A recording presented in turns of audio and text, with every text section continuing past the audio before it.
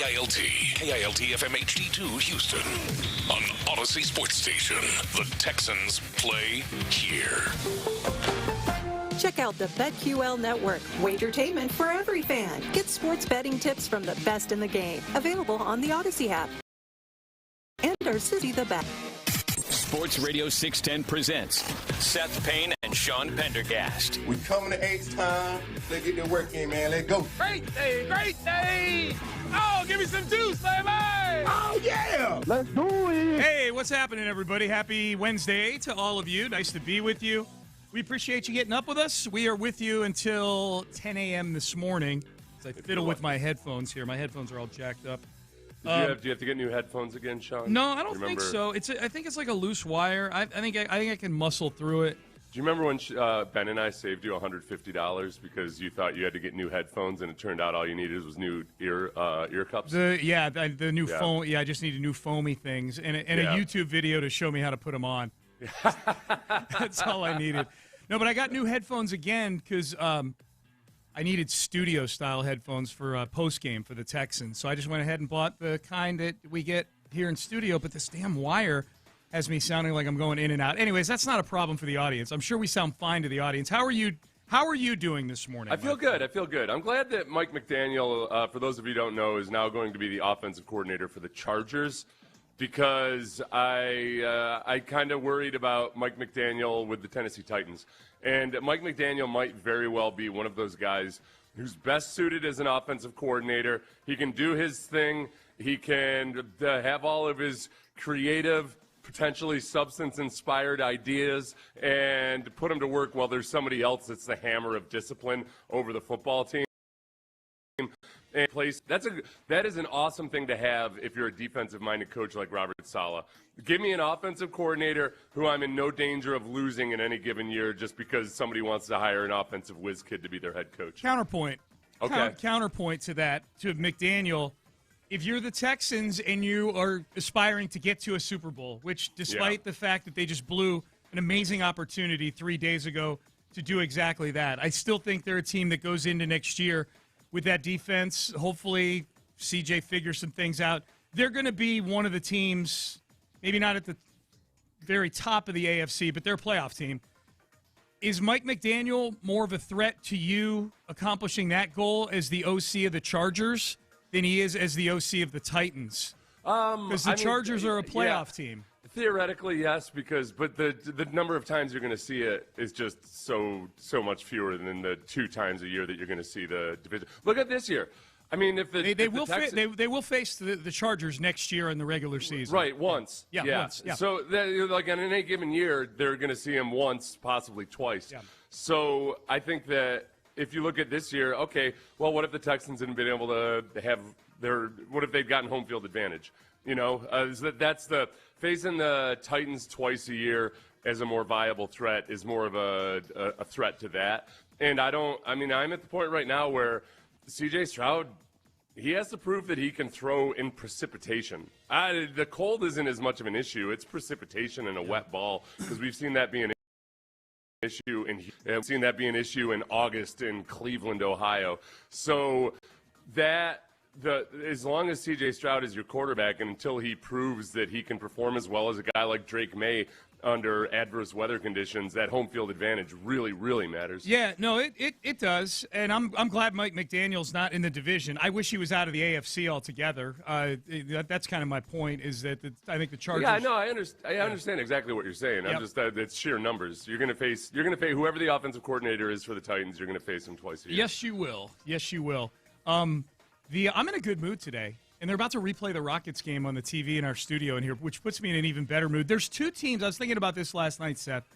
There's 2 teams in sports that I think generally sports fans outside of Boston and San Antonio probably a couple years ago were like, finally they're out of our lives. They dominated for the last 2 decades. I don't need them in our lives anymore. And they're both good again. And the Texans got knocked out by one of them on Sunday. And then, obviously, a regular season NBA game doesn't equate to a playoff game in the NFL. But at least the San Antonio Spurs, who all of a sudden are really good again. They're the 2 seed in the West right now. they've got a ton of young players that are really good. Like there's no old heads on that team. It's like Victor Wembanyama, it's Steven, it's Castle, it's Dylan Harper. It's a bunch of really good young players. And the Champagne dude who's knocking down threes last night, left and right, and the Rockets last night. It was exact opposite of the way a lot of Rockets games have gone. It was a fourth quarter magnificence. Yes. It was Reed Shepherd inspired. Yes. It was Reed Shepherd playing defense in the second half. It was all of these things that you're kind of been waiting for. Can we see this click? What are we going to get out of Reed Shepherd? They withstood a haphazard first half. And more than anything, the Spurs kind of cooling off in the second quarter, more so than anything the Rockets were doing, felt like what helped start to turn the tide. It was a great job. It was a great job in the fourth quarter. They gave up 70 points in the first half. Yeah. And they gave up 36 in the second half. Victor Wembanyama went 5 for 21 from the field. That's a really good win last night by the Rockets. And they were down 14 points late in the third quarter of that game. Like It was the total opposite of the OKC game from a few nights ago, where it's close, and then OKC puts a little distance between them at the end of the third quarter, and then they run them out of the gym in the fourth quarter. This was the total opposite of that. This is really encouraging. Now, Steven Adams being out for a while with a sprained ankle is going to hurt, but if you're getting good minutes from Clint Capella off the bench, and it's the regular season, you're not going to need Steven Adams every night. That was a good win for the Rockets last night, man. That has me in a good mood. Yeah. That has me in a good mood today. Dorian Finney-Smith on Wembanyama and being a big part of creating that what was his? 5 for what? 5 for 21. What a loser. What a pathetic loser. We prayed for him at one time, remember? He wanted no part of the Rockets, remember? The behest of Tillman Fertitta, we prayed for Victor. I spit on you. I do not have to go to this team. No. Remembers the Alamo and such. All hail the lottery. I do not have to go. So that was cool last night. Here was Adam Schefter yesterday on ESPN. I think stating the obvious, but there's still, I guess, a few people out there that think the Texans might not pick up the fifth-year option on C.J. Stroud. Dan, you said, what do they do next at the quarterback position, right? So here's the deal. We already know the Panthers are picking up the fifth-year option for the number 1 pick in that draft, Bryce Young. I don't think there's any way the Texans don't pick up the fifth-year option. Yeah, I agree. For C.J. Stroud. They're going to pick it up. Now the question is, do they, and you're going to balk when I say, do they extend him or do they let him play it out? How do they handle it? Do they feel confident in Davis Mills, who went unbeaten in his 3 starts this year? Davis Mills was 3-0. They signed him to a 2-year extension during the season. I think they probably think they're going to be okay with C.J. Stroud and Davis Mills. Okay. This is what happened with C.J. Stroud. So for those of you who don't know, there's 3 different things the Texans could do. They could not exercise the fifth-year option. All the fifth-year option does is it guarantees the player's 5th year. So for the quarterback, that's about 26, or for CJ, it's about $26 million. That's a very low-risk proposition to guarantee that you have, an extra year control over your quarterback. Not to mention franchise tag, et cetera, et cetera. But so they could exercise that, or they could not exercise it, or they could act like any teams, like the Dolphins and the Jaguars have done as of late. I don't think there's many people at all in the fan base, in media, elsewhere, hopefully within C.J. Stroud's own camp, that feel like, oh yeah, you got to give him that 3rd-year extension.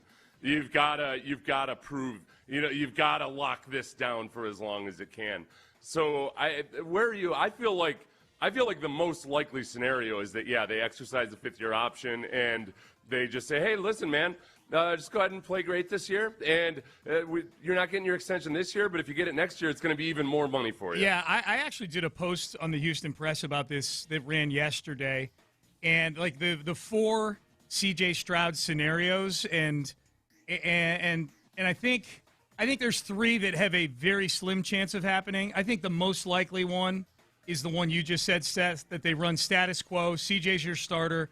He's playing for a new deal. They exercise his 5th-year option. All the things you would do with a quarterback who hasn't quite earned an extension, but you feel like could earn an extension with a good year next year. Yeah, I think that's like the 92% chance of happening scenario. Yeah, ponying up $26 million for a quarterback that you probably still feel pretty optimistic about is by NFL dollars not a big gamble or risk to take. I think the biggest thing that's happened is like CJ has lost the benefit of the doubt when it comes to offensive coordinators. You're at the point now where, all right, are we really going to get to the point where oh, no, Caley was a problem and Slowick wasn't good enough, and now what we need to do is get a Nader here to see if we can unlock the magic that is CJ Stroud. You can't be Goldilocks, man. You got to be able to do it with Nick Caley, or I'm not buying. It's funny. We played the audio yesterday of D'Amico and had some. We did what we do in talk radio, which is take audio that gives you very little and try to extrapolate a lot out of it. And it was the question that I think Landry had about Caley, where D'Amico gave an answer where he didn't even use Caley's name. He said, we're not going to talk about coaches and contracts. So we went, which way could that audio mean? Are they leaning against Caley? Are they leaning with sticking with Caley? You brought up Mike McDaniel coming into the show. I think we got our tell there. If there were an offensive coordinator out there, a potential offensive coordinator out there that D'Amico would have been kicking tires on, it would have been Mike McDaniel. In all likelihood, they have a history going back to when D'Amico was a player here. They were in the building together, and obviously they were on Kyle Shanahan's staff together. When McDaniel took the Charger job yesterday, there were reports of other, granted, open jobs, not jobs that are already occupied like the Texans, but Philly and Tampa Bay were two jobs that that Mike McDaniel was looking at. Obviously, there were head coaching jobs that had some interest in him as well. There was no smoke of any sort about the Texans or anything like that. I don't know if that's a tell because again, those were open OC jobs that they were reporting on. Yeah, I'm not looking for a tell. I would be surprised if they were looking to move on from Caley. Oh, I would too. I don't do any Amico's stuff just because I thought it was standard. I'm not going to answer any questions about any of this because that opens the door to talking about some guys and not others.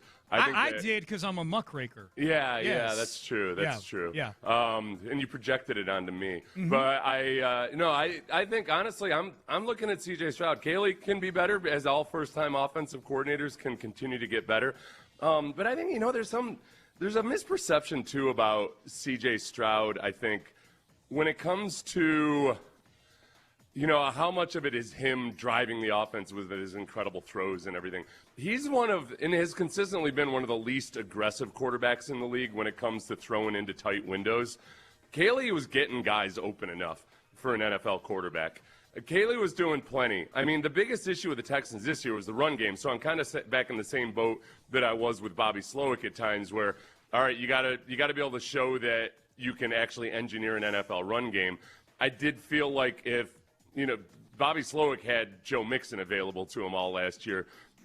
Nick Caley did not. Yeah. I think that from what we saw structurally with the offense, if you had a bona fide running back in the backfield, it would have been a much better rushing attack this year. Yeah, I think Mixon would have had a good year if he was healthy this year. Yeah. The way it was blocked up. It wasn't great, but it wasn't 2024 either.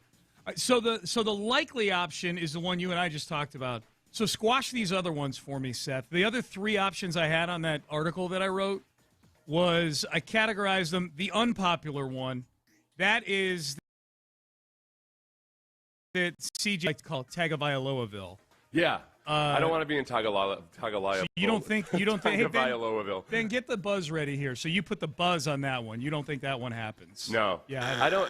Not to mention just that you also have that same concussion dynamic too, and it does seem. Oh yeah. I mean, it doesn't even seem like it. CJ didn't run as much after he had his concussion. Right. That was just flat out. He was averaging 6.5 yards per carry. That's a stat. That's not before an opinion. His concussion. He came back from his concussion, and he's averaging what 1 yard per carry, 19 and carries, barely running at all for 20 yards. Yeah. Yeah, and this is the modern NFL, man. Yep. Like this is the problem with a quarterback who doesn't want to run in the NFL anymore when you're capable of doing it. There are coverages that the defense can't play if they have to worry about you as a rushing quarterback. There's certain things that really open up in the pass game if you just show that you're a threat to run the ball. Yep. And CJ wasn't when he came back from his concussion. Okay, this one I categorized as the intriguing option. So I had the unpopular one, the extension. You put the buzz on that. I agree. The intriguing one, a D'Amico declared QB competition with Davis Mills. Yeah. Do you think this is a competition at quarterback next year? I don't think it's a declared competition. I don't think it is either. I think, yeah. These are all non-zero things. I don't right? think it's a publicly or privately declared competition, but it's a conversation between D'Amico and Nick about how to move forward and proceed. That if things don't get better in the first half of next season, and that's not anything but what Davis Mills did as a quarterback when he was in there. He did some good things, but yeah, if CJ doesn't kind of right the ship and get back on track, then it's very much a possibility. If they didn't bench him at halftime of a game where he threw 4 picks in the first half, he's not walking into training camp next year competing for his job. I just keep trying to remember this. I got to go back and watch the Lions game from last year because, I mean, Jared Goff threw 5 interceptions in a game. Yeah. And ended up winning the game. Yeah. But it was aided by C.J. Stroud throwing interceptions almost every time, like clockwork. Jared Goff would throw an interception, and C.J. Stroud would give the ball right back to him. So, boy, there's some irony there somehow. I got to write that out on a chart to figure out exactly how the irony is. But I'm saying, like, somewhere in there. Jared Goff came back and won a game in which he threw 5 interceptions. Oh, but it was C.J. Stroud that helped him do it. I forgot about that. Like that Culley game where Culley's like, well, you can't win a game when you turn the ball over 4 times. Right. Your opponent turned it over 5. The only other option I had, and I think this is the nuclear option that has a minute, microscopic chance of happening. I called it the drastic option, and that's trade C.J. Stroud. But I don't know what the market is for him, and I know you're selling low on C.J. Stroud if you're trading him right now. I was thinking about this morning, Seth. I'm having a hard time thinking of a player that's done more damage to his wallet, to his reputation, to his stock in one game. And I know we can say it's 2 games. It's the Pittsburgh game, the Patriot game. But if he just plays average against the Patriots, we're all forgetting about that Steeler game. It was this past Sunday. That's true, especially in the elements. You give him a pass for some of the Patriots stuff, but if he just only turns the ball over half as much, the stuff in the Steeler game, other than the one pick, and I'll allow any quarterbacks a lot of mulligan in a game. The stuff in the Steeler game just felt careless or lack of focus. He's dropping the ball and putting it on the ground. The stuff he was doing in the Patriots game is stuff that gets people fired. Well, including himself at some point. This is the thing about the Steelers game is that a lot of the stuff where you know how I feel about this. When it comes to the pre-snap stuff, when it comes to a snap hitting your chest when you're not expecting it, all of that, ultimately the buck stops at the quarterback and the offensive coordinator. Mm-hmm. I don't look. It's like if you've got a sloppy fast food restaurant and you bring in a new manager who knows what they're doing. Things change and things operate more smoothly. And that's when I look at that offense like a fast food restaurant operation. There's a certain way you do things, and when you got a good manager there, things get done right. And honestly, it's as blue collar as that. I could do without all of these wannabe glory bore offensive genius crap stuff. It's about execution. And the execution wasn't there in the Steelers game. It wasn't there in the Patriots game. It falls apart on the road in noise. And all of that goes back to the offensive coordinator and the quarterback. So I look at the sum total of it. I think if CJ had an awesome game versus the Steelers, the Patriots, we still wouldn't be having this conversation. Probably either. not. You're right. Not in quite the same tone or tenor, especially because of the weather elements. Yeah. No, that's a really, really good point. Yeah, it's the sum total. You're right, though. Whether it's one game or 2, I mean, if he had come in and the Texans were still in the playoffs at this point, and he'd had a couple of good performances, even just solid performances, not incredible performances, then we would very much be talking about having to give him that extension, I think. Without question. Yeah, it's a drastic swing. I mean, he might have lost $275 million in 6 days. Over the course of those 6 days. In 6 days, it's just I can't think of anybody who's done as much damage to himself as C.J. Stroud did from a football standpoint. All right, coming up next, Nick Cacerio sat down with John Harris and Mark Vandermeer earlier this week. We have some of the audio from that, including Nick telling. I think we're starting to get confirmation now that one of the big elements that can come back for the Texans this year that might help that offense is coming back. And Nick meets with the media today at 10 a.m. You'll hear that on Sports Radio 610. In the meantime, one thing Seth and I love to do.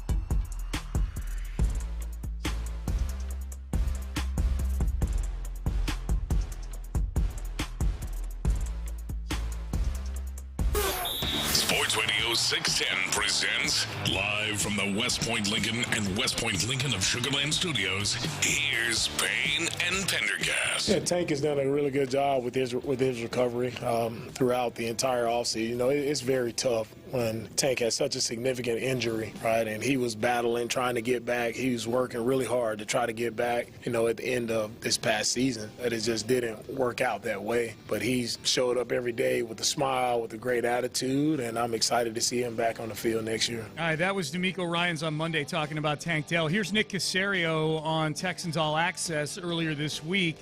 Nick will meet with the media today at 10 a.m. This is Nick Cacerio on Tank Dell. Yeah, Tank's worked very, very hard. He's here almost every day. He's had a really good attitude. He's getting back to a point where he can do most things physically. So he'll continue his kind of rehab process here. And then once the off-season program starts, April 20th or thereabouts, there's a chance he'll be ready to go for the off-season. Personally optimistic about his availability and, you know, where he's going to be. Tank's proven when he's healthy, he's a pretty dynamic player, but he's worked really hard. He's been around the team, so it's been good to have him kind of, nearby. And he has. He's every shot of the team in the locker room after games, there's Tank. Like, he has been around the team like he is on the roster this year, and that's been... It hasn't been a Joe Mixon type No, at all, not at all. Or even a Stephon Diggs situation last year. Once Diggs got hurt. Verlander. Or a Justin Verlander situation, yeah. So that was good. And Nick actually mentioning the offseason program is a little bit more specificity that there's hope there. Nick meets with the media today. If we were to have Nick on our show today, one of the things I would ask him is, are there sports science metrics that you're using that can tell you that the old Tank is – how close are we to the old Tank? Because they do. They have all this GPS data now on how fast guys are moving and everything. That's really interesting, Sean. That's an excellent thing to wonder about, and none of these coaches or executives ever give you the full look at how they're using analytics, but we know that the Texans do use a hefty chunk of analytics. And they definitely look at the GPS. I mean, the players use the GPS speed scores to compete with each other, and who was moving top faster speed today in practice and everything. It's kind of cool. Yeah, it is. Just like us with our Apple Watches or what have you. Right. Yeah. Will Anderson's basically saying, I got 30,000 steps yesterday. I was just going to say, with him, sure, it's that he ran 22 miles per hour or something. It's a little bit of a different standard than us. Yeah. Same, man. Yes. Competing in quantitative things, and that's what I would be curious about. Certainly the straight line speed, but we know so much of Tank's eliteness, and when he was healthy, he was an elite receiver in his rookie year. Yeah. It has to do with his ability to change directions and get open so quickly. Are there things that, are there electrodes they can slap on him to determine to see what kind of speed and twitchiness? Yeah. And the cool thing is you can never replicate game conditions or the adrenaline that comes from playing in games, and that doesn't matter who you are, or how tough you are, or anything. Human beings naturally are just that much faster, have that much better endurance in competitive game-like situations. But they can compare it to what he used to do in practice. And, okay, is he moving the way he used to move in practice and everything? And that might have been one of the things that was keeping him from trying to make a comeback at the end of this season. Yeah. Maybe because as a player, you feel – because I can remember I came back from a really catastrophic knee issue and situation where I had to have multiple surgeries. And I remember thinking, I feel good. I feel as good as I ever have. Sure, yep. And it was like about 5 or 6 games into the season where all of a sudden I was like, oh, wait, no. Now I definitely feel like I used to feel. Oh, okay, this is it. Oh, yeah. Because, you lie to yourself a little bit, and you just try to, you're always feeling maybe, fighting through stuff and everything. And it might have been a situation like that where Tank was really feeling it, but the data just showed that, listen, man, we got to be super careful with this. The data's not really showing it yet, but with another few more, here we go. Yeah, if any of you are listening right now that are going to be at that press conference at 10 a.m. today, and you're looking for a question to ask Nick, ask him that. Ask him what are you seeing? What are you seeing from Tank? Is there anything measurable that you're seeing from Tank that gives you optimism that he's going to come all the way back from this thing? Yeah. I've got another couple questions planted from my agents that will be there. Yeah. I don't know if they'll get asked or not.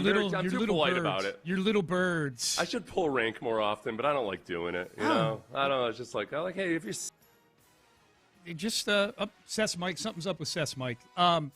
So let's get to another Cacerio here. Cacerio on, this is a big one. We just got done talking about it in the previous segment. Possible contract for C.J. Stroud. I think this is the spirit behind this question, obviously, is C.J. and Will. But what are your thoughts on contracts for players that are eligible for them this offseason? Contracts are always done kind of on a case-by-case basis, so every situation is a little bit different. There's always dialogue and discussion that takes place, so we never put any timetables on anything, so we'll just kind of work through that process. It's not always linear. Sometimes it takes, various shapes and sizes and forms, but, we'll go through the team-building process like we normally do. We have different players kind of in different categories, so we'll handle business as business is being done. All right, so Will Anderson Jr. and C.J. Stroud, I think, are the big ones behind that question. There may be others that get contract extensions. We went through the list of free agents yesterday. Seth and I went through the list of free agents, and a guy that could get contracts before the league year starts. The Texans are the only team that can offer those guys contracts. I could see a few of those guys signing, but the big ones are C.J. and Will. My expectation is Will Anderson Jr. This is purely a prediction based on no information other than just observing the way the Texans have gone about their business, which is to take guys who are 3 years in, who they feel belong as part of their program, and give them a contract extension. They did it with Nico Collins in 2024. They did it last year with Jalen Petrie. I think the most analogous situation to Will Anderson Jr. is Derek Stingley Jr., and Derek Stingley Jr. got a top-of-the-market contract extension, 3 years, $90 million, $89 million guaranteed, a week into the league year. So the talks are probably already taking place with Will Anderson's people. It's an easy decision. It's a much less complicated conversation than whatever conversation David Mulugheta initiates with the Texans about C.J. Stroud. The Will Anderson one is easy. The only thing tough about the Will Anderson thing for me is that he's been excellent. He's first-team All-Pro. The Micah Parsons contract was one of those things where Green Bay did a Cleveland. You remember Cleveland? The top of the market for an edge rusher was $35 million there for like a week, and then the Cleveland, to placate Myles Garrett, just said, "Hey, we're going to give you 40," and everybody with a decent ed Cleveland. Right. Green Bay did the same thing with Micah Parsons. The top of the market, I think, was T.J. Watt at like 41 or 42, and they gave Micah Parsons 47 AAV. Yeah. Thanks a lot. And Jaden Higgins, though, too, now second rounders are getting their contracts fully guaranteed. Because I of the Houston forgot about Texans. that. Yeah, no, Cacerio Cacerio, and the way he explained that, I think when you and I talked about it with him, or somebody else did last offseason, was, hey, we see where the market's going. We're not going to waste a bunch of time, dilly-dallying around. I'm paraphrasing here. Nick doesn't seem like a dilly-dally type of guy. And they just did it. And I respect that as long as you're annoyingly parsimonious when it comes to other things, which Nick is. Yeah. Like in the pursuit of free agent offensive linemen, apparently. Yeah. So, that's I think that there's not a whole lot of, with Will Anderson, I don't think there's a whole lot of hand-wringing over just how much to give him. You give him where the market's headed, and then you just keep moving on. Yep, absolutely. All right, Payne and Pendergast with you on a Wednesday. Nick Cacerio meets with the media at 10 a.m. today. Thank you. Good job. You got there. It was I made life more difficult for you this segment. So the fact that you remembered it was Wednesday was Thank impressive. you. Yeah, I'm 3 weeks in. I haven't messed up on that yet this year. Mm-hmm. I'll probably mess up tomorrow. My birthday's tomorrow, so I'll be 1 year older. So I'll definitely mess. Yeah, tomorrow's my birthday. Tomorrow's my birthday and my older two kids' birthday. Hey, should we start lying about our ages? Feels like that's something people in the entertainment. I feel like I'm closer to needing to do that probably than let's just say let's take off 15 years and then just go with that. We'll go in and alter our Wikipedias and everything. People don't buy that you and I are the age that we are largely when we're out and about. When I talk to people. I never know if that's because of the way I look or because of the way I act. Usually I ask that as a follow-up. Somebody will be like, "You're 50?" Yeah. And I'm like, "Well, why do you say that?" Two things can be true. Yeah. Two things can be true. Yeah. I think it can be both. All right, Payne and Pendergast with you. Let's get to some headlines coming up next. The Texans sign a few guys. Nick Cacerio meets with the media. Rockets win last night. And we got a couple new Hall of Famers, including a former Astro, that might give us a roadmap to a future Hall of Famer for the Astros. We'll get to that in headlines coming up next. Hey, I don't know if you guys are aware of this or not.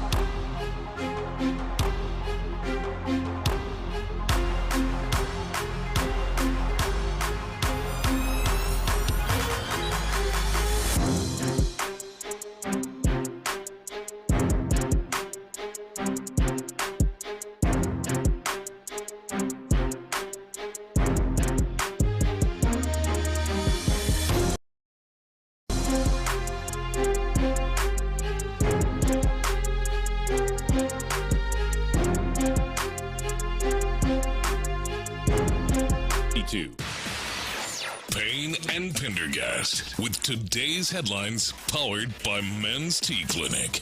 All right, thank you, as always, to the Men's Tea Clinic for powering headlines. Nick Cacerio meets with the media today at 10 a.m. Over at NRG Stadium. We'll carry that here on Sports Radio 610. The only other Texans news, they signed a bunch of guys to reserve future deals, young players. I'll rattle the list off. Solomon Byrd, Eli Cox, center, Josh Kelly, who's a wide receiver, Luke Lachey, a draft pick last year, Kayvon Merriweather, he's a tight end, Kayvon Merriweather, safety, Sidney Sow, who played like 9 snaps in the Jacksonville game. He got Sidney yanked. Sow era. Yeah. 9 snaps in the Jacksonville game. He's a guard. Junior Tafuna, who was an undrafted free agent last year, defensive tackle. Xavier Thomas, linebacker, and Jared Wayne, wide receiver. And I'm sure when this gets put on social media, Jared Wayne will get all kinds of heat for injuring Tank Dell. No, you know year. what? That's why that popped up on my social media. I just did a quick flyby, and that was one of the first mentions was somebody. Dude, I feel so bad for Jared Wayne. Like that last year, the Texans did one of those posts where they're like, hey, let's have everybody wish Jared Wayne a happy birthday. Yeah. And then the replies are like, get out of town. Why is he on the team? You killed Tank.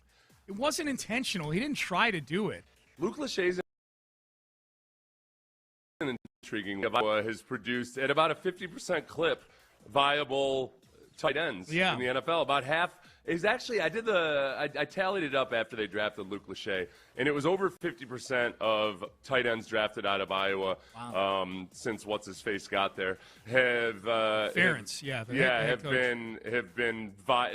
viable NFL careers. Yeah. Played 4 more seasons, time as a starter. All of that feels low. You just based on how many Iowa tight ends have been out there. Well, there's a lot of a lot of 6th and 7th rounders. Sure, yeah. There are a lot of people saying like, I don't know, Iowa seems to have a knack for churning these guys out. Let's take a swing on them in the 6th or 7th round. Absolutely. If you're going to take a flyer on any position from any school, Iowa tight ends, that's a good one to do, I would say. Yeah. It's the opposite of Ohio State quarterbacks as of now. As of now, yeah. Oh. I hated that narrative. We could make fun. The S2 people are laughing right now. No. What? The Ohio State thing will always be stupid just because there are no quarterback factories. Like when you look at the great quarterbacks, usually they're the only great quarterback that's come out of that school. Yep. So the notion that somehow you can't draft a quarterback from this school, it's just idiotic. It is. It's idiotic. It is. It really is dumb. Independent, and that was my thought. Independent of C.J. Stroud before the Texans ever drafted C.J. Stroud. So the Rockets beat the Spurs last night. If you decided at halftime, I'm going to bed, and you know what? Halftime was probably about bedtime for a lot of people because the game got delayed by like a half hour because one of the rims they had to have a level out there. When was the last time you used a level for anything, Seth? They had to have a level. Like 2 weeks ago. Okay. Yeah. Look who you're talking to. Seriously, that is a pretty good window into. You own it. You're pretty inept around the house, but it's pretty common to have to use a level, Sean. When was the last time you had to use a hammer? People are still using those things? Yeah. At any rate, the rim was crooked at the game last night, so it took forever. Amy and I are like, let's pop on an old Sopranos episode while they're fixing the rim. With the Rockets. At any rate. It was awesome. Fourth quarter performers. Clutch in the fourth quarter. Huge. The same way we've come to expect of these Rockets. Always perform. No. Indeed. It was cool. It was really cool. And also to see Reed Shepherd really be the catalyst for a lot of the turnaround in this game. He led them last night. He was 4 of 10 from 3. He led them with 21 points. He hit some huge shots. He was good at both ends of the floor. Yeah, he was doing some really good things defensively. Good job, Reed Shepherd. Good job, Reed Shepherd. 111-106, the final score. The Rockets come back from a 14-point late third-quarter deficit to beat the Spurs. They held Victor Wembanyama to 5 of 21 from the field. Carlos Beltran and Andrew Jones have been elected into the Baseball Hall of Fame. And, of course, former Astro, two-time former Astro, Carlos Beltran, who got in on his 4th try. I can't recall if when he became eligible – because by the time he became eligible for the Hall of Fame as a player, the sign stealing scheme that he was the brain, that was his brainchild. Yeah. There, I don't know if him having to wait 4 cycles to get in had anything to do with that. But it's a good sign for for Jose Altuve. It's a great sign for Altuve getting in, in, period, because there were people saying back when it was at the heat of the whole thing, even after Altuve, I don't even know if Altuve himself ever denied it. It was everybody else on his behalf denying it because he owned it as if he was part of the whole thing. That was the really cool thing about Jose Altuve is everybody else is trying to clarify and say, listen, we did this. Jose Altuve was not involved. Altuve would just say, listen, guys, I don't want to, it's not about me. It's about the team, et cetera, et cetera. Yeah. I think it's a really good sign. I think especially because people in baseball, they know much more of the real and whole story about not just the Astros, about what was going on in baseball at the time. It's really just it's people that don't know what they're talking about anymore when they try to lump Jose Altuve and or for that's the first thing they mention when they talk about Jose Altuve. Do you think Astro fans are happy for Carlos Beltran? I am. You are. He was trying to win. But you're a nice person. Yeah. Do you think that Astros fans in general, or should I Pender poll that? Yeah, Astro Pender fans? poll that. Do people have ill will for Carlos Beltran? It's been a complicated relationship for decades with Carlos Beltran because of how he left them at the altar in 2004. How that all went down. They booed him, Seth, until he came back. Right. They booed him for 12 years. Yeah, I know. I encouraged them to keep doing that as kind of a fun little joke. Sure. When he got to the Astros. Right. People declined my invitation, but still. So you got that 12 years of still booing him. He comes up, and then, lo and behold, the championship gets tainted in the eyes of some because of a scheme that Beltran himself was the catalyst for. Right. So how do it's as complicated a relationship with a Hall of Famer as you can have, I would think. When Verlander goes in, everybody's going to be thrilled for Verlander as an Astros fan. And I think Carlos Beltran, the thing that I always just remember about Carlos Beltran was how good he was as a veteran leader in the legal side of sign stealing and picking up tips from pitchers and all of that. He was also really integral to not just that championship season, but also shaping some of those young players that would go on to win another championship. Yep. So that's so Beltran and Andrew Jones go into the Hall of Fame. They're joined by Jeff Kent, who got voted in by the Eras Committee. So the 2004 Astros, well represented in this Hall of Fame class. Two out of the three guys going in are from that team. And then Jeff Kent, I know that you don't like it when football teams claim a player as one of their own. Yeah. And, but Jeff Kent spent 2 seasons with the Astros. He had some big hits, too. He wasn't – if he was the – the baseball equivalent would have been if they picked him up in September and he hit 105 or something like that. That's what some NFL teams, like Seattle claiming Dwight Freeney, played 2 games for them or something like that. Who's he go in as? Probably a San Francisco Giant. That's where he had his best years. He won an MVP with the Giants, if I'm not mistaken. Yeah, it's got to be the Giants. Yeah, he'll go in as a Giant. Who does Beltran go in as? That's an interesting one because he started his had some really good years. I would guess a Met. He was in his prime with the Mets. That's where he signed after he left here. So probably a New York Met, I would guess. Beltran goes in, but he played for a bunch of teams. And it was 6.5 seasons. Well, and then again at the end, he was shortly the manager of the Mets That's as well. True. That's right. He did spend – how long was it? Never managed a game, I don't think. No, he didn't. I don't think it was like a month or so. Yeah, but that's when the sign stealing was revealed, when he had been hired as the Mets manager. All right, Payne and Pendergast with you. Those are your headlines for today. Up next, we're continuing in on C.J. Stroud here. Seth actually has a 4-point plan on things to improve for C.J. Stroud. And there is one lone voice in the woods who is taking up for C.J. Stroud. It's an odd one, but we'll have it for you, and we'll do all that coming up next. Prize Picks. I am not a lone voice in the woods about Prize Picks.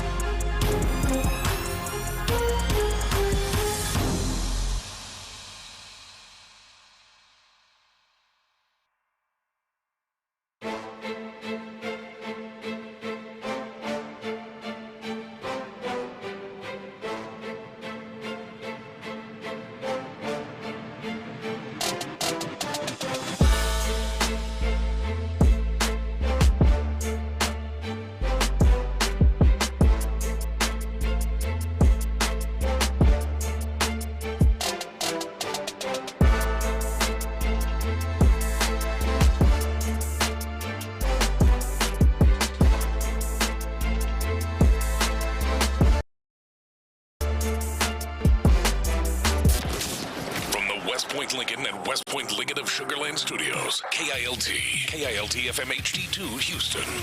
On Odyssey Sports Station. The Texans play here. Sports Radio 610 presents Payne and Pendergast. The poll is up on my Twitter timeline at Sean T. Pendergast. Sean is spelled S-E-A-N. Are you happy for Carlos Beltran making the Hall of Fame? What's your prediction? What's your prediction on the percentage of Astro fans that are happy for Carlos Beltran getting elected into the Hall of Fame? Okay, my knee-jerk is to say 70% are happy. I'm going to tamp that down for the known level of cynicism, and I'm going to say 67%. I was going to say 64, so you and I are in the same neighborhood. I think more of them are going to be happy than not. You've learned. You've studied my process. I have. I'm observant, man. Yeah. By the way, Jeff Kent also going in. Someone said Jeff Kent getting – I didn't know Jeff Kent was on Survivor. I've only watched one season of Survivor, and it's the one my daughter's boyfriend was on. Yeah. I'll watch the upcoming one because he's on it again in a month for Survivor 50. Charlie, Jeff Kent getting voted off Survivor had one of my favorite quotes. You know what pisses me off? I think I've made $60 million playing baseball, and I want this freaking $1 million from this game, and it's not even $1 million bucks. It's $600,000 by the time Obama takes it. He was on in 2012, just to be clear, in the heart of the Obama administration. Hey, Jeff, before Obama. It was, you know what, I was going back through the historical income tax rates. Yeah. And it's been as high as 90%. That's crazy. Now, I'm sure there were 18 million loopholes to get around that at some point, but it is, we fight and scratch and claw over the last 20 or 30 years over whether it should be 37% or 39% or 40%. It was skyrocket high for huge chunks of the early part of the century. You told me it was 70% as recently as the early 80s. Yeah, I got to look into this more. There's some economists out there, or just somebody that knows what they're talking about, saying, Seth, you're off. I've seen these stats before, and I'm like, there's got to be, there's no way in hell it was as high as like 90%. Maybe, I don't know. If you've been wealthy for the better part of the last 50 years, text If you've been wealthy since 1942, could you please call in and correct us on this? Could you put the straw down that you're eating through and take your great-grandson's phone and text in? There is one lone voice in the woods that I've heard sticking up for C.J. Stroud. By and large, the last 3 days have been various media members, including David Mulligetta guys. I mean, that's an indication of just how bad C.J. played on Sunday, is that you've got guys that are in that same highly loyal David Mulligetta camp that are saying, man, there's no other way. There's no way getting around it. The one voice standing up for C.J. Stroud did not have this on my bingo card. Aqib Talib, who I believe is part of the Skip Bayless crew there. Yeah, whatever Skip Bayless. We're skipping an uncomfortably short T-shirt.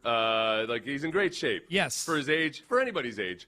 He needs to dress it up a little bit. How old he is doesn't he? need to be wearing a suit, but I don't like seeing him sitting there and then like a tight T-shirt with short sleeves on it. It unsettles me for some reason. How old do you think? We'll play the audio in 2 seconds. I think he's probably like 74 or something. He's 74. Give Seth 2 dings for that one, Ben. He's 74. Turns 75 in December. He is in great shape. He's in phenomenal shape. Yeah. No, he's doing well. This was Aqib Talib taking up for C.J. Stroud. We talking about C.J. like he's in year 6 or 7 or 8. Like this C.J. third year, and he 3-3 in the playoffs. Yeah. Like a lot of quarterbacks can't say that. You know what I'm saying? He get to the playoffs. The year y'all talking about he balled, he did all this. He was 1-1. Yeah. The next year he was 1-1. Mm-hmm. This year he was 1-1. All right. He had a rough ass 2 games with a whole lot of turnovers. Defense kind of, stood up for him. A rough but season. That's football. The rough season. Yeah. Played good all season. I mean, he ain't looked good all season, but they won 11 straight games. They did. And they won a playoff game. Yeah. So he had to do something. Yeah. Well, that might, I don't know if it'll win. That might wind up in Take-A-Mania for me on Friday. Oh, really? Yes. Okay. Yeah, he's completely lacking in new. He's this 30,000-foot view of the playoff success, and he's only 24. Yeah, it completely ignores the trajectory that he's been on the last couple of years. He does completely ignore that, but the other guys on the panel are ignoring exactly how the regular season went, and I think the fact that C.J. Stroud in other respects had an identical season this year. So you do the old thing where you flip it up. Okay, what if Pat Mahomes has his last couple of seasons in his first couple of years? What are you thinking about him? What are you saying about him? And I think you got to keep that in context. I mean, in the white-hot heat following this miserable playoffs performance, a lot of people have just almost acted like these are the only 2 games he's ever played. Yeah. And that he was the worst quarterback in the league or something this year. Yep. Where it's, unfortunately, it doesn't get as many clicks or anything, but it's somewhere in the middle there. Yeah. And you can't throw out the good with the bad and the progress and the fact that he's a young quarterback. So you can put it in there. Maybe I'll think about it over the next couple days. I don't think it'll win. Because I agree with you. Just throwing out the playoff stats certainly doesn't tell the whole story. No. But I think there is definitely more that you have to take into account than just these last couple I agree games. with that. There's a middle ground that not a lot of America in our business is taking with C.J. Stroud right now. Aqib Talib was being, I think, incredibly generous. I think that the people who have grabbed their stick and are hitting him like a piñata, which we may have done a little bit ourselves over the last couple of days. I mean, I think there's more. No, he deserves it. Yeah. Well, and in Houston, there is emotion involved. Yeah. All these other guys who are sitting on panels on Get Up and First Take and all these other shows and whatnot, they're not nearly as emotionally invested as Houstonians are, or people like people that root for the team even outside of Houston are in what CJ did on Sunday night. I'm cool with however anybody feels about it, or somehow trying to act like CJ didn't even have bad performances in these last 2 games. Right. There's a lunatic fringe of people that are just diehard going to support the guy no matter what. Like, you cannot know. You can ask CJ Stroud how he performed over the last couple games. Yeah. Don't be easier on the athlete than he is on himself. Yep. He has taken ownership of it. He was awful. He was atrocious. There were other bad things going on, but there were a lot of things that were simply CJ Stroud problems and CJ Stroud problems alone. All right, so let's just play one of these, just to give the opposite side. Ryan Clark is the interesting one. Emmanuel Acho, who I think is a Mulligetta guy. A lot of these UT guys are Mulligetta guys. He just said CJ was an abomination and talked about it for a minute. This is Ryan Clark, I think, going even a little deeper. He calls CJ his little bro in this one. He has to walk into this offseason and remember, I'm the quarterback that's gotten my team to the playoffs 3 years in a row. I'm the quarterback that's won a playoff game the first 3 years of my career. And the same conversations we're having about C.J. Stroud this week, we should have been having about Justin Herbert last week, who faced this same defense for the New England Patriots, who should be getting talked about much higher and much more than we are, because they're the 4th best defense in all of football. This is a self-check for C.J. Stroud. C.J. Stroud's the quarterback of the future for the Houston Texans. That's not a conversation we need to have. Right. But it's, how do we value you? Do we value you as one of these guys that gets these contracts that sets the market? Or are we trying to bargain you, build for a price that we feel like worked for us so we can keep this defense that we feel is the best in the world? That's what yesterday was about, and he needs to be better. Okay. The little drive-by on Justin Herbert, I heard that. I'm like, okay, we take Justin Herbert to task quite a bit on this show. Right. Yeah, I feel like with, you know what, I mean, because it's accurate what he says. Is like Justin Herbert scored, 3 points in that game? 3 points, yeah. So Justin Herbert, but also behind, basically he's playing behind last year's Texans offensive line. So, but doesn't excuse everything, obviously. Sure. They fired their offensive coordinator, and they hired Mike McDaniel. For those of you who missed it, the Chargers have hired Mike McDaniel as their offensive coordinator.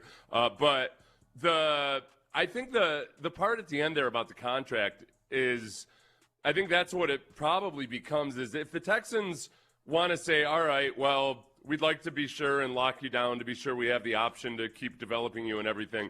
It's not going to be, and I would suspect it's not going to be $270 million. Right. It's going to be something like Jordan Love's contract. Yeah. And that's where the two sides might amicably say, say, all right, well, you know what, neither of us are really getting what we're looking for. Let's table this and revisit it after this next season. Yeah. Because who knows? We have zero clue, really genuinely, how does C.J. Stroud feel about his future with the organization? And maybe there might be a part of C.J. Stroud that thinks, well, nope, I don't like what you guys have done with offensive coordinator. I don't like this. I don't like that. And I'd actually rather keep the option of potentially moving on at some point. interesting. I'm not zero clue what guys are saying away from the podium. Away from the podium, yeah. But so are you? Do you disregard what CJ said at the podium earlier this week, where multiple times he talked about how he loved it here and he wants to be a Texan and all those things? Oh, yeah, as a rule, I do that with every single athlete. Yeah, That's what they all say. It's only notable when somebody like Joe Burrow gives you genuine reason for concern. Yeah. So, yeah, no, I don't. I never listen. Do you listen to college coaches when they say they're not going to take another job? No. That's what almost every potential free agent usually says, I love it here. I want to be here. Sometimes they'll say, but it is a business. Fact that CJ didn't say, but it is a business. I'm only asking you because there's people in their cars right now saying, hey, Seth, he said this. Right. At the press conference the other day. To which I would say pay more attention to how athletes and coaches operate when it comes to stuff like this. That's just the standard what they say. Yep. Yep. All right. You and I were texting about this 2 days ago. And you, I think, did some of this on your YouTube channel, if I'm not mistaken. I did. I have like a 12-point plan where I go into more detail on my YouTube channel. Okay. So which is funny because the first, I'm pretty critical of CJ throughout it, but I'm also pointing out how you can build on the good and everything. So 50% of the people that watched it think that I'm being paid by CJ's agent. 50% think I'm being very positive in the right way and moving forward. And so it's yeah. That's good. It means it's a good YouTube, YouTube episode. Yeah. If you got divergent opinions. So you've whittled this down to a 4-point plan. It's one thing I've noticed on YouTube. It's that as long as you start off positive, then you can get into the critical stuff, and people are cool. If you start off with a negative, if I wanted to get max clicks and everything, I would start off with a negative. Isn't that what you're supposed to try to do? Is get max clicks? No, I'm not trying to enjoy my life outside of radio. Okay. Because I enjoy my life in radio, but I also try to.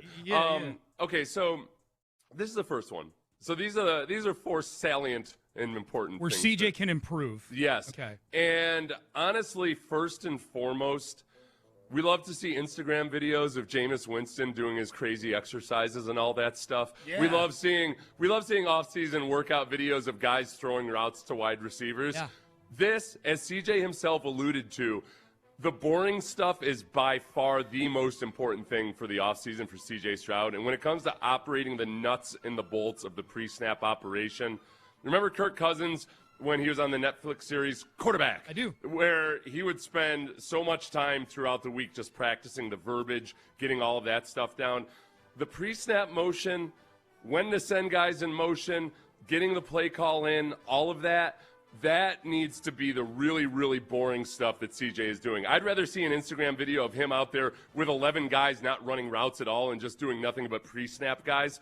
I would prefer if they go and do it in cold weather somewhere or in bad, no, not even cold weather, raining weather. They need to go somewhere where it rains a lot. Yes. The Pacific Northwest. This is Liam Cohen talking to our favorite creepy guy, Peter Schrager, about Trevor Lawrence learning the system in the offseason. Early on, he couldn't throw because he had the shoulder surgery. Yeah. And so everything was above neck, I guess, right? Above the neck and below the waist. So it was footwork related and learning the system and teaching the system without having to worry about the result of a completion of did you complete the ball or not. We don't have to worry about that right now. Let's just worry about and work on learning the cadence, the motions, the shifts, the cans, the alerts, the protections, and then let's work on your feet. We made a little bit of a change from his right foot up to his left foot up. That was something he wanted to do. I credit Trevor for the amount of time that he put into this, especially when he wasn't able to throw. I mean, this dude was constantly on it, constantly working through the formations, the motions, the shifts. Like the amount of time that he put into this with Spencer Whipple, Grant Udinsky, and myself, like he worked his ass off. Yeah. Okay. And so that's what CJ needs. Yes, and this is one thing. I'm not convinced that CJ is in love with all the pre-snap motion and everything. And people love to blame the coordinator for, why isn't there more pre-snap motion like a modern NFL offense? Yes, that's a good question to ask. It's not always the offensive coordinator. Sometimes it's the quarterback. With Aaron Rodgers, that was the issue. With multiple different people wanting Aaron Rodgers to do more pre-snap motion, Aaron Rodgers didn't like it. He didn't want to modernize his NFL offense. He wanted to do things the way he's always done.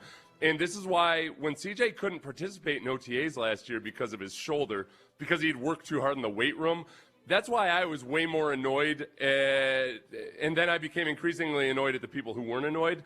It's that's the most vital thing about this system, if you want to really get the most out of it, it's all pre-snap. It's all that stuff. And it's a lot of stuff that's drudgery and boring and not highlight reel worthy, but that's the stuff that sets you up for the highlight stuff. And the Texans were awful at operating it this year in the pre-snap operations. So between Kaylee and CJ, they both need to understand, and CJ needs to understand that, yeah, this is the boring stuff you need to work on. It's really everything in the 20 to 40 seconds before the snap that needs to get way, way, way better. That's the type of stuff, too. There's all these conversations about how off-season program and especially training camp have changed so much through the years because with the CBA and guys are, the union's gotten good at getting less punishment inflicted on their body and things like that. There's nothing about what you're talking about that involves any physicality at all.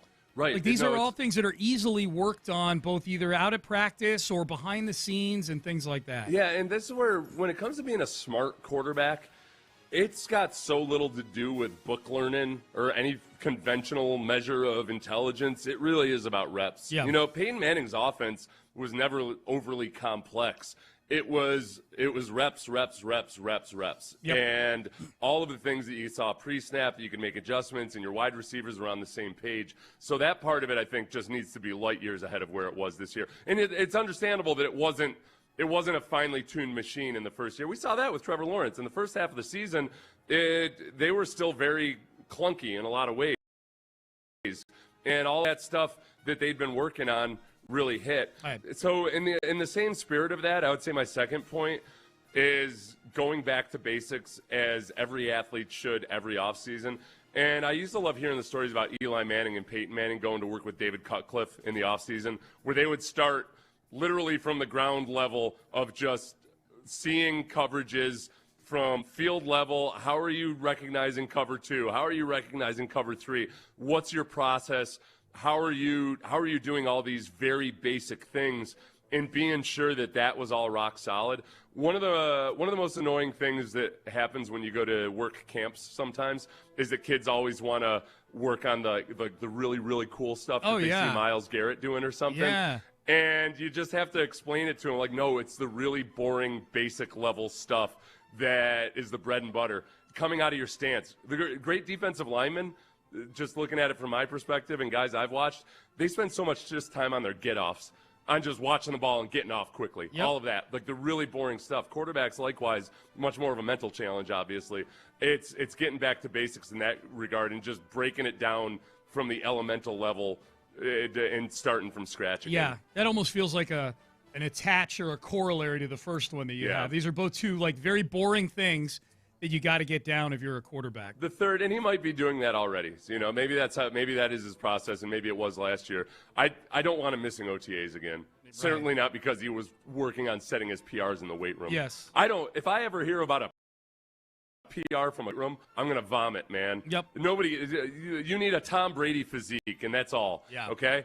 But the thing I would like to do in terms of taking care of the body, twofold, but whatever he has to do to get over this hurdle he has about scrambling since his concussion. That's real. Yeah. That's real. That's 100% real. It's verified by statistics. Yes. He was just reluctant to run when he came back from his concussion.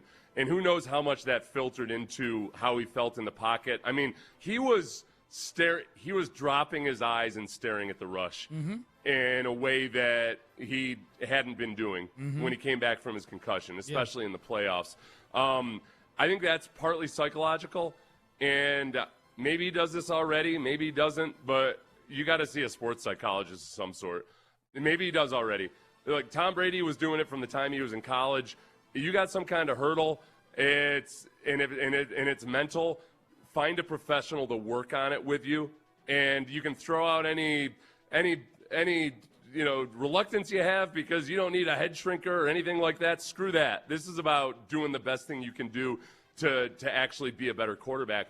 The other side of it would just be, honestly, I know people laughed at it and everything, but Tua Tagovailoa doing the stuff he did and learning how to slide, learning how to fall. Yeah. 100%. Tom Brady did. Tom Brady worked on learning how to fall properly to stay off of his throwing shoulder and all of those things. Yeah. He's got to get to a point where there's a systematic approach to avoiding injury. Yeah. And it can't just be like, oh, I saw this, so this I'm going to do. No, you got to practice it the same way you do any other skill. That's wild. Practicing sliding and practicing falling, and yet it makes total sense. All right, so nuts and bolts of the pre-snap operation, back to basics. In the way he sees the game and reads coverages. Yep. And then the mental hurdle about scrambling, absorbing injury, or absorbing punishment, practicing sliding. Those are the first three. What's the last one? The fourth one would be actual leadership training. And because this is something going back to college that CJ said he had to work on with his coaches regarding his body language and everything else like that. Look, I mean, it jumps off the screen. I hate to talk about body language, but, man, when independent observers use the word moping as often as they do with CJ, can't remember who the last effective mopey leader was. There's a few out there, I'm sure. I'm sure there are. Text in. Moping is not a word you want ascribed to you as a leader. And yet, that's what people look at CJ and they say, why is he moping? Now, this is, and I love the feedback I get from military people when I talk about this, because I hate making the military analogy when it comes to football. Obviously, football is nowhere clear, but there are some, military people use the football analogies all the time. So I try to do this as respectfully as possible. But the thing about the military is they actually train leadership. They don't talk about it, about the things that you can do or anything. They have a systematic approach to training leadership. And it starts with posture, and it starts with presentation, and moving forward. And there are things you can do to systematically train leadership. I don't know if the Texans do this or not, but I think CJ needs it. There was a company called Afterburner, which is they're a consulting company that uses former fighter jet pilots, former special ops guys, that go in and they teach companies how to basically mission plan and analyze and work on a system where you operate like a special operations unit or like the Blue Angels or something when it comes to planning a mission, assessing how it went afterwards and everything. And the thing that's so intriguing about them is that that's who the New York Giants used to come in and work with them before they won their Super Bowls. And specifically, it was really helpful for Eli Manning. Yeah. Because Eli Manning was put into a role with a formal structure where this is what was expected of him as a leader, how they operated, all of those things. And I think Afterburner is still in existence. But I went and did their training once. It was awesome because I had a friend that was working there at the time. But it was like that needs to be addressed. It can't be. He needs to improve in that regard. What does it entail? Do you go off to like some campus somewhere and how long? They did, really when I did this. it, I went down to Miami. Okay. Because my friend Scott Leonard was working for them at the time, and Okay. this was after they had worked with the Giants, and they were kind of trying to figure out ways to market it to sports teams more and everything. Yeah. And you just do it like it was me. And then like 5 other companies that had sent executives there and everything. And the cool thing about it is. So it was an NFL player in a room full of executives taking this leadership. Yeah. That's But fun. it's cool. There's a group of, there was like a hog farming operation out of Iowa and everything. Did you go really out cool. to dinner and stuff like that afterwards? Yeah. It's all, you spend like 12 hours a day with everybody. Yeah, that's fun. That's fun. And you sit and play pool like with the officers that are in charge. It was cool because like it was a couple of former generals. There was dude, it sounds amazing. Yeah, it was really cool just hanging out with the former officers and everything. But the really cool thing about it is that one thing that the military does a better job of than a lot of football coaches is they recognize and understand that people get sensitive when they get criticized. And they basically say, you know what, you try to make it, you recognize and acknowledge that, and you figure out a way to give feedback without it feeling like a personal attack. And the way a lot of these, elite units operate is that no matter what your rank is, you can, when you're assessing how a mission went, anybody of any rank level can put his 2 cents in. Yep. And one thing you do is you don't say the person's name, you talk about it by position. Yeah. So like say if you're the quarterback, you don't say, Nico, you need to run the route differently here. You might say the X receiver. So the X receiver in this instance needs to do this or whatever. Okay. You take the person out of it and just talk about and it creates an environment where people can have these conversations without feeling attacked or whatever, and it also makes it easier for the leader. But the leader also has to accept feedback from, like, say, Nico. So Nico could be like, well, so the X receiver here was, what the X receiver might have thought was that I was going to break in on this instead of extending my route and everything. Mm-hmm. So anyway, so whether it's Afterburn or anything else like that, there are systematic ways to teach leadership and to create leadership that elude a lot of football coaches who just like to talk about, this guy's a great leader, that guy's not a great leader. All right, well, what is a great leader? Yeah. What isn't a great leader? How can they improve their leadership? And maybe the Texans do something like this already. If they don't, I would encourage them to do it. Sure. Those are good ones, man. And you had 12 of these on your YouTube channel? Yeah. All right. Go watch that episode of Seth's YouTube as well. That would be another one. The fifth one that I would throw in there, too, is just operating with wet footballs. Like, I don't know, if CJ goes the entire offseason throwing nothing but wet footballs, I think that would be awesome.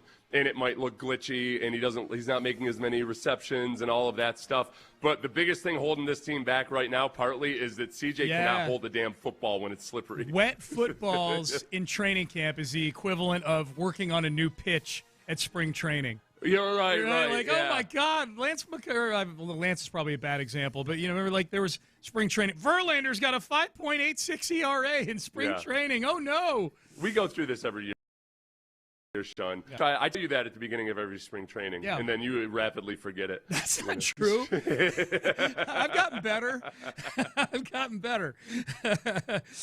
Could Baker Mayfield use some leadership training? I don't know. It's a good question. And the reason I ask is because and people seem to really like him in Tampa. I will say that. He tweeted yesterday, and there's a tweet from D. Orlando Ledbetter, who I believe covers the Falcons for the Atlanta Journal-Constitution. He's at D. Orlando AJC on Twitter. That's the giveaway for me. And he's tweeting about Kevin Stefanski, who is the new coach of the Falcons. And he says, Falcons, Kevin Stefanski had a dumpster fire at quarterback in Cleveland. Baker Mayfield and Deshaun Watson failed, which started a chain reaction to 11 other starters. Shedeur Sanders closed out last season with 7 starts. Baker Mayfield saw this and retweeted it and said, failed is quite the reach, pal. Pal is a big finger-wagging thing. Mm-hmm. Continuing, still waiting on a text/call from Stefanski after I got shipped off like a piece of garbage. Oh. Can't wait to see you twice a year, Coach. Yeah, this is good. That's exactly what we were talking about yesterday. This is interdivisional heat. I actually care about a Falcons. Amy and I went to a Falcons-Tampa Bay game 2 years ago during the Texans bye week. Yeah. It did have a little juice. Like that, and kind of down. The teams aren't very good, but it's very collegial, that pocket of teams down there. So funny, like Baker Mayfield and Johnny Manziel are almost like it's a picture-perfect example of the dangers of substance abuse. Yeah. That I feel like Baker Mayfield, if he'd had the same substance issues that Johnny Manziel does, he would be exactly He'd have Johnny been Manziel. Yeah. He would be 100%. They're the same guy. It's just like through different sets of fate or circumstance or biology. Yes. One has an issue and has some demons that the other one doesn't have. Right. And that Baker Mayfield could be a complete train wreck if he had some of the same issues that Johnny Manziel does. Yes. Baker Mayfield is Johnny Manziel, Coke Zero is what he is. Yeah. It's not by the book. I personally feel like I don't. I like my quarterbacks having as little external drama as possible. Yeah. And you could argue that it works for Baker Mayfield, but it's not like he's really lived up to his draft status or anything. Not for any extended period of time. Right. He had one really good year with Liam Cohen, really. Yeah. I would say with Baker, there probably is something to, man, if you could just tamp down some of the extra. You're a little bit extra sometime, and it's awesome and it's fun and it's great for social media engagement and the fans love it. But I don't know if it's the way I want my quarterback to operate. This got Browns people talking today. Well, this was the lead on our sister station up there this morning. They were talking about Baker for the whole first half hour of the show. Jason Lloyd, who writes for The Athletic, I believe, covers I think all of Cleveland sports. Obviously, the Browns part of that.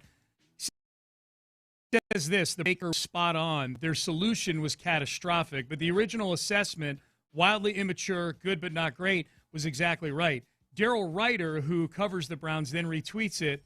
This is fun. He says, I'll never forget walking by Baker as he told a vice president of the Browns who was trying to help him to go F themselves. Then there was the expletive-filled tirade at a few of us in the parking lot following a Progressive Insurance promo presser that we covered. So these people all came out to a press conference. It wasn't even a Browns press conference. It was for somebody paying Baker Mayfield hundreds of thousands of dollars to speak for their company, and he dropped a bunch of F-bombs on the media. Finishing up, the levels of disrespect and immaturity he showed to people is off the rails at times. So, yeah, don't blame the Browns for moving on, but how they did it was a disaster. Yeah.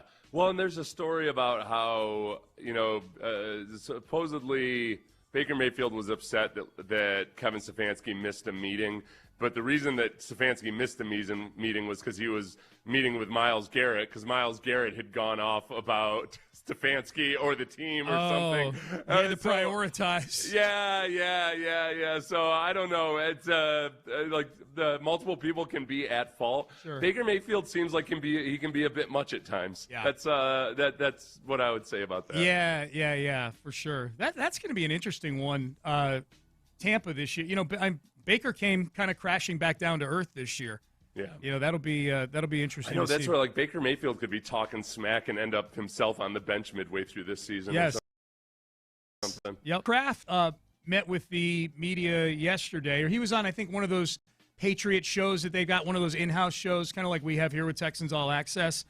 Basically, it sounds like, Seth, guaranteeing there's going to be an 18-game schedule at some point here soon. I want to tell you guys, though, we're going to push like the Dickens now to make international more important with us. Every team will go to 18-2, and eliminate one of the preseason games, and every team every year will play one game overseas.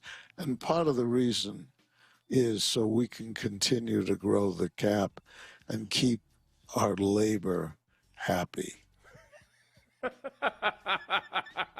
Not that it wasn't erotic. Grow the cap. He's a master, man. Because remember when there was the lockout and the players and the owners finally came together, and Jeff Saturday was basically dry humping Bob Kraft on stage.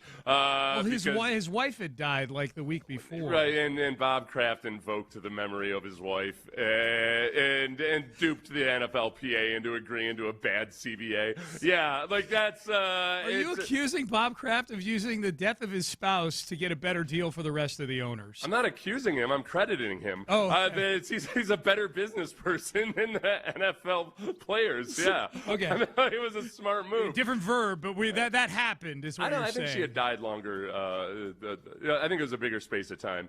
But we're gonna. So apparently, I guess in adding this extra game, all the revenue is going to go to the players instead of 50% of it. He's just doing it for the players, Seth. We want to keep the players happy by adding an extra game, which none of them actually want. Yeah. That's hey, listen, we're not going to give you guys a bigger share of the earnings, but we'll increase the total pool, so you'll get more earnings by working more and getting injured more. Yes. I'm looking up these dates because I think it's way closer than you Was are. it? I just remember thinking, man, Jeff Saturday and Bob Kraft were both teary-eyed announcing that they'd ended the lockout, and I'm like, they did it again, man. Yeah. Bunch of dumb jocks got duped by the billionaires yet again. Dude, I think it was only a matter of a couple of days because she passed. Myra Kraft passed away on July 20th, 2011. And that's about the time the CBA got signed because the lockout went into July. Because I remember it being at Hubcap Burger on 19th Street when Jonathan Joseph and Daniel Manning signed with the Texans, and it was hot as balls outside. It was in July. Yeah, it's again, you're crediting him for it. So this is to me, the closer the time frame, the more impressive that is. He got up and spoke from the heart and gave somehow he used whatever it took to get it done. I credit him for it. Yeah, you got. Sean, you think you get to be a billionaire by not marrying the owner's daughter of your company that you work for, and then using that to all your advantage? Fair. He married the boss's daughter as a young man. Do you want an 18? 2011 was the agreement date, so it's 2 weeks. Yeah, it's 2 weeks. Do you want an 18-game season? Not really. I feel like this is enough. I don't. I'm not going to complain about it if they go to it. I lean more towards don't than do. I do like having an even number, not an odd number. I don't know why that is. That just sits better with me than an odd number of games.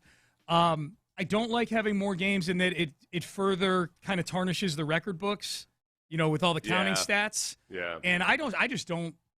There's too many injuries already, man. Like, these guys are so beat up at the end of the year. And it just feels like you've already got a good thing going, and figure out a way to make it better within the same parameters. Yeah. That's always in general in life, whether it's a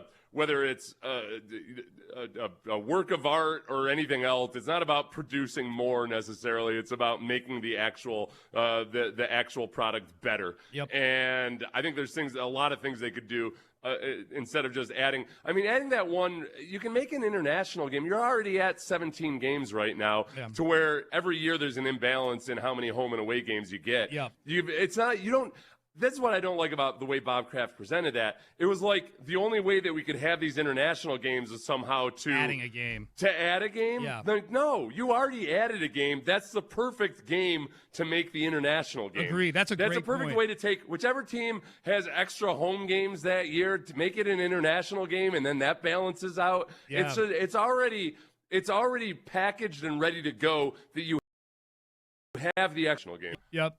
And let's be honest, Seth, as long as it still adds up to 20 preseason, regular season, you and I still get paid for pregame and postgame. So yeah, that's plus, good. him saying we'll eliminate a preseason game, that does nothing for the players. A lot of your starters aren't playing any preseason games at this point. He's talking about adding a real game where there's actual punishment. All right, Payne and Pendergast with you. Predictions from executives around the NFL. Should the Texans be kicking tires on any of these trades that are getting thrown around right now by these rando execs? We'll do that coming up next. Trajan Wealth. Talk about finding some people to help you be better in life. If you don't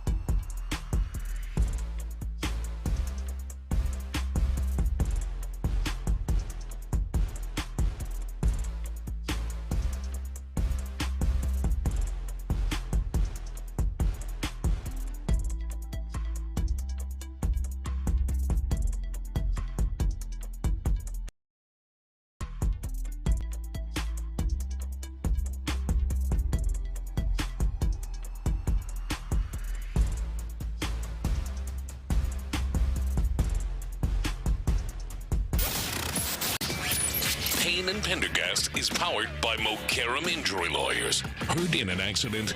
Call Mokaram Injury Lawyers at 281-222-2222.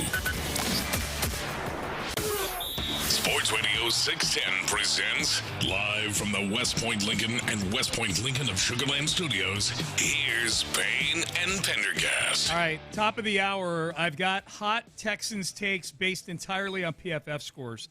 That's a for real thing that's going to happen at the top of the hour. We'll see how hot these takes are. We'll watch, see if Seth just shoots holes in my hot PFF takes. 5 of them I've got. So you're basing, so predictions based on PFF scores? Just takes about the Texans based entirely on PFF scores. Yeah. What a trash corner Derek Stingley supposedly is and all of that. Don't give away everything, all right? That's what most people that are listening that know anything about PFF know, that somehow, like PFF itself was tweeting out about how awesome Derek Stingley is, as their own grading system had him as one of the worst cornerbacks in the league. Yeah. Stingley gets mentioned, I'll put it that way. How's that? I gotcha. All right, executive predictions around the NFL. This is ESPN doing this. This is Jeremy Fowler, who talks to a lot of people in the NFL, I presume, because he always seems to have some nuggets there. He's one of the nugget hussies, I would say, right, Seth? Yeah. Jeremy Fowler? Card carrying. That's his job. Yeah. The big one here at the beginning is Ravens trade Lamar Jackson to the Raiders. And this is, again, these are predictions from NFL executives, and these are the quotes. These are anonymous. Nobody's putting their name on any of these, which makes it perfect for Payne and Pendergast. We love the anonymous quotes. An NFL personnel evaluator said this, quote, "It just seems like there's been some consternations there with Lamar and the Ravens, and this would be the ultimate Mark Davis move. I'm not even convinced everybody with Vegas would be on board with it, but it would instantly solve their quarterback problems." I'm guessing, this is me talking now, I'm guessing this is a Deshaun Watson trade situation with multiple first-round picks, probably some sort of contract extension to go with it. Right, because, without all of the sordid parts of the Deshaun Watson scenario, purely the football stuff. Just the actual football dynamic. Yeah, I don't know what Lamar Jackson does in his spare time. But Lamar Jackson's he's in the years of his contract now where nothing's guaranteed anymore. So he's probably looking, whether it's with the Ravens or a team that he were to get traded to, he's probably looking to get where he's worked past the guarantees. Yeah. Life moves fast. The big thing here, the choke point would be how Tom Brady feels about it, because the reports and the stories I've read is that Brady is not there every day and everything, but he was involved last year in the coaching search, and that Ben Johnson had given a stiff arm to the Raiders until Brady got involved, and then Ben Johnson went to Tom Brady. Tom Brady talked to Ben Johnson, but the Raiders didn't put an offer in yet. Right. And by the time Ben Johnson... They Raidered it. Decided to go with the Bears instead. And that ends up so far looking like a pretty good hire for the Bears. Yeah. I think that... I wonder how Tom Brady would feel about Lamar Jackson. And I guess this would be... hopefully he's learned his lesson about having surreptitious meetings on yachts and whatnot when he's not allowed to. Yeah. If the Ravens agreed to let Tom Brady talk to Lamar Jackson, is it a done deal? Who says no? Who says no to the trade? Tom Brady or Lamar Jackson? Or the Ravens? I would say that I would say the Ravens say no to the deal. I think the Ravens they fired. I don't think you fire John Harbaugh and ship Lamar Jackson. That feels like that feels like you're taking a team that got killed with injuries this year and yet was still sitting there in Week 18 with a chance to win their way into the playoffs. That feels I think this exec is overthinking it. Yeah, that's exactly right, Sean. You fire John Harbaugh partly because you feel like you haven't achieved your potential with Lamar Jackson. Yeah, and I know, and just to bring the Texans into this, I know we're going to see people, well, maybe the Texans should call the Ravens. You're seeing a lot of that because of the way CJ played, people looking at these teams that already have veteran good quarterbacks that maybe are a little sideways. Joe Burrow's the one that pops up a lot. These teams aren't trading for CJ Stroud. Baltimore's not trading for CJ. Cincinnati's not trading for CJ Stroud. That's just that's not happening. They'll see prediction and be like, hey, what about 2 firsts and CJ for Lamar Jackson? Not happening. Eagles trade A.J. Brown to the Bills. Okay, now that's interesting. because they need wide receiver help in Buffalo. A.J. Brown is seemingly sideways with the organization now in Philadelphia. Like, he spent the entire year sulking about. Just openly complaining about it. Yes, yeah. That one makes a lot of sense. That one would be scary. The scariest thing if you're a Texan fan to happen with the Bills, to me, would be they hire Clint Kubiak as the head coach and they make a trade like this. Yeah, trade for an elite receiver. Give Josh Allen what he really hasn't had since he and Stephon Diggs were getting along. Yes. That you're a real threat, guy still in his prime, and a guy that especially with play action. Because we saw A.J. Brown when he was with the Titans, it was 100% the classic, man, we're going to set it up with the play action, and we're going to spring A.J. Brown loose every now and then and just destroy you. I could totally see Clint Kubiak and Josh Allen doing that with A.J. Brown. That would be a nightmare scenario for other teams in the AFC, I think. So, yeah, Eagles trading for A.J. Brown. Falcons roll with Kirk Cousins as QB. How crazy is that? Cousins signs there for this huge deal. They draft a guy like a month later, and now there's at least one executive is saying that he thinks Cousins weathers the storm and winds up the starting QB in Atlanta with Stefanski. It's a hard one to get super excited about if you're a Falcons fan. Yes, it is. With your brand new football coach and everything. But Cousins has run style system before and might end up really just with Stefanski being the guy that, this is okay, he can run the system, we can do our thing. We got a stud running back, here we go. 8-9 won that division last year too. Yeah. You know, that's a bad division. Yeah, and just by marrying that running back with a quarterback that can run the system, he might really feel like, this is exactly what we need to do. Kirk Cousins doesn't have to be incredible. He just has to be Matt Schaub. Yep. That's what I would say. That's what I would say to the people of Atlanta. Remember, backup quarterback for a Super Bowl attending football team? Yeah. We attended a Super Bowl with Matt Schaub as our backup quarterback. Yeah, well, and when Matt Schaub originally drafted to Atlanta, got them 2 second-round picks. There you go. From the Texans. That's what I would do. I would get up in my introductory press conference, and we're gonna roll Matt Schaub 2.0 out and give you what you guys have wanted for years. What do you think? Oh, man. Okay, we found the award for the drunkest executive quoted in this article. Colts win AFC South for the first time since 2014. And this is the quote. They showed a proof of concept with what they had through 10 games. They had Daniel Jones playing well. The roster has talent.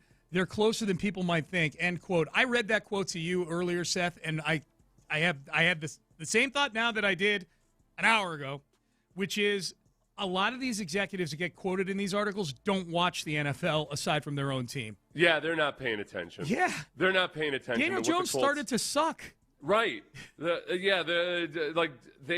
were not. They took the league and looked awesome early on, and then, as it tends to sometimes happen with quarterbacks who are working with new offensive coordinators or in new offenses or new teams, you start to figure out, okay, this is what they can and can't do. This is what they're. Oh, look at that! Daniel Jones isn't as good as we thought he was, and it turns out. I mean, by the time when was he done for the year? The week after they played the Texans, so week 14. Right. So when they played the Texans, after the Texans lost. They had lost 3 of their previous 4 games. Yeah. With an overtime win against the Falcons. That's right. But they lost to London. the Steelers. Yeah. They beat the Falcons in overtime. They lost to the Chiefs, and then they lost to the Texans. It's like, no, everything, they'd started to lose their luster. And they hadn't scored, in those 3 losses, they didn't score more than 20 points in any of them. Yep. So it wasn't, it was all starting to come back to earth a little bit. All right. They don't have a quarterback right now. No, they don't. They don't even have that lackluster quarterback. No. Under contract or walking. Riley Leonard wants to fight you right now. Like, they got a quarterback. Oh, that's right. Yeah, I forgot. They got a quarterback, man. It's me. It's Riley Leonard. Did the eye test for these Texans match the PFF grade? I've got 5 hot takes on the Texans, totally based on PFF grades. And let's see if Seth shoots holes in these. That's all coming up next. West Point, Lincoln. This is a great. I've loved talking about West.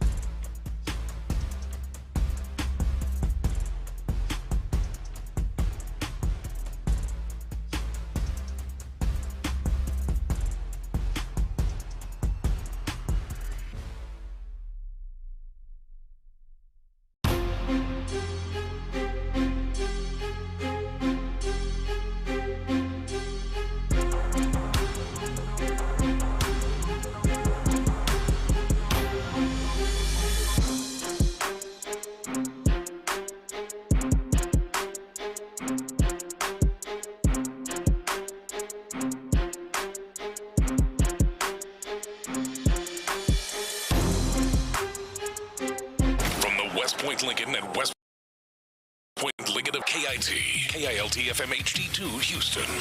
On Odyssey Sports Station, the Texans play here. Sports Radio 610 presents Payne and Pendergast. All right, Payne and Pendergast with you. All right, so I went to the old Pro Football Focus yesterday, Seth, for the Houston Texans. Just the final grades. I'm like, you know what? I like seeing where guys ended up in the rankings at their position. I know it's not always accurate. It seems to be on the margin sometimes. You like the really, really good ones you watch and you go, oh, yeah, that guy played really good. And the really poor ones tend to line up. And then there's all this muck in the middle, like 75%, where I can be like, hey, Woody Marks, 46th out of 59 running backs? I don't know. I thought he felt like he played better than that this year. Yeah, you know? I don't know. It's in any given, when you watch Monday or Sunday Night Football is the worst because Chris Collinsworth owns PFF, so they put up all the grades, and it's hilarious because half the time he's gushing about how this guy's one of the best players in the league, and I'm like, I just saw his PFF ranking. The company that you own says the guy is mid. He's 86th out of 89 at his position. What is Chris Collinsworth known for on those broadcasts? Gushing about Pat Mahomes. Oh yeah, Pat Mahomes. 16th ranked quarterback on PFF. That's what it said as he was gushing about it. And I'm like, him, what are you doing, man? This is your own company. This is like going on as a chairman of an automobile company and gushing about how a vehicle is great or something. It doesn't make any sense. Yep. All right, so I went through the Texans grades yesterday. There's a lot of interesting ones. I narrowed it down to 5 that I now have hot takes on based totally on their PFF scores. The first one, Will Anderson Jr. is the best defensive player on the planet. Well, that's just data, Sean. It's hard and fast. I can see it right there. There's a number attached to it. Gots to be correct. He is not only first among edge rushers, he has the highest score of any defensive player in football. Yeah. Does that match the eye test? I think I don't know if it matches the eye test 100%. I would put him in the top 5, but it's also, when it comes to the grades and everything, you have to accept also that he's playing opposite of Danielle Hunter, so that helps a lot. Yes. And I feel dirty saying this because I know people are going to hear it the wrong way or something. It doesn't take anything away from how good he is. It's just that's also a great situation to be in. He's in the perfect situation right now. At the time, sometime in the future when he doesn't have a Danielle Hunter because Danielle Hunter retires, what you hope is that's when, the most famous example of this is when Bryce Popp won Defensive Player of the Year as he's playing opposite of Bruce Smith. Yeah. So Bruce Smith was still way better than Bryce Popp was, but Bryce Popp wasn't getting all the double teams and everything. Got all the sacks. Bryce Popp ended up getting 17 sacks or something in a 16-game season. Yep. So I could totally see that scenario sometime in the future where Will Anderson is the best edge on the team, but there's some gets Defensive Player of the Year because Will is so good. Yeah, Bryce Popp, I'm looking it up right now. He was a teammate of yours in Jacksonville for a couple of years. Yeah, 17 and a half sacks in 1995. My favorite story about Bryce Popp is just kind of an illustration of how sometimes front offices don't operate as scientifically as you would like. They signed Bryce Popp towards the end of his career to a nice contract. And Bryce Popp, he's mostly, classic. They call him a linebacker, but he's just an edge rusher. Yeah. And I remember in the first mini camp, he came back to the huddle, and he said, I don't know I hope they don't expect me to cover tight ends. and I'm looking around, and I'm like, based on the last play call, I think they do. I'm like, I feel like there might be an issue here. Oh my God. This period alone, they've asked you to cover a tight end 3 times. What the hell's going on? That's hilarious. Oh my God. All right, hot take. He didn't win any defensive player. He did not. I'm looking at his numbers. Yeah. The numbers went down in Jacksonville. Hot take number 2, according to PFF scores, C.J. Stroud is barely a starting quarterback in the NFL. Yeah. He is 31st out of 38 qualifying quarterbacks. CJ's grade is a 65, which is mediocre.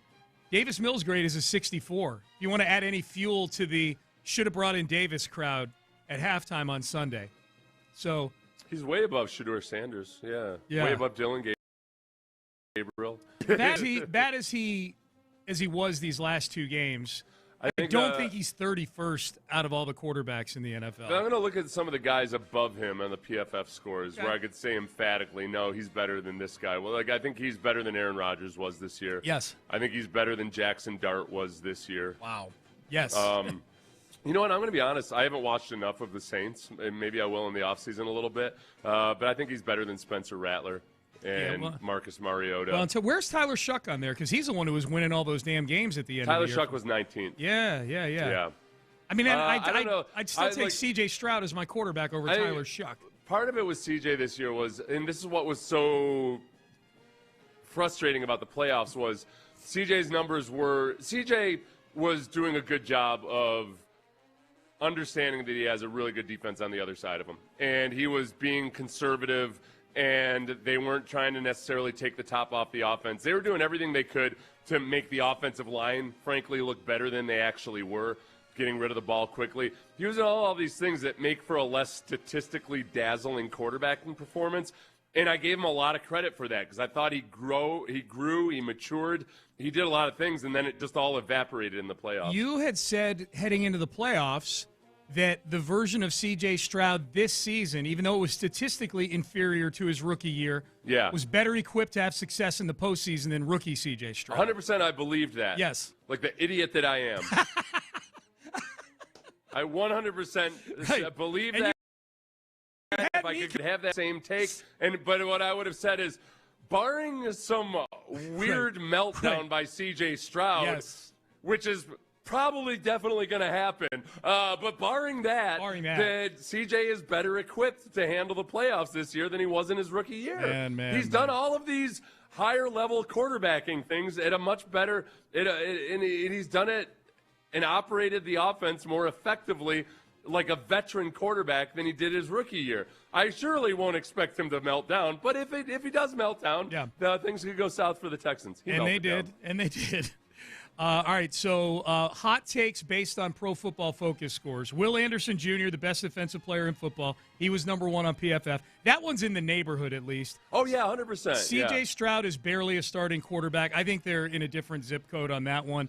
All right, here's one for you, Seth. This is a hot one. Blake Fisher may be salvageable. Yeah. He finished 29th out of 89 offensive tackles on Pro Football Focus. This is a hard one because he spent the vast majority of his time, or at least the majority of games, I don't know how the snap counts laid out, but as the sixth offensive tackle.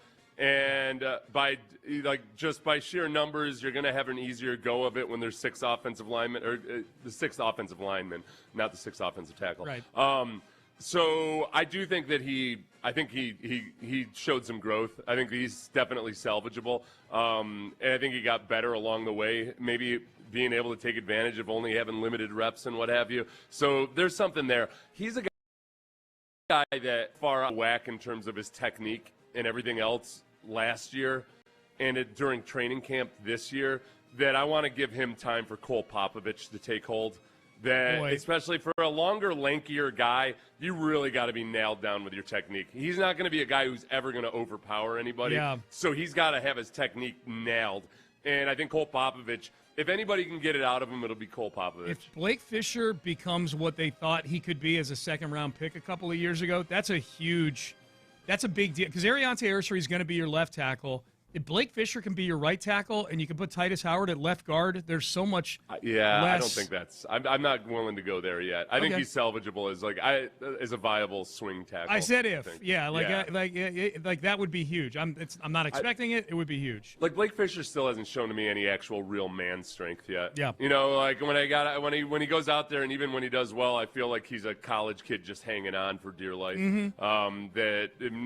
Sometimes guys – develop that dad strength as they get to 25, 26 years old. But right now, I just haven't seen it yet. Okay, so how hot is that take by me then that he may be salvageable? Well, maybe salvageable. It depends on. I look at it as salvageable as a viable NFL backup offensive tackle. Yeah, yep. I don't think that's all that hot of a take. All right, here's one. Number 4, based on PFF scores, Kamari Lassiter is actually a better cornerback overall than Derek Stingley Jr. right now. Kamari is 7th out of 113 cornerbacks. Derek Stingley is 45th out of 113 cornerbacks. I think that they're different types of cornerbacks, and teams are still really loath to test and challenge Derek Stingley. Lassiter's fun because teams want to test him, and I don't think they give him enough credit for his ability to make plays on the ball, even if he's otherwise beat. Like, he's so good at being beat by a half step, but he's got such a good knack for the timing of when the ball's going to arrive that it ends up being a broken-up pass with regularity. Yeah. I think with Stingley, a couple things happened this year. I think his oblique injuries really held him back. You know, we saw in the first half of the season, he just wasn't moving the same way he typically does. And then I think the other thing is that with PFF, there's kind of a glitch in, you get a lot of credit for going up and playing press man and just being like, oh, yep, that's 100% definitely just pure man coverage and everything, and we can see that, we can grade it. When you do what the Texans do, which is you play off a lot and you're matching, you're turning zone into man, it ends up looking like receivers have more separation than they actually do. Mm-hmm. So I just don't think – I think the grading system – and I've heard a lot of people that know what they're talking about say that the grading system for PFF seems to match up closest with how coaches look at things when you look at the offensive line. With defensive backs, it completely is unreliable because you never know exactly, unless you know the actual game plan, you never know exactly what coverage and what coverage rules guys are playing by. Mm-hmm. And it's easy to think that a guy screwed up, even with a learned eye, that you just flat out don't know. When Robert Saleh got to San Francisco and he got to sit down and talk to Kyle Shanahan about the way the Seahawks had operated defensively, Shanahan had gotten it wrong completely. Like, he didn't know. He really didn't know what coverage the Seahawks were in certain scenarios. And so if you're smarter than, if the Uber driver who's grading for PFF is smarter than Kyle Shanahan, that guy needs a career counselor. Yes. It's really, really hard to judge defensive back play. So is there any argument that Lassiter is actually better than Derek Stingley Jr.? No. Okay. I don't think. You could argue that he's equal to Derek Stingley and that they're different types of cornerbacks. Yeah. And it's kind of nice because you can do things with that. So that's defense. A bit of a hot take right there. Last one, based on PFF scores. Hot takes on the Texans based on PFF scores. Tommy Togiai is an elite interior defensive lineman. Yes, I agree with this one. 9th out of 120 interior defensive linemen graded on PFF, and you agree with this. I do. Yeah. When it comes to run defense? Yep. And then also his ability to push the pocket and stay in pass lanes and everything. I don't think there's a real good chance he's never even makes a Pro Bowl because it's all about the pass rush these days and the defensive tackle. Unless you're a nose tackle in a 3-4 defense, then they still get some credit for just being big run stuffers. Mm-hmm. I love the idea of having one of those 3 technique defensive linemen that can make the Pro Bowl. They're a super athletic freak of nature playing next to Tommy Togiai.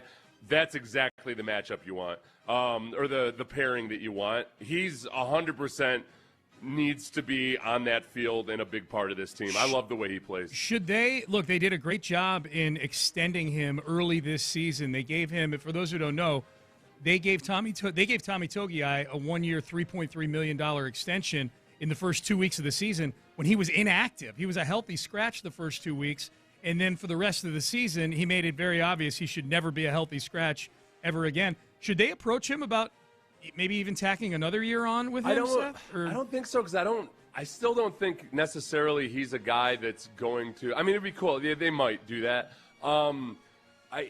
His style of play is not one that gets super rewarded in the NFL anymore. Mm-hmm. So I think he's one of those guys who can be really, really valuable to your defense, but you don't necessarily need to be pushing the envelope on how much you pay him.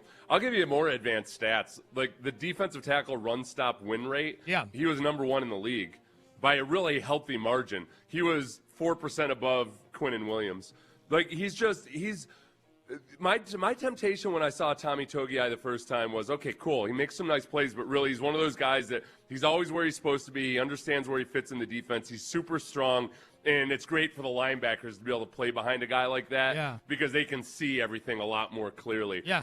This year, I realized I way underestimated how good he could be, because he's not just that guy that's always in the right spot. He's also making impact plays while he's doing it. When you played the position, when something like this clicks to such an extreme degree, what is it? What is this? Because he's a guy who's bounced around as a joureyman around the league. Well, it's because he doesn't have measurables that flash. Yeah. And people are looking at, it's weird because at defensive tackle, there's a huge value in having guys that are strong and are in the spot they need to be, et cetera, et cetera. Like, there's a huge value in that, especially if you're trying to cost control your football team. Yes. But everybody's looking at it through a lens of, okay, I'm going to compare this guy to Quinnen Williams or any of the other guys who are more, multi-dimensional players. Sure. And he doesn't measure up to those guys in the super elite status, but they end up undervaluing the guy who's more blue-collar and does the blue-collar stuff way better than the 350-pound run stuffers, or things like that. And I think the Texans, and DeMeco Ryans especially as a linebacker himself, probably really appreciates exactly how much easier Tommy Togiai makes the job for his linebackers. All right, a new head coach was introduced yesterday in the NFL. This might be the most nervous I've ever heard a GM introducing somebody who immediately has more power than him in the building. You'll want to hear that. We'll give you an update on where the whole coaching carousel is going in the NFL right now as well. We'll do all of that coming up next. Stay there. Hey, the playoffs might be over for your favorite team, but it doesn't have to be over for you.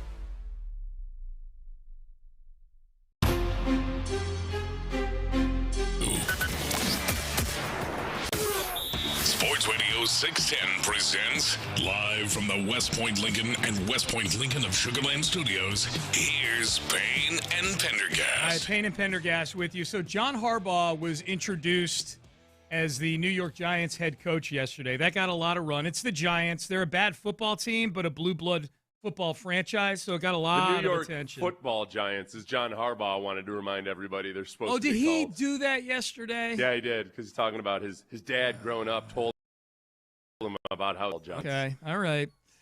Which is right. actually really just like, yeah, that's what they had to say because they were baseball giants. Yeah. It was like, because back then, baseball was a much bigger deal than pro football. Yeah. So Joe Shane has managed to hold on to his job through firing Brian Daboll. Joe Shane, who, if you watch the only season ever where they did a Hard Knocks off season for a team, made me wish they did it every year because the Giants appeared to be such a disaster internally. You know, remember? What's the latest? With Saquon.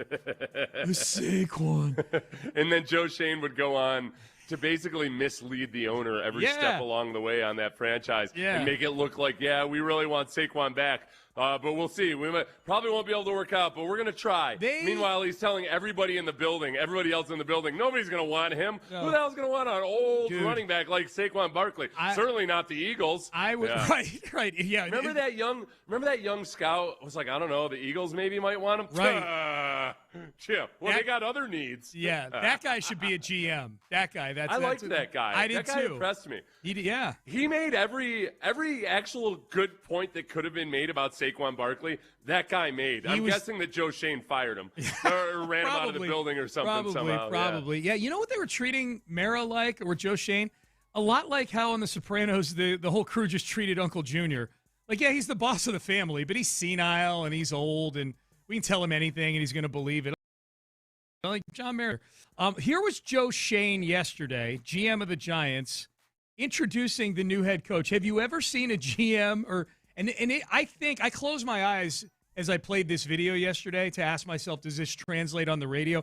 You have to be a little bit patient, but about midway through this 45 seconds or so, Joe Shane might be crapping his pants up there at the podium. It's wild. Take a listen. We're looking for a proven winner and an elite leader. We're fortunate we were able to find both.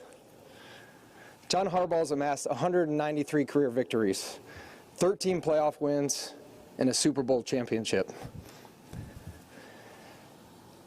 John has built a foundation of culture, player development, and toughness throughout each of his programs that he's been a part of. He's a proven winner, and when we set out to do this, we knew that John was going to be the perfect person for the New York Giants. When we did our research, what continually came up was John's respect that the players had for him and the ability to develop young men.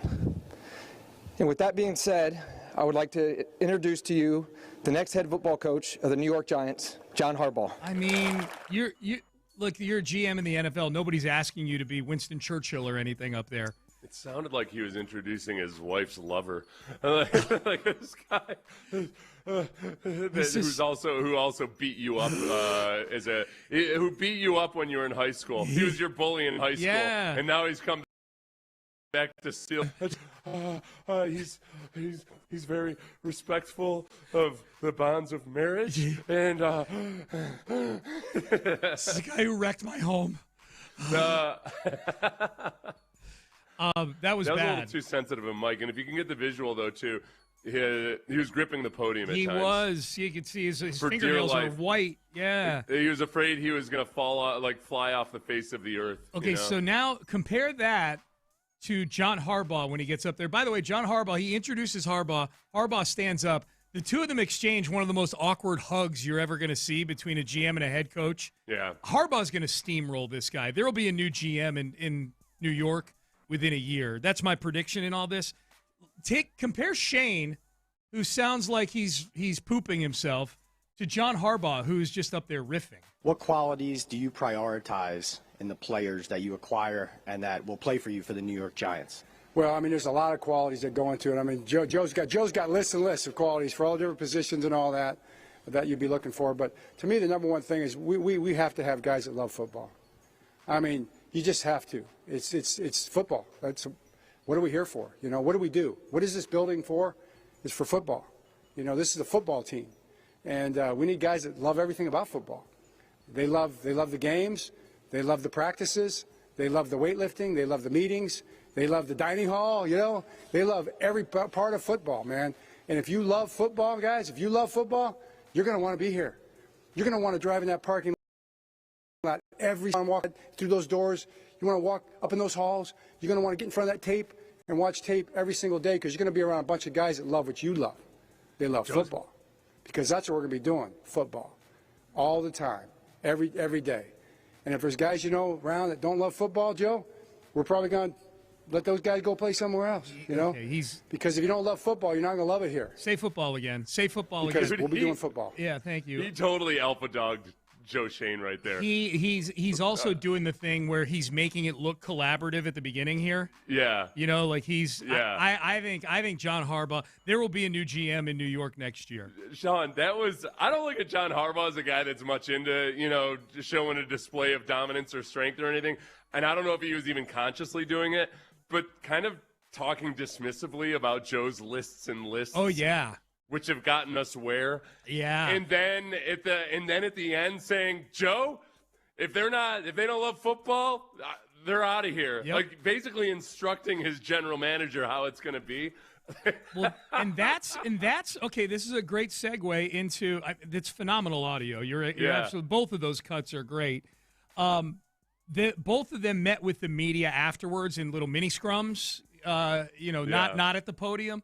And that's been the big topic up there, which is Harbaugh is reporting directly to the owner, as is Shane. So on the org chart, they're on the same level with all sorts of talk about Harbaugh having final decision-making written into his deal and things like that. Yeah, that seems to be. And Joe Shane, the way he talked about it, seemed to acknowledge it. Yeah, that Harbaugh has final say on personnel matters. Yep, got it right here.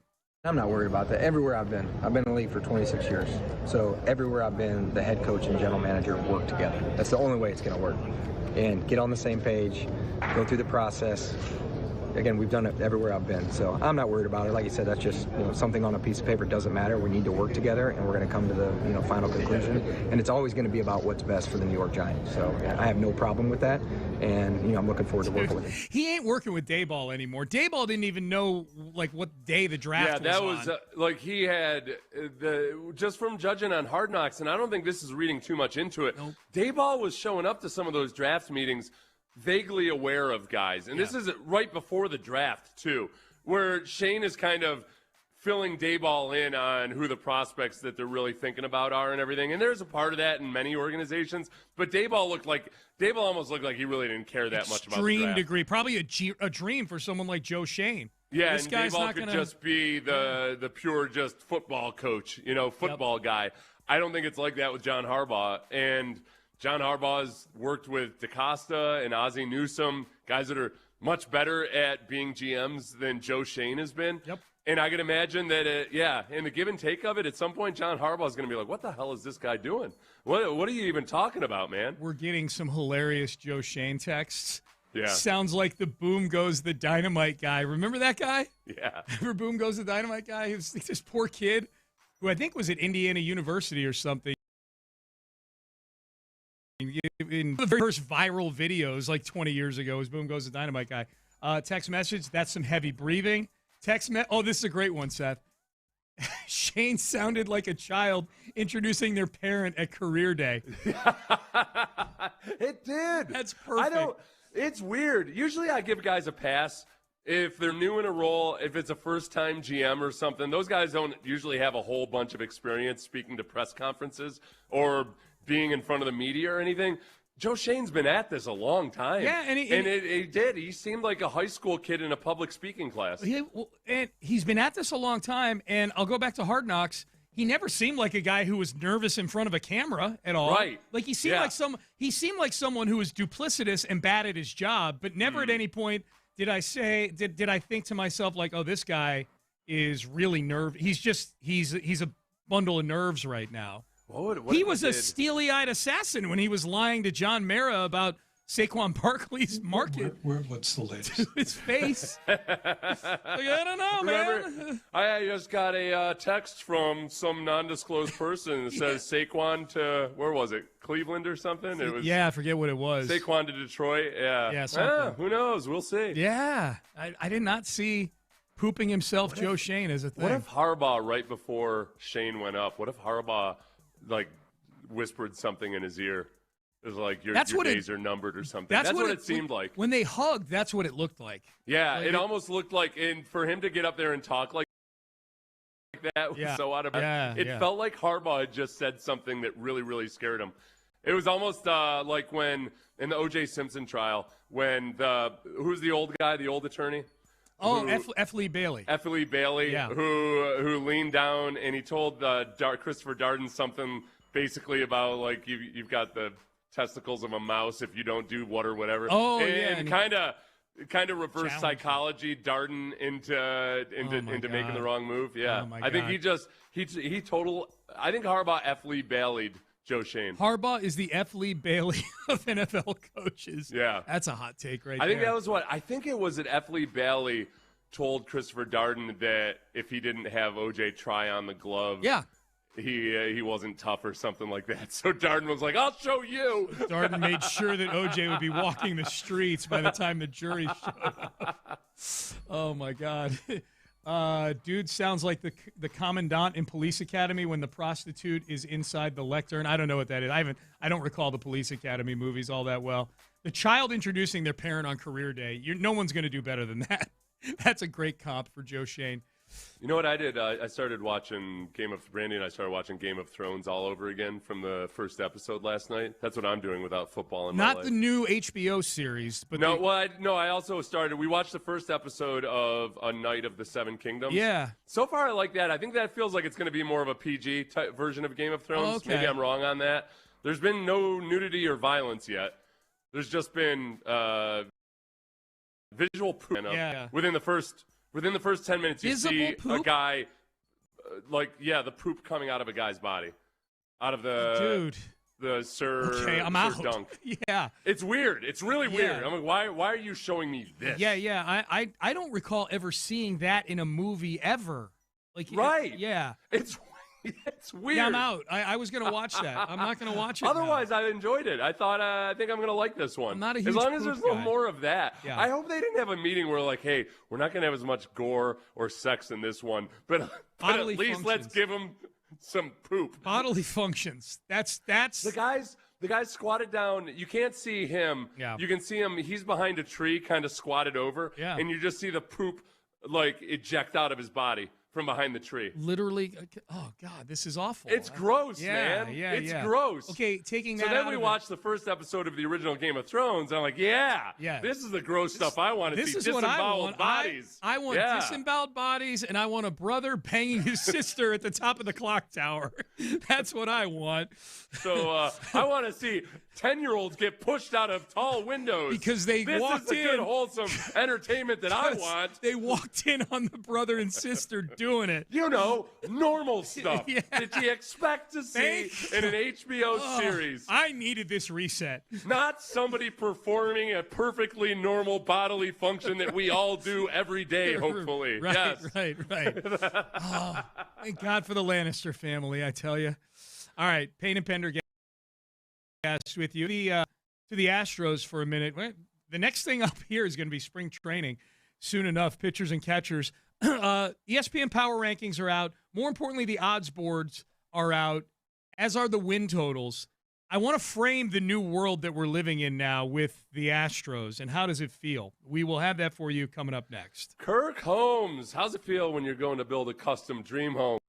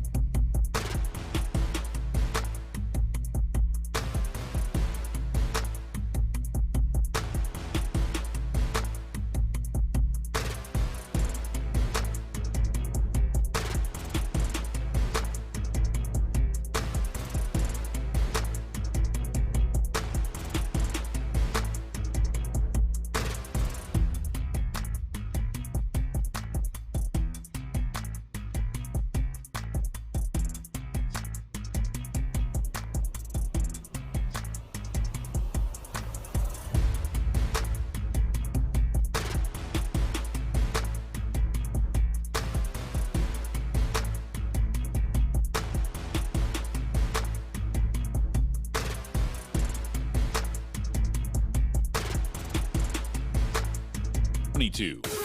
Sports Radio 610 presents live from the West Point Lincoln and West Point Lincoln of Sugar Land Studios. Here's Payne and Pendergast. New territory for the Astros. The power rankings for ESPN came out. We've got win totals out. We've got odds on winning the division. I say for the first time in a long time, the Astros are on the outside looking in of the top 10 teams in baseball. They're on the outside looking in at the top of the division. And they are kind of somewhat buried fairly far down the list of AL teams when it comes to season win totals as well. This is the lowest the stock has been, Seth, on the Astros since the 2017 World Series season, where the season before that in 2016, they missed the playoffs that year and won 84 games. Yeah.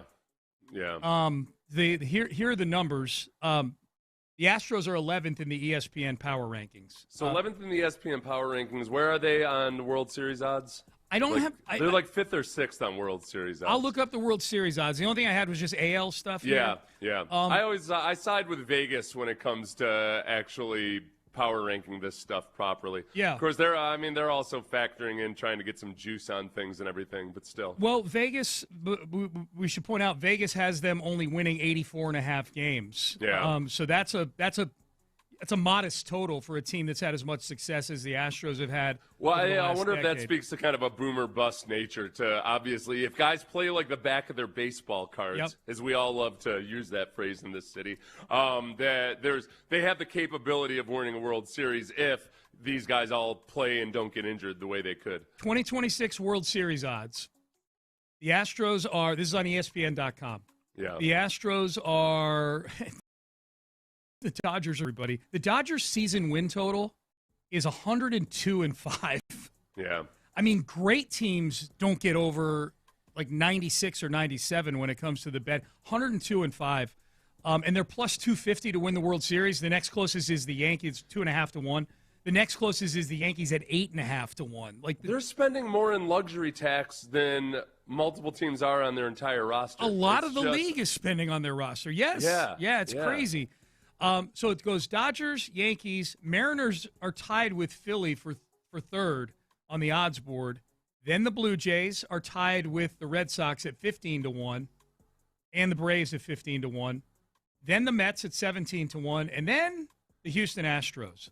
So according to ESPN right now, they're ninth on this list right here. Okay. Yeah, so they're ninth. That's fallen a little bit from before free agency. Yeah. Which makes sense. The weird thing about these power rankings with ESPN, it's the same guy that does them each time. I'm just trying to get there. I have 8 jillion tabs open Screw here. 'em. Yeah, so they were 12th after the season was over. They dropped to 23rd at some point in the offseason. Oh, really? Oh, that's Same bogus. group of people, and now they're back up at 11th. And I'm like, okay, Tatsuya Imai is that big a deal to everybody, I guess. Imai makes that much of a difference. Yeah. He's that much of a swing. I just think it's random. I think these guys sometimes 23rd was way too low. There's like, say what you will about how disappointed you may be that the Astros have started to kind of lose a little bit of their relevance, lose a little bit of their juice.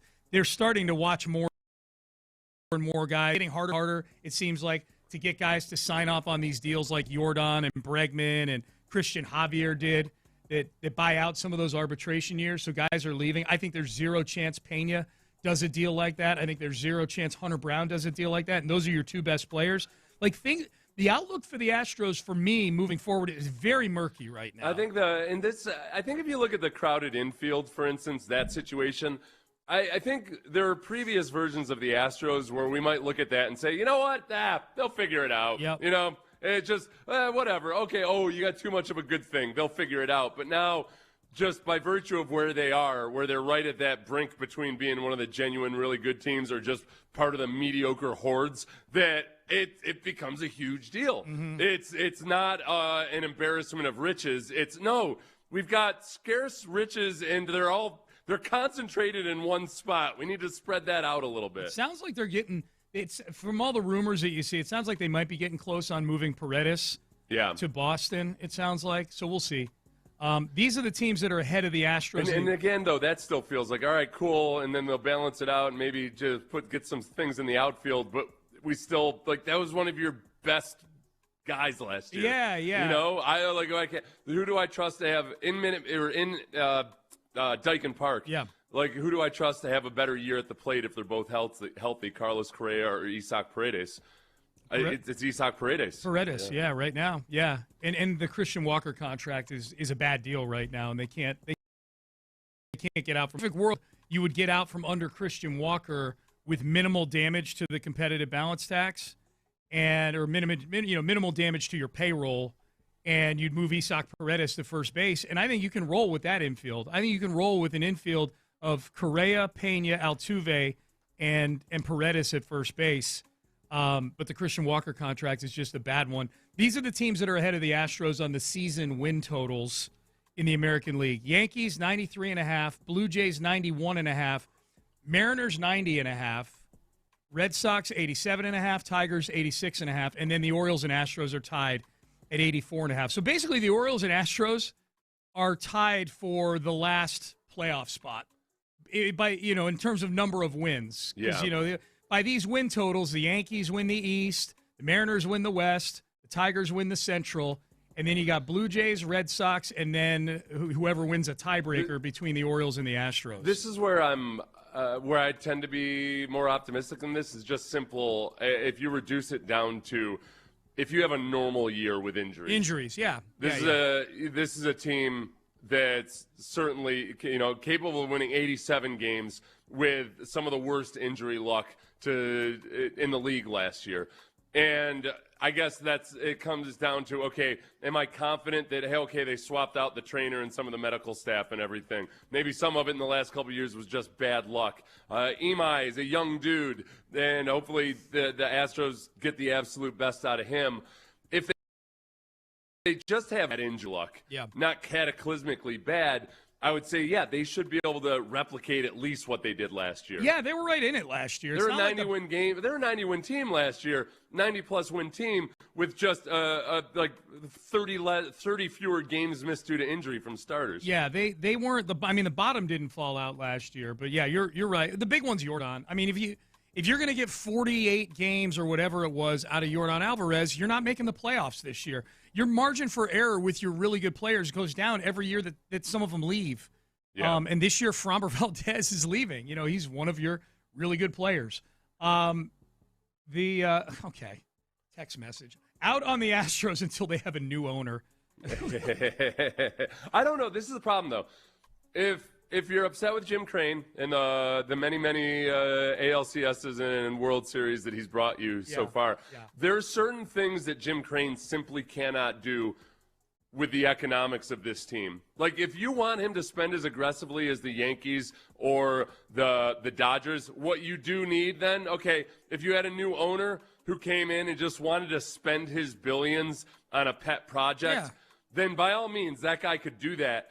But the economics of the team are not the same as those huge market teams that have their TV deals that are just – the revenue is just way above and beyond anything that the Astros could ever compete with. Jim Crane's not in the business of losing oodles and oodles of cash on his baseball team.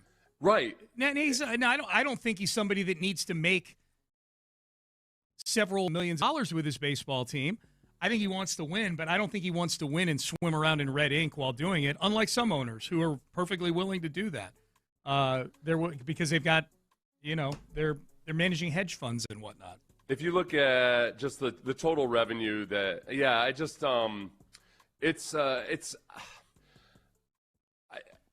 I don't know, man. I'm just trying to think of what to say to the guy that just is flat out on the Astros until they get a new owner. Yeah. I just it's an odd take to have on somebody that he's been the best owner in this town for the last, however many years. And he's careful about when he spends into the luxury tax. And I guess that could be frustrating to people, but you just got to understand how punitive the luxury tax is. Yeah. If you just don't have oodles of cash to burn. Yeah.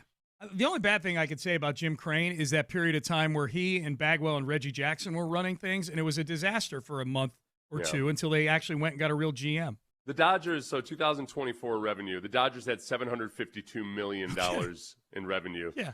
So that's your operating capital, you know. That's what you got coming in. That's not your bottom line. Right. The Astros had $494 million in revenue. And I would say the Astros are a half in all that with $494. I mean, so they've got 50% more revenue coming in. Yeah. And that's where the money to burn comes in. Yep. The Astros and teams in the Astros category just aren't going to have that much. All right, so Texan fans in this next segment, this is going to be cathartic. We're going to go through this together. We've got to flush this C.J. Stroud pick six. Which agreement? That was the worst play of that game, and maybe the worst play of the season from C.J. Stroud. Maybe alongside some of the other worst plays in Texans history. So I've got my list here. We're going to go through. Where does the C.J. Stroud pick six stack up against the most anti-iconic plays in Texans history? We will do that coming up next. But first, West Point, Lincoln, and Sugar Land. Before we go through that exercise,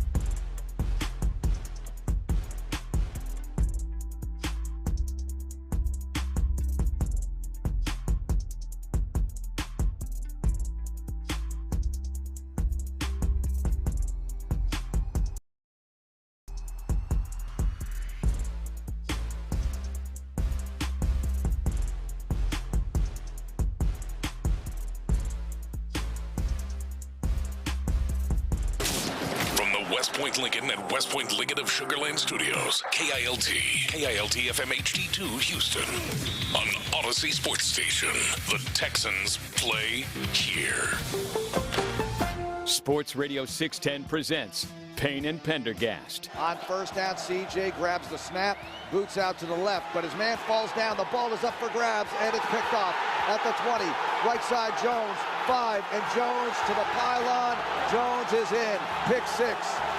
That was a lollipop throw as CJ could not get to his intended target. He slipped, and the ball ends up high in the air. Jones picks it off and takes it to the house, and the Patriots are back in front. Soul-crushing plays. Soul-crushing plays. That might be at the top of the list for me. And then we're going to put it through a test right here as to whether it belongs at the top of the list. I know, Seth, that didn't close out the game. It had only made it 14-10. Texans had plenty of chances to bounce back from that play. Mm-hmm. But especially when it gets exacerbated by 2 more interceptions to bring it to 4 on the day. That one for me, man, I'm having a hard time still processing that pick 6 by C.J. Stroud. CJ didn't name that play specifically when he talked in his press conference the other day. Sometimes it's just muscle memory takes over. It's not bad decisions necessarily. It's muscle memory. Yeah. So, there's no time to make a decision per se in that moment. Yeah. It's a bad QB decision. It's a bad decision. Your muscle memory. Ideally with quarterbacks, you are – I know we love to make it look like guys are playing chess when they're up there, but a lot of the really good decisions just come down to muscle memory and stuff that they're not thinking about. They just see it, they know it, they do it. Yeah. He did not see it, know, or do the proper thing in that situation, so it's a bad decision. He did not. So I started thinking yesterday, maybe the day before, I jotted down a list of okay, what are the other plays in Texans history that have made me feel similar to this in retrospect? Yes. And I texted Mark Vandermeer, who to me is the ultimate Texans historian. I sent my list to him, in part to have him take a look at it, but also in part to say, hey, do you happen to have the audio for these? You can email to me. And he chimed in, and I'm going to play his first because chronologically it's the furthest one back. Vandy told me that there is no more soul-crushing play for him than Vince Young in overtime in December at NRG Stadium in Vince's rookie year. We all remember the Vince versus Reggie versus Mario stuff back in the day. Yeah. That this play was it for Mark Vandermeer. 3rd down and 14. Young in the shotgun. Gets the snap. He scrambles forward. Escapes. 35-30. Young at the 25-20. 15, 10, 5. Touchdown, Vince Young. Runs it in. 39 yards. Stop the Vinsanity. Great call. Oh. Just a great call. No, and you're right. It's everything leading up to that. Vince Young being the national championship quarterback for the University of Texas, a local kid. The Texans draft Mario Williams in 2006 instead of Vince Young, instead of Reggie Bush. Mario Williams did not get off to a great start. He was dealing with plantar fasciitis the entire season. Yeah, you were on the team that season. Yeah. And meanwhile, Vince Young was having a very promising rookie season. It couldn't be any lower in terms of where you felt the decision-making in the team was going than at that point. Then Bud Adams being able to flip you off, literally flip you off over the whole scenario and the whole ordeal. The thing about that cut to me was the crowd. That crowd was so loud, and it was still loud when Vince scored, and I think that says something. I think there were a lot of people just wearing a lot of dual. I think there were a lot of Vince Young fans in the building that day. Yeah, I think that's what it sounded like to me. At least you were there. I wasn't there. I don't remember where I was. I think I watched that one. I was recovering from a tornado. Oh, that's right. Yeah, that's right. Yeah, you had gotten hurt. Not more so. I had gotten hurt, and I despised the defensive coordinator, so I was not around the building a lot like Tank Dell. I was like, screw this guy. You weren't there in your hoodie standing next to Gary Kubiak while he was giving victory speeches? No. Not more soul-crushing for me, though, only because I wasn't here. I didn't move back here until 2007. 02 to 06, your time with the Texans, Seth, is kind of a blind spot for me because I wasn't here for it. I was here for this one, though. The Rosen. 3rd and 7. Yeah, just to set the stage. Sorry, Ben. This is in October of 2008, game against the Colts. The Texans have a 3-touchdown lead in the fourth quarter. They have a 3-touchdown lead with 6 minutes to go in the game against the Colts. And all Sage Rosenfels has to do is just hang on to the football, and they're burning clock and probably winning the game, and this happened. 3rd and 7 at the Colts 39-yard line. Dreesen in motion to the left. I formation behind Rosenfels, who bootlegs out to the left side, and he's got a lot of room. Flag down. Rosenfels across the 35. He's helicoptered. He fumbles the football. It's picked up, taken across the 40, 45, 50. Right sideline. Brackett still going. 30, 25, 20, 15, 10, 5. Touchdown Colts. A disaster for the Texans. All right. It was a 27-17 lead at that point, I think. Right, but they had led. At that way, there had been a point there, like the Colts were on a comeback at that point. Yeah, and so at the time it's 27-17, and there's under 4 minutes left, and this is a key thing. It was 2nd and 9. Yeah. It wasn't a gotta have it moment or anything. It was a don't.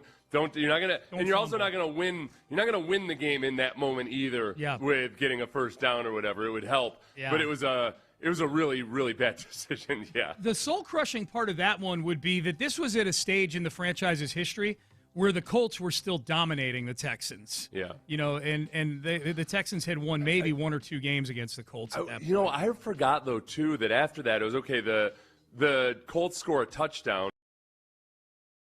So 7-24. Then the Texans fumble again on the next drive. Yeah. And that's what ended up putting it all. It was Sage, I think, fumbling it again. If I'm not mistaken. and then an interception to end the game when you're trying to make the final comeback. It's a bad 5 minutes for Sage Rosenfels. That was a really bad stretch of football, man. Yep. I want to do one from the playoffs here. I want to make sure we get the playoff ones in. This was the 2011 play. And by the way, the Rosencopter, to me, the Stroud pick 6, because of the stakes, still more soul-crushing. But we're talking about blowing a chance to get to a Super Bowl here versus a Week 5 Indianapolis game. That's just my emotions on it, the Rosencopter. The Rosencopter also, the part of it is it's just a hell of a nickname.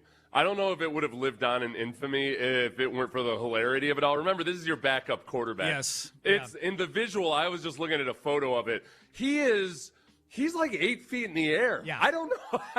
And Mark Vandermeer on the call said Sage helicoptered. He actually used the word helicopter. And becoming named Rosencopter, and I swear, I don't know how it's the fact that visually it looked impossible what had happened there. It was so visually stunning that it just made it, and the nickname is so Rosencopter, awesome. Yeah, You'll never forget it. All right, this was one that hurt. This was the Texans' first season in the playoffs. They were in the divisional round, and they're playing the Ravens in Baltimore. T.J. Yates is the quarterback, and this is early and stand up early in the game. The Ravens punt, and R.I.P., man. Jacoby Jones, God bless him. This happened. High punt. It sails towards the left. It'll take a bounce at the 20.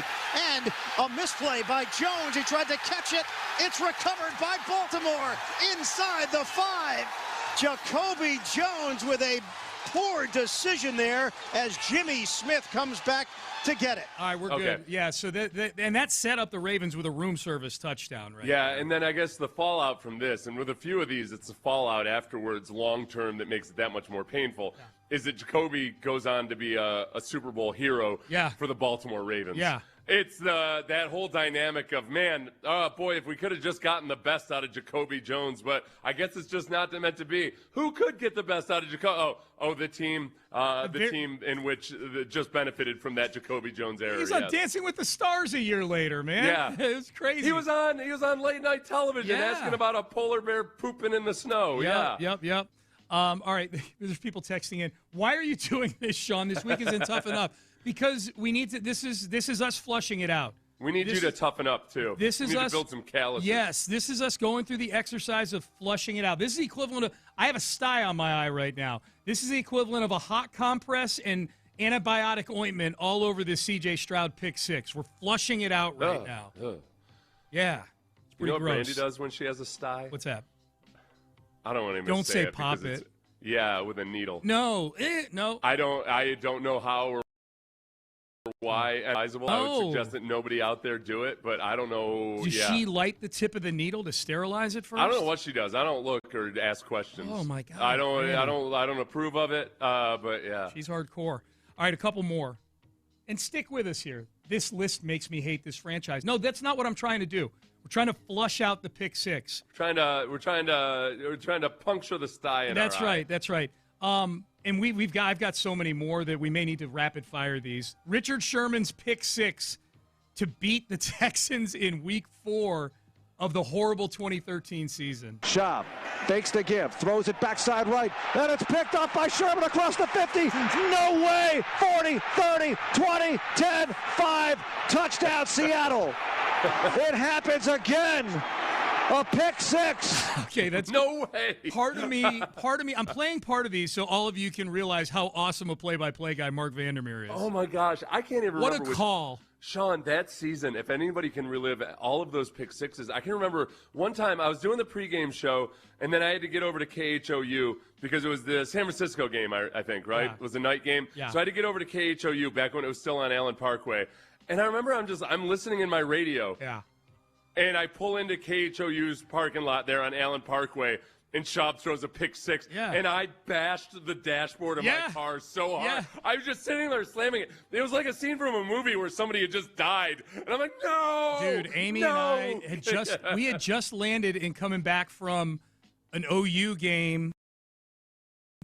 Notre Dame game at Notre Dame. We had just landed, and we got in the car, and that pick six happened. I'm like, oh, my God. It got to the point with these pick sixes where you're almost hoping for it. When you want the pain to be as bad as it possibly can. Yeah. And you're like, good, see? Yeah.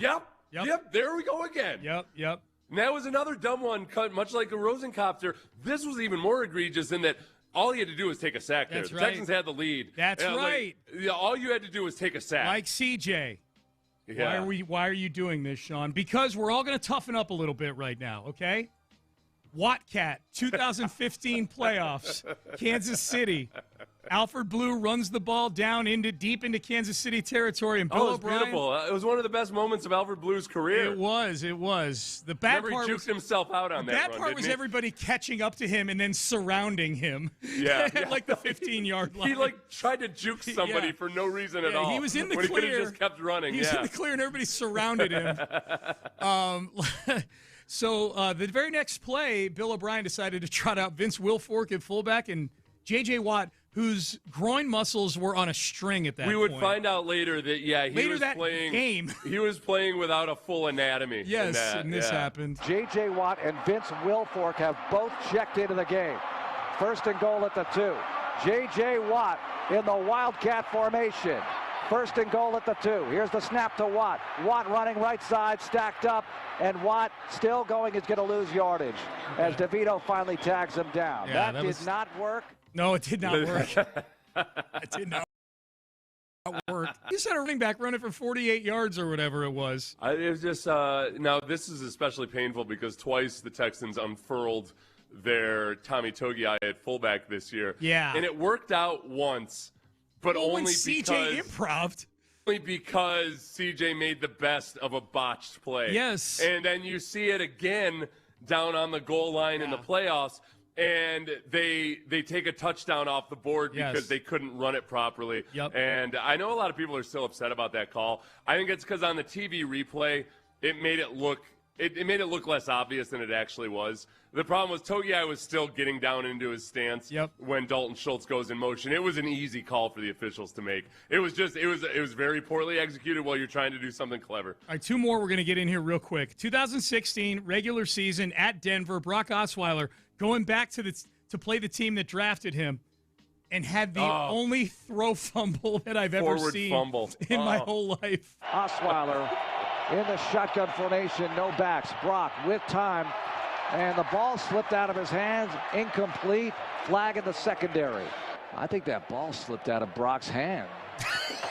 The ruling on the field is a fumble, recovered by the defense, and dropped at this point.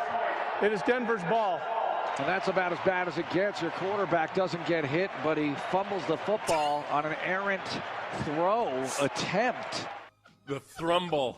You know what? That was relevant to what could have been a play that could have gone either way was the Danielle Hunter strip sack in the game room to show that he lost control of it before he started his forward arm motion. That's right. And that's Circle of life. It worked out for the Texans, but still, yeah, that's when we learned, like, oh, yeah, just because you're pushing it forward, if you don't have control of it, all you're doing is what would have been an illegal forward fumble, like it wouldn't have counted if somebody from the Texans had recovered the forward fumble, it wouldn't have counted, because it was a fumble. Yeah. And it was Brock screwing up in multiple ways in the worst possible way. Stop.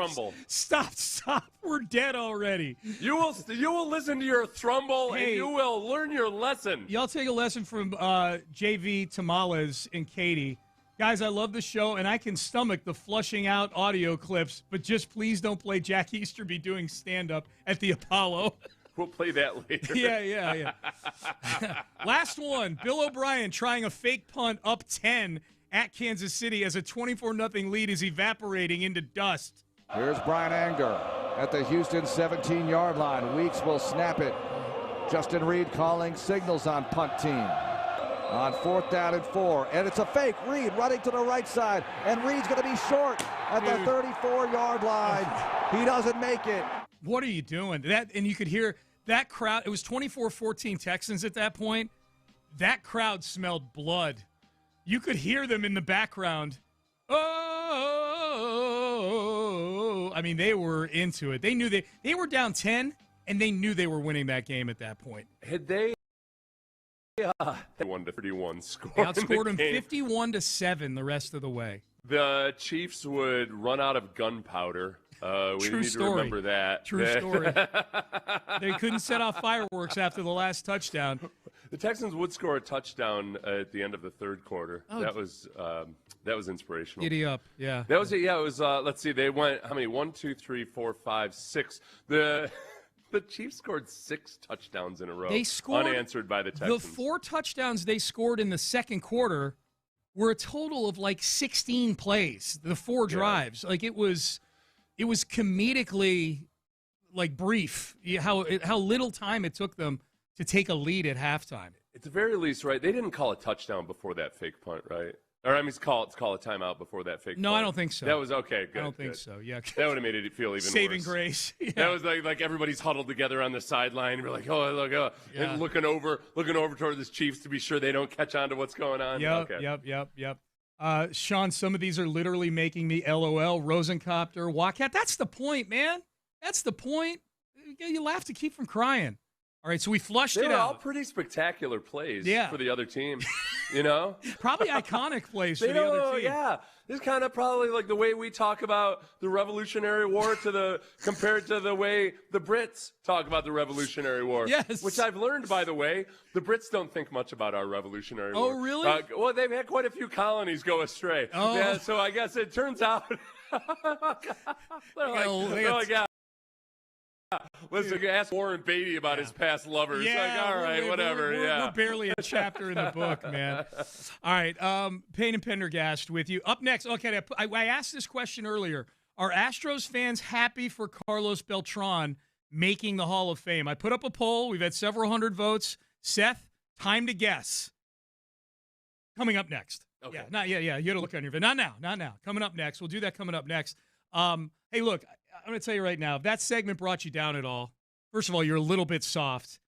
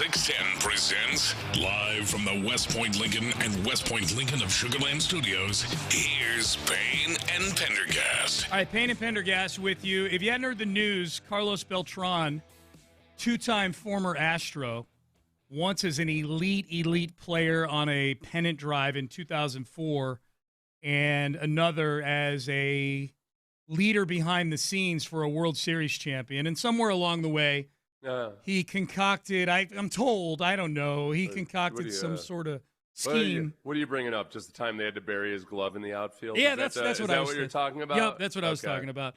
Yeah. Well, he got here, remember, and the report was that he said that the Astros sign stealing was primitive compared to other teams. Yeah. And yet somehow the Astros became the banner carrier by for all smashing a that's wrong in garbage baseball. can. Yeah, that's right. Yeah, the Yankees would be found to have used the Apple Watches and such, but somehow the trash can banging was the thing that took it over the top. Boomer was adamant that it's the technology, the fact that they use technology.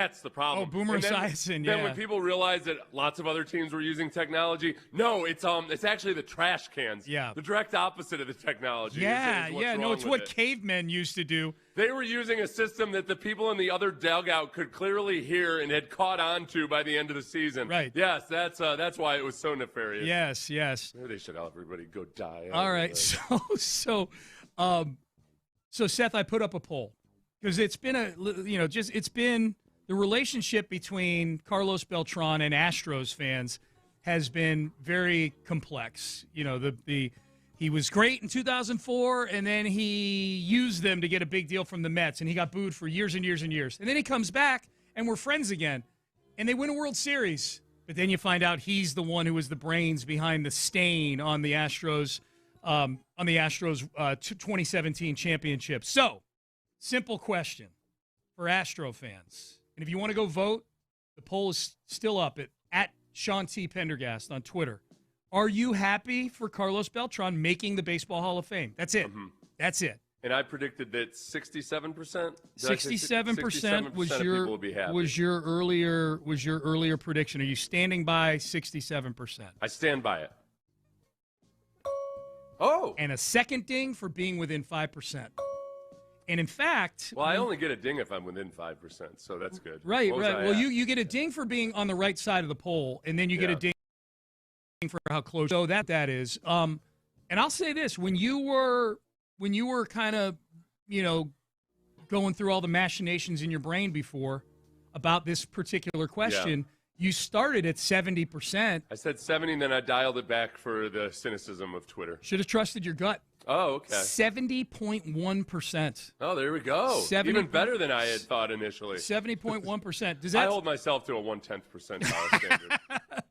70.1% yes, 29.9% no. Yeah, there's very little. Carlos Beltran got ultimately, blamed for being the brains behind the whole operation, but enough people participated, etc. Most Astros fans are totally fine and sleep well at night with the whole being better than everybody else scandal, because that's what it was. It was the biggest crime that the Astros committed was that they stopped the sign stealing but continued to be just as good in offense, which made other people in baseball, including some former pitchers for the Astros, feel like they still must be up to something. That's right. And that's why the whole thing got blown up. If the Astros had just gone into a cave and sucked in 2018 and 2019, nobody would have ever said anything.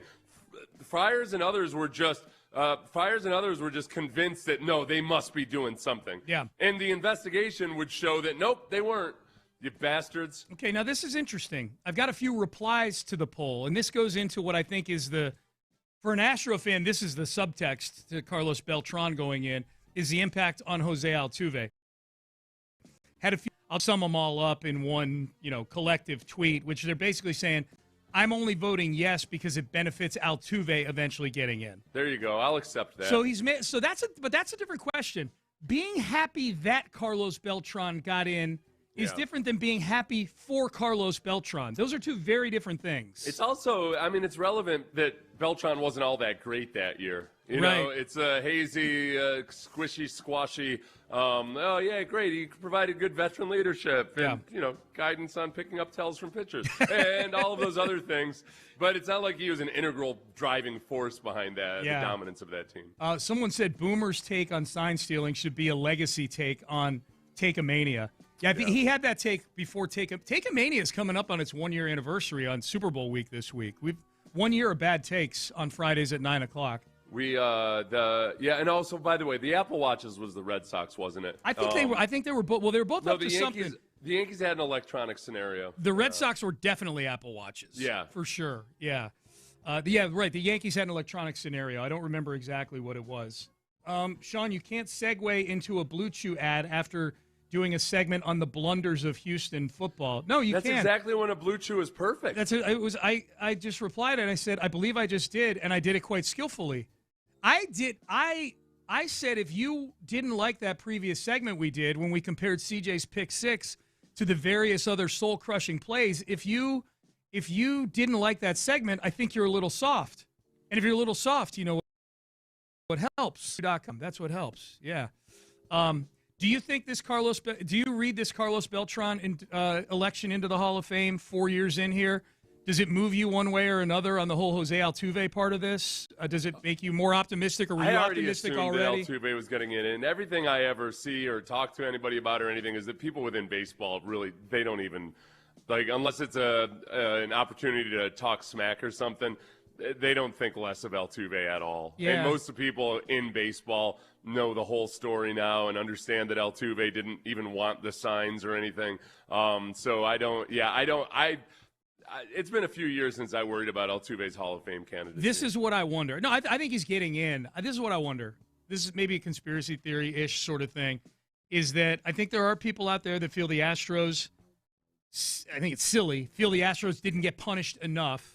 You know, part of the reason their minor league system is where it's at because they didn't have a first or a second round pick for 2 years in a row back in 2020 and 2021. But I could see some of these baseball writers like to use their platform if they didn't think a punishment was enough administered by Manfred, that a 1 year suspension of Altuve getting into the Hall of Fame would be their statement. This would be their way of punishing the Astros. They've rolled a lot of the grumpy old men out of the electorate, though, too. Have they? So, yeah. They changed. They pared down the number of people that can vote. Does Lopez still have a vote? He had a vote for the longest. I don't believe so. Okay. They got way more strict about a lot of the standards. I don't know. We'll have to ask Lopez. Yeah, and I'm not saying that like Lopez is one of these crusty old guys. It's to your point. Lopez is a guy who had a Baseball Hall of Fame vote, if I'm not mistaken, for several years after he was done being a writer. There's some similarities to the steroid scandal in baseball and the sign stealing in that what happened with the Astros was none of it was technically against the rules necessarily until 2017.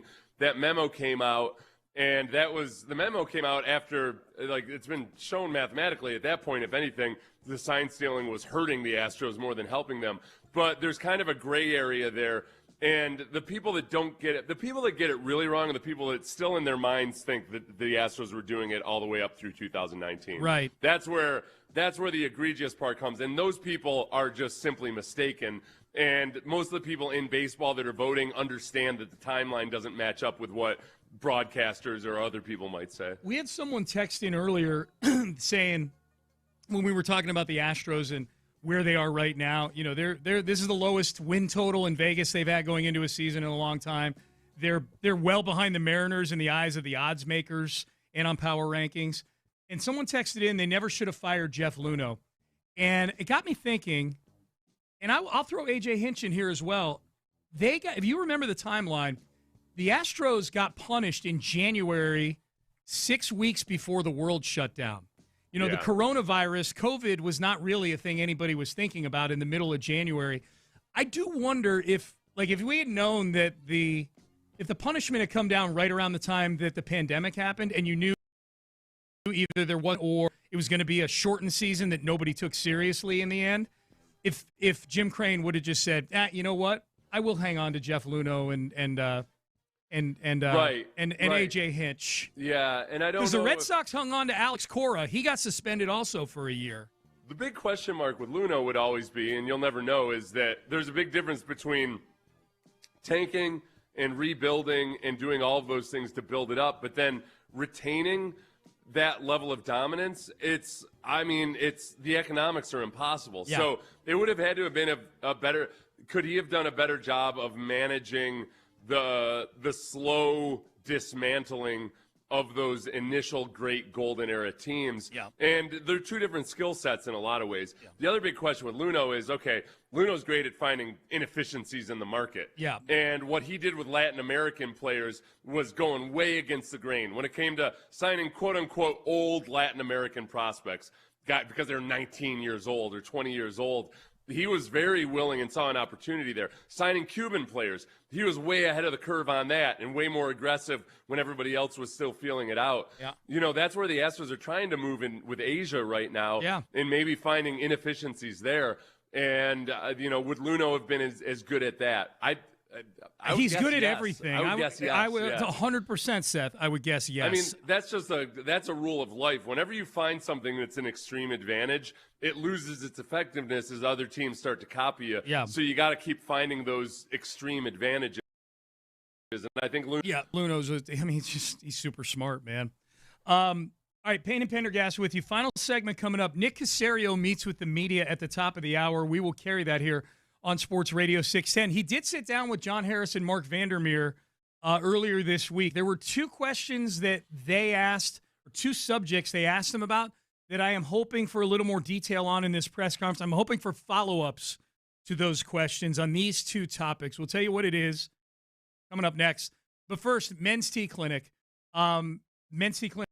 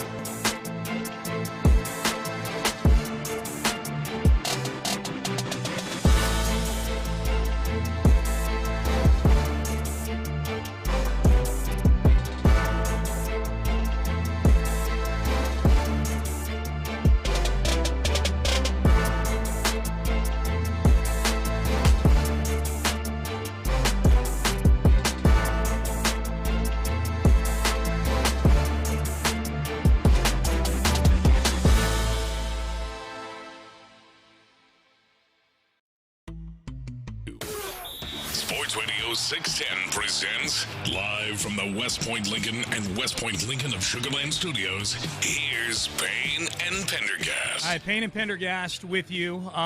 Nick Cacerio will meet with the media at the top of the hour. Our intent is to carry that here on Sports Radio 610. I'm assuming that is streaming on the Texans YouTube channel. So we should have that for you at the top of the hour. We'll talk to the guys on In the Loop as well.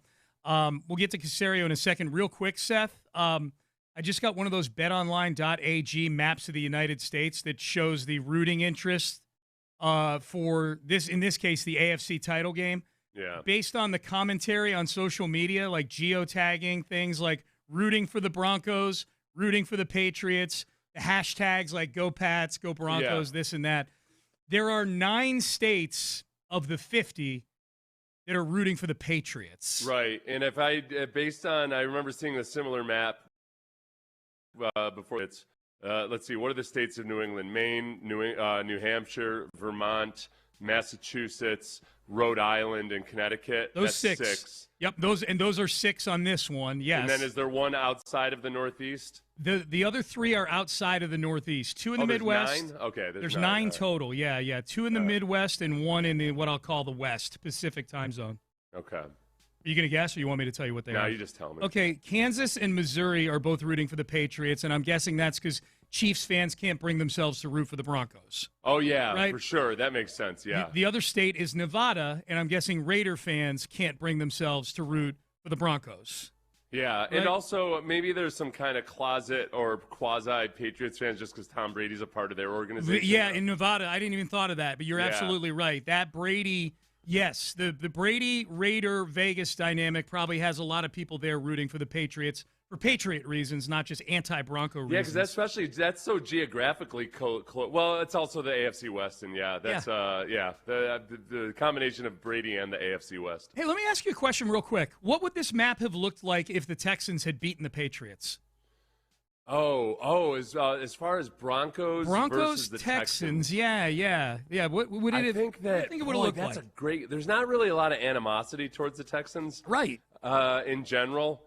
I feel like I think there's probably the Broncos are a bit of a blue blood team. Sean Payton, I could see not being well liked. There's a lot of people that dislike Denver. Sean Payton. Yeah. And there's a lot of people that love the Texans defense. Yes. And they've gotten love from national media. Yeah. I think it probably would have been it would have been more heavily weighted towards the Texans than the They'd Broncos. have had way more than 9 states, I'll tell you that. Yeah. I mean, I'm with you. I think the majority of the states would have been whatever color they would have used for the Texans instead of dark blue for the Patriots. And because what's the spread on this game right now with the Patriots? 4.5 Patriots. Okay. Yep. Or at least it opened at 4.5. I haven't checked lately, but yeah, Patriots are favored. 4.5, 5 points. I'm taking the Broncos. I'm taking the points. I would love for the Broncos to, just when nobody's giving them a chance because of Jarrett Stidham. Yeah. Their defense has been, has not lived up to what it looked like they could be, and yet still is a very dangerous defense. Yep. That there's a really good chance at altitude too. Remember, that factors in. Yep. Yes. I'm a Broncos fan this week. I am definitely a Broncos fan this week, 100%.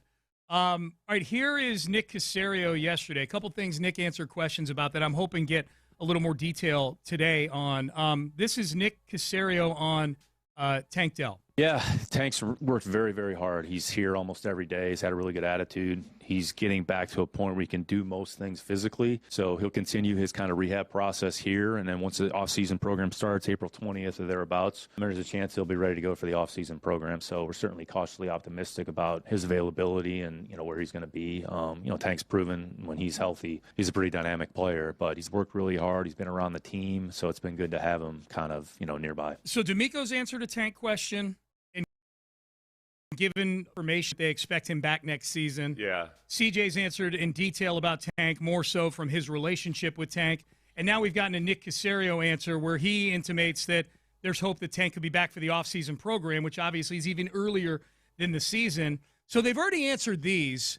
So this is an opening to get another Tank question in today. And I told you earlier, what I would love to know is what are they seeing from the sports science, or what quantitative measurements do they have to give confidence that we're going to see a good version of Tank again. Yeah, and I guess the part that gives me a little bit of pause or hesitation is the fact that he's back to doing most things physically. Yeah. Immediately my mind goes to somebody like a stroke victim learning how to open a jar of olives again or something. Okay, most things.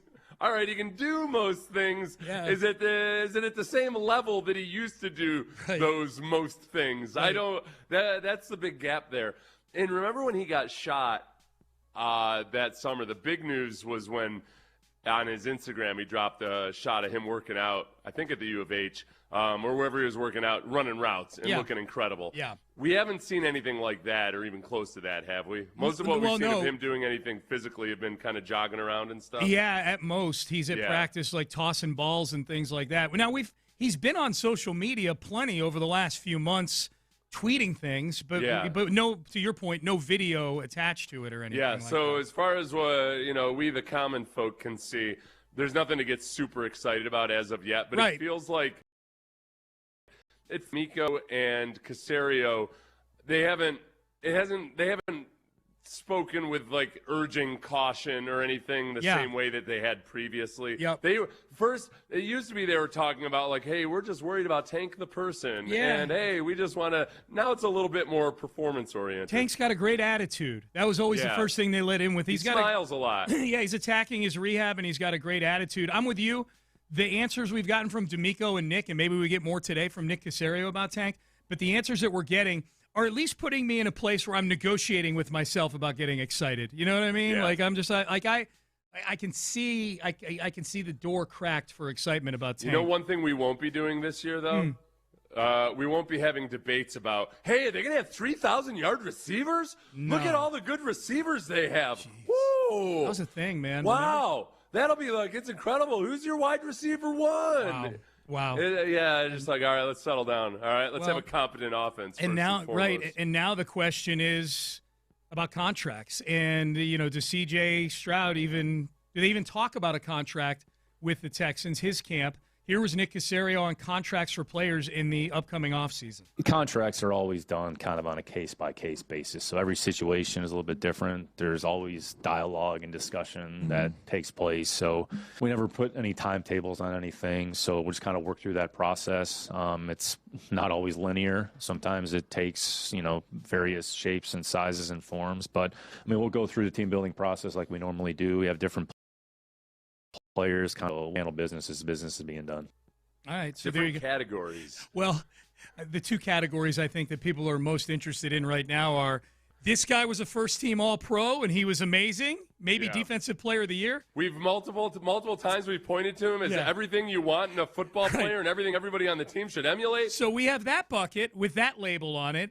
That seems like somebody will go in there. Here's this bucket for somebody who just threw 4 interceptions in a playoff game. Mm-hmm. So those are two of the categories that we have right now, and we're figuring out where to put guys. Right. Now, yeah. Yeah, I don't think Will Anderson and C.J. Stroud are in the same bucket. I don't think they are either. The quarterback's always going to be in a different bucket than anybody else, and I think one of the questions is, all right, we've kind of established that, man, this is a team that really lives by a certain credo. Mm-hmm. And one of the things that we've done on this team that lives by a credo is that we've given guys contract extensions after their third years if they've performed at an extremely high level and that they're everything that we want in a football player. Do you change that credo for your quarterback? Yeah. Just how much are you going to put your money or not put your money where your mouth is? My only follow-up I'm looking for there, because we've done enough Nick Cacerio press conferences to know what he is and isn't going to give up, and we've done enough shows with him, Seth, to know that as well. I just want somebody to ask specifically about Will Anderson and C.J. Stroud. I think that question from John and Mark was a little bit more general about contracts. I want to see Nick. I want to see him answer the question as much as I want to hear him answer the question. Yeah, you know what I mean? I guess it's tricky though. Do you expect to get? I mean, I don't. We've never really gotten an answer out of Nick when it comes to any kind of a contract negotiation. No, I just want to see the question get asked. That's all. Yeah. My expectations are very low as to the amount he's going to dish on that. And I'm not criticizing Nick for that. That's a strategy most GMs take. Yep, for sure. All right, speaking of Nick Cacerio, he should be jumping on here in about the next 5 minutes out there at NRG Stadium. In the meantime, Reggie Atatula John Lopez are in the house. Hello, boys. Decidedly not Nick Cacerio. No, not Nick Cacerio. But we love both you guys. Thanks, man. Yeah. How are you? Where are you? I heard you guys talking. I think it was yesterday on the whole Kubler-Ross stages of grief. Yeah. Depression and bargaining, and what was the one that drainage/phlegm? Phlegm. That's right. I don't know how we got there. That's about the stage my right eye is at right now. So how are we doing now? How are we doing? Isn't acceptance one? Acceptance is the last one. I'm at acceptance. Are you okay? Yeah, so you put it behind you. You I'm flushed at acceptance. it. Yeah. So we use this a litany of bad highlights in Texans history to help people flush it today. Oh, good. Yeah. I'm still in bargaining, I think. Are you? I don't know if this is the same. I'm sure there's like 2,900 different 5 stages of grief, but denial, anger, bargaining, depression, acceptance. Okay. Oh, you have the correct one. We were just making things up. That's better. Yeah, that's. Can you do me a favor and go through depression on Saturday and Sunday when you and I are not doing a show together? I think depression is good for the radio. You do? Yeah. Okay. That's a lot of great are bipolar, Yeah, that's true. Robin Williams. You've seen me lash out when I'm depressed. That's great radio. It is great radio. That's true. You know what? Hold off on depression till Monday. All right, let's stretch this thing out. Okay. Yeah. That's. So what are you guys hoping to hear from Cacerio here in a few minutes? I liked your point there. A more pointed question on, what's happening here with CJ and Demick and Will Anderson? Because I think he could give 2 different answers, which could be very telling. He should give 2 different answers because they're very different levels of deserving of new contracts. Right. The CJ one could go off in a direction that could get interesting if you start getting him into assessing CJ's play this year. Correct. The playoffs versus the regular season, that kind of thing. And he may dish more on that. He may give more words on that. I don't know what substance he's going to give on that. And go ahead, Seth. As I think about the 5 stages of grief, the one thing that I like about sports is that you kind of bypass the denial part. There's no denying it. Yeah. It's right there. So that's cool. You get to skip ahead in the process. I was in denial for like 5 seconds. Yeah. I skipped through it pretty quickly, but for like 5. No, this is a dream. It's not real. This is a dream. Yeah. Well, there's some places where denial absolutely can pop in. And to your question, I think that's – I don't know that there's a specific question I'm looking for from him, but I really want to get a good pulse on what the organizational perspective is on where they are and what they need to do, because I think reasonable minds can disagree where they are and what they need to do in this moment. Some would argue that they're in denial about C.J. Stroud right now. Yes. That DeMeco Ryans is in denial about C.J. Stroud. And Nico's saying he loves him and he's propping him up and I got his back is all just a big waste of time. Which leads to my the other thing that I want to hear today is, hey, Mike McDaniel wasn't even on the list of the Texans weren't even on the list of teams that were interested in We talked about that. Yeah. They have an offensive coordinator already. That's the only thing. That's a dicey thing when you've got Philly and Tampa Bay were the 2 teams you're talking about. Yeah. They both had openings. But my point is it also kind of denial about Nick Caley? I mean, in terms of, he's safe. Yeah. Should he be? Yeah, we don't know. So Yeah. D'Amico gave her. So hearing about Caley from Cacerio would be a good thing today too. All right, we're going to jump out because the press conference. There is a YouTube up for it. Figgy, we're good to go. We're good to go. So we're good to go. So we're going to jump out. You're listening to Crosstalk, brought to you by D&M Auto Leasing. You're listening to KLTM, KLTFM HD2 Houston, and Odyssey Sports Station. Seth, antibodies to you, my friend. Antibodies and continue living in the bargaining zone because it's, quote, the what-if game, unquote. That's sports radio right there. Yeah, that's good for radio. Yeah. All right, we are done. We are out of time. Reggie Atatula, John Lopez, Figgy Fig, Nick Cacerio coming up here shortly. In the Loop starts now. Yeah, happy Wednesday to you. You are indeed in the Loop here on Sports Radio 610. Appreciation to Sean and Seth for always doing a fantastic job in the morning. How you doing, John Lopez? I am doing good. Had a really good time at the Rockets game last night. Yeah, 7-1-3. How about them Rockets, question mark? Yeah, it was a lot of fun. As I'm sitting there, I'm like, well, I want to see Wemby. I want to see the Rockets. Hadn't really been but to one other game all year long. And then I sat there and I realized this was a hot ticket. I mean, yes, I saw Jeremy Pena was there as well. I saw Marcus Freeman. Was there. The Notre Dame coach. All the beautiful people were there, and me. I like that you didn't include yourself in that. That was very humble of you. It was a hot ticket, man. It was a great event. Huge game, and it ended up being one that I think is interesting and maybe could be telling for this Rockets team as well. We'll get to the larger portions of it as we wait on Nick Cacerio. Nick Cacerio, general manager of the Texans, will be sitting down with the assembled media, a little bit of an exit kind of press conference for the 2025 season. And this is going to be very intriguing to get, as we were just talking about with Sean and Seth, a foundation for where their mindset is, what they're looking at with what the season previously was, and now the offseason that is to come. But with that, I mean, we'll get there. We're waiting for that moment. We'll take you there as soon as we can get to it. But I do want to appreciate what this was for a Rockets team. Like, it was a fantastic game, actually. Bump that in this moment. Let's go to Nick Cacerio at NRG Stadium. Yeah, I know everybody's probably wondering. Drink coffee. Appreciate everybody being here. I guess it's kind of closing the book on the 25 season. I just say, really proud of this team, really proud of what we accomplished, really proud of what we've done organizationally. A lot of work that's gone into this. A lot of people are involved in that process. But we've had the best 3-year stretch in the history of the franchise. I mean, certainly we don't take that lightly. We understand there's still some work in front of us, and that's a challenge that lies ahead. The reality is games in January. I mean, that's where we want to be. You like to be playing a few more games in January and February, and ultimately, that's the goal. That's what we're all striving for in this league. And ultimately, we feel like we're more than capable of being able to do that.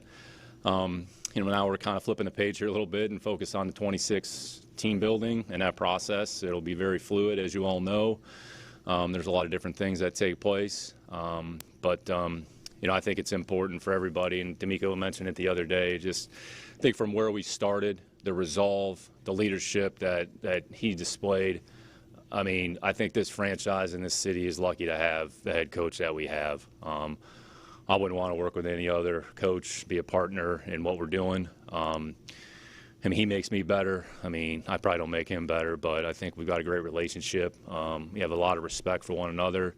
We have a lot of the same philosophical beliefs in what we're trying to do and what we're trying to accomplish. And we understand there's work to be done, and that's what kind of this offseason is about, just kind of looking at everything that we're doing, figuring out ways to something we can improve, whether it's individually, whether it's collectively, whether it's schematically, whether it's personnel-wise. But, I mean, what the players accomplished this season, I mean, some of it historical relative to the franchise, historical relative to the league. I mean, what were we, the second team in the history of the NFL to start 0-3 and make the divisional round? I mean, that says a lot right there. Now, it doesn't mean that we're satisfied with being there. We know there's more work in front of us. But, I mean, I think we're all proud. I'm certainly proud to be associated with this organization and, proud of our program.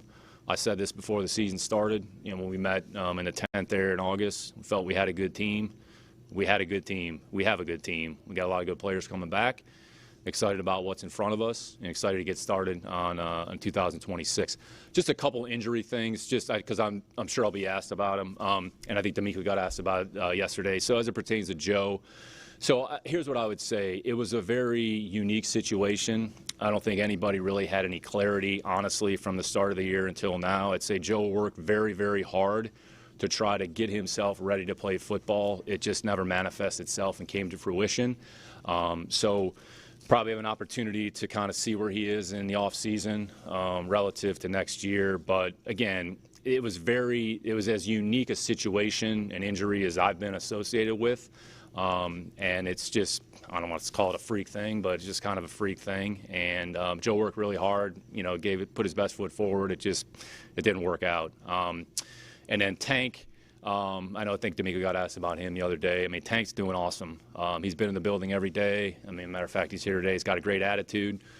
We would anticipate him being ready for the start of the offseason program. So he's a great spirits, got a great attitude, good player. So, I'm sure he's excited. He can't wait to get started. Saw him yesterday, and he had a big smile on his face, basically all right, now it's time, now because we're focused on 2026. So I'm sure I was going to get asked about him, so I figured I would just, address those couple, I would say, injury, situations. All right. Go ahead. Why is there uncertainty regarding this situation, and do you want to bring him back? Is there, as far as what? Regarding his situation, Who are we talking about? Joe Mixon, sorry. Yeah, we haven't seen Joe in a little bit, so I think at some point we'll see him, and then we'll be able to evaluate kind of where he is, and then based on the information, we'll kind of see what the status is moving forward. Do you want to bring him, have him back if you can? Yeah, I mean, he's under contract, so we'll evaluate his situation, and then, we'll see where it goes from there. We spoke with CJ. Go ahead, Aaron. I think we were talking with him, and he's obviously very contrite about the game. He feels bad. As an organization, what can you do to help him get to where you hope for and what you believe that he can be? Yeah, I think every player, the offseason is about improvement. What are some of the things that you can do better? CJ had a really good season. He's done a lot of great things, done a lot of great things for his team, a lot of great things for this organization. I mean, anytime that you pass John Elway in terms of, what you've accomplished in a short period of time, I mean, talk about Hall of Fame quarterback. So CJ played good football this year. Honestly, it wasn't our best day as a team. When you go back really and look at the game from Sunday, can't turn the ball over. And you look at the divisional round, the teams that turn the ball over, they lost the game. Buffalo turned the ball over, how many times? 4 times. Brock Purdy, the Niners turned it over 3 times. Caleb threw 3 interceptions. So in the end, the most important, our ball security, I think this is a franchise record for least amount of turnovers. So we've shown that we can take care of the football. We did a poor job of it in the game the other day and ended up costing us.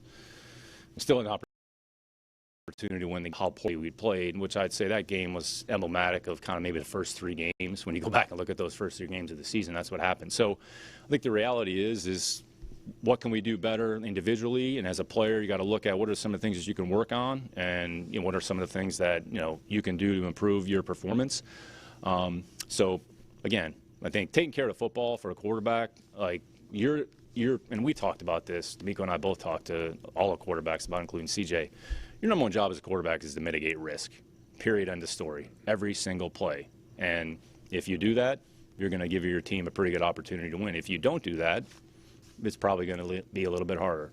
I mean, Drake put it on the ground the other day a couple times, but unfortunately we put it on the ground more, and that's why the result was the result. Over the last three seasons, you all have done a lot to build this defense up to finish with the number 1 overall defense this year. How can you duplicate that type of success on the offensive side of the ball, and how much of an emphasis will that be in this offseason? Yeah, we're focused on building a good team. I mean, that's what we do every year. So we got a lot of good players on offense.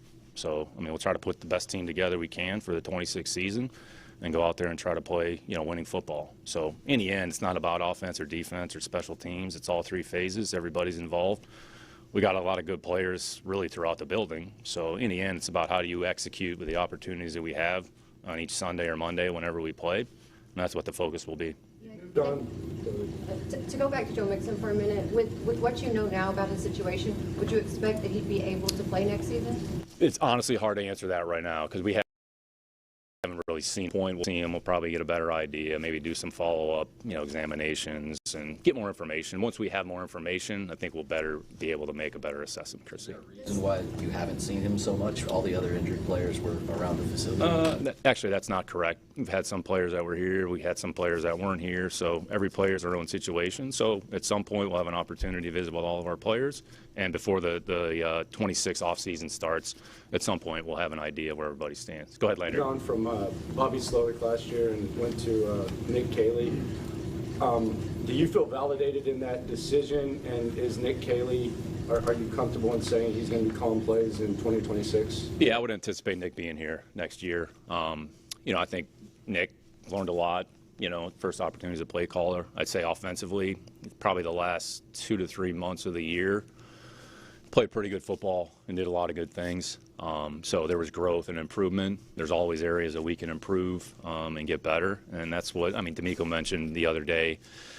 This next couple weeks right after the season is kind of looking at everything, go through, the coaching staff, go through other aspects of the staff. Is there anything that we have to do? All right, then we'll look at some things schematically, start to go through the self-scout, try to figure out, all right, what are some of the things that we did well? It's interesting. D'Amico started this when he got here. So the other side of the ball basically goes through and watches their respective sides. So like the defensive coaches will basically go through and watch the entire offensive season. Offensive coaches will watch the defense. And it's basically just for observations. Hey, through that lens, what do you see? see, hey, what are some of the things that cause problems? What are some of the things, this, maybe a little bit less of this, whether it's schematically, whether it's personnel-wise. And there's good communication. I think it's a great exercise. We didn't do anything like that in New England, but I think there's some teams that do that. So what we're trying to do is say, hey, we know kind of where we are as a team, and I think sometimes when you're working on one side of the ball, you maybe see it through one lens. Sometimes when you're on the opposite side of the ball, you see it through a different lens. And I'd say the rapport amongst the staff is really good, so we can communicate honestly and openly with each other. So it says a lot, and honestly, it speaks to who D'Amico is. So that's what we're going through right now. So, I would anticipate Nick being here, next year. And all of us are just trying to improve and do what we can to make the team and the organization better. Yeah, Nick, do you think that you guys are doing everything you can in terms of around CJ for his development? Because I know with young players, that's a key time in their career. Like, are you looking at what can be done differently to help him continue to develop? Yeah, I mean, look, in the end, we're trying to do what's best for the team. Like, this program's not about one individual, so we're not building a team based on one person, one facet of anything. We're trying to look at the big picture. I understand that. I mean, that's an important part. Yeah, it doesn't affect, how we look at the team. So what do we need to do to build the best team possible, put the best team together, and then give ourselves the opportunity to compete on a weekly basis, which we've certainly done that. We put ourselves in a good position. In the end, I'd say our shortcomings come down to execution. When you go back and look at the game the other day, can't turn the ball over 5 times. We controlled that. Sounds that New England scored. We didn't play the coverage or the technique the right way on calls that we've done countless times. So in the end, we've proven that we could do it, but in games of that magnitude, the margins are as small as any, and you either make the plays and do the right thing or you don't. So in the end, and the players know that too, talking to some of the players on Monday, they know it. And when they're articulating it, that's what you want to see and that's what you want to hear, which tells you you're on the right track. So in the end, it's about the team. Let's build a good team. And in the end, get the best 53 guys. And like we talked about it in October, we talked about it before the season, whoever comes in this building, at some point, they're probably going to have to play.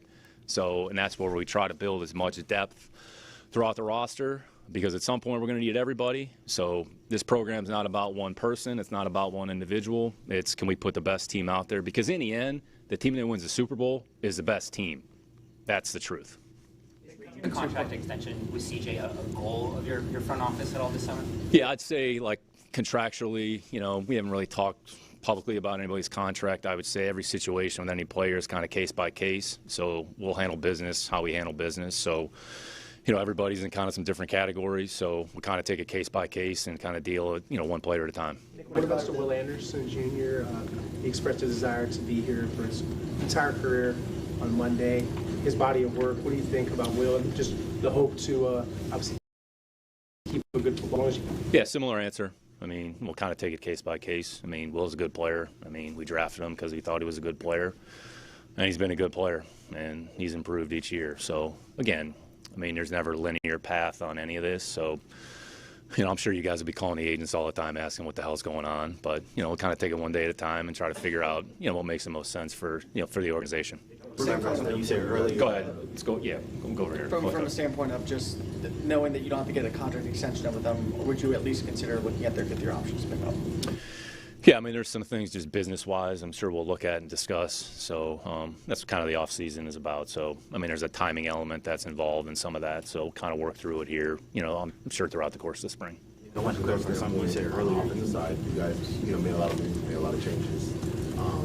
Some worked, some didn't. From your perspective, how do you feel just overall about the personnel changes you made? Just the first part of the question, I'm sorry. From an offensive personnel standpoint, you guys made a lot of changes from last offseason to this offseason, this season. Some worked, some didn't. From your perspective, how would you overall analyze how some of the moves that you made on the offensive line, receiver room, kind of unfolded throughout the season? Yeah, we feel we got contributions from everybody. Probably the big wholesale change or overhaul, was the offensive line. We talked about that. At different points. We talked about it in October as well, because it kind of coincided with the, the Cam trade and that. But, in going back to the spring, D'Amico and I both felt we would have a pretty competitive group. We felt that it would be improved. In the end, we end up with one player that started who played multiple positions, but Titus was really the only player. The rest of the offensive line was a number of new players or changing spots. I mean, overall, I'd say that group certainly improved.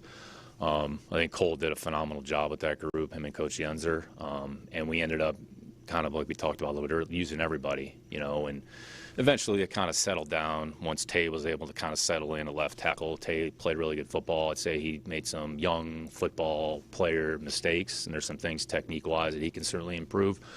We felt once Trent got healthy that Trent would go out there and play pretty good football, and he did. I'd say, Jake Andrews gave us a good level of play. He probably played, honestly, hurt. He probably played on one leg for about half the year. It kind of speaks to his toughness. And then Ed had a good year. He probably had his best year. He's a free agent, kind of have to see how that goes. So, overall, certainly improved. There's always things that we can do better, but we got contributions from everybody. Blake had to go out there and start against the Chargers, played pretty good football.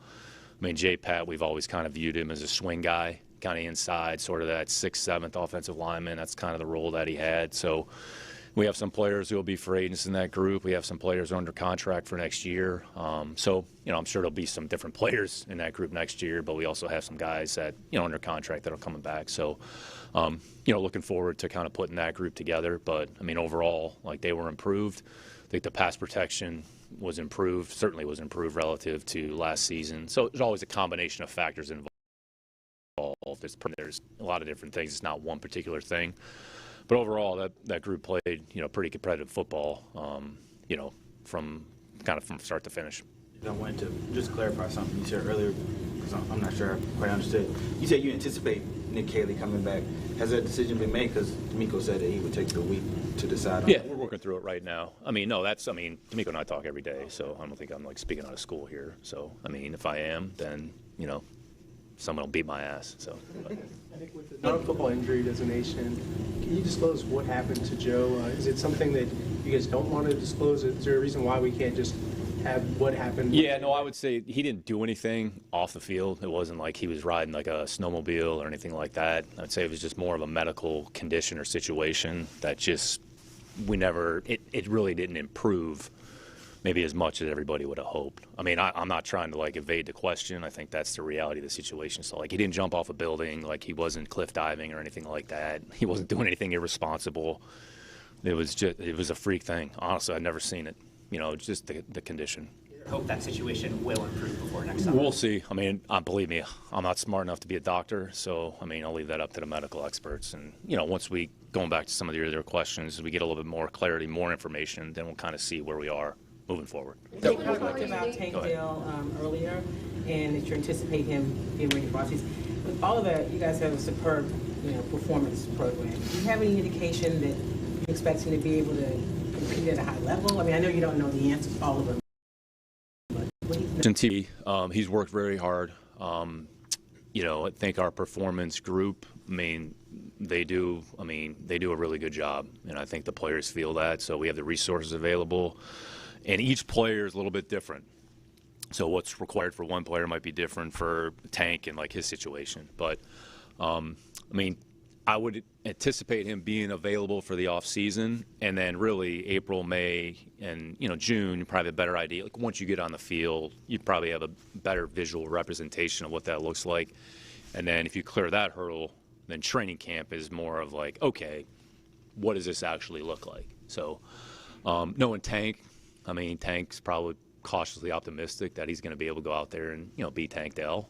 I think everybody's hoping that's the case, but you never know. Injuries are none of us control injuries and kind of what happens. So, but everybody's rooting for Tank. He's worked very hard. He's had a great attitude. So excited to kind of see him out there moving around. I think nobody's more excited than he is. So it'd be good once we actually start moving and getting on a field, getting on the grass to see what that looks like. What goes into your process of evaluating a player and maybe some projection as to what that player can do, and then how that affects? Hey, we have the guy in the building, maybe we want to go outside the building. How do you kind of go about that? I don't know, obviously everybody hopes their guy gets better. Sure. But do you build in sort of all the different factors of a projection? Yeah, that's a $100 million question. But no, you have to go off of what you've seen to this point, and I'd say with younger players, section element, but if they have a body of work that you've seen, then you have to project a certain level of improvement and growth that you hope takes place. It doesn't guarantee anything. So then you look at your team, what the expectation is you think for the role, and as we get into free agency, all right, supply and demand, what's available, what are our options, do we have an option already in place that's comparable to what else is on the market? There's an opportunity to upgrade that. The draft is kind of its own entity. I think our philosophy on the draft is just get good football players in here with the right mentality and the right mindset, regardless of the position that they play. That's how, we approach it philosophically. That's what D'Amico and I believe in, and that's kind of how we'll go about it. But, yeah, you have to take inventory of what do you have, who's played, who's under contract. All right, what does that look like moving forward? I would say, as we said, I think we have right now 55, 56-ish players under contract for 26. It doesn't mean all those players are going to be here, but if we had to line up and go play a game tomorrow with those 55, what does that look like? How do we feel about that? I say certain positions, just from a volume standpoint, feel pretty good. Other positions, we just don't have a lot of supply. So, all right, where does that supply exist? So where do we go find it? So it's a good question, but that's kind of the balance.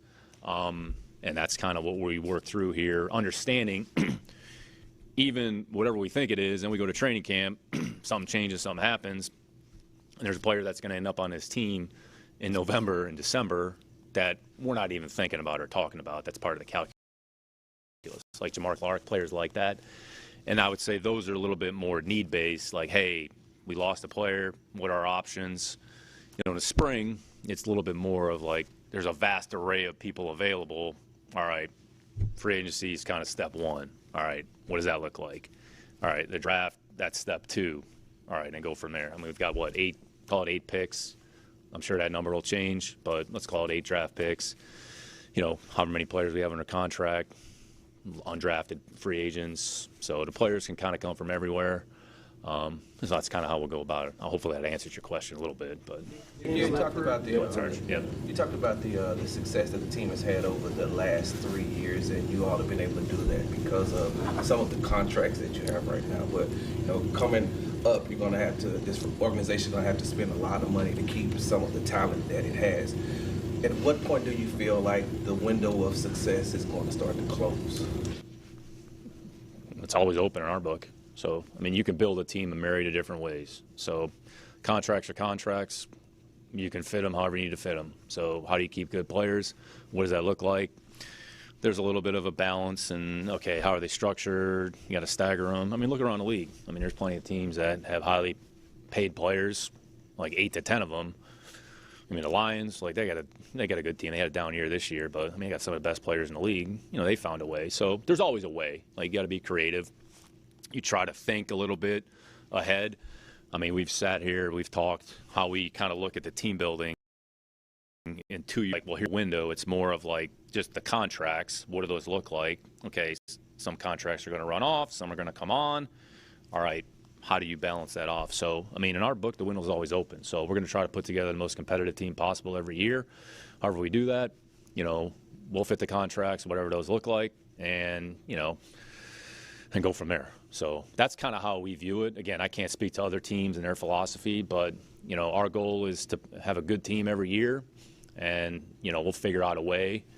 And whoever plays, we don't really care. I mean, look, Tommy Togiai wasn't like a figment of anybody's imagination like 2 years ago. Now he's one of our best defensive players. So, I mean, he got here in the middle of last year in October on a practice squad. I mean, the guy played as well as any defensive tackle in the league. So, I mean, there's players out there everywhere. Like, our job is to find them, and the contracts are the contracts. So, I mean, that's kind of its own entity, and, we'll deal with that accordingly. It's more difficult, though, when you look at the Higgins and Knoll and the development they had this season. What do you like most about that? Where would you like them to step forward next season? Yeah, I mean, 2 really good players, excited about their future. I mean, I think Higgs showed he's got a chance to be a really good player. He's as productive as any of our, offensive skill players over the last kind of, month or two of the season. Jay Knoll, show what he can do in a return game. Probably get some more opportunities here offensively. But, I mean, 2 good football players. I mean, that receiver room, I mean, if you didn't do anything, which, I'm not saying Willer won. It's a pretty good room. Hig, Knoll, Nico, Hutch. Nobody talks about Hutch, but nobody's improved more from the time he was drafted to where he is now. He's become one of our most dependable players. Talked about Tank here a little bit. I mean, Justin Watson's under contract. I mean, Kirk's a free agent. We'll see how that goes. Berrios is a free agent, but I mean, it's a pretty good room. So I feel like, we can go out there and play good football with that group. But great kids, great attitude, good teammates, selfless, no ego. Just go out there and work and do their job. And I think Jay Knoll kind of showed his kind of versatility, punt returner, kickoff returner. And when he played offensively, he made a lot of plays. So I'm sure we're going to see more Jay Knoll next year.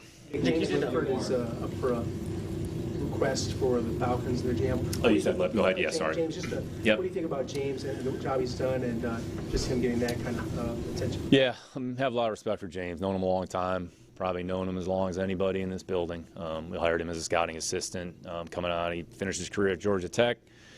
Hadn't been involved in scouting. Probably didn't have much of an NFL career ahead of him. He knew that, but you want to get involved in football, so we hired him as a scouting assistant. And he's grown. He's done a great job. Great person, great family. Works really hard. Rely on him for a lot. He's earned this opportunity. So I mean, credit to him.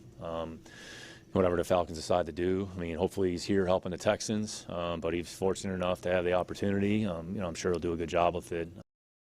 But I think we're pretty fortunate. We feel like we got a lot of really good people in this building, across departments, scouting, sports performance, coaching. And I think that's D'Amico and I believe in just bringing in good people, teaching them, develop them. And our responsibility to everybody in the building and our role is to try to help them as much as possible and let them grow. Because that's our kind of fiduciary responsibility to each other. So, but happy for James. We got some other folks that I think are going to get some opportunities, some different looks. That's what this time of the year is about. I mean, you guys look around the league. I mean, the amount of movement that takes place is, it's mind-numbing, honestly. But everybody gets an opportunity. We all got an opportunity. You all got an opportunity in this room. I was fortunate enough to get an opportunity back in the day, and then it's really what you do with it. Happy for James, and we'll kind of see how it goes. Nick, do you feel like you all did enough from a personnel-wise to help the offense grow in the way it needed to grow, or do you think probably some of the unexpected injuries, like Joe Mixon's injury, probably stalled that? I mean, I'm not really sure of the question. I'd say we had one of the best teams in the league. So, I mean, we went out there and competed with every team in the league that we played. So, I mean, I'm not sure like what the question is. I can specify. The offense, according to their statistics, didn't take a huge jump offensively. And I'm wondering. The most important statistic is winning games. So that's what we're focused on. 100%, but you lost in the divisional round again. You ultimately want to get farther. Do you feel like you could have done more to get to that point? Or were there circumstances that you felt were out of control? We had a good enough team to win any game. We were 5 times in the divisional playoff round. I mean, taking care of the football is the single most important stat correlated to winning. I mean, look it up. It's the truth. If you don't turn the ball over, you enhance your chances of winning. It's 85, 90%.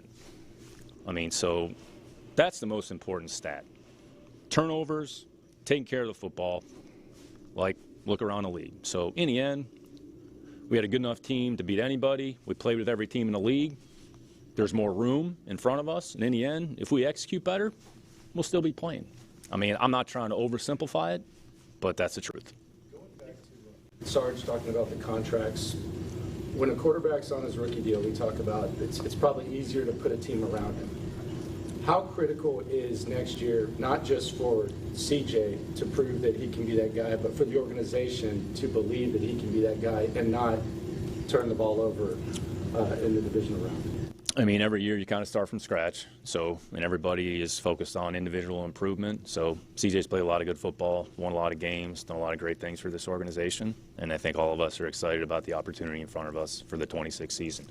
It's a year-to-year league. I mean, that's where we're focused. So we're focused on the 2026 season, trying to put the best team together.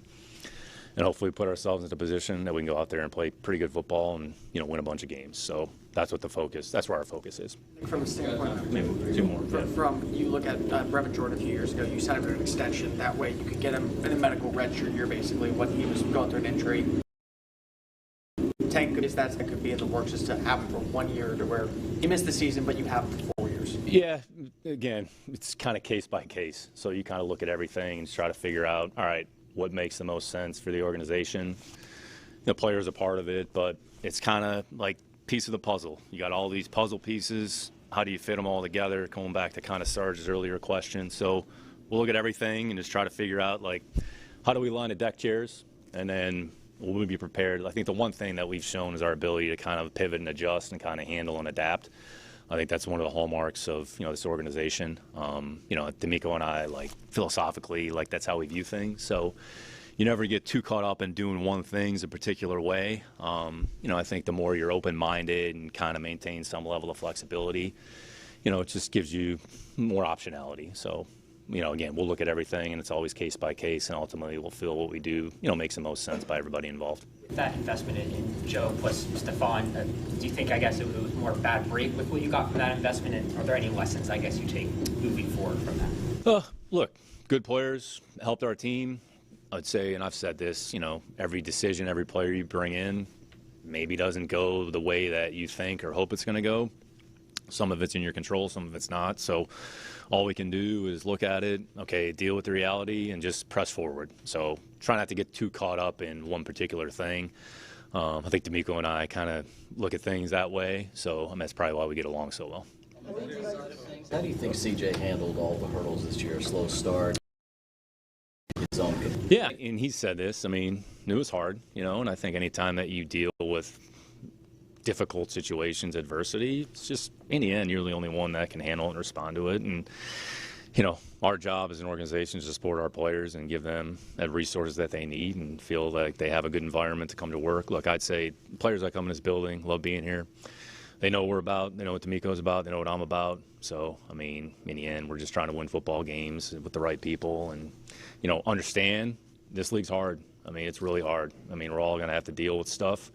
It's not easy, but, honestly, that's where you kind of get the joy, at least I do, is just in the fight, and just nothing's easy. Everything's earned. So, I mean, that's the beauty of everybody's got the same opportunity. I mean, all 32 teams, whenever Super Bowl's played, going to have the same opportunity.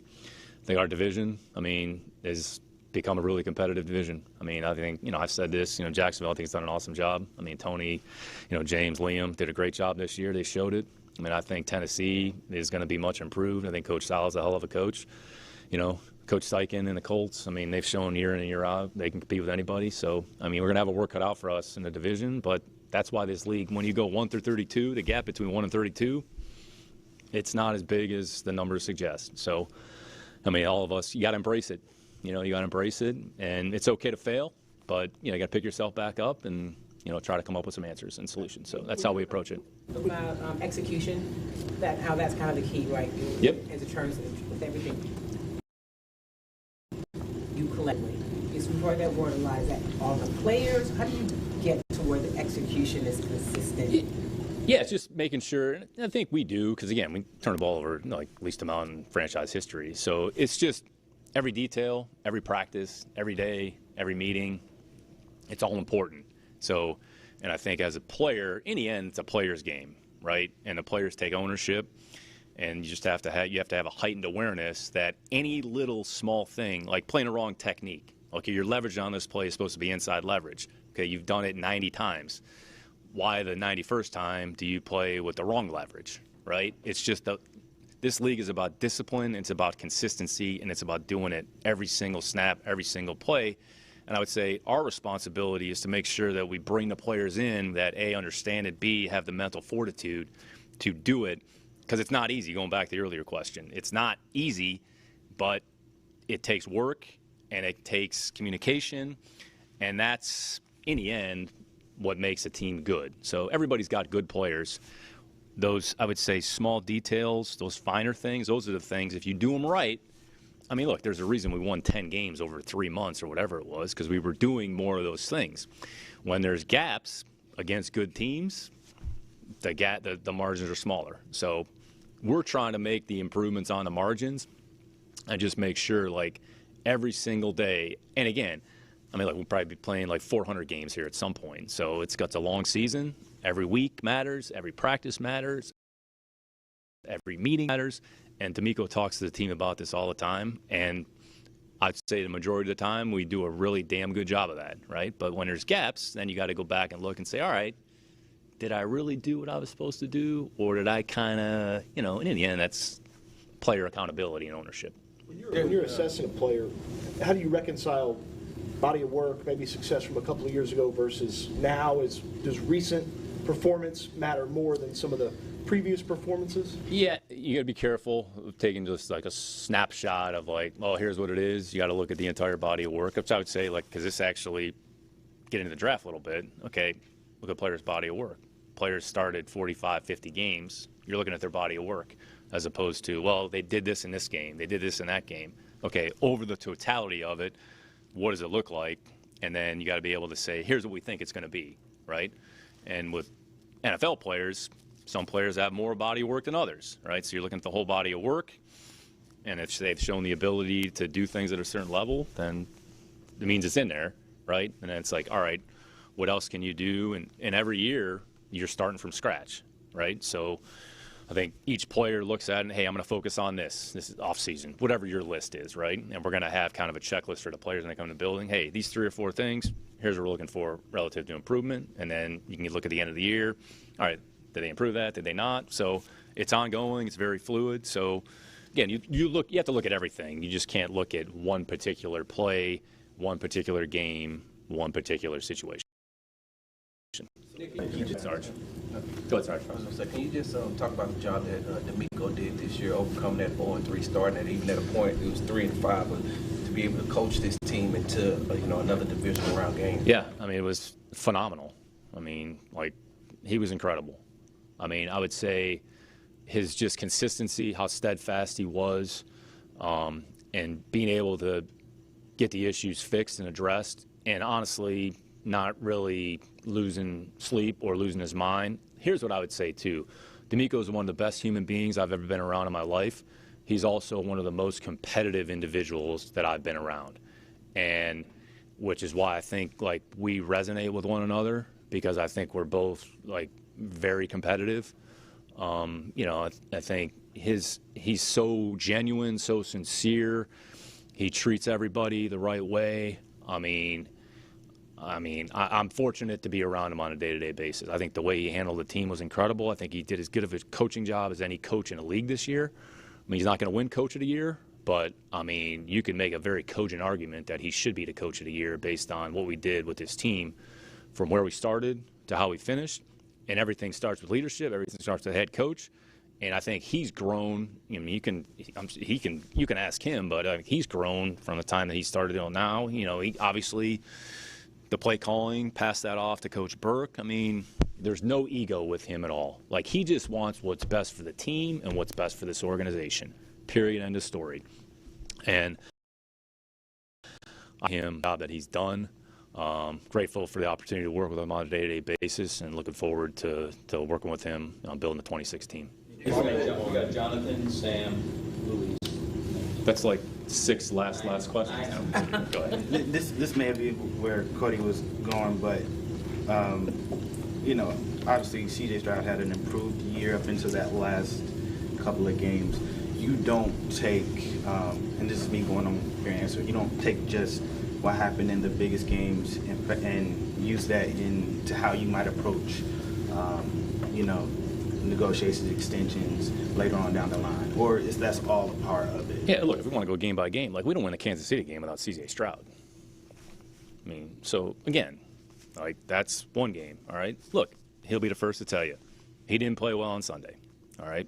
I'm not going to sit here and tell you he played well either. He knows that. So in the end, all right, got to learn from it. What can we do better? All right, and then we're moving forward. All right, so you look at his body of work. This guy's been a damn good quarterback in this league for 3 years. It's the truth. So, again, you wanted to look at everything in totality, and then every player will look at their situation, and it's always case by case. So, with the tight end position, I was wondering if you had updates on how Dalton and Cade are doing from Saturday, and also kind of how you evaluate that position moving forward with Dalton going into his last year, some other guys. Yeah, both of those guys. Dalton's going to be okay. It was just kind of a calf. I don't think it's anything major. Cade, I think he avoid it. I think he's going to be okay. So, I mean, probably going to be ready for the offseason programs. Probably not as bad as it looked. It looked pretty bad, right? I think he's going to be okay. Overall, we got pretty good production from that group. I mean, Dalton had a really good season. I mean, he broke the franchise record for career receptions by a tight end. I mean, the guy whose record he broke was a damn good player. Like, you guys know him very well. I mean, we played against OD multiple times when I was in New England. So, I mean, Dalton had a really good year. He was healthy. You know, he, quite frankly, wasn't healthy last year. You know, he's not going to say anything. He's not going to make an excuse, but got really good production from them. You know, I think we were planning on Brevin kind of being a big part of it. You know, unfortunately, like, he went down there a little bit. But, you know, Cade kind of showed his versatility. You know, Harrison, he was able to kind of give us some snaps there a little bit. So, overall, it's a pretty solid group. So, I mean, if there's an opportunity for us to improve it, you know, we'll certainly look at it, you know, relative to what our options are. But overall, it's a good group, works hard, very professional. You know, Dalton had a really good year and, you know, very dependable, very instinctive, very smart player. Okay, the actual last question. To kind of follow up on Kim's and Jonathan's question about the execution and vision around, we know that, you know, players got to execute a little bit better, but what can you guys do a little bit better to, I guess, add more, so you guys just have more overall firepower in the ground? Because so far, since Nico and you've been here, the vision around, you guys have averaged roughly 11 points on offense, and that's just obviously not enough to win in those rounds. So what can you guys do to improve just the overall talent that win in those rounds? Yeah, I mean, the goal is the same. Try to put together a good team and get players in the building that we can go out there and play winning football with. You know, it's a combination of things. You know, make sure we got enough players. You know, we're doing some things schematically, or there's some things that have popped up in those games. So, again, you look at those games, you look at other games as well, you look around the league, what are some teams doing, what are some things you might be able to incorporate. So, again, I mean, offense has really never been D'Amico and I have never sat in our office and said, like, well, our offense is a concern. Like, what do we got to do? Like, you know, got to play better. There's some things that we can do better. So try to build a good team, try to get good players in here with the right mentality and the right mindset. I mean, I guess Nico Collins isn't a good enough player. So, I mean, maybe we can find a player better than Nico Collins. You know, I don't know. So we'll try to do the best we can, try to bring good players in this building, you know, and try to put together a good team that gives us a chance to compete, you know, on each Sunday. Thank you. All right, thanks. Wow, what a parting shot from I'm flustered, John Lopez. What a parting shot from Nick Cacerio, general manager of the Houston Texans. We've got to take a break. On the other side, there's a lot to react to. In fact, that's probably going to be what the remainder of the show is to some degree as we continue on a Wednesday here in the Loop on Sports Radio 610. All right, let's talk about the Houston Automotive Show coming up. Hey, man, next week, right? Yeah, 28th through the 1st. It's the Houston Automotive Show at NR.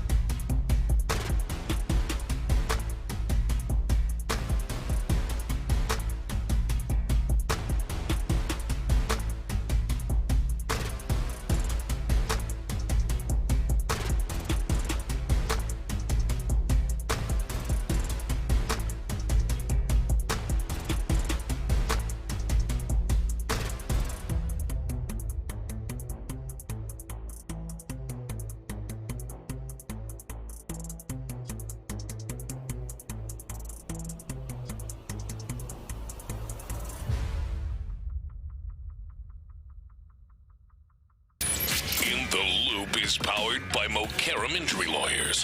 Heard in an accident? Call Mokaram Injury Lawyers at 281-222-2222. All right, you're in the Loop here on, and you just heard on Sports Radio 610 these airwaves, Nick Cacerio, his exit presser with the assembled media, and the parting shot is the one that rings the loudest here, John Lopez. How would you describe what he said? Because, I mean, basically my takeaway was that him and D'Amico Ryans, he said that they don't sit around in their office thinking that the offense isn't good enough. Yeah, look, just when you thought you couldn't get more frustrated, you get more frustrated. Or that the offense is not a concern. Yeah, well, I wrote down the quote right here. He said, D'Amico and I have never sat in our office and said our offense is a concern. There it is. We've never sat in our office and said our offense is a concern. What? The offense, and my three big takeaways, and look, we're probably going to wad up the old rundown and just dig in on this because Texans fans are so adamant about this and frustrated with this. I got more frustrated. How can you say that? And the other thing that was really interesting, well, first, the newsy aspect of the media availability he had, Nick Caley is coming back. Nick Caley is going to return.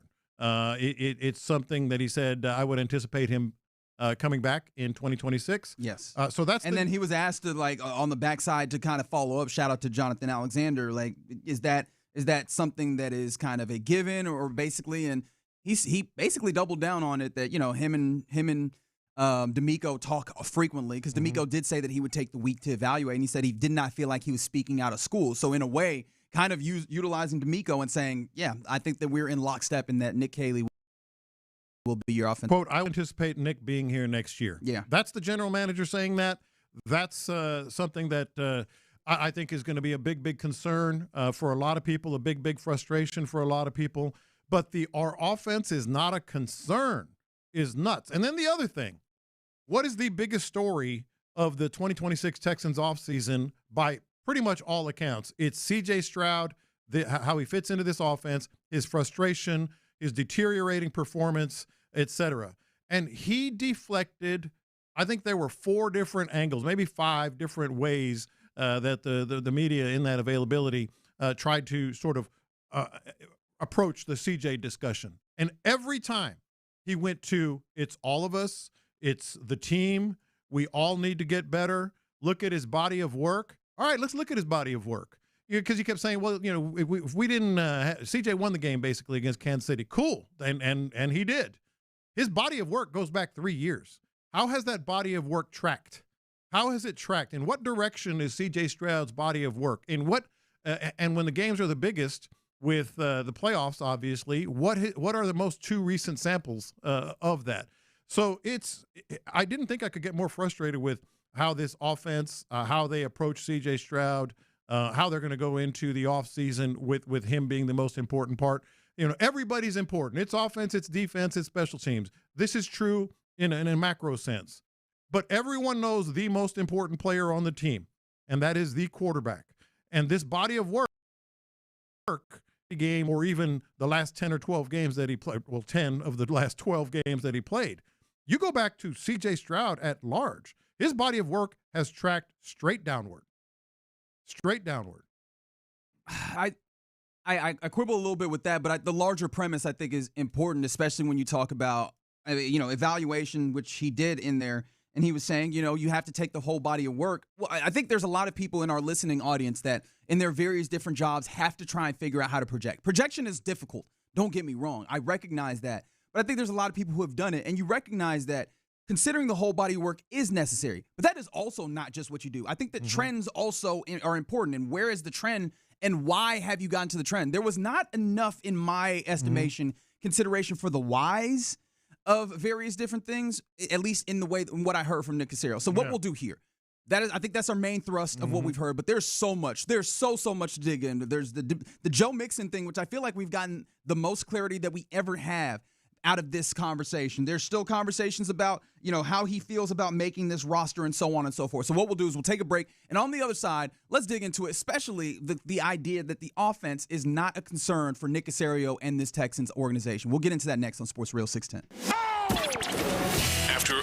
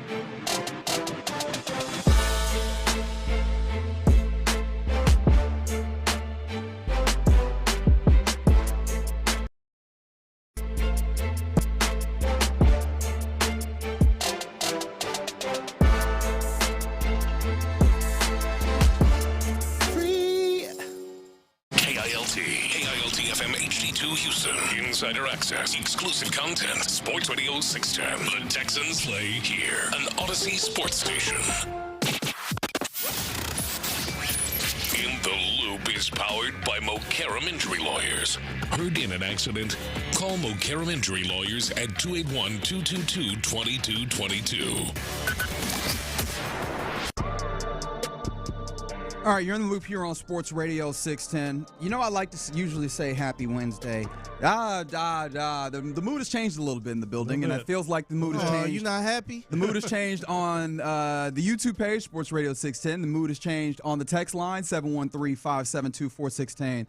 After hearing Nick Cacerio, general manager of the Houston Texans, in his exit press conference where I think it's fair to acknowledge that it got a little contentious at points. To the point where Cacerio was like, oh, man, how many last questions are we going to have? Because it got a little dicey in there, but I thought it was insightful. Definitely not in the ways that I thought it would be. Yeah. And the big thing that I think is really garnering a lot of attention is Nick Cacerio's parting shot, his assertion that himself and D'Amico Ryans never sit in their offices and think that this offense is a concern. And that is a quote from the man. That is a quote from the man. I'm flabbergasted. What is it about DJ Stroud and this offense that has them afraid to say anything about, putting it on him and he needs to work on this or that, maybe his confidence we need to rebuild and all that? Because every single time he was asked, okay, I'll go through a couple of notes here that I had. He was asked about CJ, early on. Every player is about improvement. It wasn't our best day as a team. They circled back on CJ, and he deflected to execution, and we can't turn the ball over 5 times. Well, who was at the middle of all those turnovers? Then Cody Stutes asked. Well, he would say that they turned the ball over the fewest of any Houston Texans team. That too. Okay, cool. But and body of work. You win the game if you don't turn the ball over. Exactly. And again, who was in the middle of it? Then Cody Stutes asked a really interesting question about, how do you evaluate, the body of work and what he did earlier in the season with how the season ended. Somehow, some way, he contorted it into a draft question. I'm not actually sure how much of that was. I mean, some of this, yes, it was a draft question. I think that is in reality some of the way that they look at things, and the question that you're talking about. The question was clearly about CJ. Earlier in the year, how he performed versus the most recent sample. I mean, that was clearly about CJ. And somebody said, well, that's how we, do it in the draft and everything. You look at the body of work. I think that was a comparison that he was making to the draft. And yes, but the question was, it's very pointed. No, and I know, and that's my point. Is I think that is the general outlook that they use in which is one where they try to be, I guess, a holistic one. And I don't and maybe I'll be somebody that you feel like is out in the wrong on this. I don't think that that's inherently and entirely a wrong position to take, which is you want to have a holistic look. We can all in life get ourselves in bad places by just operating and moving on the whims of where the wind blows in the current moment. I get that.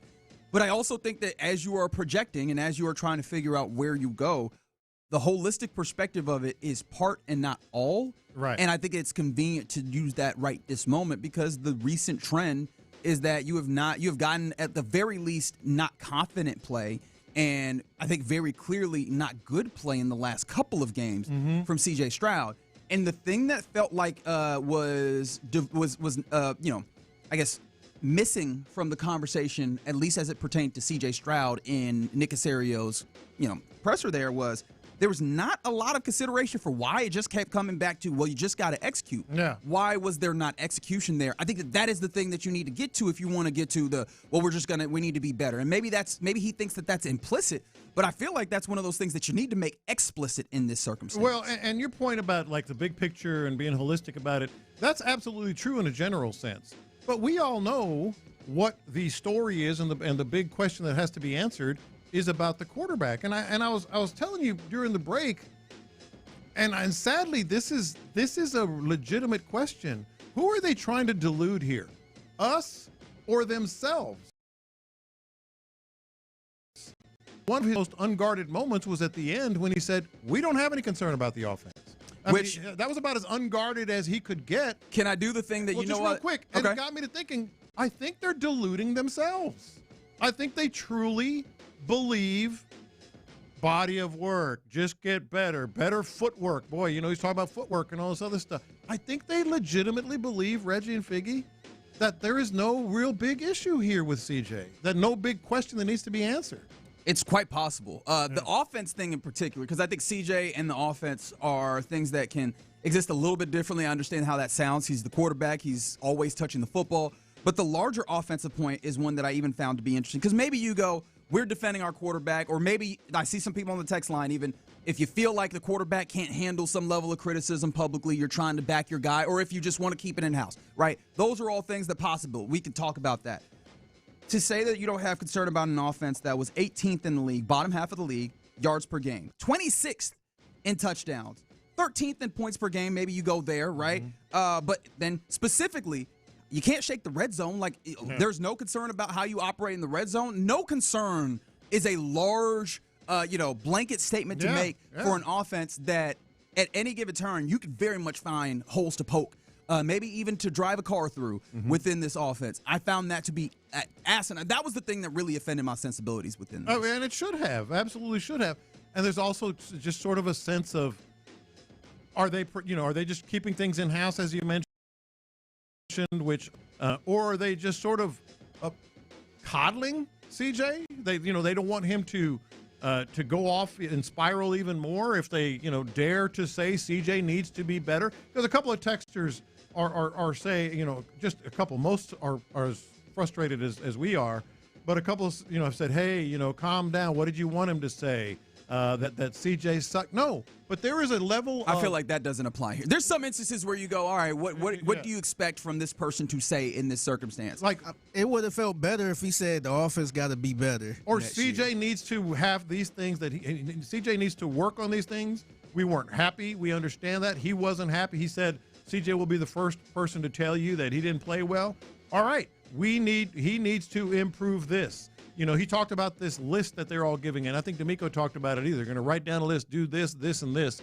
That's something that maybe the public, the paying public, would like to have. Yeah, even if it's not just calling CJ out. Right. You can at least call the offense overall out. You can at least say the offense got to be better, and we got to execute better on offense and all this other stuff. And I don't even think it needs to be a call out, because I think that we all look for a pound of flesh at times that I know that they are not willing to give in a lot of circumstances. I don't even know if it's calling them out. And maybe you could then come to the place where you go, you do not deserve the answers that you asked for. I think that's a wild way to perceive this. But ultimately, is this calling the offense out, or being like acknowledging what the reality is? I think that in life, cannot acknowledge that the problem exists. Yes. And that was a very clear, there is no problem to see on the offense. That feels like a bridge too far for me. And the CJ thing in particular gets interesting. Actually, before we even get to the CJ thing, because one of the things with this offense, there was an answer that he gave, and I'm trying to find what it was specifically. But I remember my reaction to it and less the specific thing that he said. Because one of the answers that he gave one of the answers that he gave went to the idea of, like, well, they won. They were winning games. Here. The offense was good enough to win games. Right? I have it right here. He said the most important statistic is winning games. We had a good enough team to win any game we played. Taking care of the football is the single most important stat to winning football. That's the most important stat. I would have been, and maybe you just go, Reggie, it doesn't matter what you would have been more comfortable with, but I would have been more comfortable with an acknowledgement that it's a zero-sum game, right? This is a salary-capped sport. And you can't have everything everywhere. That would have felt like a more, to use a word that Nick Haley used, cogent argument than, well, we were just good enough to win. Because one of the things that he started talking about in a different way was, well, this is a tough division now. It's becoming more tough. Hey, look at what Jacksonville has done. Look at Robert Saleh coming in, and that's probably going to be a team that improves. The Colts have done a good job there with. You can't do that and just go, well, we were close enough to win, because every season is a different season, as you are wont to tell us. I feel like you need to try and maximize, and it did not feel like a mindset of a team that is trying to maximize everything that they're trying to do. No, it didn't. And the other thing is, we're focusing on CJ today. There's a lot to cover right now. You're focused. This is incredible, because we have some Nick Haley discussion to have. We have some other things to cover. Joe Mixon. Wow, that was kind of wild.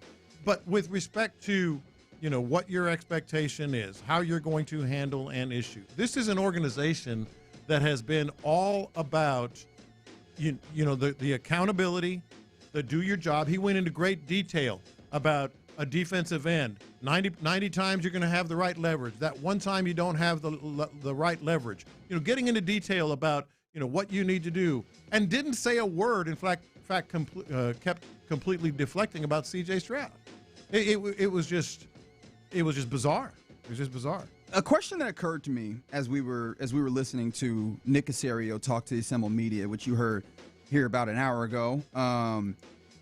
Do they feel a limitation on CJ? Because they're, again, projecting a level of, well, CJ, is what it is. If he just protects the football, you can win football games, you can win a Super Bowl, so on and so forth. Do you feel like they are feeling a limitation? Because there were instances and opportunities to speak really glowingly about CJ. Because you talked about the idea of deflection. Mm-hmm. Sometimes they can come out and be really glowing about CJ. That also wasn't something of the path that he took in this. And to that point, when they talk about, are they sort of delusional themselves? That's what I brought. Are they deluding us, or are they deluding themselves? I think they're kind of deluding themselves, because it does tie in with Nick Caley. Like, hey, man, this is the offense that you have. This is what you're going to run. We just want him to get better at running this offense a particular way and being a particular thing. And that could be a problem when he's trying to do too much in the most recent sample and creates all these turnovers. The whole you can't have 5 turnovers. We had 5 turnovers. C.J. Stroud was smack in the middle of that. And he just refused. And offensive line also a part of that in the games where you get more pressure than you felt like you had been, especially once the line had found some level of equilibrium. And again, you come back to the thing where the offense had no concern with the offense, or the offense is not a concern. All these things don't feel like they jive together. Is it that you feel like you have a limitation on CJ? Do you feel like because coming into this year, even the most optimistic people looking about the way that they went about this offense would probably go to the idea that, okay, from where they are, this feels like it is the necessary step that is reasonable to get them to something that's workable. Yeah. And you can make the argument that it was workable. From here, what is the necessary step to be better than workable? And it doesn't feel like there is a look towards what is better than just workable. It looks like, no, this is the place where we have we've reached the end of our journey. This is it here. There is no attempt to improve the offense. They attempted just a year ago. They fired the offensive coordinator. It wasn't a right fit for C.J. Stroud. There was some friction there, seemingly. The offensive line didn't block. The run game didn't block. The run game is still bad. The fit is, but they're running it back, and that is the thing that is most frustrating to me. Is like all the things that you could apply yesterday, including getting to the playoffs in the divisional round. They did the exact same thing this year that they did last year. They got to the divisional round and they lost. They won 10 games, 10, 11 games. They won double-digit games, and the offense still was bad. The offensive line was still not good. Overall the course of the season. The run game was still a problem. C.J. Stroud still had issues, and you're not doing anything this year, seemingly. Maybe some, he said maybe some coaches here or there or whatever, but you're not making any big strides to fix it, and a year ago you did, from the offensive coordinator down. So why are they committed to this when the result is the same as last year? From the 832, y'all are recency biased. Last 2 games were terrible, yes, but the 9-game winning streak was great, and the losses during the season were definitely winnable outside of the Seattle game. Y'all are looking at the last 2 on crazy focus. I disagree with I understand why you get there. Salute for Nick for texting in. That's exactly what he said in the press conference. I don't think that's the case. I'm willing to give them that the offense was good enough to get wins this year. I mean, we had to get to that place. And once you win 9, 10 games in a row, this is not the same place as that where you just go, okay, now over the season, for an organization that at any given turn will tell you that one season to the next is not the same. They have different entities.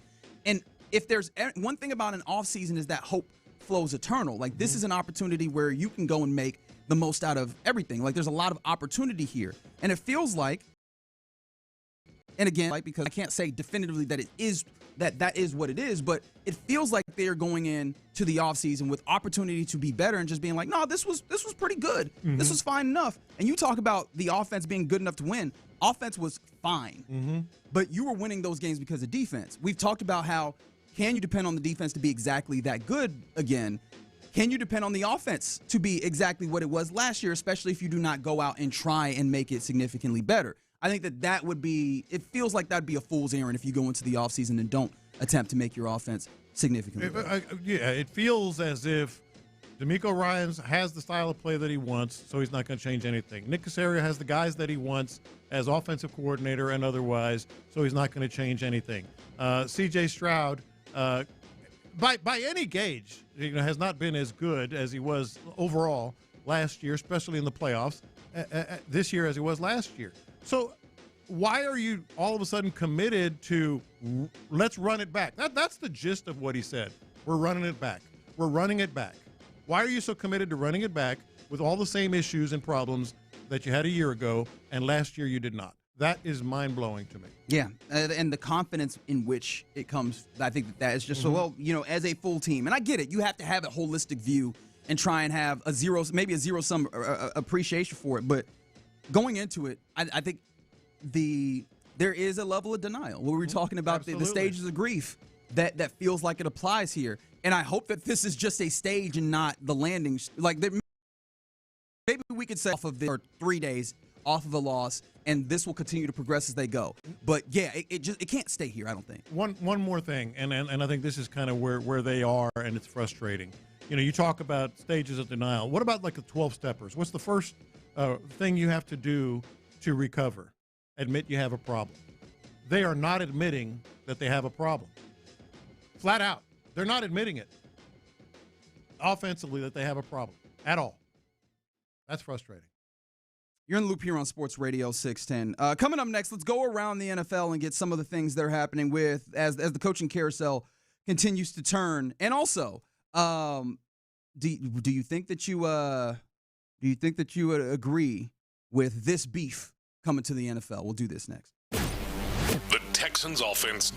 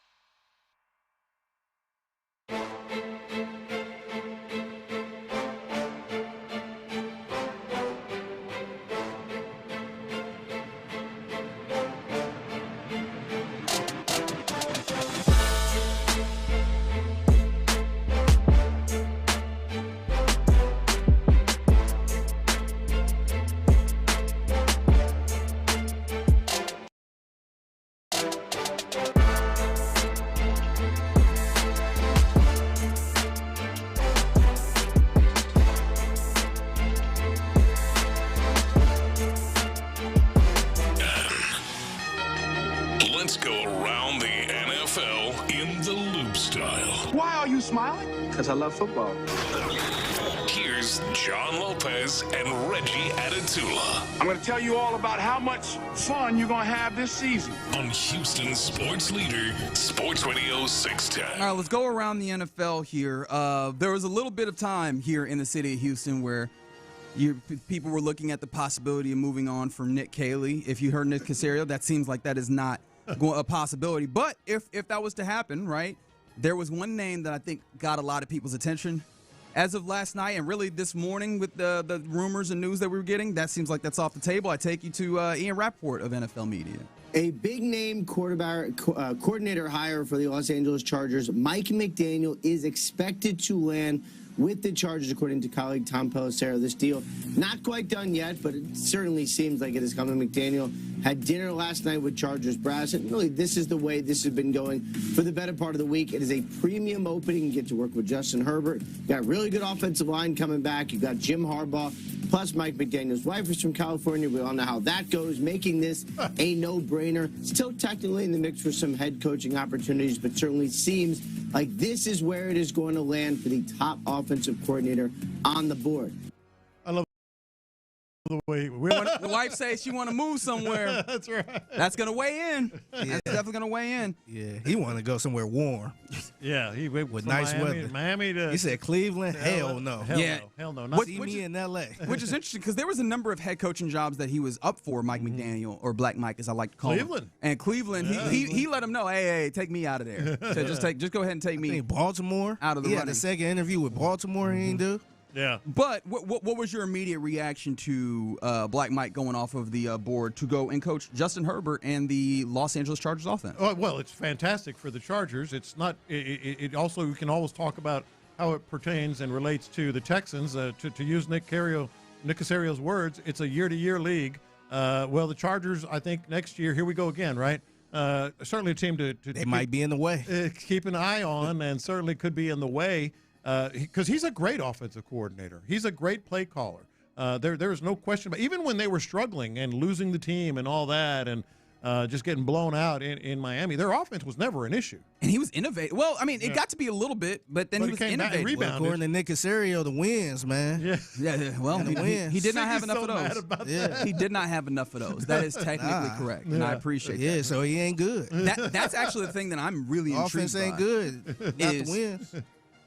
I think it's a great spot for him because his personality ended up being one of those things where people go, ooh. I know that Stephen Ross, the owner of the Dolphins, it seems like through back channels there have been reporting that says that it was kind of culture that made it so that they wanted to move on from Mike McDaniel, and they ultimately go with Jeff Hafley, who they believe is able to establish some level of culture, and they want to be able to play better in the cold, which I was like, all right, best of luck to you in that endeavor. But you go and you get to the culture set by Harbaugh is the culture. By Jim Harbaugh. Like Jim handles all of that, and you can come in and just be innovative. And I think he also still fits very nicely with, even though those dudes are particular characters that feel like they wouldn't work together. Jim Harbaugh wants to run the damn ball. Yeah. Mike McDaniel wants to run the football, actually. No, he wants to do it in creative ways and innovative ways. With but he 3 different running backs, by the way. Yeah, he uses a lot of running backs. It's a lot of outside zone, a lot of inside zone as well. He mixes it up. But the biggest reason, the biggest thing here for the Chargers, if you're a Chargers fan, is I think he's going to have the entire offense. It's just going to be his game. He wouldn't take the job if he didn't have complete authority. Probably down to personnel. He'll probably have be a big voice in personnel decisions. And then the one thing that they've needed is for Justin Herbert to have a guy. That can give him all the answers, and they have that. We've talked a lot about circumstance, and there's an interesting disparity that's been with the perception of Justin Herbert between the NFL nerds who look at it and they go, oh, man, all the things are there, and then the people that are like, I haven't seen the actual you've told me about the labor, I haven't seen the baby. This could be a place where those things merge, because I think that this is probably, as you mentioned, a guy that fits the circumstance for Justin Herbert to help him be good, assuming that offensive line remains healthy, because that was a big, nasty offseason. But that's another team in the AFC that is going to, I anticipate being a team to have to contend with. as you try and be. It's not a problem. Yes, if not a problem. That's just the team to contend with is all I'm even throwing out there. Offensive coordinator wise, that is interesting, and he was one of those names that maybe was looked at as possibly a fill-in for the Philadelphia Eagles as we continue around the NFL. Diana Rossini reporting that apparently the Eagles' vacant offensive coordinator position is not viewed as an attractive opening, saying, quote, "I think coordinators on this list are aware that navigating Philly is difficult. It's not the easiest place to step into, especially if you're looking to have a successful few years," close quote. How do you view the Eagles and this reporting on the Eagles' offensive coordinator position? I think that's a factor, but I don't think it's the only factor. How are you going to handle Jalen Hurts, who by more and more accounts can be a little difficult to coach himself? There were some sort of whispers and stuff about that in Philadelphia the last year. You loved. I'm a big Jalen Hurts fan. I've been on that stump for a while now with him. Winner. He's a winner. Yeah, well, he is. But that's Cacerio might like him there. Even just as a quarterback, it just cracks me up. That just triggered. It's stuck in his craw. It's stuck in his craw. Winning is the. You know what grinds Figgy's gears? We'll give a damn about other stats. We need to be looking at the wins and losses. That's right. So maybe that's a factor as well. Is Jalen Hurts going to embrace and be my quarterback for my offense? And just, the Philadelphia thing as well. It's one of the things I look at Sirianni. I'm always going to with the ways that the coordinator has worked. But you're right. Jalen Hurts is a portion of this, right? How he gets along with these coordinators and whether or not he's, it's difficult to work around his desires as the franchise quarterback there. I want to see who they ultimately land there because this has become more and more of an issue with them, how they handle their offense, especially with all of the weapons that they do have available. That's one of the places where I think Cacerio is correct. You got to be able to execute even if you do have weapons. Absolutely. I would prefer to have the weapons, though. We continue around the NFL, and we talked about this. Sean McDermott getting fired for the Bills. We mentioned that. However, Alana Getzenberg, who covers the Bills for ESPN, had an interesting tweet that I saw this week or yesterday. No, actually this morning, saying where Bills owner Terry Pegula said that his decision to bring in a new coach was, quote, based on the results of our game in Denver, close quote. Are you hearing this? That apparently people getting fired in the NFL now off of the strength of a singular game. Well, did you see how it played out too? I think the general manager was talking and was asked about what went into it, and Pegula kind of from the side said it was the game, or whatever, however put it, that one game. That a game in which they went to, didn't they go to overtime? I think he yelled the Denver game. The Denver game, something like that. I didn't have it exact, but he basically said, yeah, I fired from the hip. I mean, I fired from the hip on that one. Clearly. So, I mean, clearly the Bills have conversation that's been there around Bills media and such kind of seems to be one of, I don't know what the right word is, but one that's a little bit more political in a way, because the conversation has been Brandon Beane has basically gotten a promotion. That's the general manager that you're talking about, where Sean McDermott gets fired. Brandon Beane was hired while Sean McDermott was the head coach. People have felt like Sean McDermott came in, established a level of floor for this team, and then Brandon Beane came in, took a lot of credit and got in the ear of Terry Pegula, and now you end up with a place where somebody has usurped power, moved on from Sean McDermott, and has been able to maybe even avoid some level of criticism when you talk about the way that the roster has been built and the lack of talent therein. Yeah, look, it's always dangerous when you shoot from the hip like that, but that we still can't ignore the fact that, as you put it when we got the news, it had to happen. It needed to happen, no matter what the power structure was.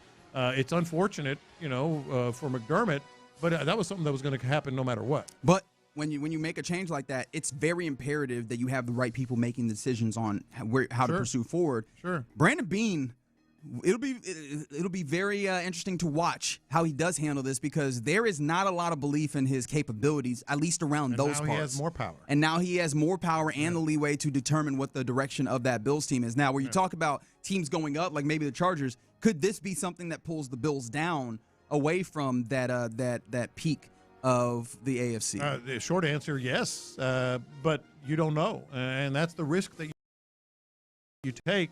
You on from a very, very, very successful coach and think that you can take another step. Some teams have had incredible success doing that, Yeah, it's possible. All right, we continue around the NFL. One more thing here before we go, and you talk about teams stepping away from a coach and picking another one and maybe changing their fortunes. The Atlanta Falcons are hoping for that in hiring Kevin Stefanski. We talked about that.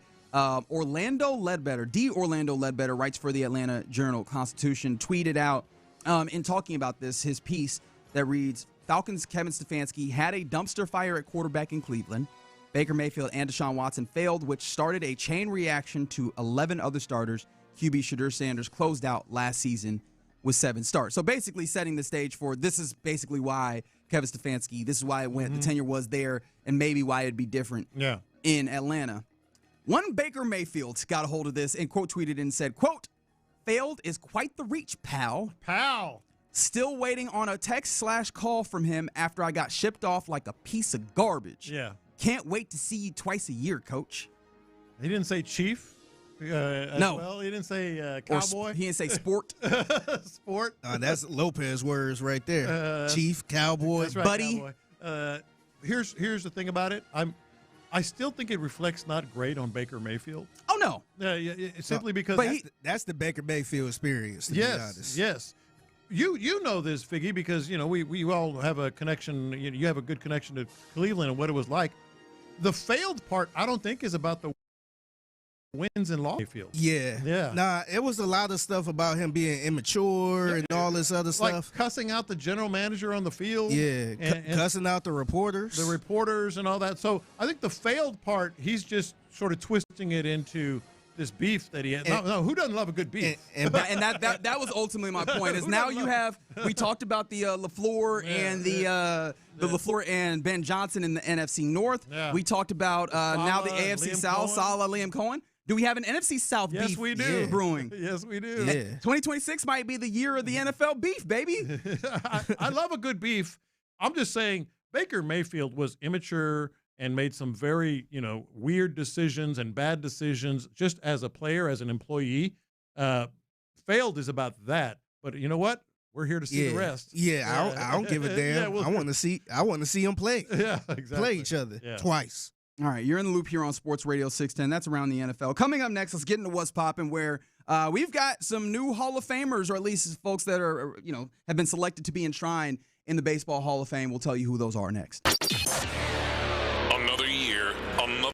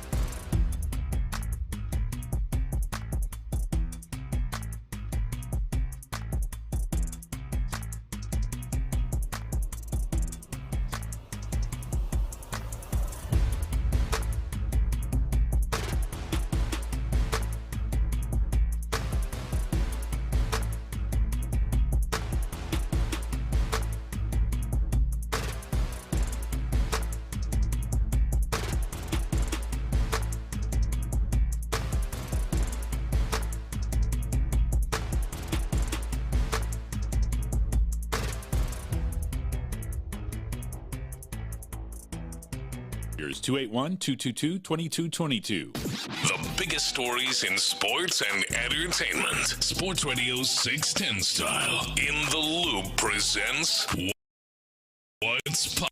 All right, let's get into what's popping here in the Loop on Sports Radio 610. The biggest of the things that are popping on this Wednesday in the great city of Houston is Nick Cacerio talked to the assembled media. The big thing that we have harped on is his assertion at the end of what was damn near 45 minutes sitting and talking to the media that himself and D'Amico Ryans do not sit in their offices.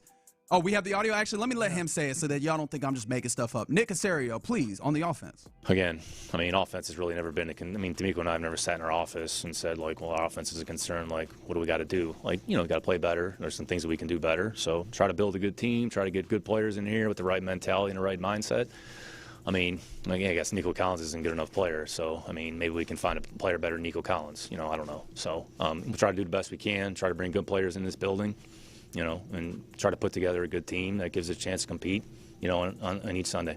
Oh, what a snide comment. But more importantly, because, there's obviously we talked a lot about that. There were some other things that were notable. Joe Mixon, he did say that they hadn't seen him in a long time and that they would see him this offseason, be able to evaluate him. He didn't really, I guess, commit to the idea that Joe Mixon would play next year, saying that he's under contract, which isn't really very much of a commitment. But then he also pointed to the idea that Joe Mixon did not hurt himself or in a reckless way, basically. He said that it was basically he said he didn't do anything off the field. Yes, thank you. It was just a medical situation.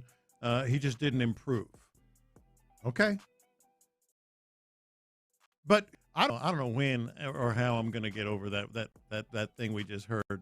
Again, offense has really never been D'Amico and I have never sat in our office and said, like, well, our offense is a concern. Like, I am, and you were too. We just looked. I was floored.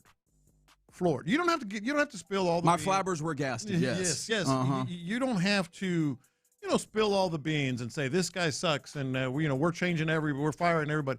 But to not just not acknowledge that there are things you need to do, but he pretty much said it wasn't a problem. To say like it's not even acknowledging. We're evaluating everything. It's not a problem. Yeah. He could have easily said, we're evaluating everything. Right. Off season, all that type of stuff. He said that ain't the problem. Yeah. Some other things to note.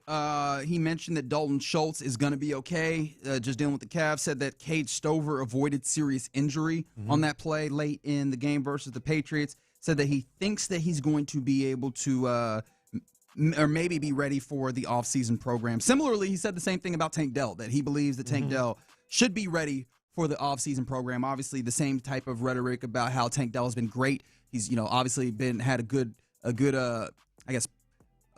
mentality about him. You feel better about Tank Dell than you do anyone else, right? Without question. Without question, right? It feels like, and him being around, him smiling, tweeting, all of that, I think it adds to all of that portion of it. But yes, those are some of the takeaways from the Cacerio thing. Obviously, we'll revisit it as we continue along the loop, or in the loop here on Sports Radio 610. Also, congratulations in order for a couple of center fielders, something that doesn't happen frequently, as Andrew Jones and Carlos Beltran have been inducted, or at least have been elected rather, into the Baseball Hall of Fame. I always try and make sure I get that right, because the actual induction is the ceremony, but they've been elected. The votes have been cast, both of them getting over 75%, which is necessary for them to be in the Hall of Fame. Beltran, his fourth try, and Andrew Jones, his ninth. So this was the one that was necessary. He was getting very close to the end there. Those guys will go in a lot. We mentioned also Jeff Kent goes in on a different committee. But those will be the three guys inducted to the Baseball Hall of Fame this year. Yeah, and Beltran, a lot of things there that are important. Really Andrew Jones, too, because Andrew Jones' numbers pale in comparison to a lot of Hall of Famers. But his defense was just – I don't know how much you watched Andrew Jones in his prime, but just extraordinary. Extraordinary defensive player. That was really on pace, got cut short a little bit. He was on pace to put up those great numbers. He had good numbers while he was playing. But Beltran, the thing that I'm thinking about with Beltran, sort of, and we talked about this a little bit already, but it sort of puts to bed the whole 2017 Astros cheating thing. He was the one that was, it should pointed out. And it pretty much locks up, not that it wasn't already, but the argument of some of these other guys off that team. Altuve Altuve I was about in to say, particular. he should get in, no question, right? It should be a first ballot. Well, the thing that we did talk about was Carlos Beltran, like as a player before you get to that is the whole in that way for someone like a Jose Altuve.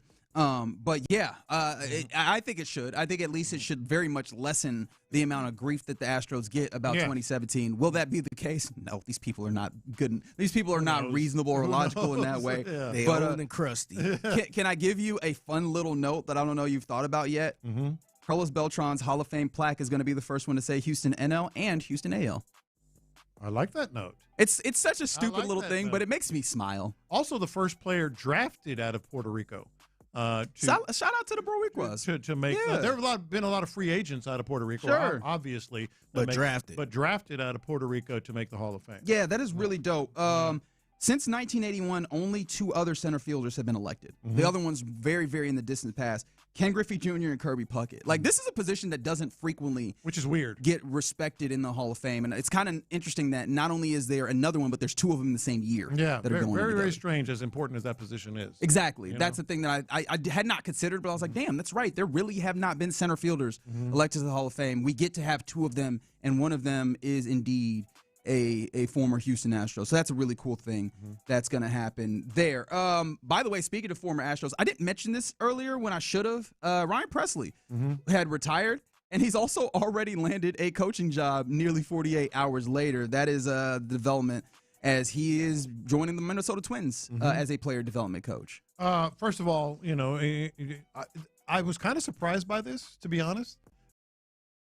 As much as he's forever and maybe showed some signs. Well, did show some signs of regressing or You sliding. surprised about the coaching part? No, or I him thought retiring? he'd play again. I thought he'd play another year. Yeah, it was such a weird. Yeah. It was an oddly less than stellar season for him with the Cubs, and I do wonder if he just got to a place where it was not fun for him. Yeah, and it was just like, all right, we'll walk away from It this. was rough with the Cubs. It man. was really nasty. No, I get it, and it was a definite slide, but I just kind of figured, I just thought he was Had one as more in- competitive as he was. Remember how angry he was about getting pushed down and all that stuff? I was just like, this guy is just going to play for as long as he can, and maybe he did. Maybe the game spoke to him that way.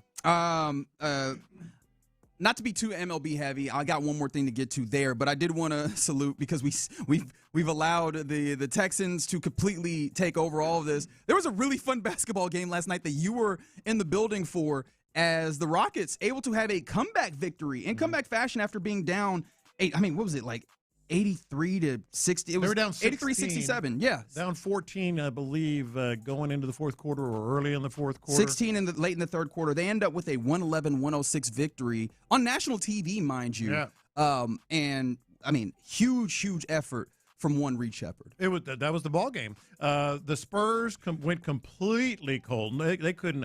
I think Wemby was 0 for 9 in the fourth quarter. I think he was 2 for 11 in the second half. 0 for 9 in the fourth quarter. and a lot of the other Spurs players, including Champagne, who was just ridiculous in the first half, knocking down. Julian Champagne?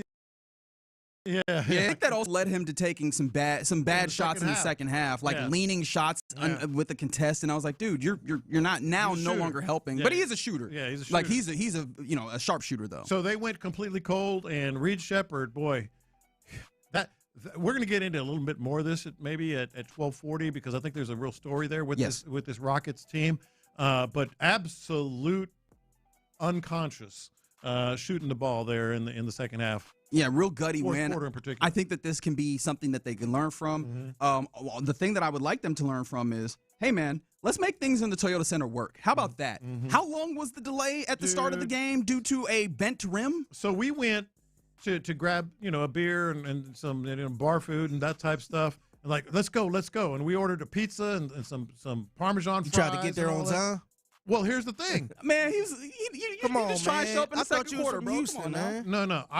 We were there before tip-off, and we said we sent back the French fries because they didn't get to our table. Oh, no. So we had a couple pieces. No, forget the fries. Forget the guy. We got to go. Got there like 10 minutes before, we were in our seats 10 minutes before scheduled tip-off, and then waited another 40 minutes because the rim was bent on one side. And then it got bent again in the fourth quarter, although they fixed that one pretty quickly. They had I think I counted 11 people standing around that rim at one point. Doing nothing. That's one of my favorite things. With arms crossed. There's always like looking one at or it, two people actually doing something, and there's other people that are just like, what's happening over there? Well, have you tried turning that counterclockwise? Around here, standing around, and somebody changing the light bulb. Yes. It was. We were just talking about it. That was our entertainment. We're like, that guy. What that guy's saying right there? He's like, "Have you tried an Allen wrench?" No, the other guy's saying, "No, you got to go with a monkey wrench." No, actually, I don't think it's level yet. I feel like you got to move it a little bit more. No, to the left. No, your other left. Move it that way. And then they showed the level on top of the rim because it was off balance, and it was all screwed up. That little water bubble, the little bubble was all the way down on redlining on the left side. I was like, no, it's still not straight. It was embarrassing. See, Lopez, you was in there. You should have gone down there and helped him. We would have gotten through this quicker. Hey, I would have crossed my arms and looked at him too. And that wasn't the only time. It happened also in the middle of the game. What was it, like the fourth quarter? And a lot of those guys, when they were trying to fix it and they took them forever, were just kind of going like we all do when we have a project that we can't master, going, huh. So this comes on the heel of, what was that, 3 weeks ago or something, when the clocks didn't work? Yeah. Hey, Toyota Center, y'all making us look bad, man. In front of the hoes, Get man. your league together, man. NBC and Peacock had us all over the TVs and everything, just looking stupid. At least they won the game. Yeah. At least they won the game. Thank you for sure. All right. That's what's Wins popping matter. here in the loop here on Sports Radio 610. Appreciate you rocking with us. Coming up next, how do you want to play this? Because we could return to some of the things that we heard from Nick Cacerio, but also we've talked about a lot of things that maybe could change with the Texans this offseason. Is there anything that you'd like to see? I think they go together. Change from D'Amico Ryans. 713-572-4610. Let's talk about that next.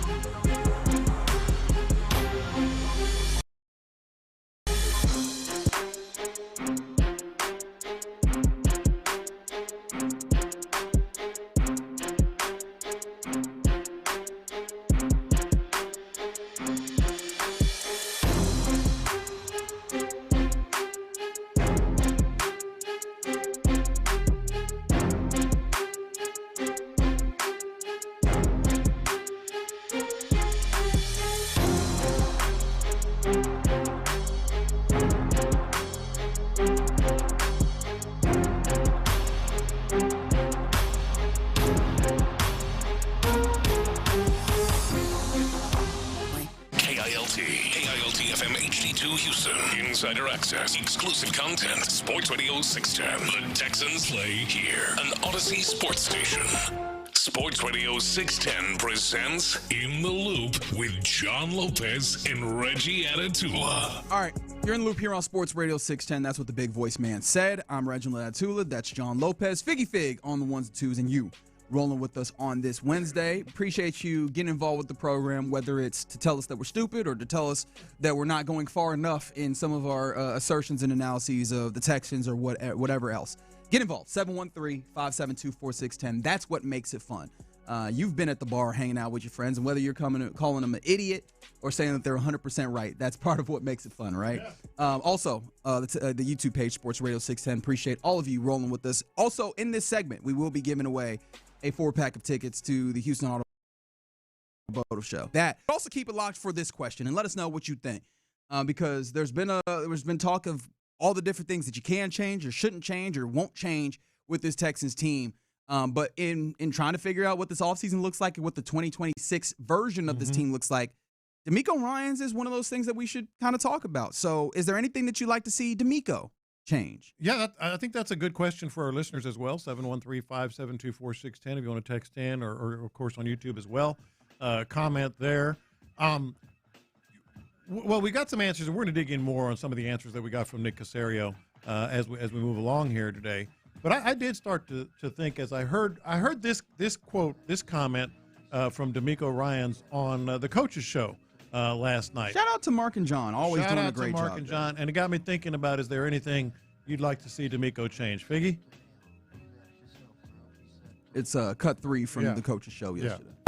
I know you want to see more consistency running the football, that kind of thing. Yeah, no doubt about it, Mark. It starts there. We didn't run the ball well at all, right? And that's been a formula for our success. Like we've ran it, and we had some success, especially in the Pittsburgh game there. And now we get in this game, and we get nothing from the run game. And so if the run game isn't working, you're getting stuff. People may think, well, why are you throwing it? So, well, what's our other option? Yeah, right. Right. And so, you try to balance out that passing and rushing attack, but, when you see so many runs go for negative or no gain at all, you got to try to advance the football some type of way. So, we want to see our rushing game. I think just helps the passing game so much when you can run the football, but it comes to owning the line of scrimmage, right? And I think our offensive line definitely improved this year from a pass protection perspective. We got much better. Quarterback was not sacked as much as we were last year, so huge improvement in that area. But we can still take strides in the running game and getting better there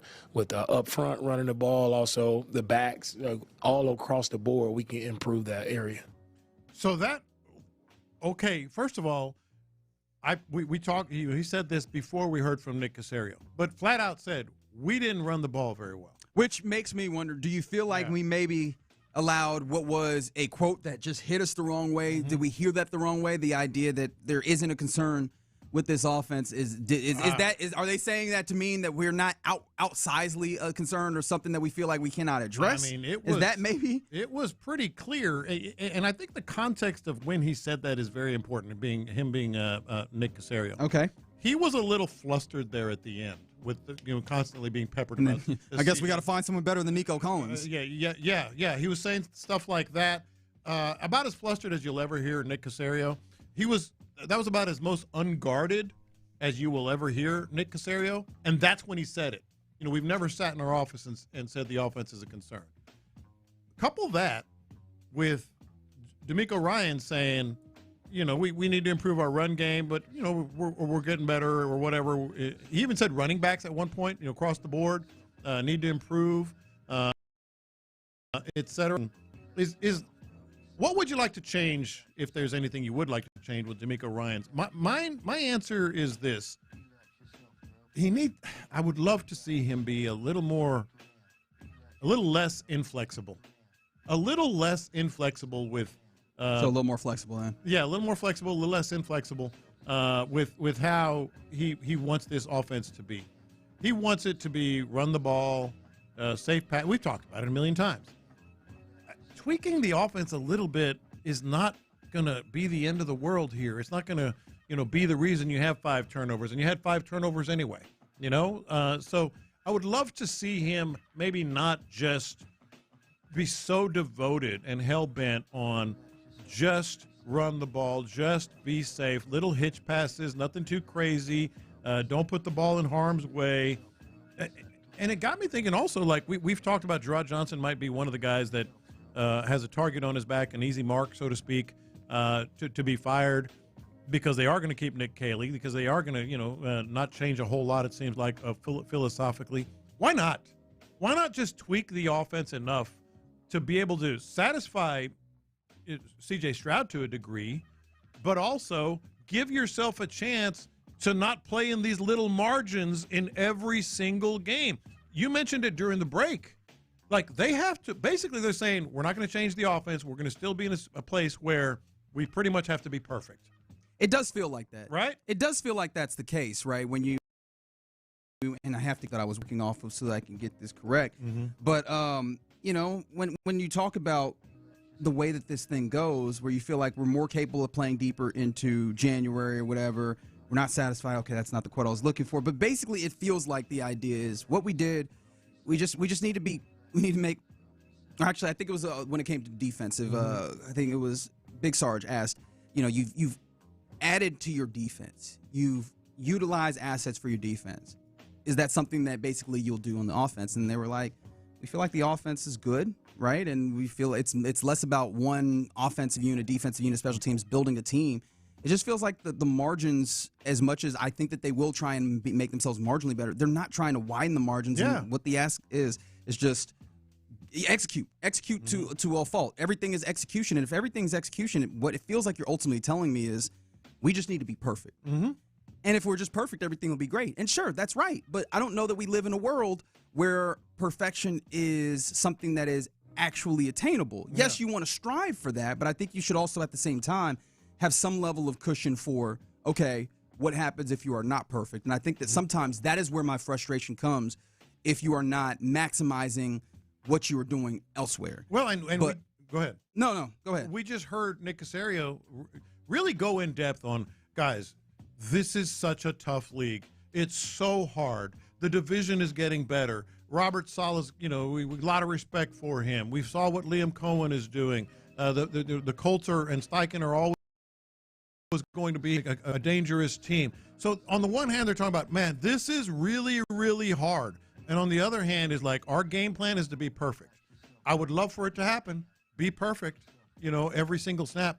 But the reality is you've got to be able to be flexible enough to maybe take some chances and widen that gap a little bit when you can. Now, one thing I will say, because I know that we came into it, what are you looking for maybe from D'Amico when it comes to the 2026 season? And you're like, be a little bit more flexible, be willing to have an offense that, or maybe go for an offense that is a little bit more aggressive at times.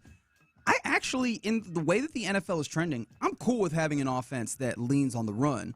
I think that this year in particular, there needed to be an appreciation and an understanding of where you were coming from. Mm-hmm. You were coming from an offensive line that was putrid in 2024, and you were trying to make strides. And kudos to them. Mm-hmm. They made strides on the offensive line. It was not a great offensive line, but it was a good enough offensive line. But with a good enough offensive line and without Joe Mixon, so you had the likes of Nick Chubb and Woody Marks, who did admirably, but again, not great, good enough. Mm-hmm. You then wanted them to be, the workhorses of this. Mm-hmm. I think that with another year, assuming that you apply yourself appropriately, you could get yourself closer to an offense where you can have workhorses to run the football. And I think that's a viable way of winning in the NFL. Yeah. So I don't necessarily need them to, but I need you to push one way or the other, right? Mm-hmm. These things don't feel like they jive in my mind where you go, yeah, we've got talent, and it's, it's just about if you want to run the football. I think there's more that you need to do to get yourself to a place where execution is the only thing you talk about. Well, where I'm going, and I want to be clear on this, I'm not saying, stop running the ball so much and throw it down the field, just chuck it. No, I'm not saying that at all. I think every offense in the NFL these days, hell, we were talking about Mike McDaniel going to the LA Chargers. Mike McDaniel loves to run the ball. He loves to run the ball inside the tackles. But he does it in innovative ways. Yes, but he does it in a certain way, and he also will take those chances downfield and have a lot of big-time plays that are maybe a little riskier. That's what I'm saying. Everyone needs to run the ball in the NFL. That is a given. Sure. And no doubt about it. But there's different levels of running the football. Well, not run the ball and then 3rd and 8, you're throwing a little flat route, Sure. Yeah. But that I think you're starting to get to the offensive coordinator circumstance. We will talk. We will discuss. Would you agree with this assertion that's come in here on the text line that from the 713 that they're trying to be perfect by being simple, which is something that works for the defense, but the offense needs more wrinkles, more pass game, things of that nature? Yes, 713. I agree with you. Shout out JW. What you do, JW, is what you're saying is right. You can be just fundamentally sound, don't disguise anything, and just be ballers on the defensive side of the ball. They were. Which we know that a couple because of they years, were. at 3 years even, you could go that far. We know that because they were and they are. Offense, that doesn't play. Ask D'Amico Ryans, if you see an offense the ball and is really, really safe passing the ball, would you prefer that to maybe facing, a McDaniel or some of these the Shanahans and all that? Of course you would prefer that. And that's part of the problem. The creativity, be a little more flexible, not take crazy chances, but be willing to take more chances. Yeah. Shots. I think when you mentioned chances, as we were continuing to talk about the things that you'd like to see maybe D'Amico change or improve. Yeah, is there on. anything else? I mean, the clear ones are obvious where you go to, game management circumstances. And here's the thing for me. I think I'm actually I have a decent amount of leeway with coaches and decision-making with coaches. I think some people are like, these are the prescribed ways of going about circumstances. My general philosophy on coaching decisions is if you can stand by, if you can give me a logical reason why, I'll let you rock. I'm very much of the school of thought. I used to have a middle school math teacher who would say, there's more than one way to cook chicken. Because who's out here skinning cats, right? Yeah. But there is indeed more than one. You can bake it, you can fry it, there's a lot of different ways to get to a desired answer. I think that there's a lot of different ways you can manage games. It just feels like for D'Amico Ryans, even with that latitude that I'm giving a coach in general, it doesn't feel like there's a logical way to go about it every single way. And specifically, it doesn't feel like they have an MO. This is the way we will handle this because we've worked through this and we've thought through it. It oftentimes feels like rigid. Not rigid. It feels like the opposite of rigid. Like we're just kind of picking it up as we go and then determining the logic in the moment, which it doesn't feel like is the level of prepared that I expect from D'Amico Ryans. The other part of it, you're right, and I agree. But the other part of it, is there anything you'd like to see D'Amico change? It ties directly into what we're talking about with the offense, ties directly into what they're saying about, it's every guy. It's not, trying to deflect across the quarterback. You drafted this guy number 2 overall, C.J. Stroud. You put. I thought you were talking about someone else. You put the franchise in his hands. Why are you afraid to trust him? Why are you afraid to trust him? Why are you? I think they'd argue that they aren't afraid to trust him. They just have a high barrier. Trust him with maybe the plays, the offense, the style that fits him. That's what I'm talking about. Yeah. Yeah, I think they would argue that they do trust him and that the idea is we trust you to not make mistakes. And for the most part, he didn't this year. Again, these are the arguments that they'd make. And then he had a couple of games where he did fall short, and that they would just continue to trust him in that way. I think that's the interesting thing is the way that they go about trust. The way that they go about team building, all of these things, just like there's a clear disparity between what we on the outside think of the way that they go about these things, or the way they even view these things, than they do. Yeah. No, look. Yes, you're right. But if you have this, it goes back to my analogy. The diamond in a paper bag. If I hold the paper bag in front of you and I keep telling you there's a diamond in here, there's a diamond in here, there's a diamond in this paper bag, at some point you're gonna tell me, well, show it to me. I want to see it. I don't believe you. That's what I'm saying. Like being able, it ties with the offense. My offense theory. Be the run and shoot. Just saying, show it to me a little bit. Show it to me once, twice, 3 times, whatever. Okay. I don't disagree. I know that they drafted a diamond, and it's in a paper bag. I don't disagree. I've told you I think that the offense that I would prefer for C.J. Stroud to play in is a Shanahan offense, but that's not where you are, and it doesn't seem like that's where you're going to be. And I trying to find those melding of those two things is going to be interesting because that's one of the things you've been strong on. C.J. Stroud talking about the likes of like Ryan Day and what they've done, and you can compare and contrast what the Ohio State C.J. Stroud experience is and what they had him do from what they do right now. They ran the ball a lot, but you know what they did? They put the game on the quarterback's shoulders. Post-snap decisions, timing routes, crossing routes, getting the ball to a spot and trusting your receivers. I think that's ultimately what I'm talking about.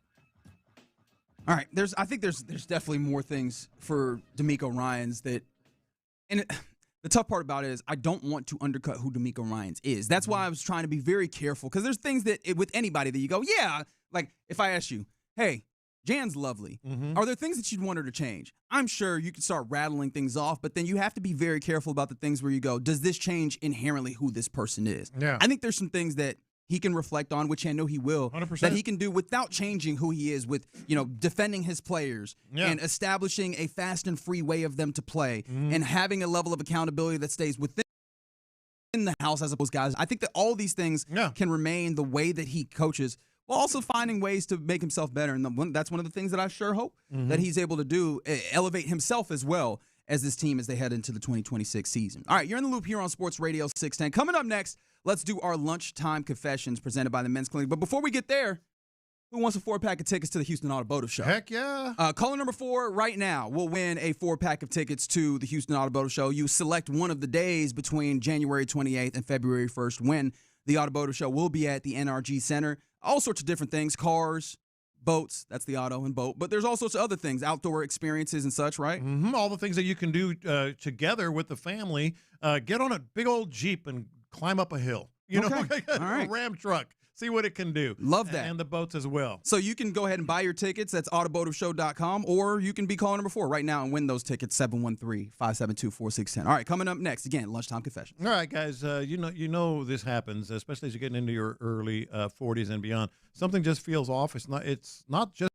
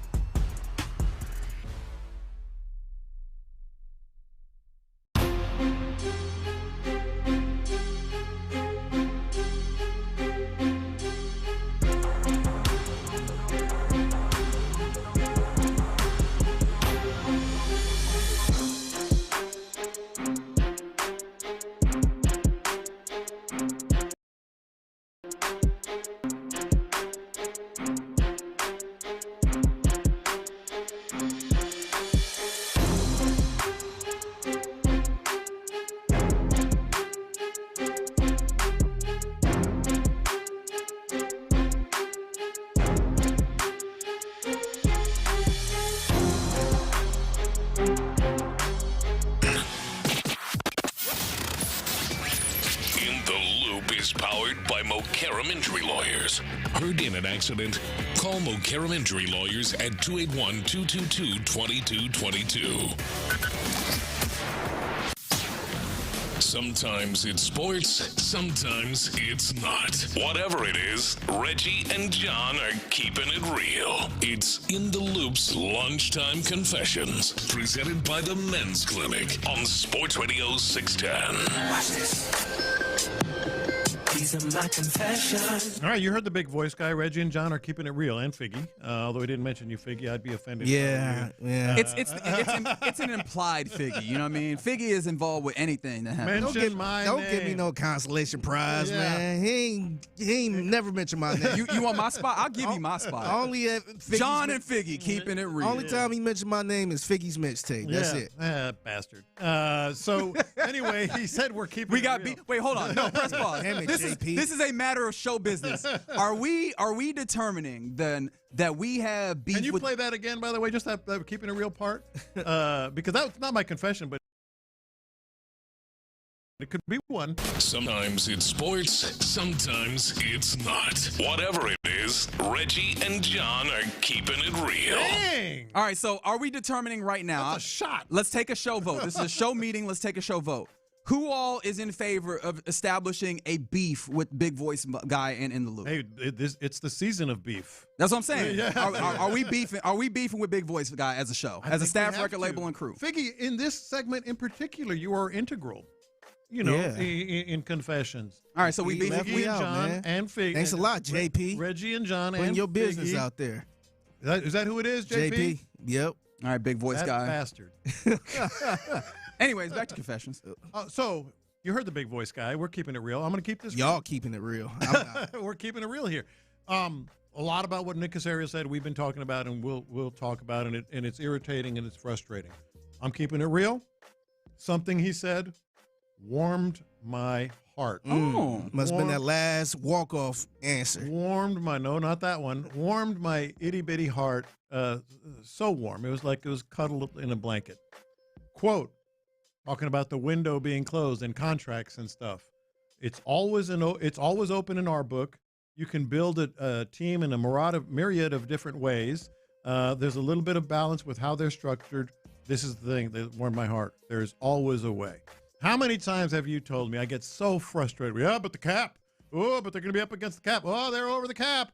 Also, dude, there's always said it a million times. There are people in that building whose entire job is to manipulate and manage the cap.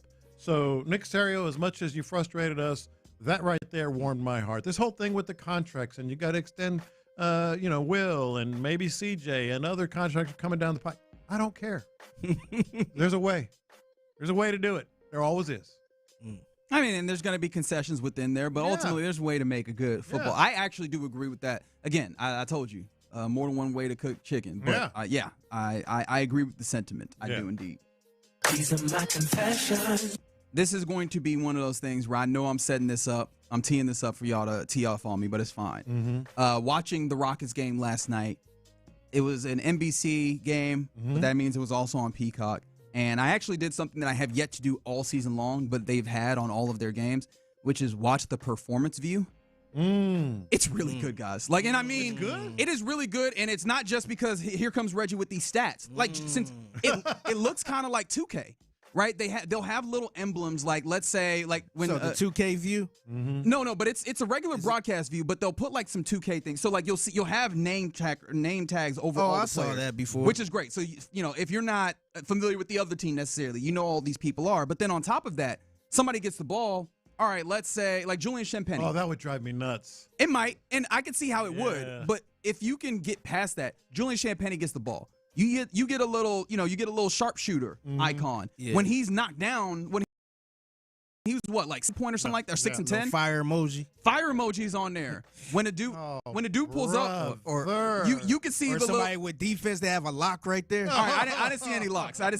I will say that. That's 2K. I know it is, but like at least you get some portions of that. So you got to feel for what these guys are. You got to feel for how they were playing in the game. If you jumped in late or whatever. And then what was cool is as a dude gets the ball. It'll give you a general idea of where their hot zones have been. Mm-hmm. And I thought that was really cool to give you a better idea what's happening. And it ended up being you had now, of course, now we get to you had the percentages if they're pulling up for a shot. I thought it was really cool to give you a different level of insight. I wouldn't watch every game like that, but it was the first time I was like, oh, this is actually a lot cooler than I would have given it credit for. What are your thoughts on that? Yeah, I ain't gonna lie, man. It was, to me, I saw it before, and I was just like, okay, this is different. Mm-hmm. But, man, I'm trying to watch a game, man. I'm not trying to watch all of that stuff. Maybe it is some people that would, I ain't pointing no fingers. Point the finger then. I ain't pointing no Nah, elbows. you want to get all spicy now? Point the finger I ain't pointing no elbows, but yeah, man. I think for certain people it could work for them. Certain people named Reggie. But the reason why I thought it was interesting, because I know there's a lot of these where they're very clearly geared towards somebody who's stats inclined. Yeah. I thought this was cool because it very much felt like a video game, which is a lot more accessible than we try and pretend like, oh, they weren't putting up warps up there, right? They weren't putting up crazy advanced stats. They were making it accessible within the course of the game, and it didn't feel like it infringed upon watching the basketball. It would infringe upon me. I wonder who, because it would be it would be one thing if it's somebody that don't know anything about these teams. Yeah. And then you see somebody, oh, that's a sharpshooter right there, or that's a guy that got good defense, and that can kind of help you follow the game. Mm-hmm. But I feel like that would be a little confusing for somebody that have no idea what's going on. Yeah, least surprising thing of all is that this is something that Reggie can sign up for. No, I'm being serious, kind of. But no, thank you from my perspective. Now you just got to give it a try. I try to watch the whenever Amazon do that with Thursday Night Football, and they kind of have that Madden view a little bit. And I get tired of that. I think I would too. And you know what's funny? I actually do as well. I watched it a little bit. I would usually have it as a secondary screen to look over at. Mm-hmm. I don't think I like watching the entirety of the game in like the all 22 mode. Mm-hmm. That didn't come into factor because it's the same broadcast for basketball. It just has an overlay of here's some interesting things to add on top of it. I don't know. Y'all let me know if you've watched it before, or next time you do watch it, let me know. Am I wilding and this is just Reggie being a weird stat guy, or is this more accessible? These are my confessions. Yeah, so I got to confess. I finally had enough. I finally gave this person, or not this person, but this thing a name. Mm-hmm. And remember, I kept bringing up the white dog that just been hanging around my house. Ah, yes. Yeah, he's still around. I don't think he evaded the feds and everything. Yeah, He's like those guys from Louisiana. Yeah, he escaped the feds, and he still be rumbling around the neighborhood. By the way, if you don't know, this was how many months ago? 3? Yeah, At least. Yeah. September, maybe October. Oh, maybe before that. Yeah, it been a minute. So there's just a stray dog, a straight white dog running away. You just keep saying white, don't you? It's a white dog. It's not a black dog. It is technically correct. Yeah, and it's a big ass. I think a Pyrenees. You know what? You are black. Yeah. It is Pyrenees. It's a I Pyrenees. need you to save that one for me, Mike. But yeah, it's just like a Pyrenees running around straight in your neighborhood. Yep. But it's also like running up to your door and stuff. Yeah, hanging out in the driveway and all this stuff. Yeah. Scaring the Amazon. How'd you name it? I just named him Bob. I like that. That's Bob over there. Yeah. Strolling around. Bob roaming the neighborhood. Yep. Again. Yeah, I'm pulling out the driveway yesterday. Yeah. What's up, Bob? And saw the dog. Like I drove right past him. What's up, Bob? Yeah. He's about to be inside the house in 2 months flat. I like that a lot. Yep. So I might as well. He's part of the neighborhood at this point. Yeah. Ain't no point in me trying to call the city and all that stuff. Yeah. They did put the stop signs up. See, acceptance. Yeah, there's just been a lot of 5 stages of grief around these parts. Maybe I need to send this to NRG or something. Yeah. But it's Bob. Salute to Bob. Salute to Bob. These are my confessions. So last night we've talked about it earlier. I went to the Rockets game. It was a lot of fun. There was a lot of star-studded fans there. Altuve and obviously Payne was there as well. Marcus Freeman. Real quick, Freeman was there. Yeah. Why was it Altuve on the front row? It wasn't bad. He was like on the third. You row. had Jeremy Pena towards the front. Man, he need to be sitting where Jeremy Pena is sitting. Man. You know what I thought of? Because at one point, one of the shots you could see where Rafael Stone sits, and he doesn't sit right up front. He sits probably about 3-4 maybe those rows were the deep. seats. Is what I do. saying? Yeah. Maybe there was those, or maybe just he likes the view of being just a little bit up. Yeah. Man, that's Jose Altuve. That's a future Hall of Famer, man. Hey, we got to upgrade you, man. Let's but get what you if he a don't want little to go? closer. What if he's like, I like this angle? Man, who is sitting there saying, no, I don't want to go to the front row? You know what? Nah, There I'm are cool. certain people that just you have to sit him on the front. You got, row. he got to be up you there, have to. man. But anyway, yeah. Here's my confession. That was the first game I've been to since they implemented the Rockets Up button at the end of a win. Yeah. I was all about it. We saw the video of it. We saw the news of it, and we all kind of agreed that's kind of cool. It's a fake ass light the beam. In person, it didn't do something to you. People are leaving. They got their backs turned. They're it's kind of half empty, and then they do the big voice thing and and it's like, what would you do to improve? I don't know. That's the thing. I feel like that will be a good thing, a good bit before the game to kind of get the energy going. That's I think so. I don't know if players would be down for just hitting the button in the warm-up suits and trying to get ready to go. I made it a point to see it in person. Mm-hmm. It just didn't quite land. Didn't quite hit. Yeah, I feel bad because it's very easy to be like, that didn't work. And it's like, give me solutions. I don't got them. But it just didn't feel like it hit. Yeah, But no, it didn't hit. It ain't hit right. Not quite. They mad at you for calling the white dog Bob. What's wrong with Bob? Bob's good name. Should have called him. At least I feel like he can go around. You call him Bobby. Yeah. Okay, I like Bobby. Bobby. But Bobby feel real familiar too. Mm-hmm. Especially since he is real familiar with figures. Yeah, that's a good point. You're not letting him inside though yet. Yeah. Nah. Bobby just walking around, trolling everything. All right. Those are your lunchtime confessions here in the loop right here on Sports Radio 610, where we are beefing with Big Voice Man. Count your days, dog. Count your days. All right, coming up next, actually, speaking of the Rockets game, we were meaning to talk about this a little bit earlier, but it feels like we might have found something for the Rockets that they could build off of going forward. I'll tell you what that is next. Another year, another divisional round exit. The Texans fell 20.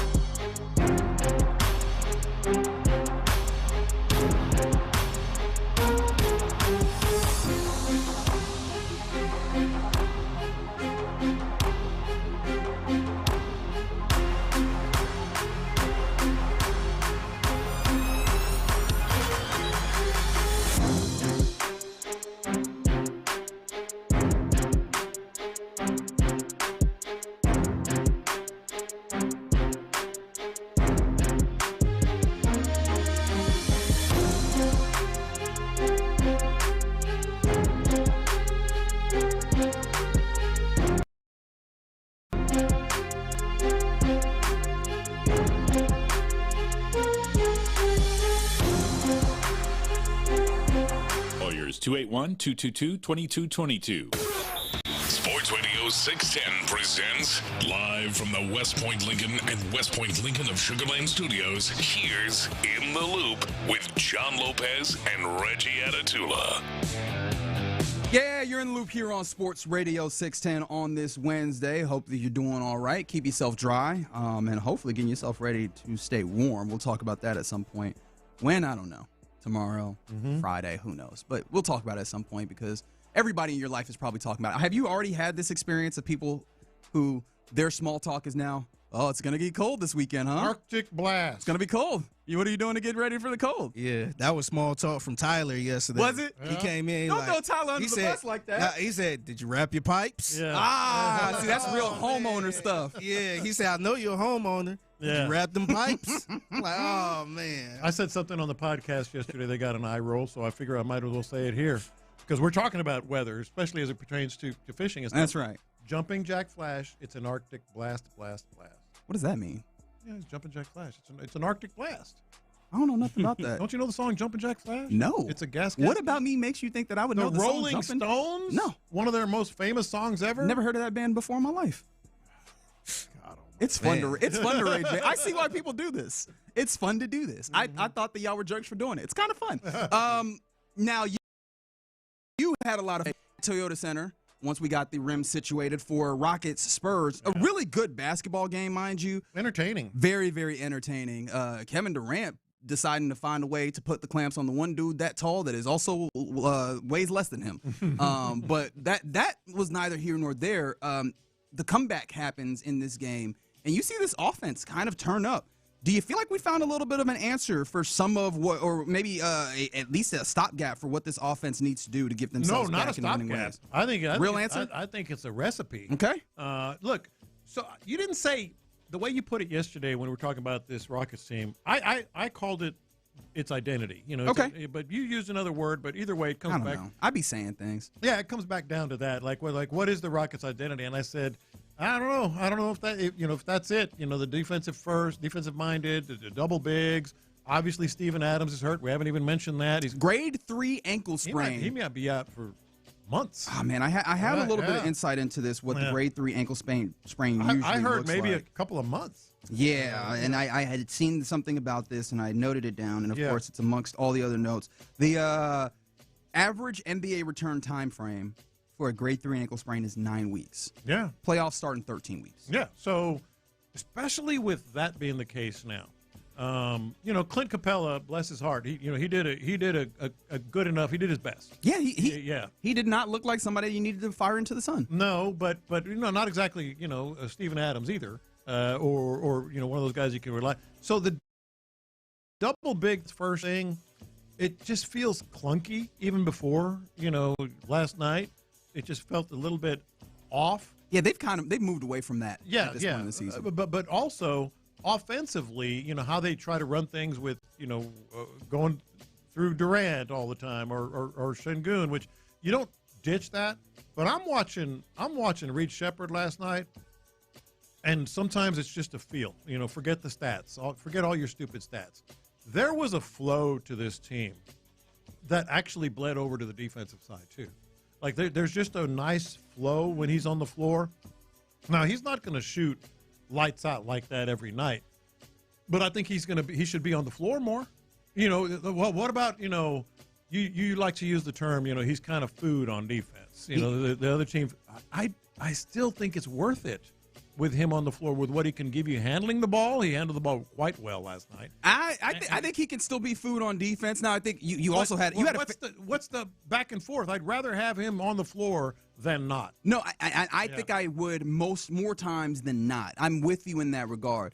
I don't want to disregard that there are some difficulties that come with the straight line drive capability that happens. Sure. Versus him, he does a good job of using his hands, poking the ball out, getting blocks. Ultimately, I think that Reed being on the floor is part of it.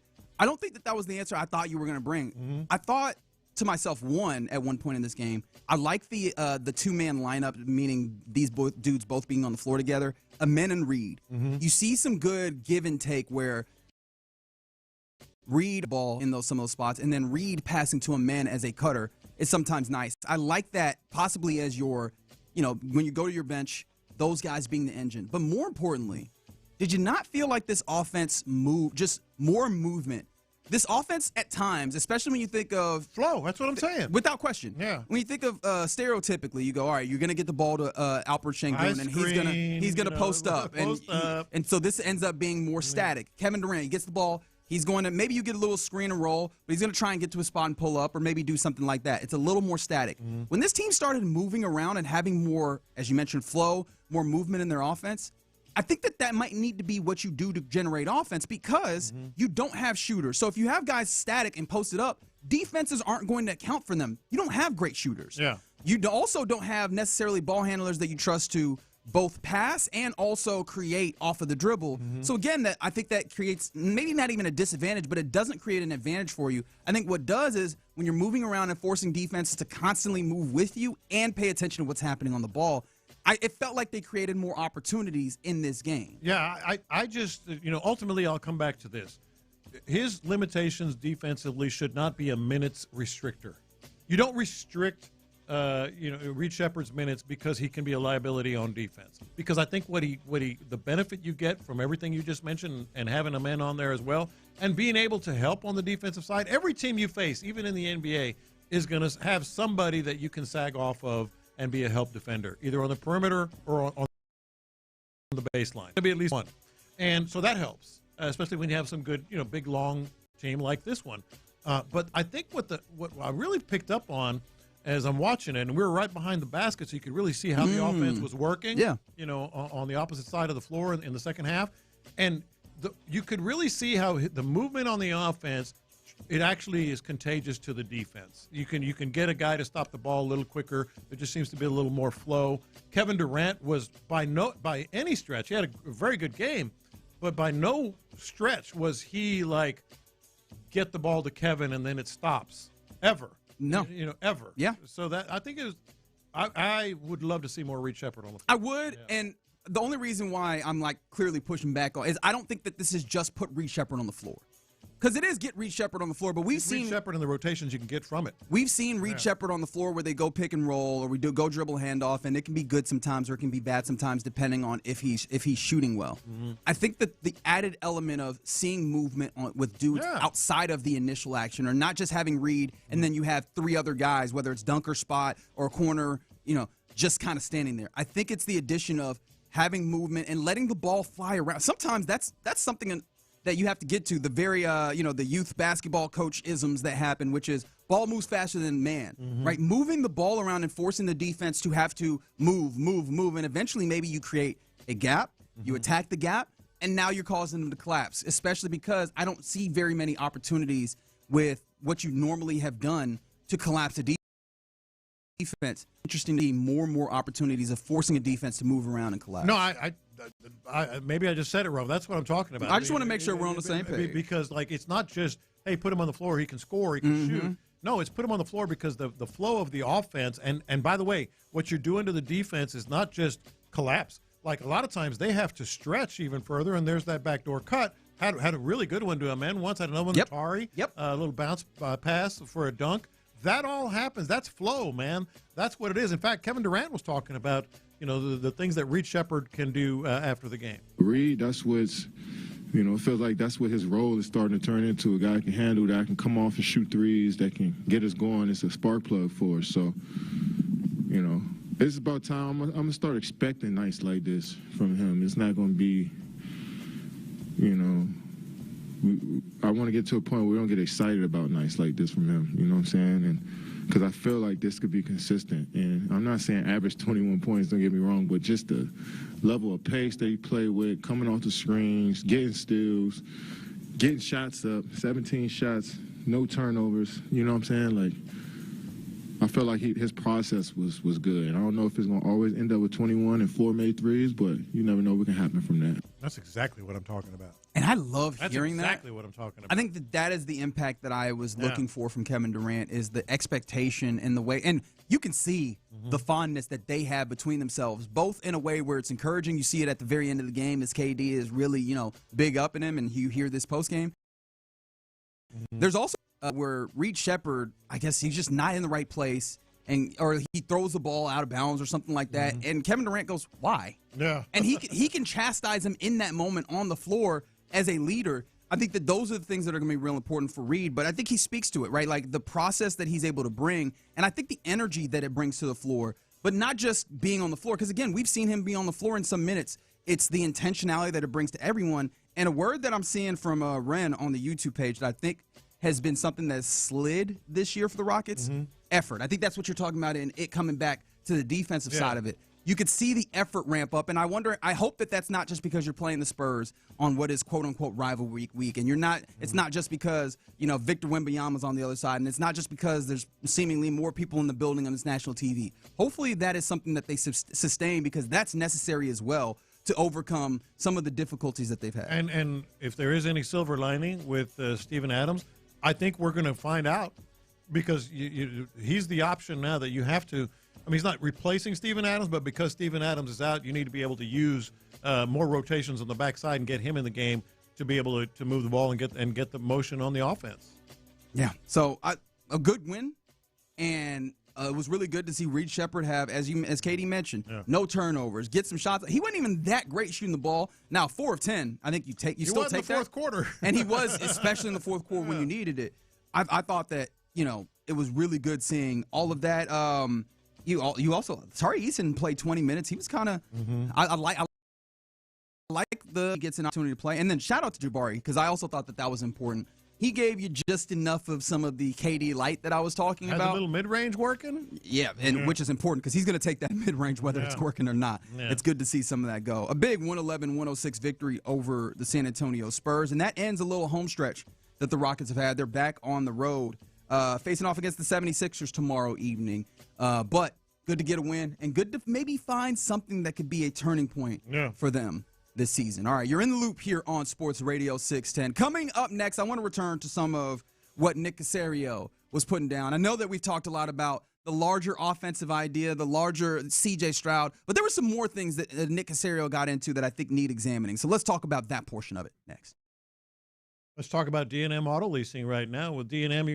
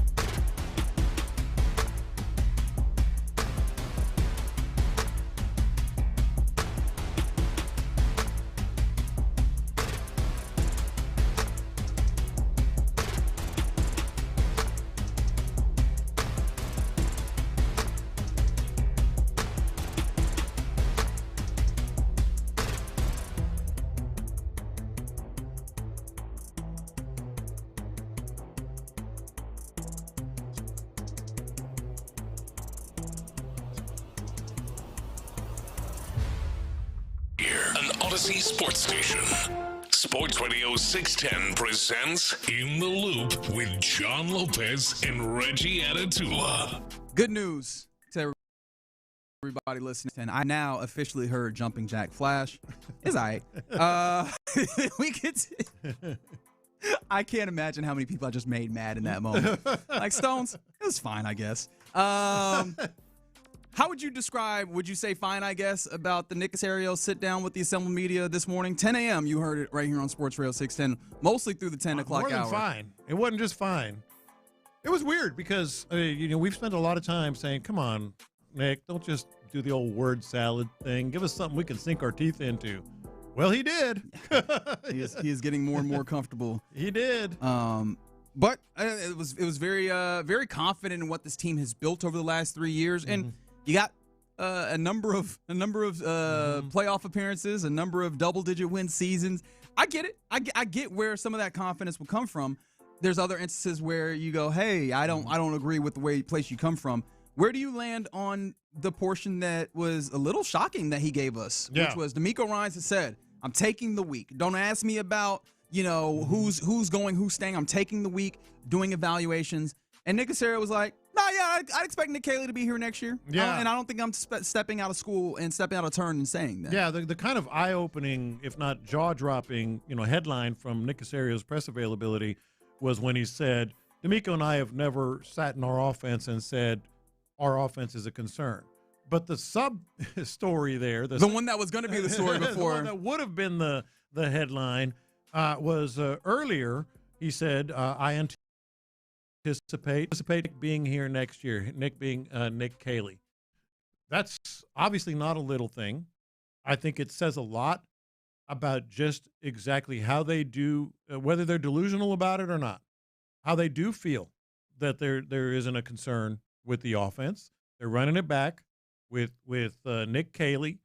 They're going to keep C.J. Stroud in this system, which is, I think most of us would agree, something of a risk because it wasn't exactly dripping with buy-in, from C.J. Stroud. But you did have some success, some good performances, and I think what's interesting though is, and I say this as me, Reggie the stat dude, there were very much games in which C.J. Stroud's statistics did not tell the story of how well he played in the game, especially under the circumstances of knowing when to take a play, when to take an L, right? Shout out to Kenny Rogers. Was it know when to hold him, know when to fold him, the gambler? Yeah, you know that song. That's right.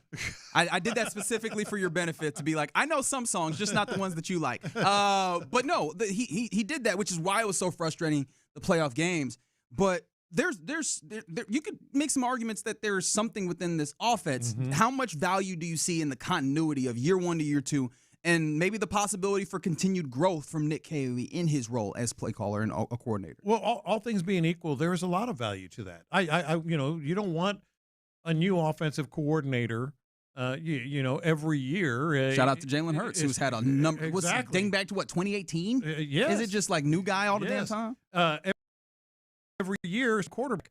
But on the other hand, like, yes, you don't want that to happen. But what if there are some very obvious issues with this offense?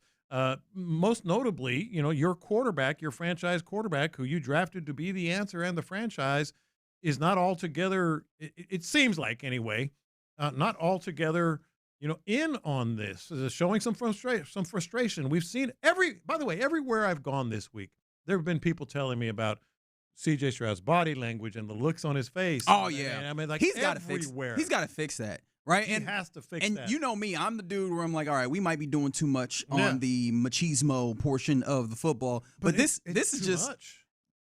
I also subscribe to the, hey man, you just kind of got to put the right face on at times, and I don't think that those emotions being within you is a problem. I do think that sometimes you got to project strength. I also don't think that they're lying. I think he legitimately, you can see he's not sure about this. So you're running it back with Nick Cayley. You're probably going to fire someone, just for window dressing, to be honest, at this point. Because if you're sitting there going, are you certain? Because we've said that a lot. Do you feel certain about that? I can't be certain, but I feel like they are. Put a percentage on it. Because they're sitting there going, hey, our offense is not a concern. We're running back with Nick Cayley.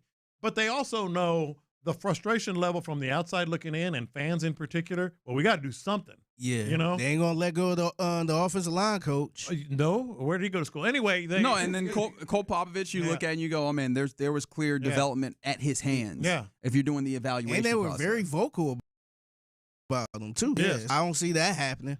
So, well, let's just put it out there. How do you feel about Nick Caley coming back? I don't hate it. I'm gonna be honest. I don't hate it, but I also have trepidation at the same time that. Because I know development isn't linear. We've seen him get better, and early on, it was like, oh, man, how long is it going to take? I did believe that he has the capability of getting better. To what degree? Like, what is the cap? And does that continue in a straight line, or is there opportunities to step back as teams also? We didn't know, and I don't know that they fully knew what their offense was. There's tape now, right? Like, our defense is now capable of going, we know what you're going to, and we can counteract that, because that is also – the schematic game that coordinators and coaches are playing at this level. Does that represent a step back? I don't know. So I was not sold to the idea that, okay, this is going to be someone that's going to create real schematic advantage every time out, and I'm still not sold on that yet. So there's that, but I do feel better about at least the continuity that exists there and the possibilities that we've seen in at least the game plan that they have wanted, whether or not we think that's the way that they should go, their capabilities of doing that to the success, at least to win games in the regular season. Yeah, I'm out on him, man. I was kind of iffy on him from the beginning, and I just don't see, the stuff we saw this season. I just don't think that they had some good moments and stuff like that, but I don't look at that and say, yeah, they building on something. We need to bring the game back, and then it'll be better. I just don't see it. We saw earlier in the season when they played Tampa Bay, and Todd Bowles said that was a New England offense. Yeah, he said he pretty.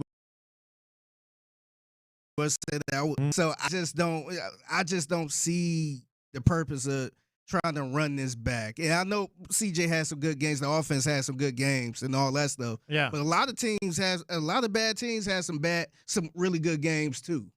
So Okay. I just don't see the purpose of trying to bring this back. Here's where I am. If you're telling us our offense is not a concern, and you're telling us Nick Caley's coming back as offensive coordinator, and you're telling us, we liked what we got from our run game and an offensive line, which, by the way, he did say that, Nick Caley. Which is funny because we just played D'Amico Ryans talking about it on the coach's show the day prior, saying that, the offensive line, like the run game needed to be better. Yeah, so you're saying no concern.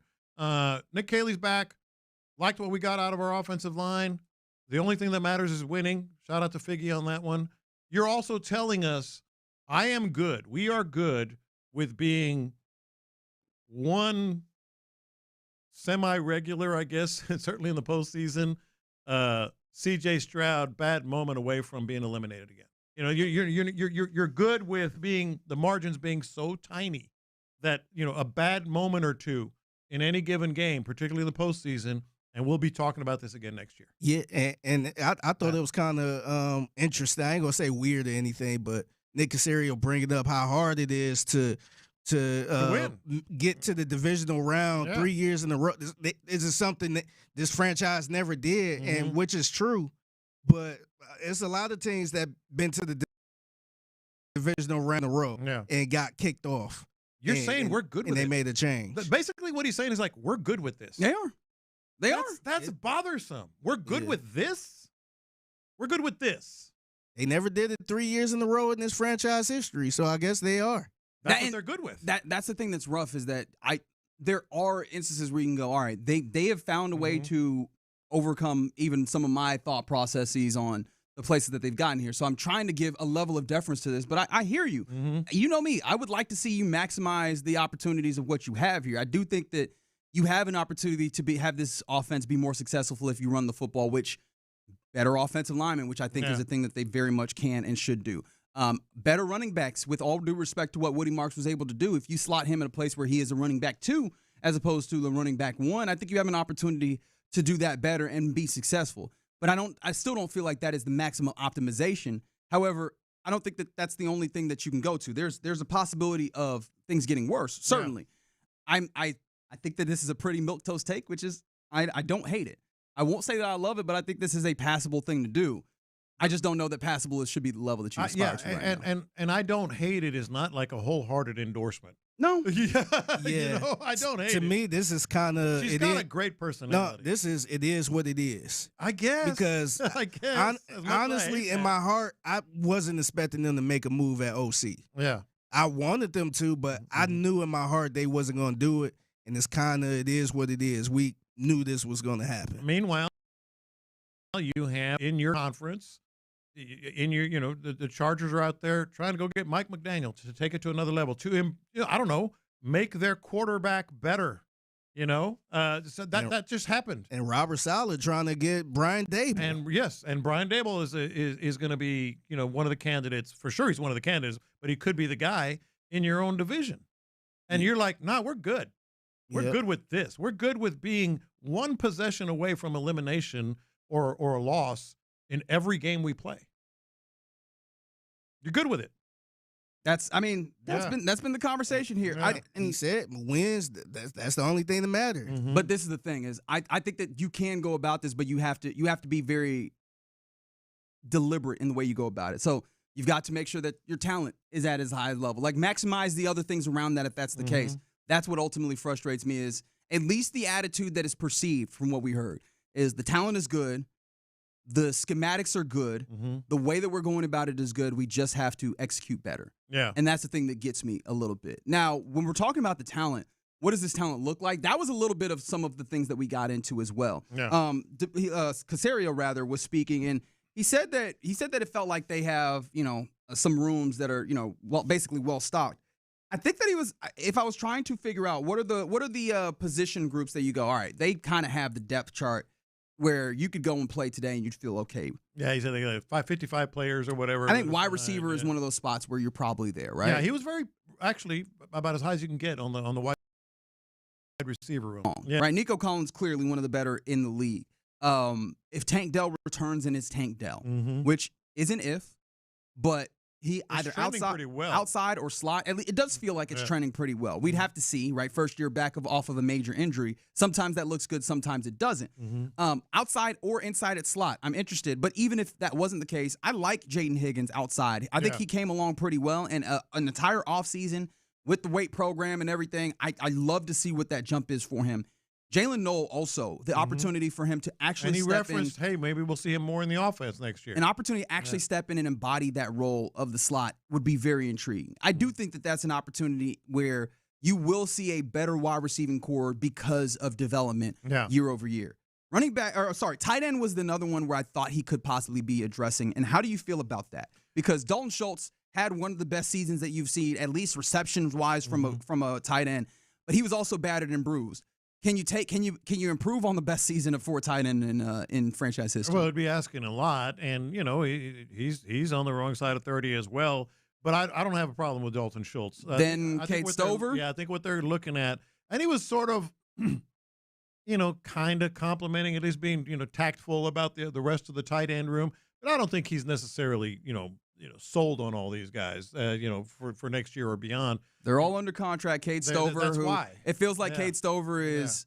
I'm getting more to a place where it feels like you're boxed into what Cade Stover is. I know that we talked to John Harris before this season, and one of the things he talked about is he felt like some injuries obviously took him away from the field, but it didn't feel like that development pass catching was there in the way that I was hoping that it would be. Yeah. And your other pass catching tight end would be Brevin Jordan, who, knock on wood, but he has not been able to be productive for you because of unfortunate injuries. I don't know at what point you can say, well, those are the anomaly, and eventually we're just going to get the full season. I think they have high hopes for Brevin Jordan, but they have had high hopes for Brevin Jordan. I still think that's probably an area that you need to address. And then of course, also running back, for sure. Joe Mixon, how was your outlook on Joe Mixon? Has it changed or is it in the same place after hearing from Nick Cacerio when he says that Joe Mixon's, being away from football, his injury was not one of recklessness. He wasn't like skydiving or something like that. It was more of, a freak illness or whatever that just seemingly took him away from football for the entirety of the year. Does that change it in a positive way, negative way? Are you still in the same way of the possibility of Joe Mixon being here? I think it's trending toward Joe Mixon will not be here.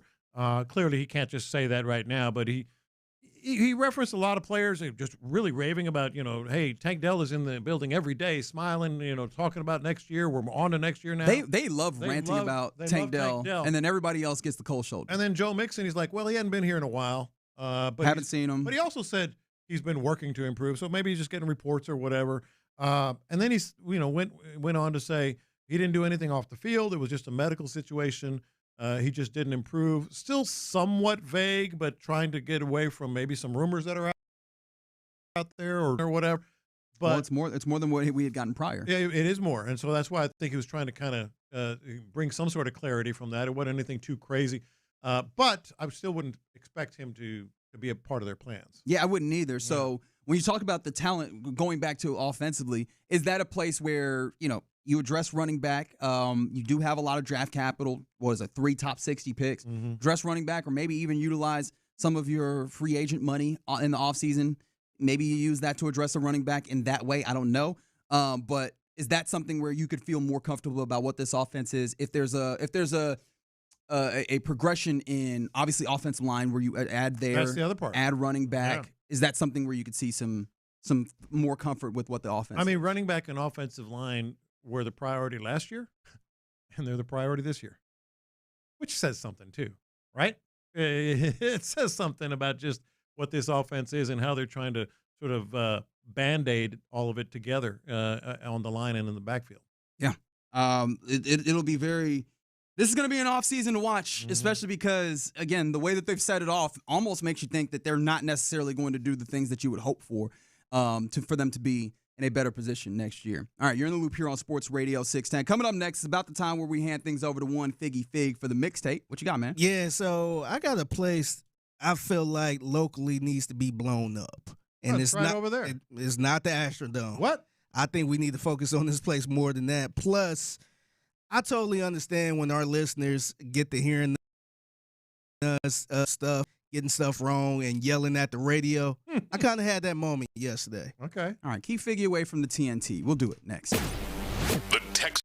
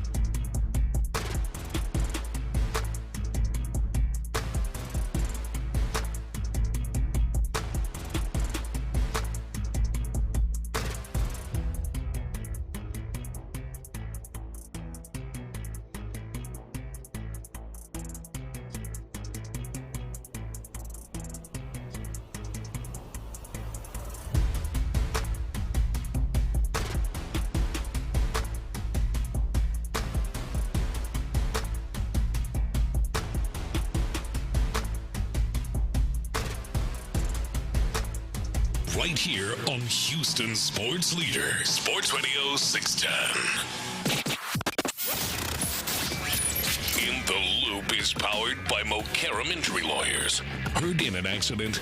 Call Mokaram Injury Lawyers at 281-222-2222. Pass the aux cord and crank up the volume. Figgy Figs in the driver's seat. Sit back, relax, and enjoy the ride. It's time for Figgy's Mixtape on Sports Radio 610. Yes, it is the mixtape in the Loop, Sports Radio 610. It's your man Figgy Fig holding it down. Hey, happy Wednesday to everyone out there. Remember around the holiday, on this very segment, I talked about Mickey Mouse being at Walmart doing a little shopping. Yeah. And I think I know why they were there. I think they were there because I guess their kids were doing a pilot for the movie Ratatouille. Okay. You remember the Ratatouille movie? Yeah. Yeah, because they were back at Walmart recently, and I thought this was the same video I saw before, because you know how videos kind of go viral a little bit again. It's like, this is an old video. I saw they resurfaced. Yeah, so apparently they were back at Walmart up in Humble, and here's my guy Devin Clark, KPRC2, with the story. It seems the rats being clocked inside this Walmart really like cucumbers. That's where they were spotted in that first viral video from last month, and also in the one I'm about to show you. After the first incident, Walmart said it put a preventative plan in place, but shoppers are convinced that if that is the case, the plan didn't work. That's a rat, too. That's not a mouse. That's a rat. And on the produce. If this video looks familiar, you may be onto something. It's not the viral footage from last month. Instead, it's new video posted to Grizzy's Hood News Facebook page 4 days ago that appears to show another rat on cucumbers at the Humble Walmart on North Sam Houston. After the first video of the vermin surfaced, some of the produce shelves were cleared out. This after an inspection report by Harris County Public Health said inspectors found a dead rat on a glider, adding that Walmart brought in pest control and removed the affected items. Following the latest video Grizzy posted, we went back and saw all the produce shelves had been cleared out, but produce, including cucumbers, were in bins adjacent to the shelves. That's when I was approached by an inquiring employee, which gave me the chance to ask questions. The employee couldn't tell me where the cucumbers in the bin today came from, and neither could a Walmart spokesperson when I called and asked. They need to blow that place up. Wait, man. hold on. So first and foremost, some of the produce the first time around, we didn't get rid of all of it. Yeah. Also, is he implying what I think he's implying, that maybe, just maybe, they just took it out the bins and then put it back? And then they put it back. That's nasty business. Yeah, would you be surprised? Hey, they need to blow that place up, man. I miss ASAP. my thing is I miss Marvin Zindler because Eyewitness. He'd have blown them up. It would have been. It would have been shut down. It would have been shut down and then blown up. Slime in the ice machine. And then, by the way, Grizzy's Hood News, I follow and love. They actually have a partnership with KPRC too. They should. Yeah, it's really good. But at the same time, Figgy, I'm not going to argue with you. Blow it up. Blow it up before the Astros. I mean, it might be hurting Lopez right now, but they ain't bothering nobody at this moment more than that Walmart up in Humble. Yeah, the thing that is nasty. The thing I need someone to tell me. All right, y'all put a plan in place to try and get rid of the rats. What was that? What was the plan? Did y'all get a cat? Sticky mat. They just got a cat. They put some sticky mats out. Like, this is not exactly what it was. This is not sufficient. Why is there not an exterminator? That is crazy, man. That's selling. And I know that's one Walmart. Yeah, but it still matters. Yeah. That is crazy. Now you can be looking at all the cucumbers in Walmart. I'm looking at all Walmarts, period, at this point, man. And that's I know that's not fair, but that is crazy. Whoever's running that Walmart they need to be checked. I don't want to say they need to be fired. They need to be checked. Well, clearly the rat infestation is so large that even if they do try something, whether it's just sticky mats or traps or whatever, it's not more enough. than that. Yeah, it's not enough. Somebody said turn them into pickles, it'll be fine. Just wash them. Just wash the cucumbers. 5-second rule. Yeah. From the floor? No, from the rats. Man, them rats might fight you for that cucumber. Well, hey, this is mine. Yeah. But, yeah, man. Salute to Devin for doing the Lord's work, man. Yeah. We probably need to show him some tape of Marvin Zindler. Yeah. So he can maybe spice it up a little bit. Oh, wow. You say he's not putting enough sauce on it? No, I mean, everybody need to watch tape on that. If you're doing something like that, you need to go check the tape. I like the idea of news people getting into like, well, this was a good broadcast, but I'm going to go back. I'm going to watch the tape. I'm going to get better. Sure. I'm gonna, watch the tape of Zindler, try and add some of that to my game. If the Houston Texans can sit there and watch some old tape of Tom Brady, why can't reporters watch some old tape of old reporters? Yeah. Somebody said that Walmart and Humble is like the Texans. No concerns. No, we've never sat in the back room and thought there's any concerns with our cucumbers. It's the mixtape in the loop, Sports Radio 610.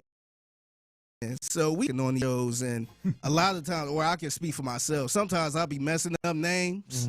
I'll be getting stuff wrong, or I'll be like, I'll be going, Clint, what's my man's name? Yeah. I do that a lot, and I'm sure people be screaming at the radio like, CJ Stroud. By the way, I kind of love that you guys help us out on the text line with that sometimes. It is very, very helpful. What's the name of that song that goes, Yeah. And then the text lines just light up.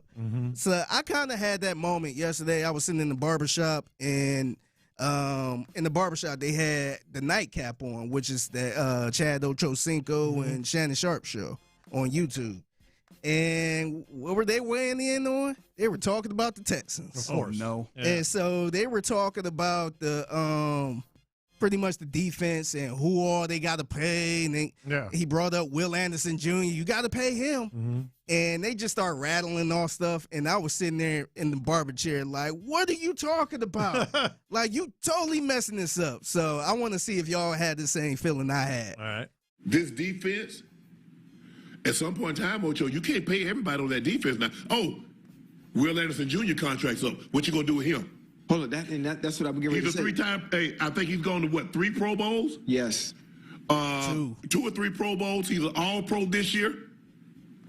He's going to be probably a top 20 of the top 100 players. He's probably going to be in the top 20. Okay. CJ, if you get CJ 300, you just saw what Myles Garrett got. You just saw what Michael Parsons got. And he younger than Michael Parsons. So you're going to have to be looking at to give him 190, 200. You just paid Stingley, and you paid the other guy, Lassiter, on the other side. Petrie. What? Wait, no. Lassiter, Petrie, Bullock. Hey, Shazier is up, or he's still? Who is that? I think Shazier might be up too.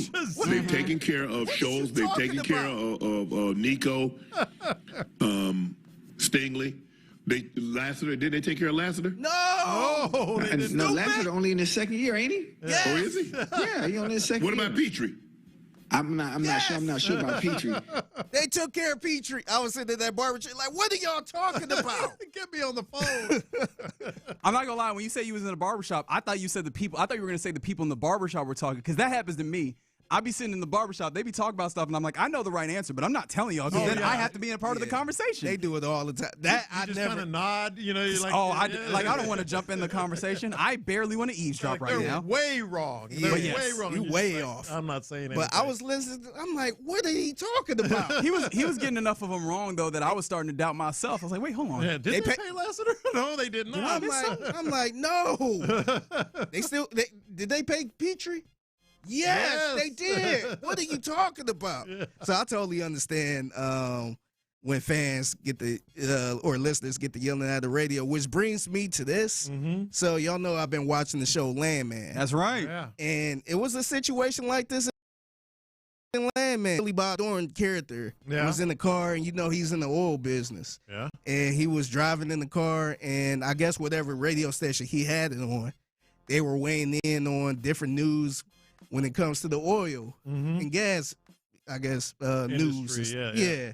And so this is how it went, and I think he kind of had the reaction I had in the barbershop. Baby drill. We are 9 months into a new administration, and the boom is on, or is it? Oil prices have dropped by over 20% since our new administration pushed initiatives to increase production domestically. The cost of gasoline dropping gives people more money to spend on other goods. And when diesel drops, the cost of the goods goes down too. Well, the flip side to that argument is when fuel costs go down, the cost of goods goes down. So it has a magnifying effect to the strength of the dollar as well as how many dollars you have to spend. Thank you. Gotta get it out of the ground. The cost of getting it out of the ground goes down as well. There's a sweet spot, though, and we are dancing on that line. The line moves too, dipshit. Just play a song, for God's They sake. don't pay us to talk, Bob. They pay us to play country music. That's right, Bob. Intelligent conversation. All right. Well, Bob, you kick off failed. the hour with some local boys who made good. Real good. Oh, damn good. Took their Texas sound nationwide. For God's sake, play the song. Just stop talking. Yeah, he was so mad. He said, just play the freaking song. I know there's a lot of people listening right now like, thank you. This is how I feel all the time. Yes, preach. Preach. So I feel y'all, man. I'm going to try to do better, try to have everything in order and not be messing up no names and talk about Shazier and all this other stuff.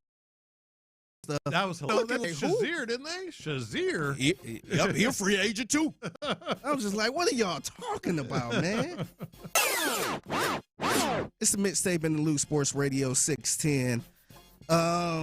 Legend talk. Lil Kiki. We always bring up Lil Kiki on this show. That's right. We do for some reason. Yeah, he's actually in the intro. On his podcast, we all know about Kendrick Perkins. He's part of the podcast too. I'm so sick of. Have you seen all the people that are like Kendrick Perkins was right? CJ can't throw to his left and stuff. I'm like, oh man. Yeah, and Kendrick Perkins, he was on the podcast recently, and he had to hit us with the "I told you" show. No. Oh, here we go. For the last 3 months, I've been called everything but a child of God, and all I did was speak the damn gospel. That's all I did was. I've been kicked out of restaurants. I was banned from. Banned? No, hold on. I was banned from the ribbon cutting at the Texas game, invited. Then I was banned for speaking the truth. So I want to know what the apology is going to look like because they got to give me something back. The key to the city or something. The key to the city. Not something. The key to the city. No, because really I'm about to save the city and the Texans a whole lot of dollars. You know what I'm saying? Because you go pay this man that we just saw. Hey, listen, I'm asking 2 H-Town legends. All I'm asking is, can the Texans be fair and reinstate me? You know what I'm saying? If I'm leaving that up to y'all.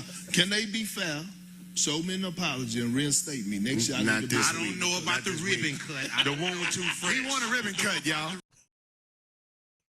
That's the worst part. You got to see him face to face. The flex. Oh, God. That's the worst. And I feel bad for Texans fans who was talking a lot of crap to the Patriots fan all week on social media. And now people going to be like, oh, is this you? Yeah. Hey, what's up, man? Yeah. I ain't seen you in a couple of days. What's been happening?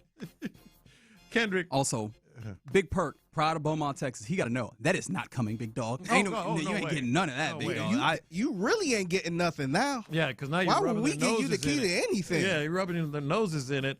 But again, he's flexing, and that's the worst part of it. Like, yeah, dang it, now he can say that he was right. Yeah, that's the he worst. said that man part. couldn't throw to his left. Yeah. But that's such an absurd thing to say. Is it true? It is not. It's not true. You sure? No, You sure about that? I mean, he did throw an interception to his left, but that's not what I'm talking about right now, Figgy. You got to understand, it's the principality of the matter. Smokey. Yeah. You tell that to Kendrick Two Perkins. interceptions to his left. Uh-oh. Kendrick was right. I think 2 of them came to his left. Man, give him the key to the city now. All right, I'll get y'all out of here on this. It's the mixtape in the Loop Sports Radio 610. Speaking of C.J. Stroud, who played on Sunday, and he was a 2-pack of ass on the field. Thank you, Joe Budden. Yeah, he was a 2-pack of ass. He was. Yeah. He was bad.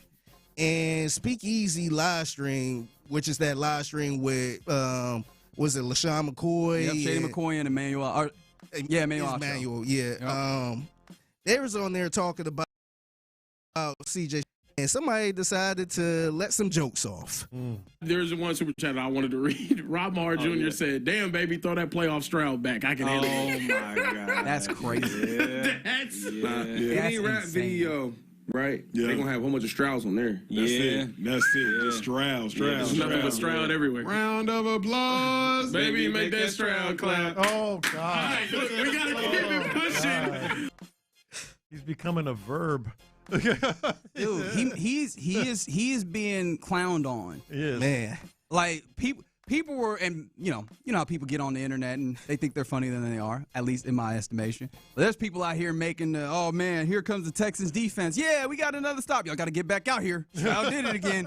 Like I hope that he's not on his phone. I hope that he went Fernando Mendoza and deleted everything except LinkedIn. Because ain't nobody saying nothing nice to you in anywhere else than LinkedIn, and they probably not giving you good endorsements there either. This is sad, man. It's impossible to avoid. This is sad. Like someone like that age in that place, and actually Cacerio talked about it a little bit, whether it's family or friends, they're going to, hey, man, did you see this? Did you see that? Hey, did you hear what Figgy played on the mixtape today? You know, or whatever. Damn. Yeah. Oh, no, I'm yeah. saying Damn. no. It's not a shot at you. Yeah. Well, I'm saying it's impossible to avoid.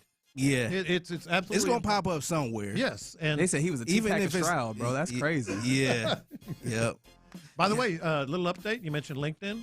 The only two apps that that Fernando Mendoza had were LinkedIn and I believe LinkedIn was the main one. He updated his LinkedIn. Okay. National champion. Yep. Okay. Yeah. Did anybody endorse him for it? I don't know. Okay, very good. He was not the 2-pack of ass. No, he was not. He was not. Yeah. Good gracious. I can't believe that. Mm-hmm. But we're running it back, man. We're good. So, Reggie, if you're looking for a girl, you're looking for a girl with a nice Stroud, right?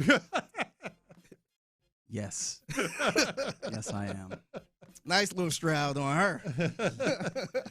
Oh, man. And what sucks is it's such a good workaround for something that we probably shouldn't say on air, but I don't want to do that. All right. I hate to see her leave, but I love watching her Stroud. All right. Okay. Round of applause. Baby, make that Stroud clap. All right. That's the mixtape here in the Loop on SportsRadio 610, 1:20 p.m. every weekday on the station at the Figgy Fig on social media if you see something that you believe to be mixtape worthy. All right, coming up next. A nice little Stroud, let me know. That dude was Stroud. Coming up next, we get ready to hand things off to the fellas of the job. Before we do that, it seems like the Patriots owner said the loud part or the quiet part out loud. Let's talk about it next.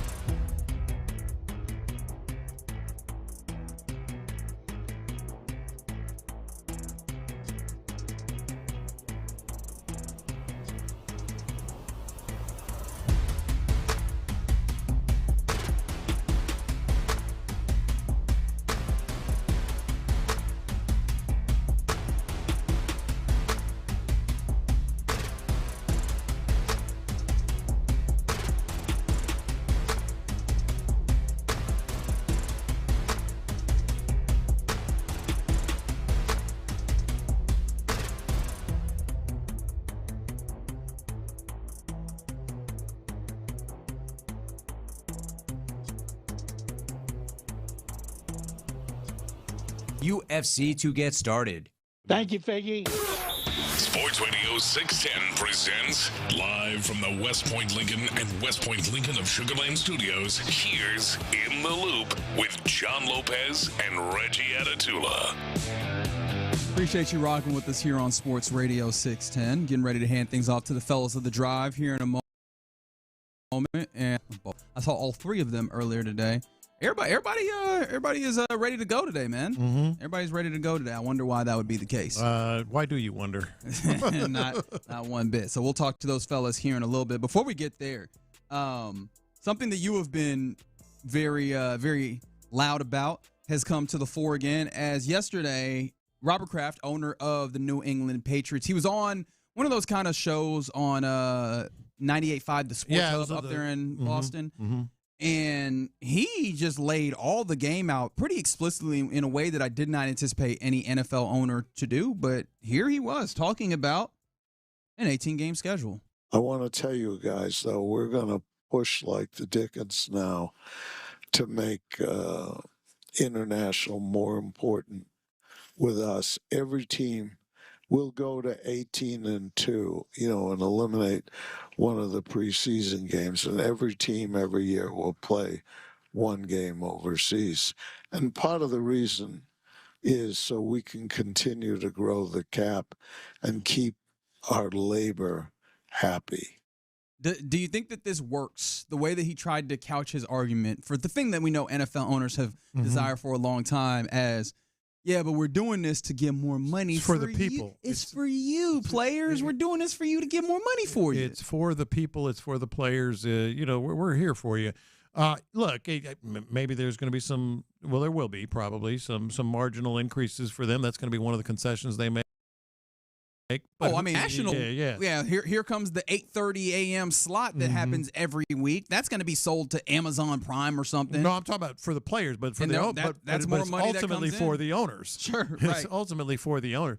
I'm not surprised. You said quiet part out loud. It's really not even that quiet anymore. Right. Everybody knows that it's going to happen. It's just a matter of how it's going to play out with the Players Association. But it's going to happen. I still think that 2 preseason games is even too much. I think maybe that's what I would be fighting for is like, hey, them preseason games do not equal. No, I understand that, but just for the length of the time that you're actually putting on the pads and stepping out there and practicing and all that, just shorten it by another week. Just have one and get to the 18-game schedule. The 18-game schedule is the biggest problem. Yeah, and that's it. What's funny is I think that the Players Association, I imagine the players probably don't like this. Mm-hmm. I don't know that they're able to put up a fight because also I'm with you that that is a balloon really high up. I'm with you though that the owners clearly they've been wanting this and this feels like it's been it's going to be inevitable and it feels like it's been inevitable. But when it comes down to actually making this happen, they do have to get this through and they had not to this point when Robert Kraft gets out here and is like, we're going to push. Like, this is going to be their main thrust the next time that they step into the sit. I think it's their priority. And I don't know I don't know that the players are going to be able to resist this in any way, shape, or form. No, I don't think they will. The players with the NFL bargaining, players ultimately always. I mean, some stuff, but ultimately the owners get what they really want, and they'll throw some some crumbs to the players, so to speak, and that's how they get it done. I feel like, you're going to be shortening careers too. I think the players need to, you play 18 games, sure, your regular season records might be not somewhat, your regular season records will be degraded a little bit because you're going to be doing it in 18 games, not 16. Mm-hmm. But I think careers are going to be shorter. I think careers are absolutely going to be shorter. It's just the grind that you're going to have in one season is just going to add on. I think also career's shorter, but also you're threatening to make some of these games later on in the season a lot less interesting because you're dealing with injuries, right? I see people like on the text line who's, yes, you absolutely need to have a second bye week within here. I think that'll be part of it. Sure, that'll be part of it. Probably too, because when we talked about 18, we didn't think about them also wanting to earmark within this an international game for every team at least once a week, right? Like this is well, not every team every week. But every team plays it. Every team plays an international game, and when you end up with all of these games overseas, that additional international travel that everyone would then have to undertake, not just a handful of teams, that's another stress, whether it's the travel itself or the shortened week. Yeah, man, this idea that the money, yes, the players are trading on their bodies inherently. Yeah. The idea that the money is going to continue to go up and that'll every time that is worth the trade-off on your body. I don't think that that's true. I just don't know that the players are going to be able to withstand it. Oh, I don't think they will. But ultimately we do come as much. I think we can all be sympathetic to what's happening, with the players physically and their careers, and the how taxing it's going to be on them physically and mentally. Ultimately, though, will we really care on any given Sunday afternoon? I think it won't be one of those things that we talk about. We'll still be here watching. Yeah. I think that if we are honest with ourselves, we'll be able to tell. Because you know what? When the moments that I can tell, when we have the really strong international schedule where there's, a game or two, and then, or there's like how we have some Saturday games or some Thursday games, and you get to that noon slate and you're like, there's not actually a lot of actual good football happening right now because and what do we do? Spread something. We'll watch them. We watch it. We'll watch them, but I think that there will be some acknowledgement. And now you're taking at least one game out of that and moving it into a earlier slate. I do think that you will start to feel the impact of it. Yeah, But you'll feel the impact. You'll notice. But it's the shrinkflation, but, right? But you're still going to be there watching, and it's like they took my can of Coke from 20 ounces to 16 ounces, but I'm still going to get that drinking can it. of Coke. Yeah, and owners don't care. They just don't care. They say they care. They do all this just collectively is what I'm saying. They don't even really care about players. Ultimately, that's what the money is for. If you're doing this, they're interchangeable parts, interchangeable pieces. Yeah. Is there any chance that this impacts and maybe this is stretching it too far? Because you talk about the possibility of careers being shortened. Do you think that this shortens the possibility of dynasties, right? Like the idea of having a team that can have add another game. Yeah, I think it could be. I recognize that this might be a stretch because there are still players that are able to be healthy through 16, 17, 18, 19, 20 games into the playoffs. But it just feels like you're adding another game and another possibility of injury, and then those things add up. Those multiply over time. I think it's possible. I think there's a lot of things like that are possible. Hey, coaching careers even. You went through an 18-game schedule and maybe postseason, and you got to do it again. Then it's short. I think just everything is just. You're talking about the stresses of going through this. Yeah, you're just drained a little bit. I do love the idea that they're trying to sell us on the preseason game is going to be equal to the additional regular season game. Yeah, that is the thing that gets me within all of this is we recognize everybody trying to get money, and I did appreciate that Robert Kraft, at least on the backside, is like, look, we could sell these. I mean, not explicitly, but the point being, we could sell these international games. We could sell these additional games. We get more money in, and everybody divides it up. Everybody eats. I do hate that they be treating us like we are so dumb at times that we're going to believe that, this preseason game is clearly going to take off the strain that this additional football game will. No. Yeah. I think we could see through that one. So I do find that to be funny when we do get it. But appreciate you guys rocking with us, and even more appreciation to D&M Auto Leasing for an opportunity to crosstalk with the fellas of the Drive, Clint and Ron, who are sitting down at this moment. I'm sure that they're going to give us a lot of their opinions on what they heard from Nick Cacerio in what was a 45-minute sit-down with the You know what I loved about the 45? About 30 minutes in, you could feel Nick Cacerio starting to get a little irritated, and that's when he was most honest. Like he was most candid about. That's when we got the whole, offense is not a concern thing. That's when we got the Joe Mixon follow-up on, hey, it wasn't anything, weird that happened. Like once he's so well trained and prepared and just careful with all his work. Those last 15 minutes, he was kind of getting a little, just sort of candid because he was getting a little irritated. So you didn't feel like that's just Nick Cacerio after doing this a little while, finding himself a little grace, or just this? No, it's never been Nick Cacerio. It truly never has it been for him to say something like that. Like a meeting with D'Amico, and I've never sat in our offense and said our offense is a concern to be able to do those things. Did you guys get that same impression that Nick Cacerio after a while was just like, bump it, let's get real with some of his responses? I definitely think he got agitated. I mean, the video of you can tell. I didn't watch the video straight through. I just watched it in clips. Yeah. And you can tell by the time he gets to the point, I know you heard it. I heard it as well. When I heard it, I was like, whoa, okay. Nico Collins ain't good enough? Yeah. Right? Like at that point, he was I mean, it seemed like them eyes were a little more red than they were to start with. And he was a little more, I guess, maybe abrasive is the term I'd like to use. I mean, he is. I mean, it was good stuff, man. It was, I don't know how he could even shape his mouth to say that him and D'Amico didn't sit in the office and say, "Hey, man, what about this offense? What's the right?" I mean, just simply because you're so good defensively, like, hey, what do we need to do offensively to make sense? That's got to be a lie, right? That's the thing is I'm not certain, and that's the thing that's the most scary. And the concerning thing is it would be a weird thing to lie about, if it is. But that's got to be a lie. Like y'all didn't discuss nothing near the trade deadline. Yeah. Well, forget that, but you're right. Like at least then, like Clint's saying, like after the fact, like man, after the Pittsburgh game, y'all didn't sit down and go, hey, we got to make sure that doesn't happen. Yeah. You know, I mean, like that's interesting. You can look at it, and again, I didn't watch it straight through, but it sure seems like, you know, there was several questions about personnel offensively and the lack of going and getting top tier guys or filling voids in the offseason. And I think he casually answered it initially, and I think because that's his.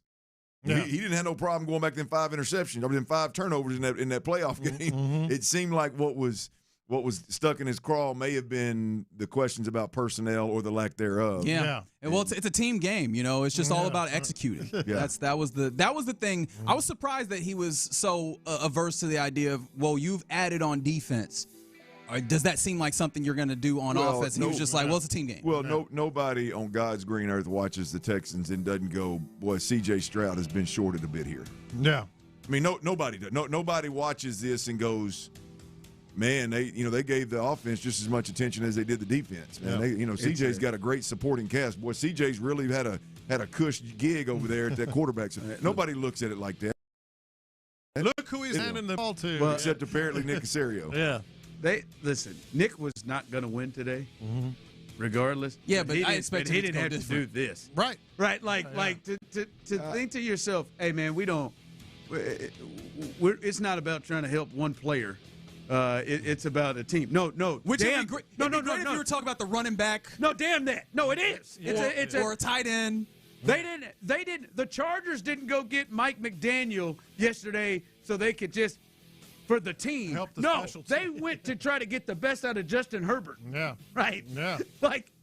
And boy, every time that the CJ question came up, one way in one form or another, it was like 4 or 5 times. He deflected to the team, he deflected to the draft, he deflected the person. Never really said anything about CJ.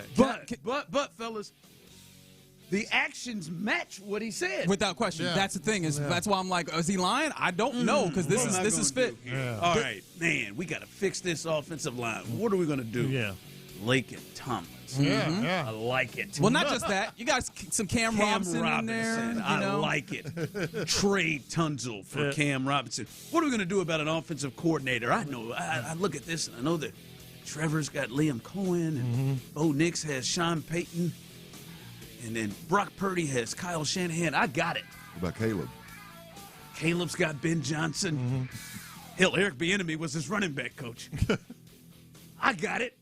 Nick Caley. Yes. Passing game coordinator for the Rams, which means Sean McVay, which means you do with passing game. Yeah. Like that, but those actions scream. The only thing that they have done over the time that would go different than that is we're going to go get Stephon Diggs to add to Tank Dell and Nico Collins. Yeah. The receiving crew, and then go and draft 2 more receivers early. The receivers, okay, I'll give you that. Sign Dalton Schultz. That other stuff, they went to the flea market. Yeah. And that's what I asked the question. Does it feel like they've just resigned themselves to a limitation of C.J. Stroud? And that's what it felt like. All through there was just like, oh, we just that's a limitation. That's a takeaway after year one. You know, for me, guys, this is obviously the conversations around CJ have mostly centered around the poor play in the playoffs and the disaster against New England. But the reality of it is, I think the bigger conversation is if that's going to be the general manager's approach, is we're not going to focus on offense and we're not going to focus on shoring up the offensive line and we're not going to focus on that. We're going to do this whole team approach and never cater to C.J. Stroud. And then the whole offensive approach with Nick Cacerio, who's coming back next year, by the way, is to play this mental game of just being super efficient and minimizing and don't turn the ball over. Like, if you're going to do all those things, does it even make a little bit of sense to pay a quarterback $50 to $60 million a year? It wouldn't be good usage of your limited funds. Doesn't seem like it, right? And so I think that's why I know a lot of people are like, Stoerner, shut the hell up. They C.J. Stroud, they're picking up his fifth-year option. They're going to do this. They're going to do that. I just, even if you do, you go. Yeah. I mean, he basically said today, he's going to be a game manager, and they've said it with their actions in the past, and they said it with the offensive style that they have, and so you've got. Yeah, he'll come around. He'll come around. Now, to be fair, they use the same song and dance that you heard about Slowick, and Slowick got his ass up out of here. Yeah. Slowick was never Slowick's fault. It was execution, technique, fundamentals, and then all of a sudden, until it was gets replaced. But he said today, I would anticipate him coming. Oh yeah. He said. Oh yeah, he's coming back. Yeah, they didn't put it on Bobby until Bobby walked out the door, and then it was all on Bobby. Oh yeah. From everybody. Fellas, looking forward to a Wednesday show. Joey Lowe, I'll catch you on a Thursday show. But for the time being, you're listening to KLT AM, KLT FM, HD2 Houston, and Odyssey Sports Station. And right now, The Drive is live. That's right. The Drive is live here on a Wednesday. A big show is the fellas from In the Loop. If you missed it in the first hour, they had about 45 minutes of Nick Cacerio. I ain't going to lie to you. I had to take a break. I can't do Nick for 40 minutes straight, man. I had to take a break. I had to flip over to WWE Unreal for about. Say, be careful what you flip over to. For about 20 minutes. Yeah, I was at the house. I had to flip over to it was a nice little episode about Jelly Roll. I had to flip over and then I came back. I came back when I had to, but I couldn't give you 45 minutes. So those of you all who hung on. There's something, but you deserve something. A handshake, a hug, or something. Jelly Roll's doing it, isn't he? And dude. Jelly Roll. There'll be a Jelly Roll song come on. I gotta change it. Oh man, before he cusses in front of my kids, and the next thing you know, he's with old Brandon Lake on the Hallelujah praying. Hey, tell you, man, he's versatile. Jelly, that's it. Versatility, man. Jelly he'll take all them explicit lyrics about that song and get up with you, man. Lord didn't say I don't sin. The disciples were potty mouths, man. Shoot, baby. Shoot. Hey, man, he's doing it, ain't he? Yeah, but a lot to get to. Our guy, Brandon Scott, he'll be in for our final Texans report coming up in the 4 o'clock hour, 4:40, so stay tuned for that. Hey, the Rockets got a big one. We'll discuss that as well. Look at Reed Shepherd. I see you, Cocaine. The good Shepherd. I see you, Reed. We'll get into that. But Nick Cacerio spoke. As we said, you heard it on In the Loop in the 10 o'clock hour. And I think one of the big things that jumped out, and this is going based off a discussion we had yesterday, where it was like somebody's got to potentially roll. Is it you're going to roll with CJ straight up? And if it is CJ, do you change the OC? And if you're going to roll with the OC, do you change the quarterback? Because it didn't seem like there was something wasn't meshing, and it didn't seem like this is something that you feel like is going to get better with the both of them there. Well, Nick Cacerio addressed his offensive coordinator, Nick Cacerio, excuse me. Yeah, I would anticipate Nick being here next year. I think Nick learned a lot, first opportunities to play. Probably the last 2 to 3 months of the year. Played pretty good football and did a lot of good things. So there was growth and improvement. There's always areas that we can improve and get better. And that's what, D'Amico mentioned the other day. Next couple weeks right after the season, was kind of looking at everything, go through, the coaching staff, go through other aspects of the staff. Is there anything that we have to do? All right, then we'll look at some things schematically, start to go through the self-scout, try to figure out, all right, what are some of the things that we did well? We know kind of where we are as a team, and I think sometimes when you're working on one side of the ball, you maybe see it through one lens. sometimes when you're on the opposite side of the ball, you see it through a different lens. And I'd say the rapport amongst the staff's really good, so we can communicate honestly and openly with each other. So it says a lot, and honestly, it speaks to who D'Amico is. So that's what we're going through right now. So yeah, I would anticipate Nick being here, next year, and all of us are just trying to improve and do what we can to make the team and the organization better. All right, that was Nick Cacerio talking about his OC, Nick Clinton. He said they expect that he is back, and so that means at least one part of what we talked about is the big change. Nick Caley's going to return, Clint. Yeah, I mean it's interesting, man. It doesn't surprise me that that Nick Cacerio. I think there's a relationship there that, as I said before, I think it would take a lot more negative. I mean, the wheels would have to come completely off mid-season for Nick Caley to be a guy that Nick Cacerio gave his shot to call plays, and then after winning 12 games, going to the second round of the playoffs, yanked the rug out from underneath that guy. I mean, we've been hearing about this, for a couple of years about how great of a play caller, star in the making kind of deal, and then he gets his shot. And you got to believe that his partner Nick Cacerio is going to give him more than 1 year, especially, again, when that year is a 12-win season in the second round of the playoffs. So no surprise that Nick Caley is back.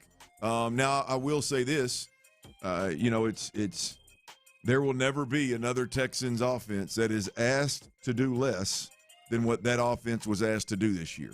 And not only the Texans, hell, there may not be another team in offense, in the NFL that is asked to do less than what the Texans need to do this year. And they couldn't get it done. It was ugly in both of the playoff games. And the guy that is most responsible for that is the offensive play caller. The guy that's most responsible for the quarterback and having him prepared and settle him down if he does get overwhelmed, it's the offensive coordinator. And I think there was a lot left to be desired this year, and definitely in the playoffs with Nick Caley in that department. So, we'll see. I've said it before. I just do not think, whether it's Nick Caley or C.J. Stroud, I just do not think that those two together are running this particular offense with the approach that Nick Caley and D'Amico Ryans want on the offensive side of the football. I don't think that you're going to get a high-level offense that can complement this defense well enough to win it all. I just don't think it's going to happen. Well, help me out with that, because I agree with you. And I think yesterday we were all – Tyler didn't even let the question get all the way out before he said he gave it. I think we're all in agreement that there needs to be some significant change with this offense going into next year, that it puts you in such a situation and put the defense in such a space that their margin of error was so low that it feels like there's got to be something moving. You painted it yesterday. You think one of those two, as you just said, need to go. Well, clearly Caley's going to be back. I think CJ's going to be back next year. The way that I don't know if he's going to get a new contract, but I think CJ's going to be back. He may get traded. We'll cross that bridge. But for right now, if you're telling me, I think he'll be back. Tell me if I'm wrong. When I see those two back, and I think the system is the same, if Nick Caley is back, Clint, is there something else? Because they did say there could be some changes on the coaching staff. Is there something that I'm missing? Is there a potential change on the coaching staff, maybe quarterback coach, something like that could be a significant enough change to get the change that this offense will need? Because the way I'm looking at it, with both of them coming back, it feels like the only thing they're banking on is that this group grows into the offense from year one to year two. Yeah, look, I think the only change that, with my experience, the only change that is involved enough with the quarterback to make any level of significant change this season or a significant impact in any way would be the quarterback coach. And I mean that's Gerard Johnson.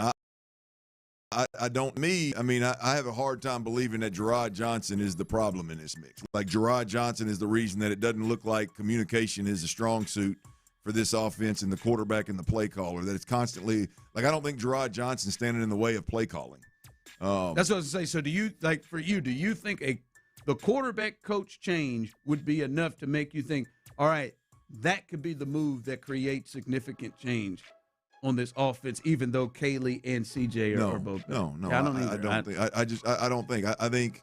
I think you're going to get you can get, like, to Nick Cacerio talked multiple times today about not turning the football over, not turning the – I think you can get better quarterback play in this offense. I think you can go a long stretch in a season without turning the football over because your quarterback is literally coached into a corner of being cautious and minimizing risk and minimizing. When you focus so hard on those things and your quarterback doesn't have the ability to then kind of straddle that fence and play with his instincts, then I think you've got a bad formula ultimately that is bound to implode, if you will, or bound to be just inconsistent in the biggest games kind of deal. So yeah, I don't see how you make a major change. Can it be better? Sure. I mean, you got a play call. It's his first year. I mean, in his second year, could he be better? Sure. Could they evaluate and self-scout and say, hey man, offensively, we need to move, easier looks and our screen game needs to improve. And can they do that? Can they? Yeah. This has a feel of more than, boy, this team just grows from year one to year two. Like when I look at the Bears and I think, all right, year one to year two in that system where they did in year one and how they continue to grow throughout the season with Caleb and the offense, I can see the sense of year two next year, that offense that's what they need to take off just more reps and time in the system. For me personally, I don't get the feel that more reps and time in the system between Nick Caley and C.J. Stroud and the rest of the offense is the thing that's going to take this offense to a level where they're not a liability.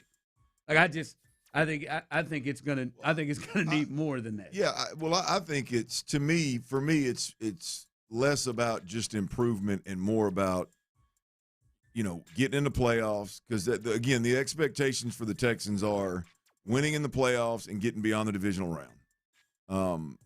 And the only playoff games they've won since D'Amico's been here, they're 3-3. In those 3 playoff games that they won, their defense has scored 32 points, literally 5 touchdowns and a 2-point conversion return.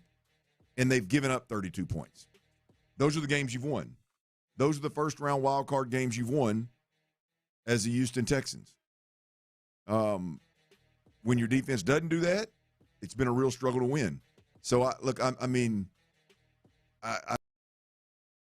– when you look at this offense, it's to me, every move, it's about the playoffs. And I don't – right now, I don't know if C.J. Stroud can have a good enough season next year in this offense to where you all of a sudden feel like what we just watched in the playoffs for 2 weeks is a thing of the past and not ever going to happen again. Well, Clint, you brought it up, and Nick Cacerio referenced it a few times. He went back to the 5 turnovers. He went back to the turnovers, the interceptions. He went back to it. And, like, sometimes it wasn't even anything that you would think would be, connected with the question he was posed. But he would go back to the 5 turnovers.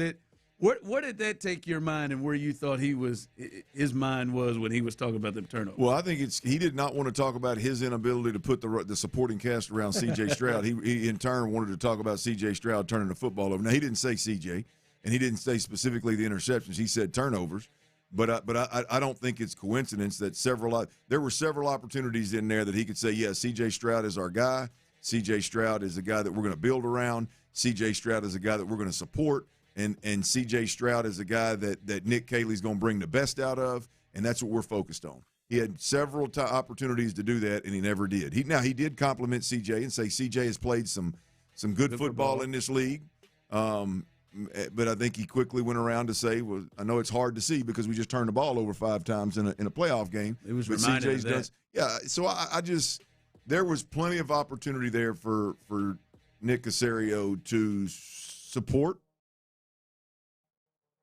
CJ, and I felt like there was a lot left to be desired. It felt like to me almost as if they feel like the offense is fine. The problem is the turnovers.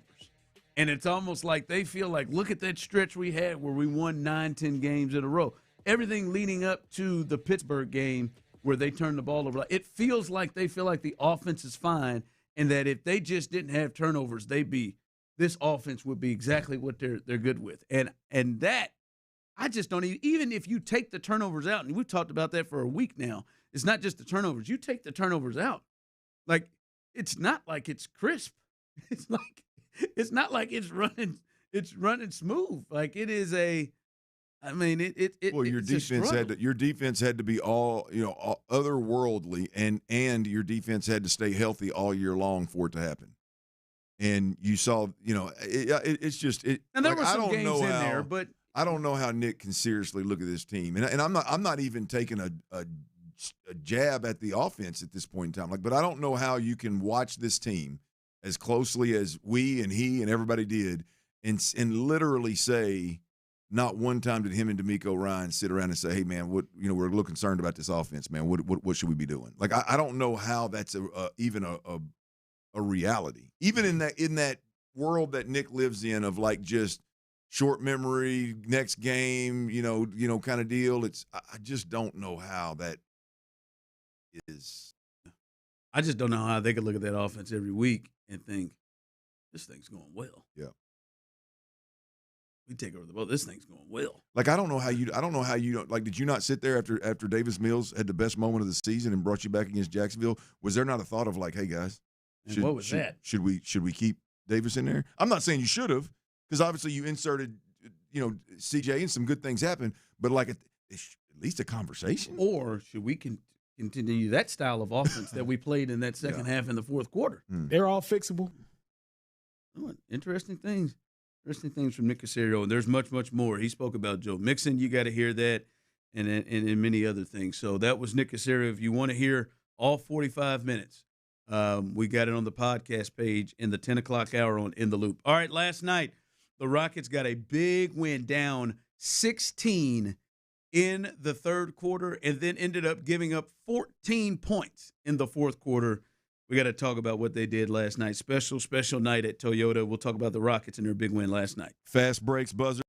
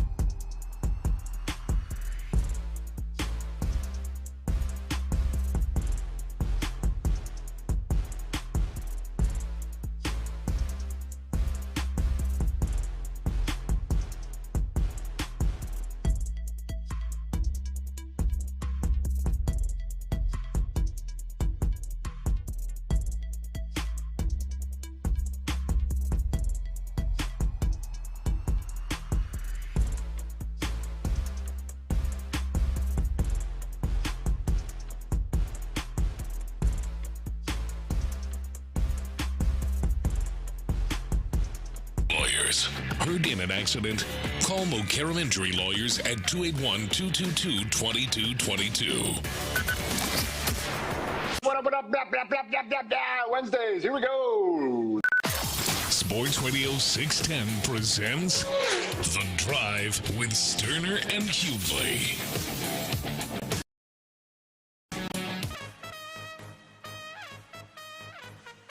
They say the good people at Planet Fitness are helping us get up to the Super Bowl. I have never been into Planet Fitness. Ain't helping me. All right, I've never been into Planet Fitness. My mom is a maybe you should step in one and get you a deal with them. I don't know anything about a Planet Fitness. My mom goes a lot, but she says she just likes to use the treadmills. And they are strong with treadmills all over the place. I had a membership. I have never been. Right? Can you still get a membership? It's like $10, wasn't it? Yeah. Can you still get like a cheap membership? Yeah. When I lived in Baytown, they opened one up and had a membership there. It was a nice spot, nice old gym.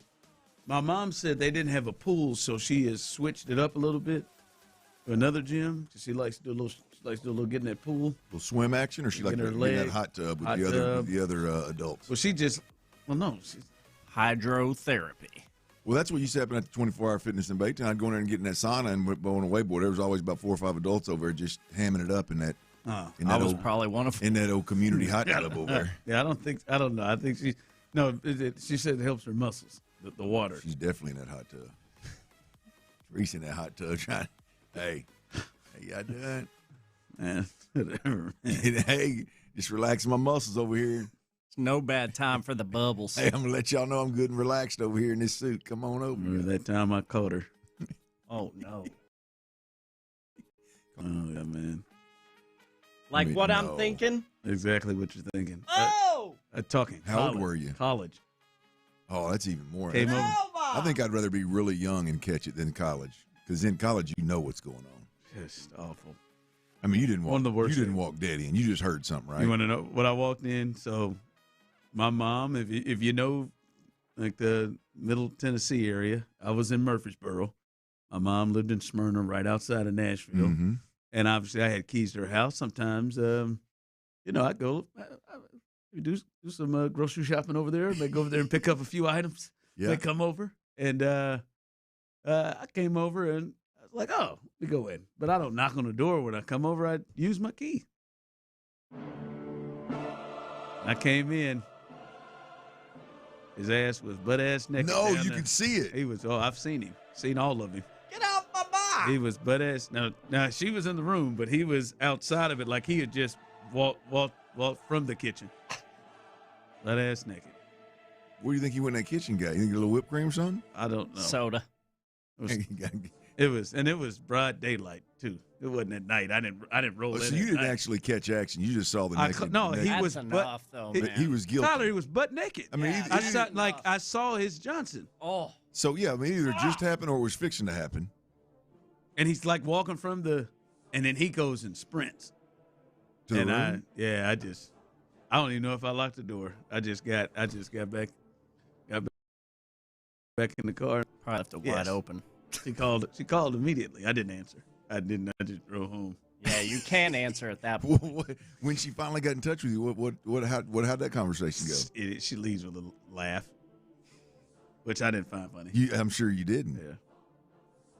What's next? I mean, I don't want to pull this out. No, it's talked about. She said, "Told you not to come over here. You just unannounced. You might want to knock." I'm like, damn. I just got the red carpet. We're wanting to get into a controversy. It was weird. It was weird to kind of talk to him. Was it a stranger? Was it a stranger? Well, was that a one night stand or was that a boyfriend? No, my mom ain't no hoe. No, let's be honest. You've had one, and I don't think you. I mean, you ain't a hoe. No, yeah, but don't just call out my mom in her 50s, well, I mean, 40s or 50s. I tell you what, if old Linda, if old Astro Granny wants to go get her a one night stand, if she wants to go get her a one night stand, hell, they were together. Now he didn't last. He didn't last much longer after that. But they were together. It was a tough one. It's like a stepchild. I just wanted to come over. I just wanted to come over there and get some potatoes, maybe get some deli meat. And I came over there and Got some two meat. eggs and a hammy. You saw some meat, all right. Yeah, man, it was. It's not the breakfast you were looking for. Like we have now. We're not going to talk about. Steak was Now out of the freezer. I'll give it to him here because I'm 19. I've never been to 19. I'll give it to him.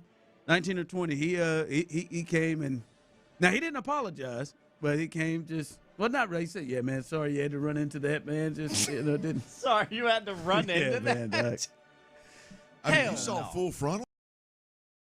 Yeah, because he's walking back and he heard the door open. So he turned and slang out and everything. I'm gonna be honest with you. If I'm walking away, if I'm in somebody else's house, which I've been in this predicament a few times, not with it, and the door open, the last thing I'm doing is turning around and going and facing them. I don't know. I think that's an appropriate reaction. Like if you don't, an unexpected door just opening. No, I mean you enter that room, Teresa, get us, come in the front door, Teresa. Go check that out. Who's coming in your front door? Like if it's the door was opening. The door was opening. You turn. I'm going dead to that room. I ain't stopping. I respect him. What if it was Teresa's mom? What if it was Teresa's dad? What if it was? They're both dead, so it wouldn't have been either one of them. And he knew that, so he knew you were the only one, and I'd be damned or if it wasn't somebody you. just breaking in. Wow, it's worse. It was her son. I just hate I just hate the configuration of the house. It was one. This is the one you open up, you can see all the just like mine. Style, yeah, all the way through. Oh, shotgun. Real open layout. Buyers are gonna love it. They did. I mean, I'm telling you, I went and I drove back, and from Smyrna to Murfreesboro is probably about a good 15, 20-minute drive. I drove back, and I think I just played that Young Jeezy Thug Motivation 101 album just from the damn, so then just went in my room and just that's solid choice. Hey, what were explain your feelings to me? Like what were your emotions at that time? What the hell's going on? My mom's out here banging. Shooketh. You were shook. And I made the mistake of sharing. Well, you just shared it with all of Houston. Teresa, come on down. And now, and no, they've given me hell all the time. As well they should. Oh, but just pull up. Hey, man. Oh, I ain't going to say my man's name, but old Big John over there, huh? Oh, that is great. I never heard that story. Yeah, that is great. Thanks for sharing that. Yeah, it's not one I like to share. Oh, that is two eggs and a hammy. Yeah, I don't like that I got to pull your emotions out of you. I mean, that's a great story. It's a tough. I think you can explore. I don't even know I didn't know what to feel. I just sat in and I turned the music up and I think I went and stopped and got a Mad Dog. I don't know. I was in a bad spot, man. I'm certain, and I just sat on my bed in my room for a little bit. My old roommate Chad said, "Man, you good?" Yeah, man. Just need a couple of minutes, man. Just need a couple of minutes. Yep. Would you have rather it had been Teresa? It was Tuesday. I remember it was Tuesday because I had just gone to Best Buy and bought I can't remember what album it was, but I bought an album. And I know the albums came out on Tuesdays. And I went out and I remember. So you had your new album. Hell yeah. I said, let me swing by. And I bet it was swinging and banging. But it's like 3 o'clock. It's 3 o'clock. Like, I think at night I would have probably not. It's 3 o'clock. And you had to hit the old Sam Goody. Yeah, you in here just getting knocked off. Coming up. Damn it, Mom. Teresa. Coming up. We'll get to the Rockets. And if you missed what Nick Cacerio had to just say, you don't miss that. We'll have that next. All right, look, if you're looking to sell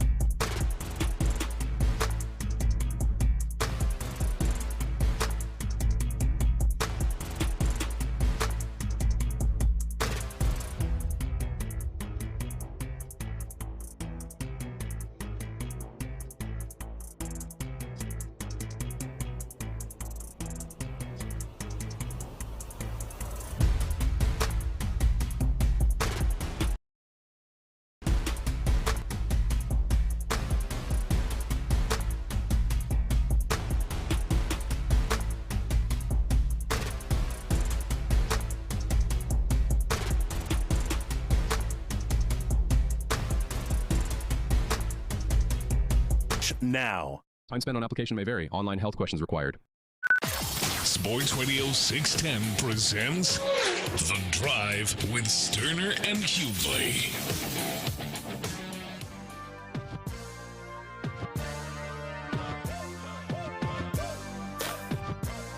I thought for sure you were coming with something off of that Thug Motivation one-on-one album. You know, I even thought of that when you mentioned it. I was absolutely waiting on. That's on me. Something. No, I didn't need you. That's on me. I got to be better. Last time I checked, I was the man on these. I thought we was coming somewhere in that. I'm glad because I didn't. Boy, I just had to go to the bottom of the map. I did just not saying nothing, man. Windows down, just in a. That's tough, man. Somebody texted in, was he taller than you? Hey, man, that's none of your damn business. Yeah. Okay? That does make it worse. Yeah. Was he impressive? Yes. Girthy. I wouldn't say all that. I didn't. Come on, man. All right, man, we got stuff talking about. LOL, JK. We got stuff talking about. Yeah, let's talk about the sport. Hey, man, I got to say, shout out to the Rockets and Reed Shepherd. Boy, the Rockets are 1-7 against some of the contenders, teams that you think can win it all. OKC, Denver. Hell, Denver's done it without Jokic at times. At San Antonio, they beat them the first time. They lost to the Pistons, right? They beat the Timberwolves the other night, but that was without Anthony Edwards, so I don't count that. They were 1-7 against those teams. Now they're sitting down 16 in the third quarter, and then they go off. And Reed Shepherd was a catalyst. I didn't think I'd be saying this, and Tyler, you said it before the show.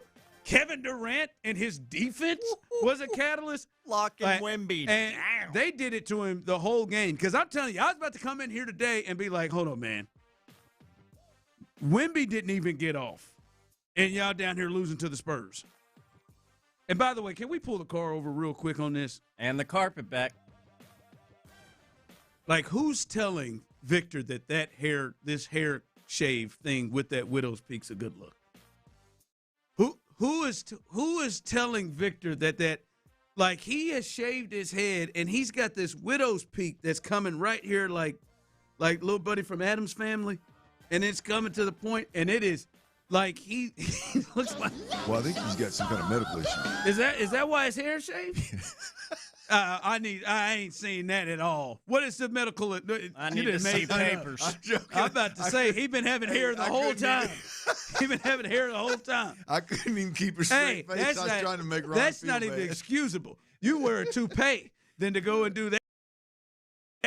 Or I mean, it is a rough look. But anyway, I agree with that. Like he's had hair the whole time and he just shaved it and he looks like a vampire or something. I don't know. It's a rough look. But agreed. But they come storming back and the confidence that Reed Shepherd is going with. I mean, that cross he had stepped into that three that gives him the lead, and he's going to the paint. He's shooting threes, going to the paint, setting up guys. He was amazing. He's been coming off the bench, and I do think his role has increased, obviously, but still he is coming off the bench, kind of a six-man deal here, and they've started him a few games, but they've mostly kept him to coming off the bench. I think maybe there's a real conversation of should he be moved into the starting lineup. Now, I understand his defense is a major issue of why, and Okogie is a better defender. You put a defender out there, and you're thinking to yourself, do I want Reed out there who is not a strong defender? Do I want KD? KD is a when I want to defend. Yep. Right. Last night he wanted to defend Wemby, and he did, but he's not consistent all the time like that. And I think that's it. But they've got to take a look at this. There is a thought of, hey, I want him to run with that second unit and do that and come in off the bench and give us some firepower off the bench. But man, it feels like he needs to have more of an increased role when you go. I mean, game last night, he was the story last night, and you start to look at this team. How can they get better? How can they go and catch up with the Denvers and the OKCs? His development into taking another step is a big case in that, because his scoring ability is not just shooting, it's not just catch and shoot, it's everything that he's able to do. And Reed is that's a big piece, and they got to find a way to increase his minutes and his role. And he looks like he's getting more comfortable out there. But boy, that was something. 12 points in the fourth quarter just took over last night. Ron, I'm gonna tell you, but the beautiful part of it was confidently knocking down a few threes and when they needed them the most. Obviously, not just set shots and open shots, but pulling up and shooting over some folks. They extended the floor a bit, and he got to the rack 2 or 3 different times.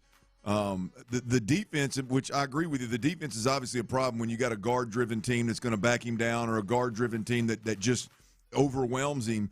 But last night with that, I mean that he was a nuisance. I mean, he caused the backcourt one time. He caused 2 turnovers over right there in front of the Rockets bench. I mean, he was a nuisance on the defensive end of the floor, and so. I mean, if you can do that, he got a big steal there late. Yeah, man. I mean, great. The one got old buddy kind of relaxed a little bit, and he picked his pocket. Yeah, I mean, I just like the way that it wasn't just, hey, go stand in the corner and let Durant, pull the defense in and he'll kick to you. I mean, he was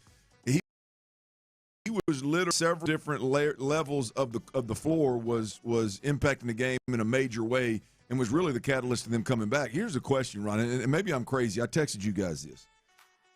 Am I crazy to think that they need to limit the times that Amen Thompson initiates at the top?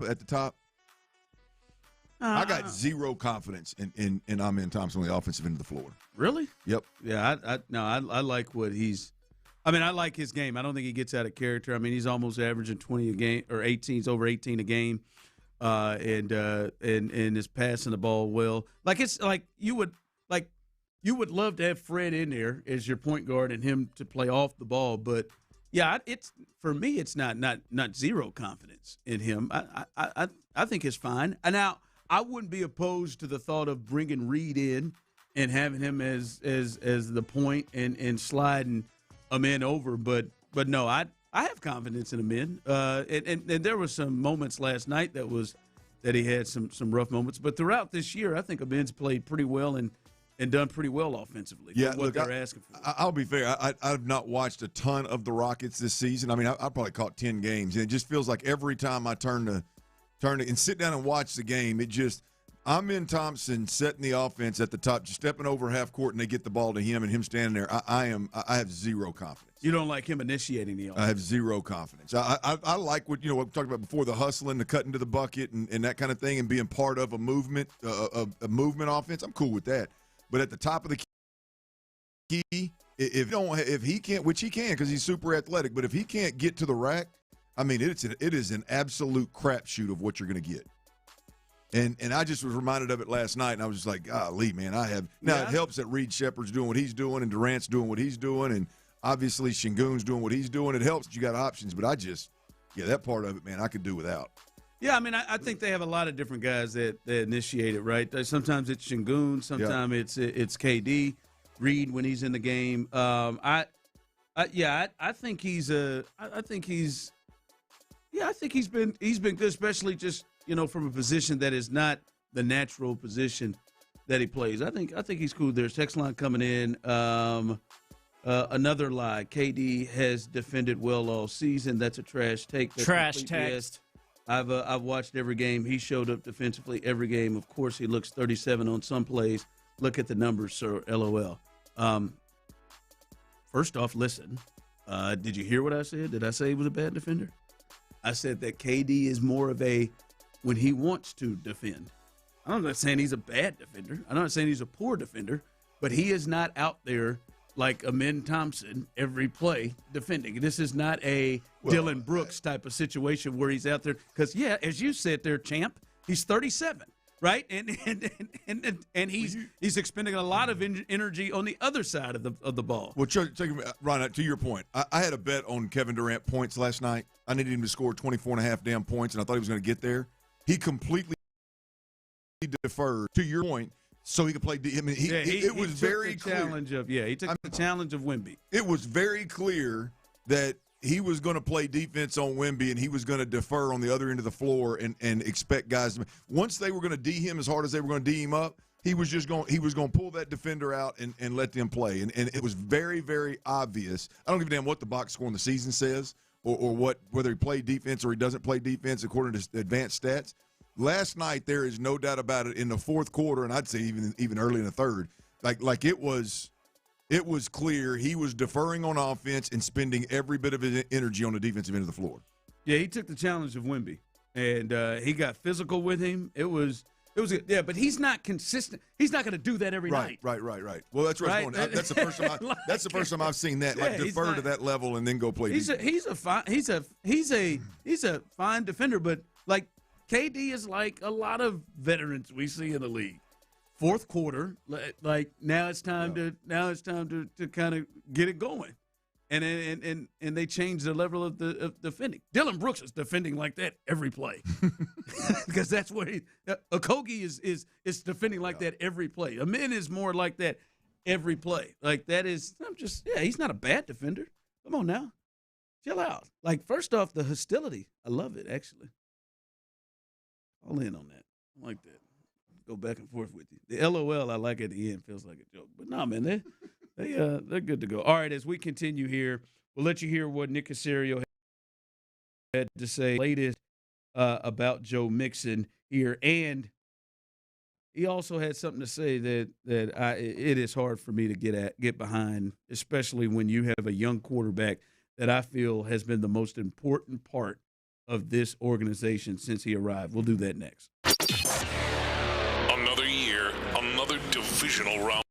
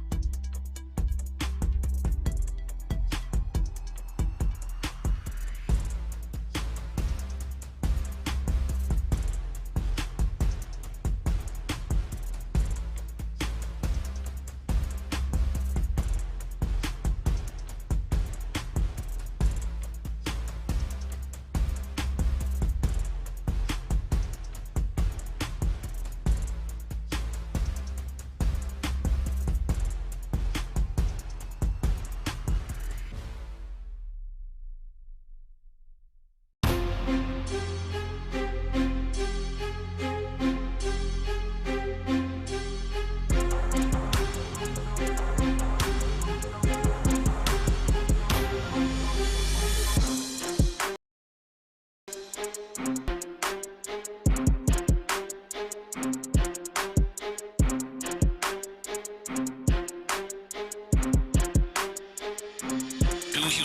insider access, exclusive content. Sports Radio 610. The Texans play here. An Odyssey sports station.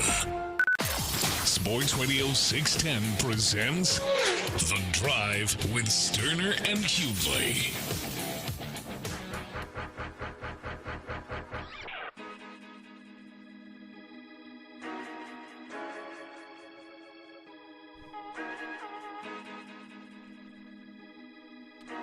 All right, welcome back in on The Drive here on a Wednesday. Coming up a little bit later on in this hour, a little stock up, stock down on the Texans to end the season. Stock up, stock down. We'll hear from our guy Brandon Scott in the 4 o'clock hour. He'll be live here for a Texans report, the final Texans report, until we slide over to a Rockets report as the Rockets get rolling. Big win last night, as we just discussed. Nick Cacerio, he spoke to the media today. It was about 45 minutes worth. You heard that live here on Sports Radio 610 on In the Loop. If you're looking to hear that, if you want to sit through that and listen to that, there were some things. He talked about a lot of things. You can listen to that on the podcast page in the 10 o'clock hour, so stay. Well, go ahead and search that out if that's something that you so choose to listen to. But Clint, things, and we talked about them throughout the first hour. But one of the big things, at least story-wise, was Joe Mixon. And, hell, I look at it, Clint, it is the number one story on ESPN.com. Joe Mixon and the latest from Nick Cacerio. Here is Nick Cacerio giving his explanation on the whole mystery of Joe Mixon this season. So as it pertains to Joe, here's what I would say. It was a very unique situation. I don't think anybody really had any clarity, honestly, from the start of the year until now. I'd say Joe worked very, very hard to try to get himself ready to play football. It just never manifested itself and came to fruition. So probably have an opportunity to kind of see where he is in the offseason relative to next year. But again, it was as unique a situation, an injury, as I've been associated with. And it's just, I don't want to call it a freak thing, but it's just kind of a freak thing. And Joe worked really hard, put his best foot forward. It didn't work out. All right. He was hit up about Joe Mixon multiple times in this presser. Your thoughts from hearing the general manager give his update or his thoughts of Joe? This is the damnedest thing I've ever seen, and I can't tell if it's literally Joe Mixon is keeping everything tight to vest and the organization really doesn't know, or if they're just trying to manage how they let the information get out. I just find it really difficult to believe that Joe Mixon, a player in the Texans organization that I believe they paid $1 million this year. I find it hard to believe that being the case, that nobody writing the checks or responsible for the decisions that lead to writing the checks can literally say we have no clarity between the beginning of the year and now.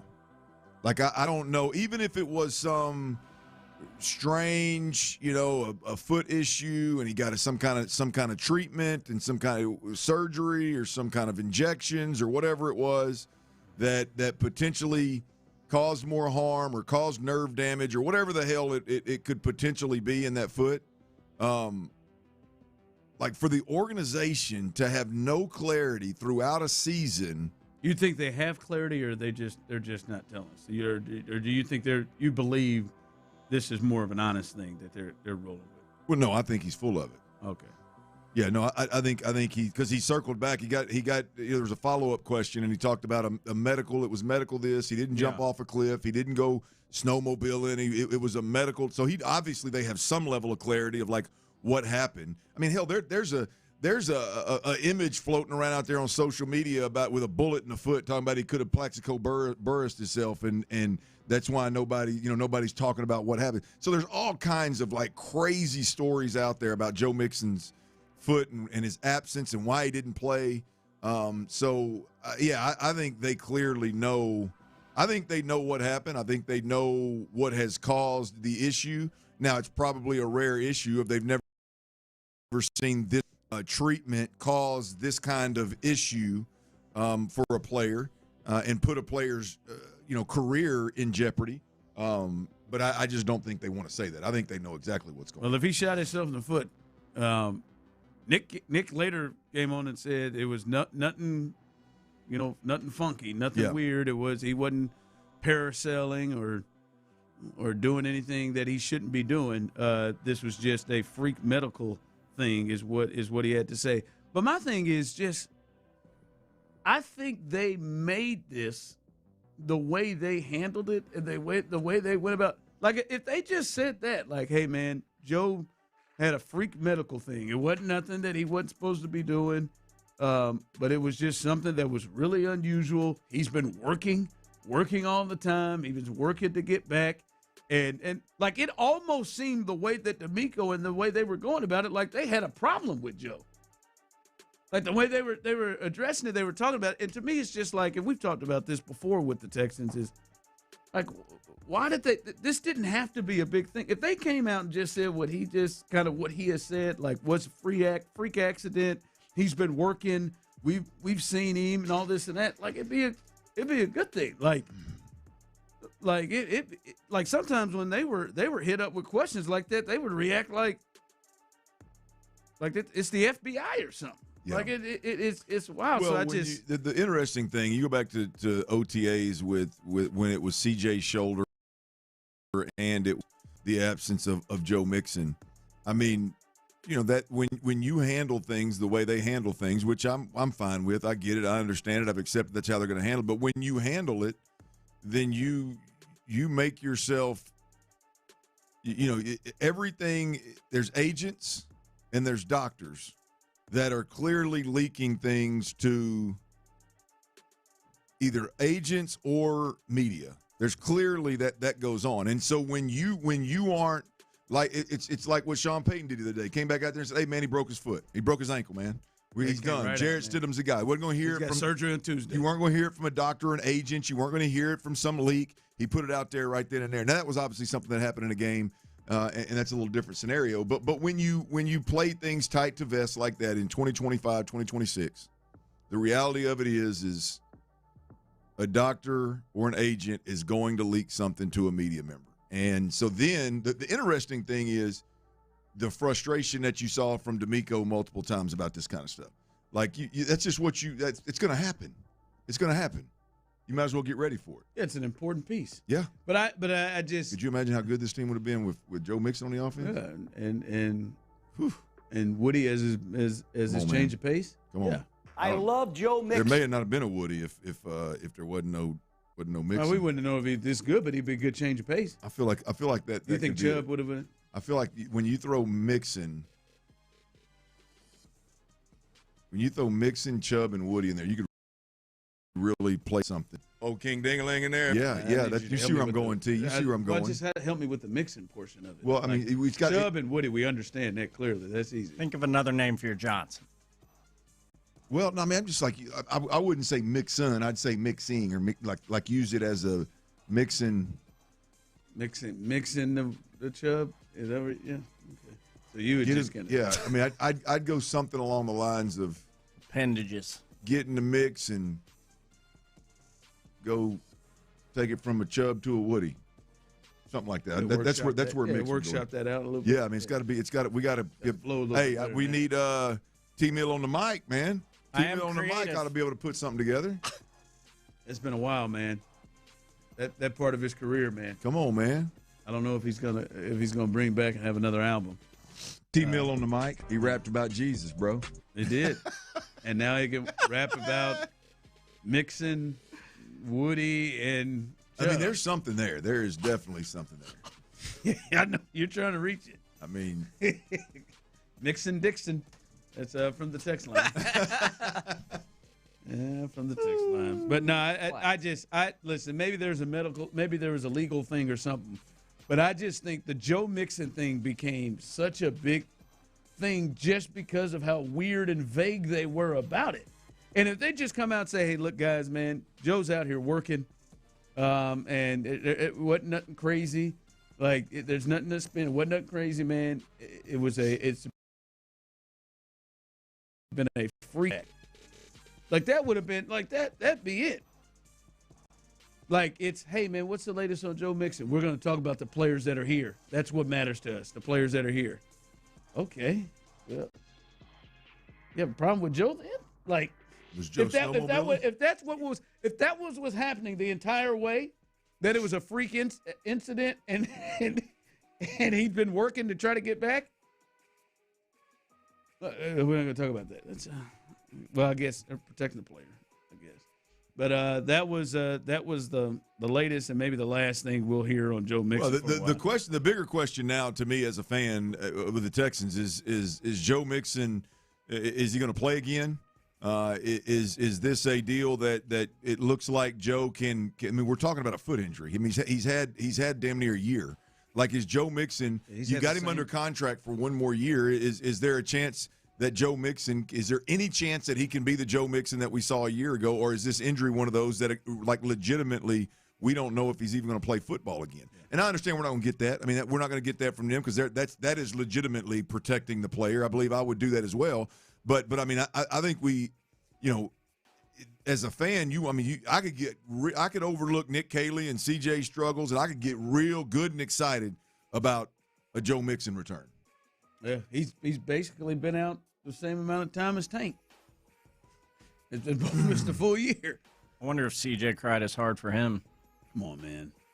For Joe. See it. That's his teammate, though. I mean, he better be caring just as much. That was completely unnecessary, Tyler. But it was Tyler good. Still hurt. But it was good. Tyler still hurt. It was Sunday, man. I mean, it was fair. Tyler some people out there, it's going to hurt their feelings, but Tyler still hurt from Sunday. I mean, I am just taking that. That was just a shot. Like, that was because of the third turnover that Tyler felt the need to take that. Little slant off the hands of X. Off the hands. Yeah. I think they keep Kleenex around the locker room. Speaking of. Yes, but I think it's more for nose and colds, like blowing their nose. But speaking of C.J. Stroud, I want to pose this question to you, and then we can discuss this after we hear what Nick Cacerio has to say here. But I'm wondering from you, like C.J. Stroud, in the 3 years he's been here, since that first year, he has come back and now come all the way back to where he is. The hopes has reached rock bottom by throwing 4 interceptions in the half of a playoff game. But it's dropped. Do you think that the issues that he has had and his steps back that he has taken from year one are more to blame for him or more to blame for what's been around him? The multiple OCs in 3 years. Both of them first-time play callers and not a lot of experience. The offensive line issues, the injuries. Do you think it's mostly about CJ or more about what's been placed around him? Now, I want you to hear what Nick Cacerio had to say when he was asked about how they go about building a team and not just building it around or trying to figure out things to help one player. Yeah, I mean, look, in the end, we're trying to do what's best for the team. Like, this program's not about one individual, so we're not building a team based on one person, one facet of anything. We're trying to look at the big picture. Yeah, it doesn't affect, how we look at the team. So what do we need to do to build the best team possible, put the best team together, and then give ourselves the opportunity to compete on a weekly basis, which we've certainly done that. We put ourselves in a good position. In the end, I'd say our shortcomings come down to execution. When you go back and look at the game the other day, can't turn the ball over 5 times. We control that. I'd say the 3 touchdowns that New England scored, we didn't play the coverage or the technique the right way on calls that we've done countless times. So in the end, and the players know that too, talking to some of the players on Monday, they know it. And when they're articulating it, that's what you want to see and that's what you want to hear, which tells you you're on the right track. So in the end, it's about the team. Let's build a good team, and that's where we try to build as much depth throughout the roster, because at some point we're going to need everybody. So this program's not about one person. It's not about one individual. It's, can we put the best team out there? Because in the end, the team that wins the Super Bowl is the best team. That's the truth. All right, that was Nick Cacerio. The question was about CJ, about building and doing things around C.J. Stroud, and you can hear that their strategy is not necessarily, to me, what I think. You get a young quarterback like that, I think one of the big things you want to do is to to build around that young quarterback and get the best out of that young quarterback.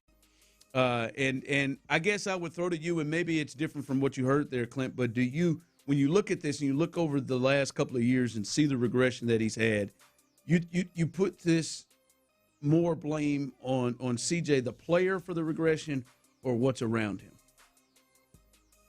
Well, I mean, look, two things can be true. Oh yeah, absolutely. Both. I mean, we can't talk about supporting cast being detrimental to and the reason for regression when the year he had the least around him, the year that he was the greenest, the year that the team was coming out of dysfunction was his best year. Right? We can't talk about a first-year coordinator and blame it all on him because he had a first-year coordinator and he made his name in the NFL with a tremendous year. But I do think the bigger question, I mean, the bigger answer to your overall answer to your question is yes, absolutely. I feel like C.J. Stroud has been dealt a poor hand as it pertains to supporting cast, whether you're talking about play caller or you're talking about the actual players around him. The one that I would lean into is he had some good years under Bobby Slowick, but clearly whatever was going on behind closed doors, Bobby Slowick wouldn't communicate and wouldn't, he was more of a – something happened. I mean, so clearly it wasn't a healthy situation behind closed doors. You fired the guy. So, yeah, look, I think he's been dealt a less than ideal supporting cast and overall hand as a young quarterback in this league. Absolutely. No question about it. Yeah, again, like you said, like when I posed that question, obviously both things have played a part in it, right? I think CJ's obviously there's some things that he damn sure needs to work on. Yeah. But no, I mean, when I look at that, like, I'm sorry, like I think you should be making a lot of moves to make sure that position is like that position should be over other parts of the team. I'm sorry, especially when you got a young quarterback like that. I think that's who you should be building around. Well, I mean, when you're going to pay somebody again $50 to $60 million a year, such a huge percentage of your cap in a year moving forward, you might want to build around that guy, or think to put the best thing around him. Yeah. Not that. Well, yeah. You might not. Let's put it this way. You might want to not be afraid to use the phrase "we're going to build around CJ."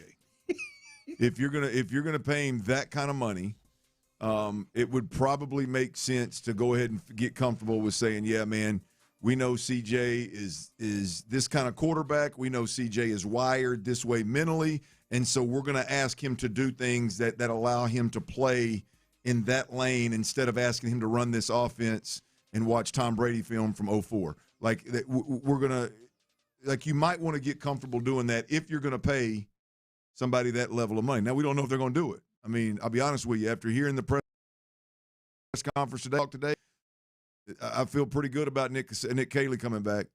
I feel pretty good about Will Anderson getting a contract.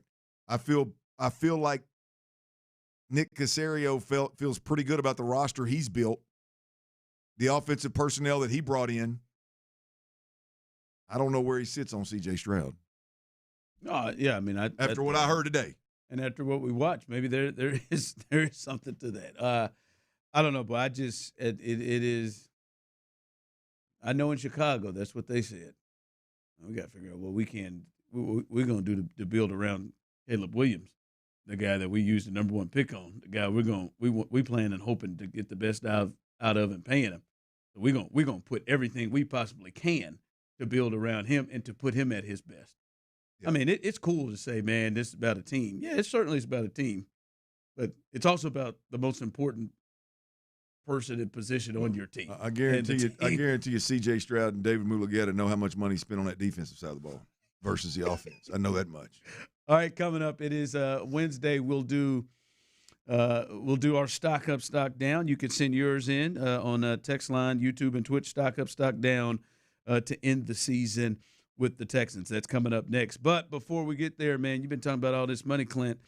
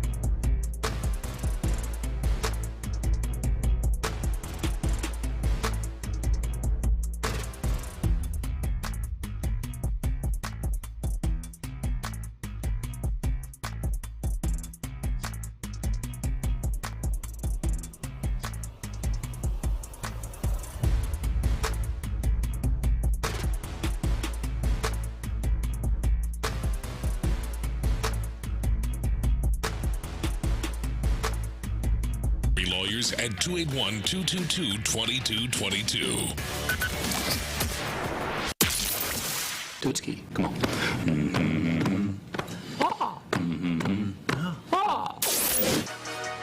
Every football season brings highs.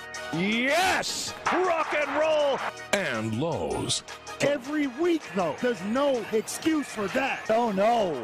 It's time to buy or sell. And tell him to sell! It's Texans Stock Up, Stock Down on the Drive with Stoerner and Hughley. I gotta pump those numbers up. Those are rookie numbers in this bracket. That's right, and it is a season's end edition of Stock Up, Stock Down for these Houston Texans. Season over, obviously. That piss-poor performance we all saw up in New England, that ended it. It's over. Still hurting a bit. Start with you, Ron, the show, Hughley, getting them negatives out of the way as I am known to do. Stock down for you, Ron, for the Texans at the conclusion of the 2025 NFL season. Well, I think there's a clear stock down, but I'll go in a different direction. Joe Mixon? No, I think his stock is just incomplete, I think. We talked about a little bit yesterday, Cade Stover. Some of it was out of his control.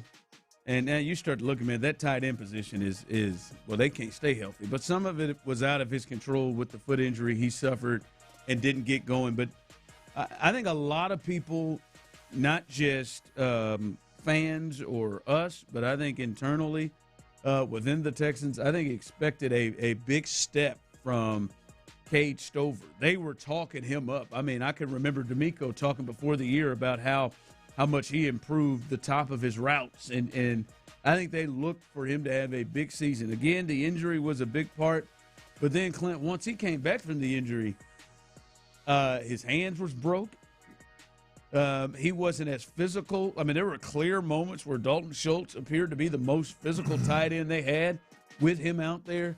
He just – and again, maybe in fairness, this was also him learning a brand new – and maybe there were some different expectations and things for him in this offense, but he is definitely taking a step back. And I mean, he's got to do some things to get himself back into space to be the second tight end. To be honest, right now, and just disappointing from Cade Stover from the injury thing that's out of his control, and then when he gets back, he doesn't play as well. By the way, reports are from Nick Cacerio, he avoided a serious injury, and he should make a recovery, not an ACL or anything like that. Looked worse than it was, Cacerio said, but his season was just not where we thought it would be. Stock down, Cade Stover, the young tight end for Ron the Show Hughley. Clint Stoerner, stock down for the Houston Texans at the season's end in your view. You're a better man than me, Ron Hughley. They stock down. Ain't nobody's stock plummeted more than C.J. Stroud. I'd let you. He lost a lot of money. I mean, yeah, not to mention his own stock. I mean, it is bear market. Yeah, I mean, I think there's a real conversation out there. Not many want to have it, but I do think there's a real conversation out there with this organization about what direction are they going to go. I think they pick up the fifth-year option. Obviously, I think they got to do that in May. By May, there's a deadline right around the corner. So I obviously think they pick up the fifth-year option, which why wouldn't you? I would think that would only increase the trade value is to have an additional year if you were going to trade him. So I don't think that's going to necessarily tell you more about what they really want to do. But I think there's a real conversation about, is in this team's best interest to have C.J. Stroud as the quarterback, whether you're talking about the fit in the offense or you're talking about the money that he's going to cost. And it's going to force you to split up a defense that is the reason why you are viewed the way you are in this league. So I can't believe that we're having this conversation and not just going, man, bite the bullet, man. You got to pay CJ, and unfortunately, you got to win on offense. You're not going to be able to win with defense. I can't believe we're at a spot where we're having a conversation, or I'm making the statement that I think it is actually a legit conversation in that building that CJ Stroud is not the future here. You are tuned in to The Drive. Stoerner, Hughley, stock up, stock down. We do it every hump day. We got the stock downs out of the way, and we're talking the end of the 2025 season for the Houston Texans. Back to you, Ron. Stock up in your eyes for the Texans at the conclusion of this football season. All right, stock up for me is Ariante Ursary. I thought he started off a little slow. and had some moments, but I think it was just more rookie moments.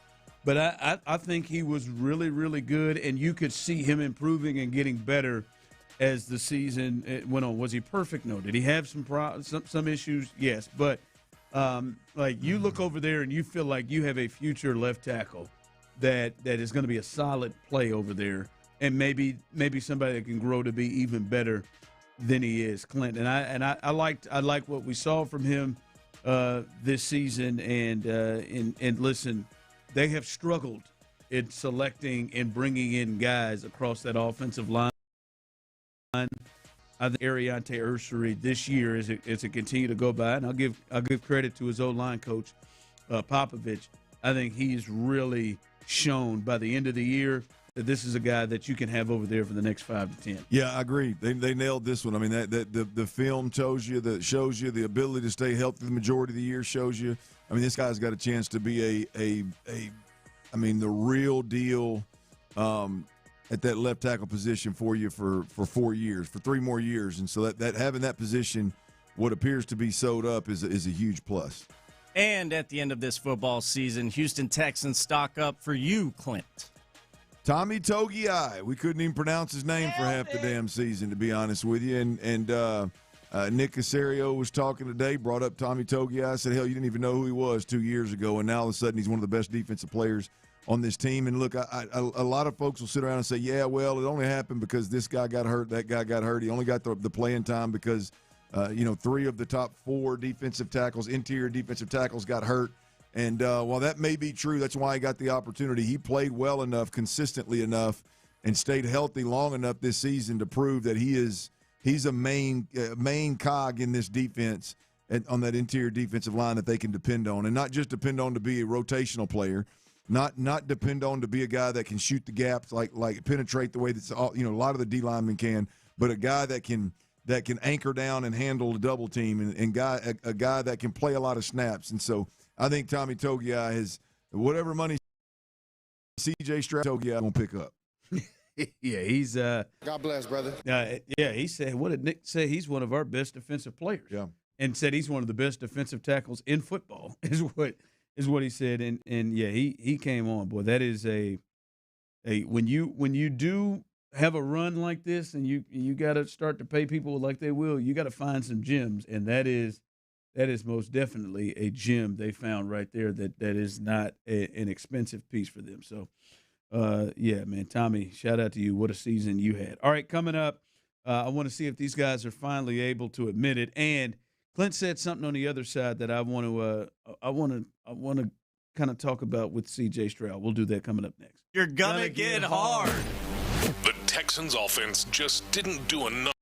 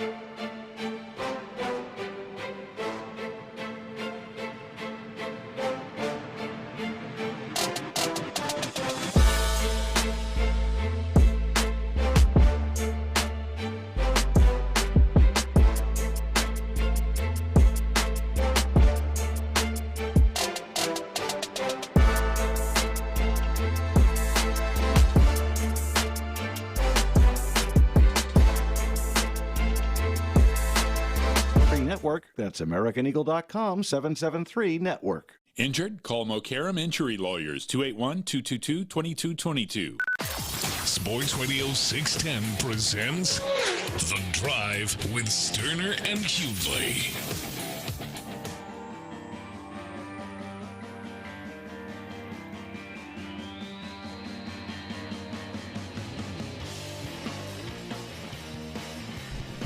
All right, I'm curious from you, Clint, because I want to see how far, and I wonder where the people are in this, because you just talked about there in your stock down with Stroud. You think that some people don't want to talk about it, but there's a legit chance that he may not be the Texans' future. How close do you think that could be?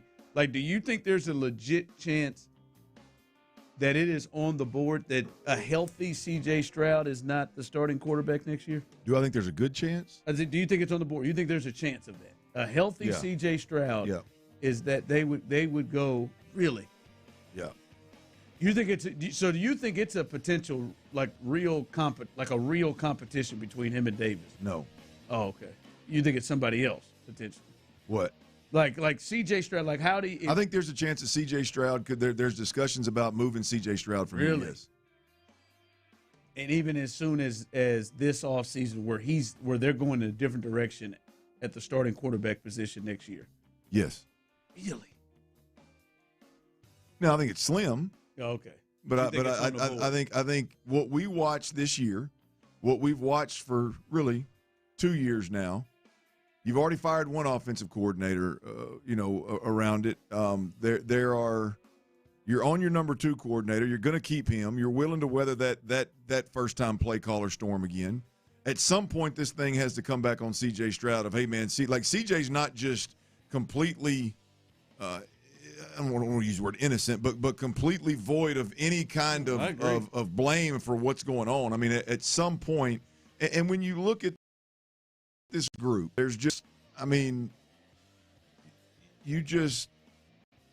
were just exposed in a major way in the biggest games of the year when they mattered the most, and you were exposed in a way that is the number one thorn in the side of DeMeco Ryans and Nick Cacerio. It's turnovers. Not to mention, I know people don't want to acknowledge this. Maybe they don't understand. But when you're completely overwhelmed for half of football, that's damning, man.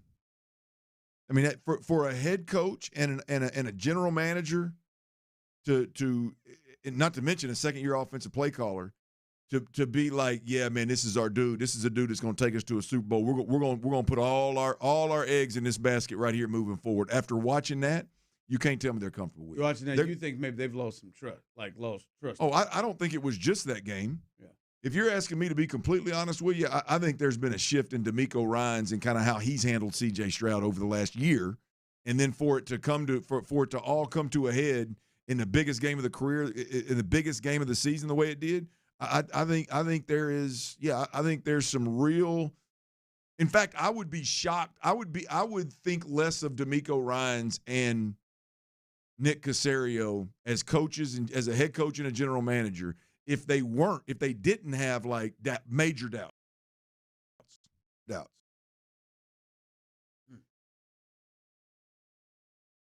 Ooh, I don't know.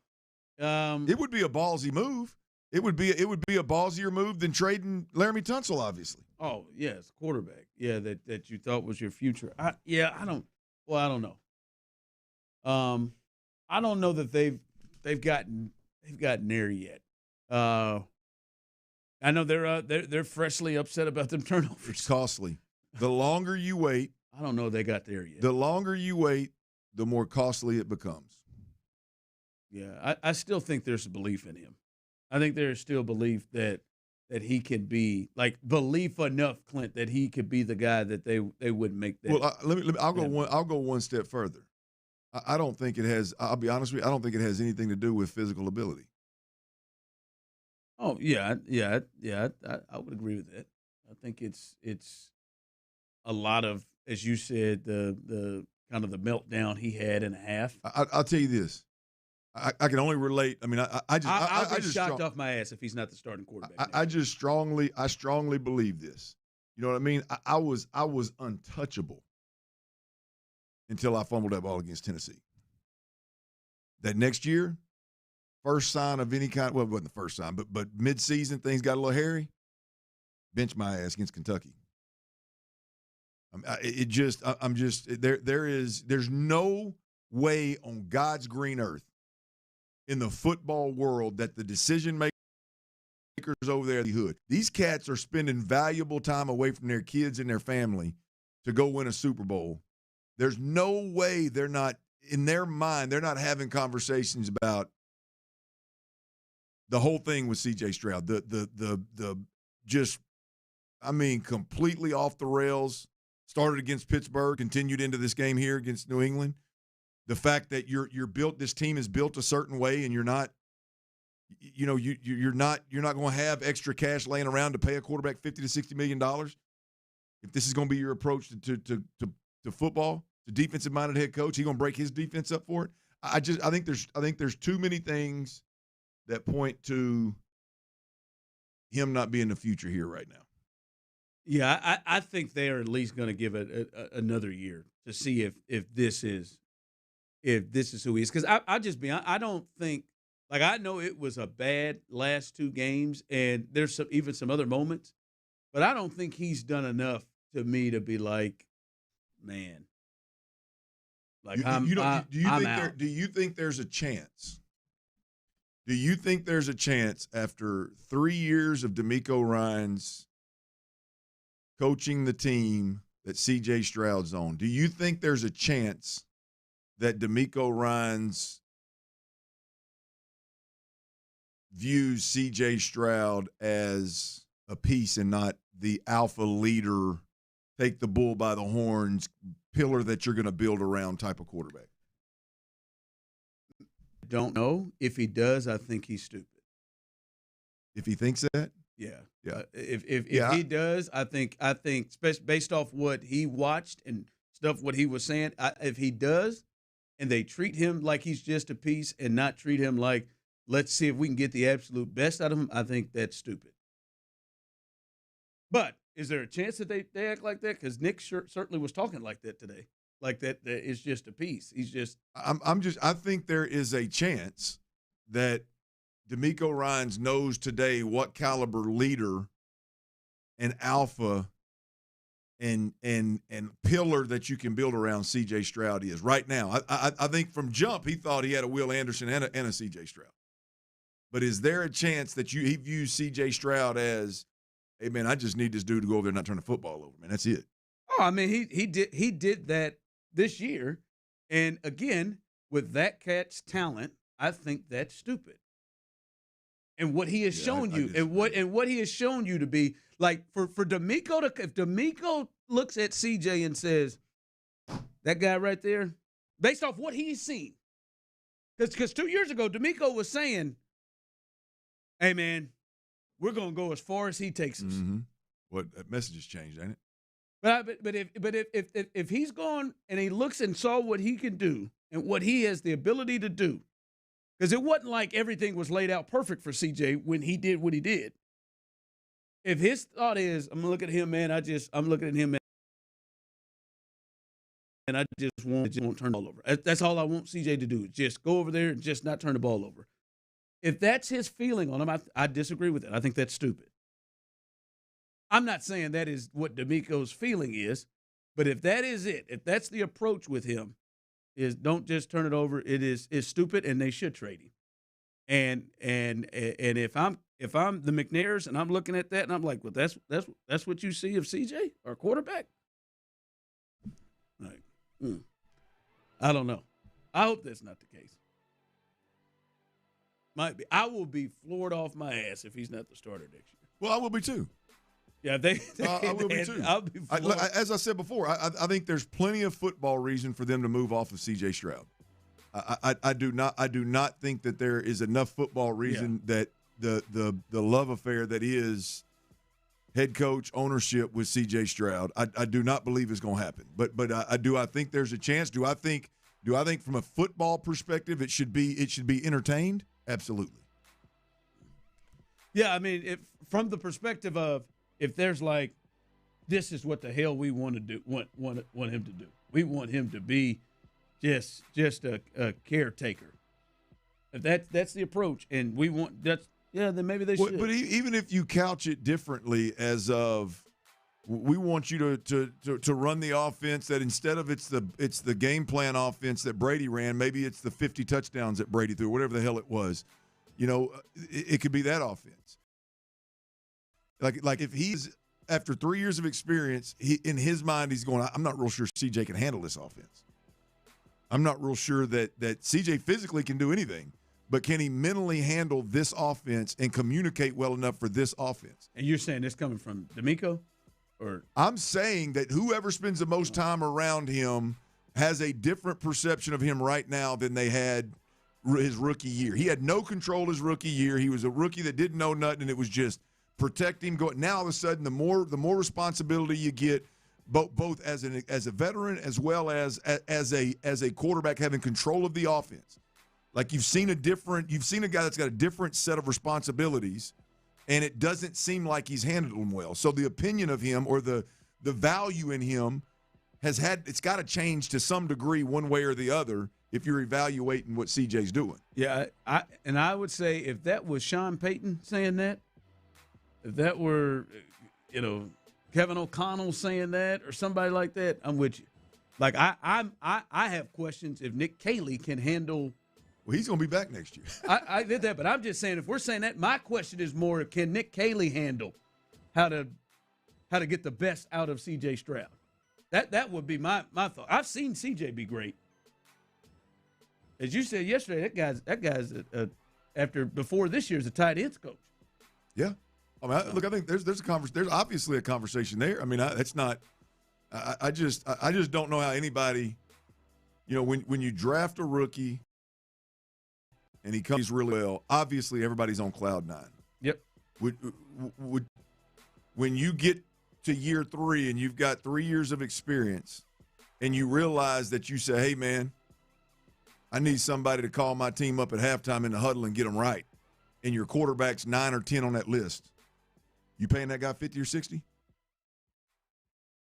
Yeah, that's how you view it. I wouldn't if that's. No, I'm just asking. I mean, if that is the case. Are you paying that guy 50 or 60? If that's how you view it, you shouldn't.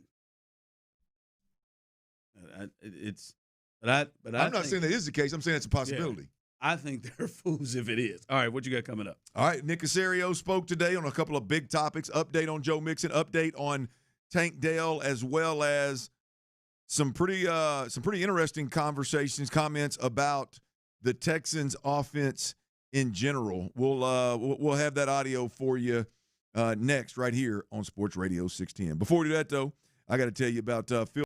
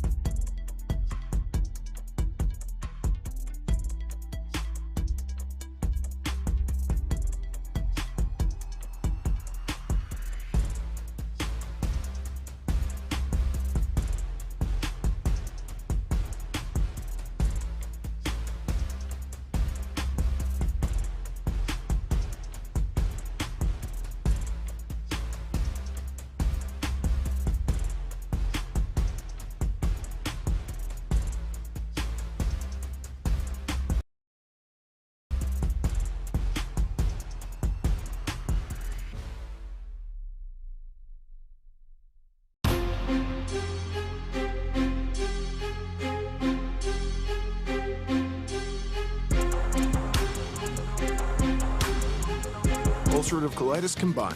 Learn more at skyrizi.com or 1-866-SKYRIZI. KILT FM HD2 Houston. Insider access, exclusive content. Sports Radio 610. The Texans play here. An Odyssey sports station. Dive into the mind of former NFL quarterback Clint Stoerner. I was thinking about coming out of the chute here and telling y'all about my new boots that I got on, but y'all want to talk about puppy chow? What is that, ostrich? Hell no, that's python. It's Sturdy's Daily. Before we get to that boner. On The Drive with Stoerner and Hughley.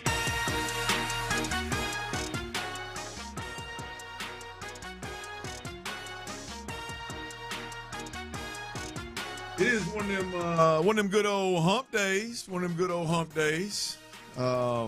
Nick Cacerio spoke for about 40-plus minutes today on the heels of a rough outing by the Texans, obviously, getting knocked out of the playoffs in the division round. We've heard from the head coach. We've heard from the quarterback. We've cussed and discussed. And today it's time for the general manager get his take on what all's going on. He's had several days to watch the film and have all to gather his thoughts about kind of how he wanted to handle this. I think the general manager, Ron, is a little bit more of a transition from the season and kind of wanting to talk about what team building for 26-27 and what the offseason looks like. But when you end the season the way that the Texans did, I think there's a lot of questions. And big shout-out, by the way, big shout-out to the local beat writers here, the local reporters here in Houston for doing a hell of a job in hitting some of the big topics with Nick Cacerio. Joe Mixon update, Tank Dell update, and we're going to get to all of that because I think that's big. But I want to get to one of the big burning questions after this season, I think immediately was, obviously with the way C.J. Stroud played, it was some about C.J. Stroud, but also about Nick Caley and the first-year offensive play caller. A lot of play callers are on the streets right now. Looks like Mike McDaniel was going to end up in Tennessee. And now all of a sudden there's reports out there that he's going to go to L.A. with the Chargers and with Justin Herbert. That seems like more his speed. The L.A. scene. Yeah, that seems like more his speed. But there's a lot of offensive coordinators out there. So I think there's a question of, do the Texans stick with Nick Caley or do they potentially make another move and bring in what I would say a more experienced coordinator that has a little bit longer resume, more impressive resume than Nick Caley. Well, here is Nick Cacerio, which, by the way, I think it's worth noting too, Ron, is I think D'Amico Ryans, you pointed this out yesterday or the day before, D'Amico Ryans was pretty non-committal on Nick Caley and will he return, and he was going to evaluate things for a week. Well, Nick Cacerio didn't have no problem talking about it. Here's Nick on the offensive coordinator. Yeah, I would anticipate Nick being here next year. I think Nick learned a lot.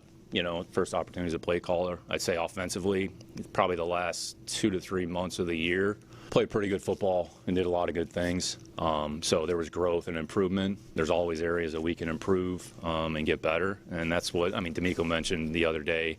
Next couple weeks right after the season, was kind of looking at everything, go through, the coaching staff, go through other aspects of the staff. Is there anything that we have to do? All right, then we'll look at some things schematically, start to go through the self-scout, try to figure out, all right, what are some of the things that we did well? We know kind of where we are as a team, and I think sometimes when you're working on one side of the ball, you maybe see it through one lens. Sometimes when you're on the opposite side of the ball, you see it through a different lens. And I'd say the rapport amongst the staff's really good, so we can communicate honestly and openly with each other. So it says a lot, and honestly, it speaks to who D'Amico is. So that's what we're going through right now. So, yeah, I would anticipate Nick being here, next year. And all of us are just trying to improve and do what we can to make the team and the organization better. Nick. Yeah, there you go. That boy. Nick Caley is set to return, according to the general manager. Which this is no surprise. Should come as no surprise, Ron, to be completely honest. This is Cacerio's boy. As I've said a couple of different times, if Nick Cacerio finally got to a point where he could give Nick Caley a shot, and after winning 12 games, after winning 10 in a row, And to his point, I agree. There was some improvement over that span. It's like Davis Mills kind of turned the tide a little bit, and then obviously C.J. Stroud played better down the stretch, or at least played more in their system and kind of committed to what they wanted to do.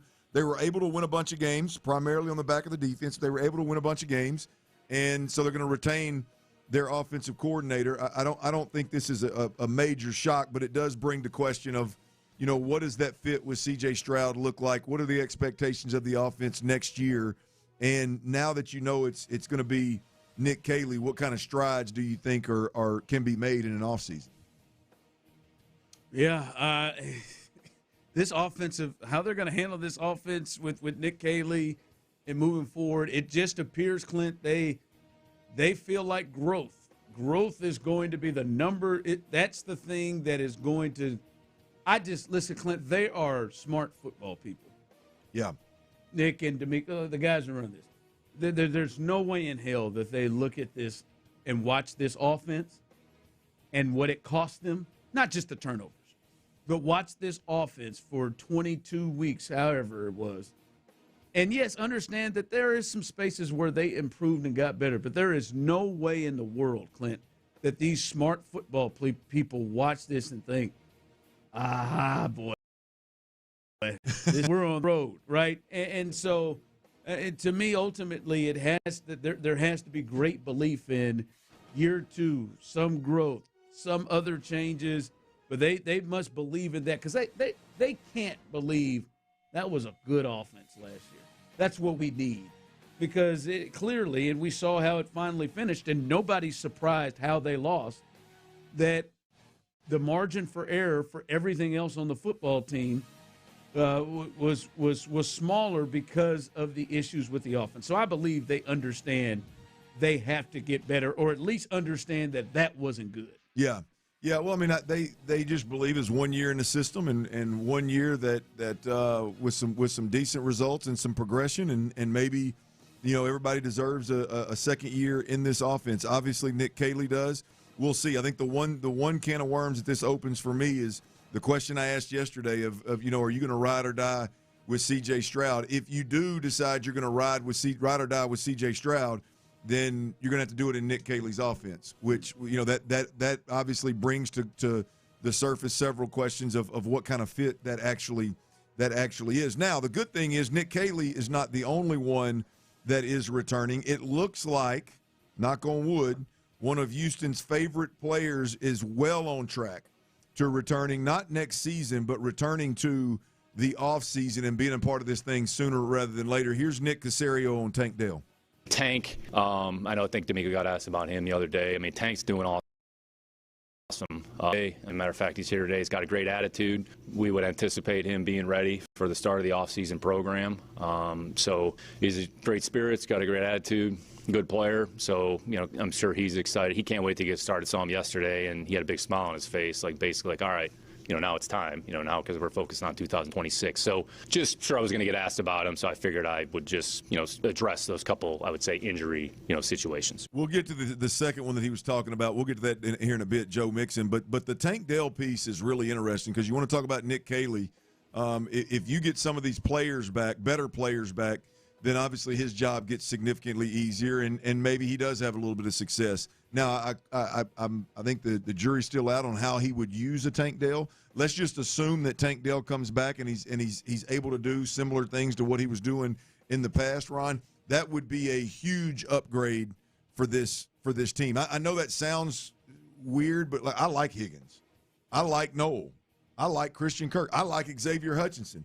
But if you ask me, they're not even on the same planet as what Tank Dell, what a healthy Tank Dell can do. So with him coming back, now I guess that's a bigger question is coming off this injury, I can't wait to see. I remember going to practice and watching Tank Dell run routes, and you're just like, that's a different animal. There ain't nobody on his team running routes like that, including Nico. Nico's a good route runner. There's nobody getting in and out of their break the way that Tank Dell gets in and out of his breaks, and he's a great route runner, works extremely hard. You get him back on his field, Ron, I think if assuming he's a healthy Tank Dell, he's got to immediately go to number 2 on this team and be a real threat for Caley. Absolutely. Right now, you know, can they use them all, and will they use them all? And I think even to your point, the thing that I know you have had issues with, it helps the strategy of, hey man, we're not trying to get anybody specifically involved. We're gonna hit the open man, so to speak, or whatever. If you have more guys out there that can gain separation and that are good receivers. So if you have Nico and Tank out there that can create separation and can beat one-on-one coverage and can beat double coverage at times, then that probably does help we're just not going to try to hone in on getting Nico the ball. We're just spread it around. That helps when you're spreading around like that. It's a little bit more difficult when you're spreading around with guys that maybe need some help to get over. Well, keep your fingers crossed that Tank Dell is what he once was, and that knee getting tore up the way it didn't cost him a step or two, and or maybe some twitch that he had before. Man, if this guy comes back full go, knock on wood, which I hope he does. I'm a big fan. Obviously, I'm a big fan of his personally, but definitely the Texan fan of me wants him back, because you know what he can do on a football field. So Tank Dell coming back. I mean, again, Nick Caley coming back. If all of a sudden you throw Tank Dell in the mix, and you throw this next guy we're going to talk about in the mix, potentially, boy, you got a difference maker. Joe Mixon, the running back for the Houston Texans, who there's a mystery around Joe Mixon. There's no doubt about it. You know, I think it's rubber meeting the road time now. The season's over, and I think there's some conversations that are going to be had, and some things are going to have to come to light of what exactly is going on with Joe Mixon. Nick Cacerio was asked, 3 or 4 questions about Joe Mixon today, and here is one of them on what Joe was actually up to when the injury occurred. He didn't do anything off the field. It wasn't like he was riding like a snowmobile or anything like that. I'd say it was just more of a medical condition or situation that just it really didn't improve maybe as much as everybody would have hoped. I mean, I'm not trying to like evade the question. I think that's the reality of the situation. So like, he didn't jump off a building, like he wasn't cliff diving or anything like that. He wasn't doing anything irresponsible. It was a freak thing. Honestly, I'd never seen it. You know, just the condition. I think here's the deal, boys, is I think the part that frustrates the organization is I believe that there was some level of treatment done elsewhere that didn't work right.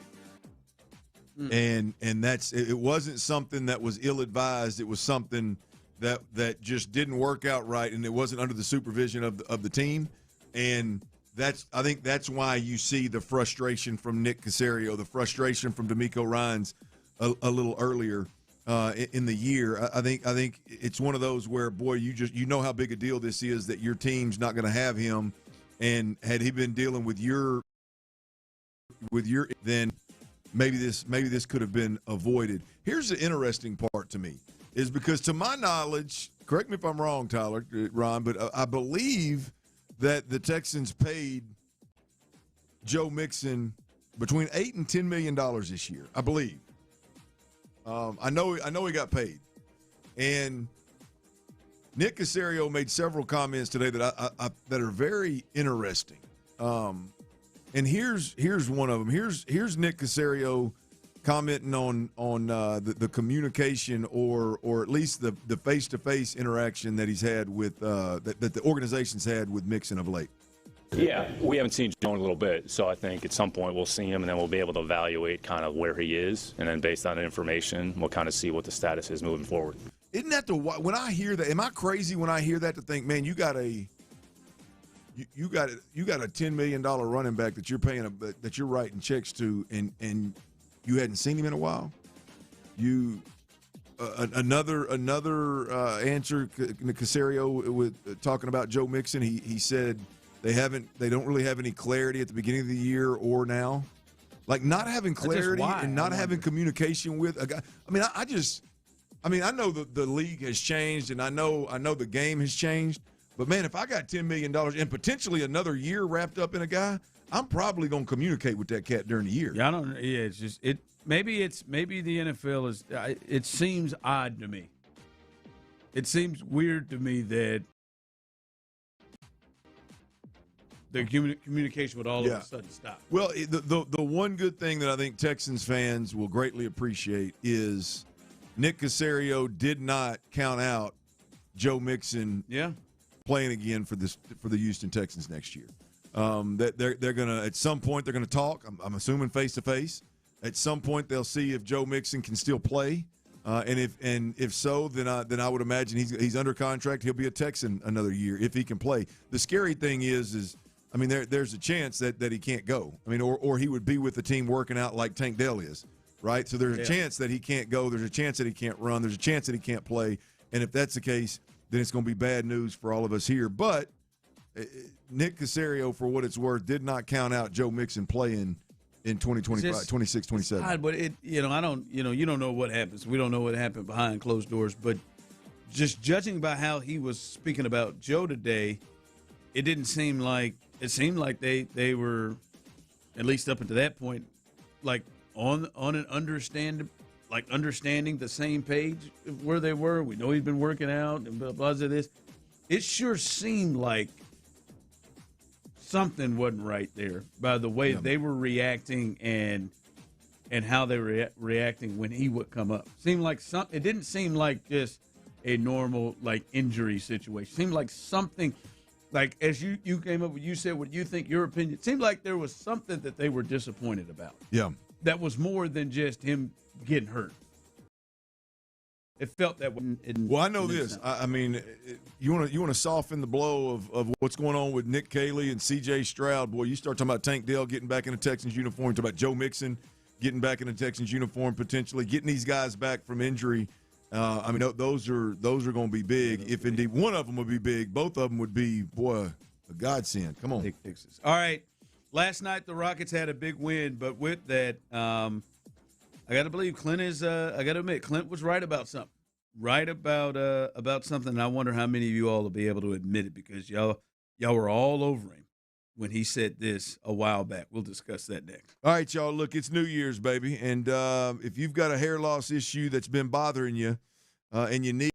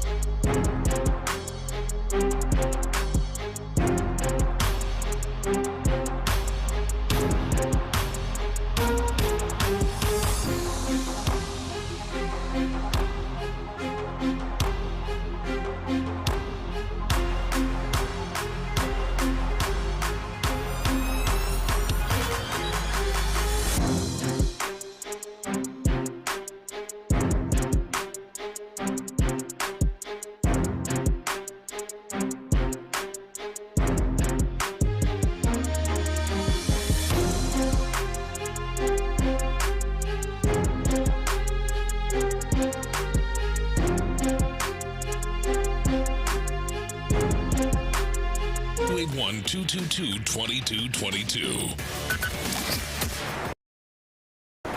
2610 presents The Drive with Stoerner and Hughley.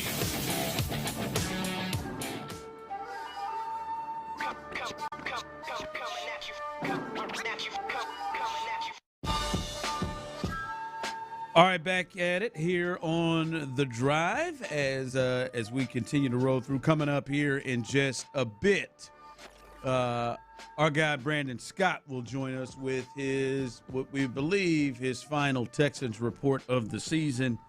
I can't wait to hear from him. Brandon Scott was convinced.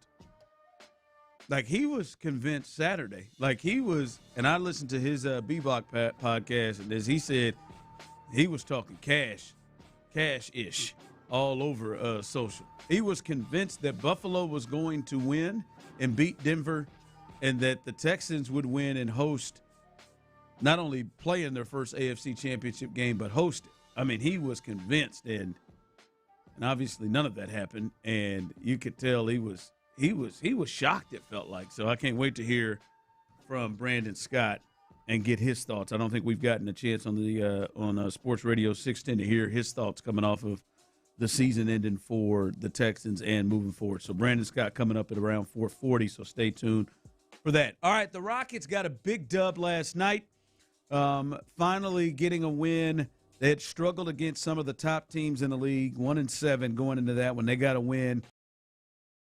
Come 16 in the third quarter, and then allowing 14 fourth-quarter points from the Spurs, shutting down Wemby, shutting down their offense, and Reed Shepherd really stepped up. But I would like to acknowledge this, Tyler, and the listeners.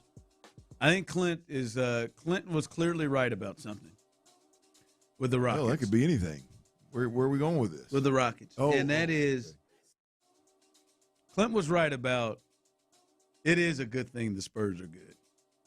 That was fun last night, and it was fun going into the game and getting ready for it. Because if the Spurs didn't get Wemby, because you remember draft night, damn it, you were like, no, if he doesn't go somewhere, I'd like him to go. We can't get it, yeah. Let's go there to make it a thing. And now, fast forward, both teams are top teams in the West right now. And now you get ready for that game. That game's not a national TV game. If the Spurs and the Rockets don't get to where they are right now, if they're not thought to be upper echelon teams, and it is fun, and it is fun every time those two teams play each other. And the fun thing is, this is going to be something for years to come because they are young and aren't going anywhere. And the Rockets are really young and aren't going anywhere. Now, I think, gun to my head, harder scrotum right now, Kevin Durant is on this team. I rocket in a series. But, the Spurs have really come on. They seem to be the only team that can solve the OKC thing. And they've beaten them multiple times. But, man, this was made a lot more fun. And I'll go a step further with it. Like, I hope Dallas does pick it up, because getting ready for that. I was like, it was a point. I was like, oh, they're playing the Spurs. Yeah, it's a little bit. I feel that way. They play the Nuggets and other teams too, but the Spurs thing, the thing that you can see, the kind of the end state, the emotion there from fans, and I saw fans on both sides on social. That made it fun because it was the Spurs, and this is going to be something for years to come. Yeah, look, it wouldn't be worth a damn if they were out there kicking our ass. That's for sure. So I'm glad that the in-state stuff, man, is. I know for just dyed-in-the-wool NBA fans, it really probably doesn't mean a whole hell of a lot. But for casual fans that are just, hey man, Houston versus Dallas, Houston versus San Antonio, there's a little extra spark there. And right now, you look at Houston and real definitely San Antonio, but you look at Houston and San Antonio on a national scale, they're a couple of the better teams.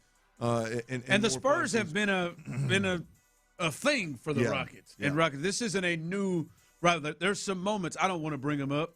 James Harden, Game 7. There have been some moments between these two franchises to get this thing going back up. Ron, the good thing if you're a Rockets fan, which most folks out there are, is boy, last night that thing wouldn't even have been close if they'll hear whatever his name is. He could miss. How you say his name? Champagne. There you go. I know it ain't no champagne. I would have known that one. Champagne. I mean, that dude knocked down. What was he? 8 of 10, 8 of 12? He got real hot. I mean, he was hot, and obviously that was a little bit of a out of the norm for him and for them. And so, boy, if he wouldn't have got hot the way he was, they never would have stretched that thing out. And I think that now you can say the same thing about the Rockets. If Reed Sheppard wouldn't have got hot, we'd have had a problem. Yeah, but it was. I mean, they were down 16, but to me, the number they did, and Kevin Durant had a lot to do with it, the number they did on Wemby, that was the type of defense, especially in that second half. And you go 22 in the third and then 14 in the fourth. Yeah. But that was the type of thing that the Rockets were built on with Udoka. Now, I think that was good to see because, listen, the guys they have out there, some of them they've replaced, like Kevin Durant with what's his name? Jalen Green? No, the boy, the nut, Dylan. Oh, Dylan Brooks. You replace those two. Like Dylan made his career on defense. Like Kevin can defend, like when he needs to, like he did last night.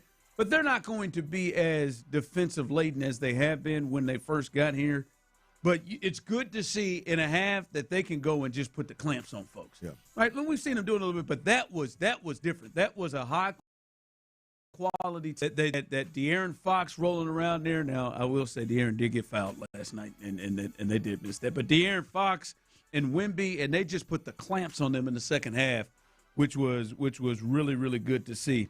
I don't know if that can be sustainable 82 games with the guys they have out there.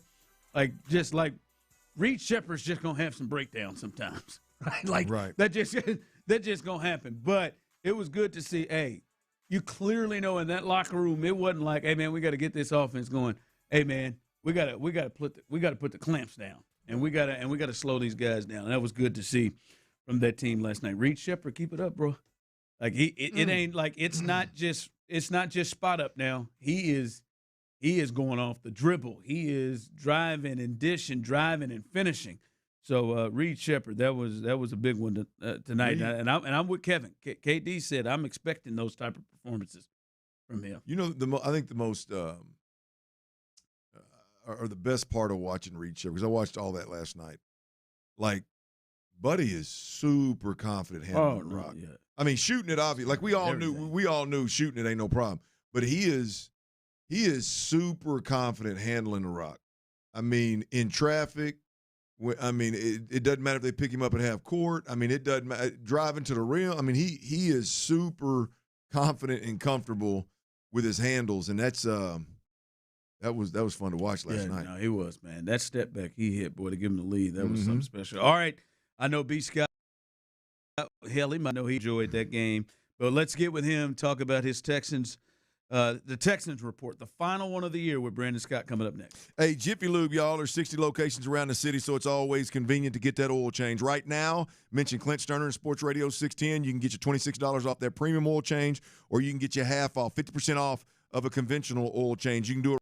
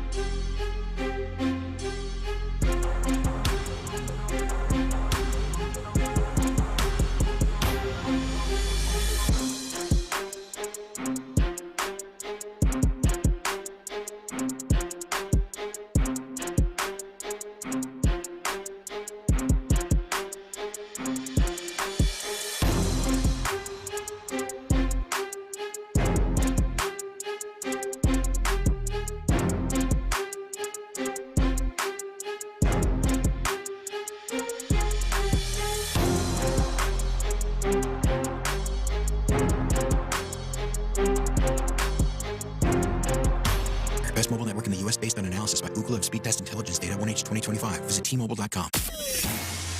Football in H-Town is on the rise. I love D'Amico Ryans, man. I tell you what. H-Town, I'm back. Our guy B. Scott has all the latest from the gridiron. I don't see no bitches nowhere. It's time for your weekly Texans report. He ain't laying down for nobody. On The Drive with Stoerner and Hughley. All right, welcome in our final Texans report of the year. Gone too soon. With Brandon Scott. And I said it last segment. Man, you had yourself. Like, you know what it felt like watching you this weekend tweet prior to the game? You felt like that person who's going house shopping and mentally moved all your stuff into the house. I have done that. I used to do that. Just mentally move. This is where my room and mentally move. Because you had decided what that was going to happen in that Bills Broncos game. Yep. The host, and then it all came crashing down. I was trying to keep the vibes correct. I wanted the vibes to be immaculate going into the game. So for the entire weekend, we had Saturday games, which was going to set the stage. If the Bills did win, that would set the stage for the Texans. And so I wanted the vibes to be immaculate for the entire weekend. And little did I know. I have to be honest, man. Texans made a fool out of me this weekend. No, I heard you on your podcast. They made a fool out of me. When did you know? Well, at what point were you like, damn, this ain't gonna happen? Was there a moment? The pick, it could have been the pick six. Somewhere between the pick six and the Woody Marks fumble. Somewhere around there. Nice, or it also could have been at the watch, because I went to the watch party at NRG. And the Texans are trailing going into the fourth quarter, and them jokers is out there doing the wave. Yeah. And at that, look, and I love all my Houstonians and my fellow Texans fans, but you had tens of thousands of people at NRG Stadium doing the wave as the Texans fight for their damn life. And it was at that point that I realized that we didn't deserve to see glory. Yeah, that might have been. We didn't. Like, we just wasn't swarmy enough, man. Yeah. We didn't earn it, man. The team didn't play well enough, and we didn't fan correctly out there waving with our team down in the fourth quarter of a playoff game. That's most of the people who moved in from New York. No, man. I heard those people in there sound like me and Clint. Hurricane Katrina. No, man. Some people from Louisiana. No. They sound like you and me, Clint. Them was our people. Them was our people doing that wave, man. We got to take them, huh? Yeah, man. So coming off of that, because that game was tough. What was in your mind of, like, after the game, seeing like where the state of where they are right now? Because obviously you felt like this is a team that could go to a Super Bowl, right? With the next round and the stuff you was talking about that. Where are you at now looking at this team now that it's over? Yeah, I still feel like it was a team that could have gone to the Super Bowl if they had played more like the team that won 10 straight games, or really I should say the 9 straight. And let's not include the Pittsburgh game from the previous week when C.J. Stroud also put the ball on the ground quite a bit. But if you look at the formula, or what looked like the winning formula for the Texans going into the playoffs, now it wasn't sexy. It wasn't football the kind of football that I thought gave us a lot of confidence in the quarterback and his specific play necessarily. It wasn't a light show, as I like to call it. But I did think that they had found a winning formula. Nick Cacerio talks about mitigating risk and that being the job of the quarterback. Of course, Clint, you can understand and identify with what he's talking about there. That's something that C.J. Stroud, I felt like, had done. That was something that I thought he had made progress in. And so it was the playoff games were like the one step forward, 2 step back type of feeling. Because while it wasn't a lot of explosive plays, while the offense was average at best and a lot of times below average, the one thing that I thought the quarterbacks did, let's start with Davis Mills when the run begins and then to C.J. Stroud taking it over after the concussion, was taking care of the football and allowing the defense to keep you in the game and then making plays at the end, which both of those quarterbacks did. Well, they couldn't even get the first part right, they being C.J. Stroud in these 2 games where you're turning the ball over, you throw 4 interceptions before halftime. I mean, at that point, you're really putting yourself behind the 8 ball, and you're no longer playing the Arizona Cardinals or, name the deflated Indianapolis Colts, Chiefs team run that was not the same Chiefs team that it had been. Like, these are the New England Patriots, the number 2 seed, and like a legitimate outfit, an MVP candidate at quarterback. You cannot you cannot give away opportunities, right? You cannot give them opportunities, and you cannot waste your own opportunities when the margins are that slim. That was not something that I was expecting them to do in this game. Where are you at with C.J. Stroud as you sit today? There's, I mean, obviously I'm on extreme one end of it, and there's obviously people that are still in support, still young.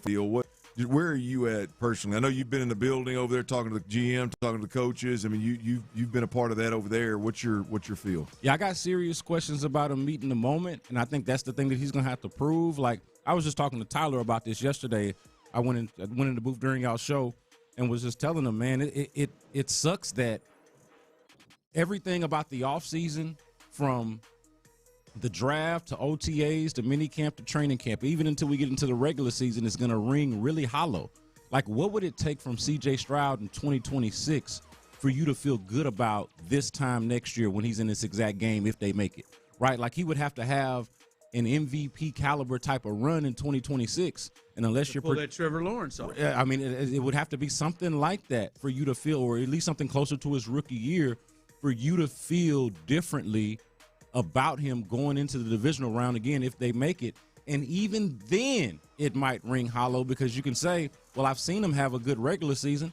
I've seen him play well in some postseason, in some playoff games. Yeah. But it is in this moment, and it was last year in particular, once we fast forward to next year, it'll be the year before in particular, where he's trying to sort of exercise that demon. So I feel like the dude has got a lot to prove in terms of poise, composure, readiness for the moment. I believe in his ability. That's why I was talking all of the cash stuff that I was talking over the weekend. I felt like the Texans had a quarterback, the whole ball placement specialist stuff. What happens to that when you get rattled, or when the moment feels like it's too big? You know, those are the things that I want to see from C.J. Stroud. This guy here with this Texans report, the final one of the season. And listen, we've heard your thoughts on C.J., and you talked about the formula that this team had. But, I mean, we can get to CJ and the turnovers that they had, but this offense presented an issue for the team, that the margin for error was a lot lower than like the Patriots, who are there, or than like the Broncos, who are there. Any of the teams that are left, their offense struggled at times so much that, hey, their defense had to play at a certain level. And I'm wondering, because I believe they do, and it doesn't look like they're going to, hearing from Cacerio and D'Amico the last 2 days. Are you one that believes that there needs to be a significant change, something of significance with this offense going into next year? Well, I think the offense stinks. I've said that for a long time. So I don't have any misgivings about that. So let's just be realistic here. There's nothing apparently changing about the coaching staff or the scheme or anything like that, or the coordinator. So my thought is, about that quarterback. The thing that clearly needs to change, and forgive me for stating the obvious here, but it's going to have to be a personnel thing. Like they're going to have to, the Tank Dell thing that you were talking about earlier, Clint. Like, imagine how much of a difference maker that is. Either Tank Dell or something like that. What a lot of people wanted Jalen Noel to be, which he never really materialized into, at least in his rookie year. But somebody that can stretch the ball downfield. Somebody that does play into some of season and desire to throw it, and to throw it downfield, and to really, challenge the defense. They didn't have anybody like that. How about a credible run game? Like, I came to like and respect what the run game became, but that was just like, it was almost patronizing. It was kind of like patting them on the back for a good try, but that's not like having Joe Mixon out there, right? Yeah. So I feel like it's got to be a personnel thing. You got to address the offensive line, which I think they tried to do, and credit to them for kind of piecing it together and figuring it out throughout the year. But you still need some work there. One of the guys is a free agent. They're going to have to do some more work on the offensive line. They need a difference maker at running back, and we'll see what happens with Tank Dell. But I think all of the changes, to your question, Ron, are going to have to come from personnel. I think it is a much better offense, to its credit, if it's got better players in it. Well, the interesting thing, I'm hearing a lot of conversation about the offensive line, and while I'll agree they left a lot to be desired last year in how they filled the voids. I didn't like the rotating left guard. There's a lot of things that I didn't like. I think they landed in a really good place. I mean, you got to re-up Ed Ingram, obviously. Trent Brown, can he still play? Is he done, or can he still go? You got some answers at tackle. I really I'm not. Can they upgrade? Sure, absolutely. But I'm not. I don't think that they can't go out there and put a really good offensive, even a good running attack on the field. You mentioned Joe Mixon, and look, I don't think Joe Mixon is coming back. I don't think Joe Mixon, even if he did, I don't think he'd be what we last saw Joe Mixon. But would you need a difference-making run? And no offense to Woody Marks. I love Woody Marks, man. Right. Big respect to what he did today. But if you, as a Texans fan, if you look back and you remember the first couple of games you saw Joe Mixon out there, you were like, "That's different. That's different." Yeah, that's different right there. Like if you add that somehow to this mix, along with Tank Dell, along with Brevin Jordan, along with some of these pieces that are coming back, I mean, it could be a pretty formidable group without spending a whole hell of a lot of money. See, this is the thing that they were missing with the whole dominant defense. Like the whole mantra, defense wins championships, right? You can ride a defense to the championship or to a Super Bowl so long as your offense has something, right? And I thought at least that they had the quarterback that could kind of be a little bit of an eraser. They had Nico Collins, okay, so they got that connection. But normally when you've got one of those dominant defensive teams, what do they have if they don't have the quarterback or if they don't have that dominant passing game? They got that running game. They can run it down your throat. The Texans never really – they were always either average or below average at everything offensively, and they needed to at least have – except for Nico. Right, exactly. And then with the quarterback, right, in the offensive line. 4.5 catches a game. But the coordinator drug it down, too, because they didn't find ways to get the ball to him enough. Yeah, but I just absolutely despise what they're doing at the offensive line thing. Offensive line or offensive line. The coordinator thing. I've said it. I think he's a joke. Well, they brought two guys in that didn't work. Yeah, but I'm just saying, like the mere thought of pickle on your team, you're sliding into play a position that he's worse at.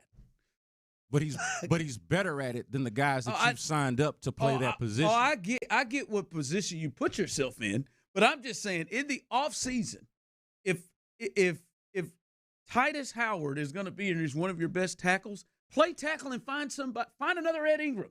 Find somebody that can play guard. Like to keep shoving him in, and then I'm concerned to depend on Trent Brown for 17. Well, that's a good point, though. I mean, you could always bump Titus back out and go get a real guard, like a proven guard, not somebody that you think is going to be because your Landon and Juice didn't work this time. No. Well, it was Landon and Juice this year. It was Kenyon Green, Lakin and Juice. Lakin and Juice. Landon, my bad. Yeah, Lakin Tomlinson and Juice Scruggs and City Sue. Last year you had O'Green, and then you had Kenyon Green.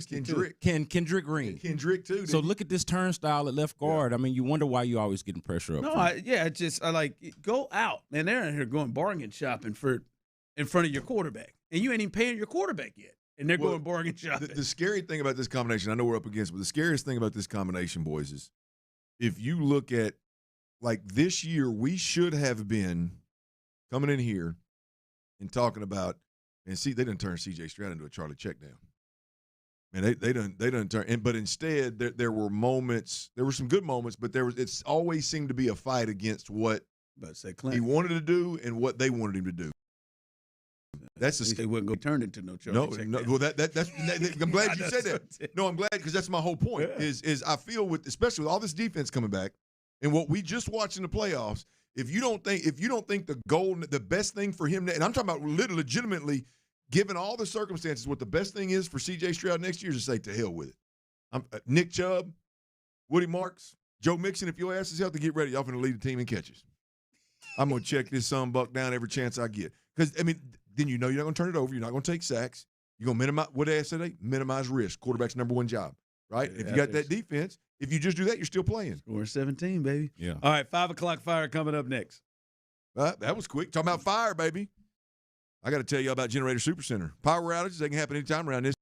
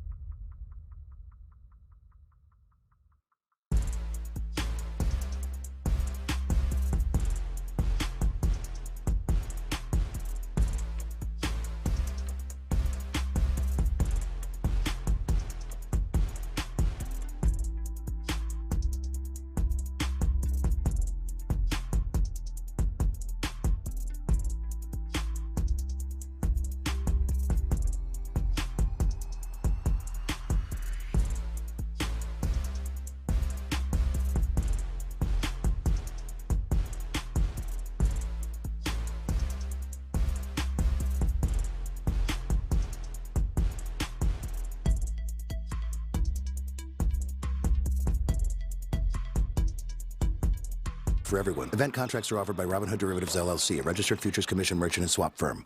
KILT FM HD2 Houston. Insider access, exclusive content. Sports Radio 610. The Texans play here. An Odyssey sports station.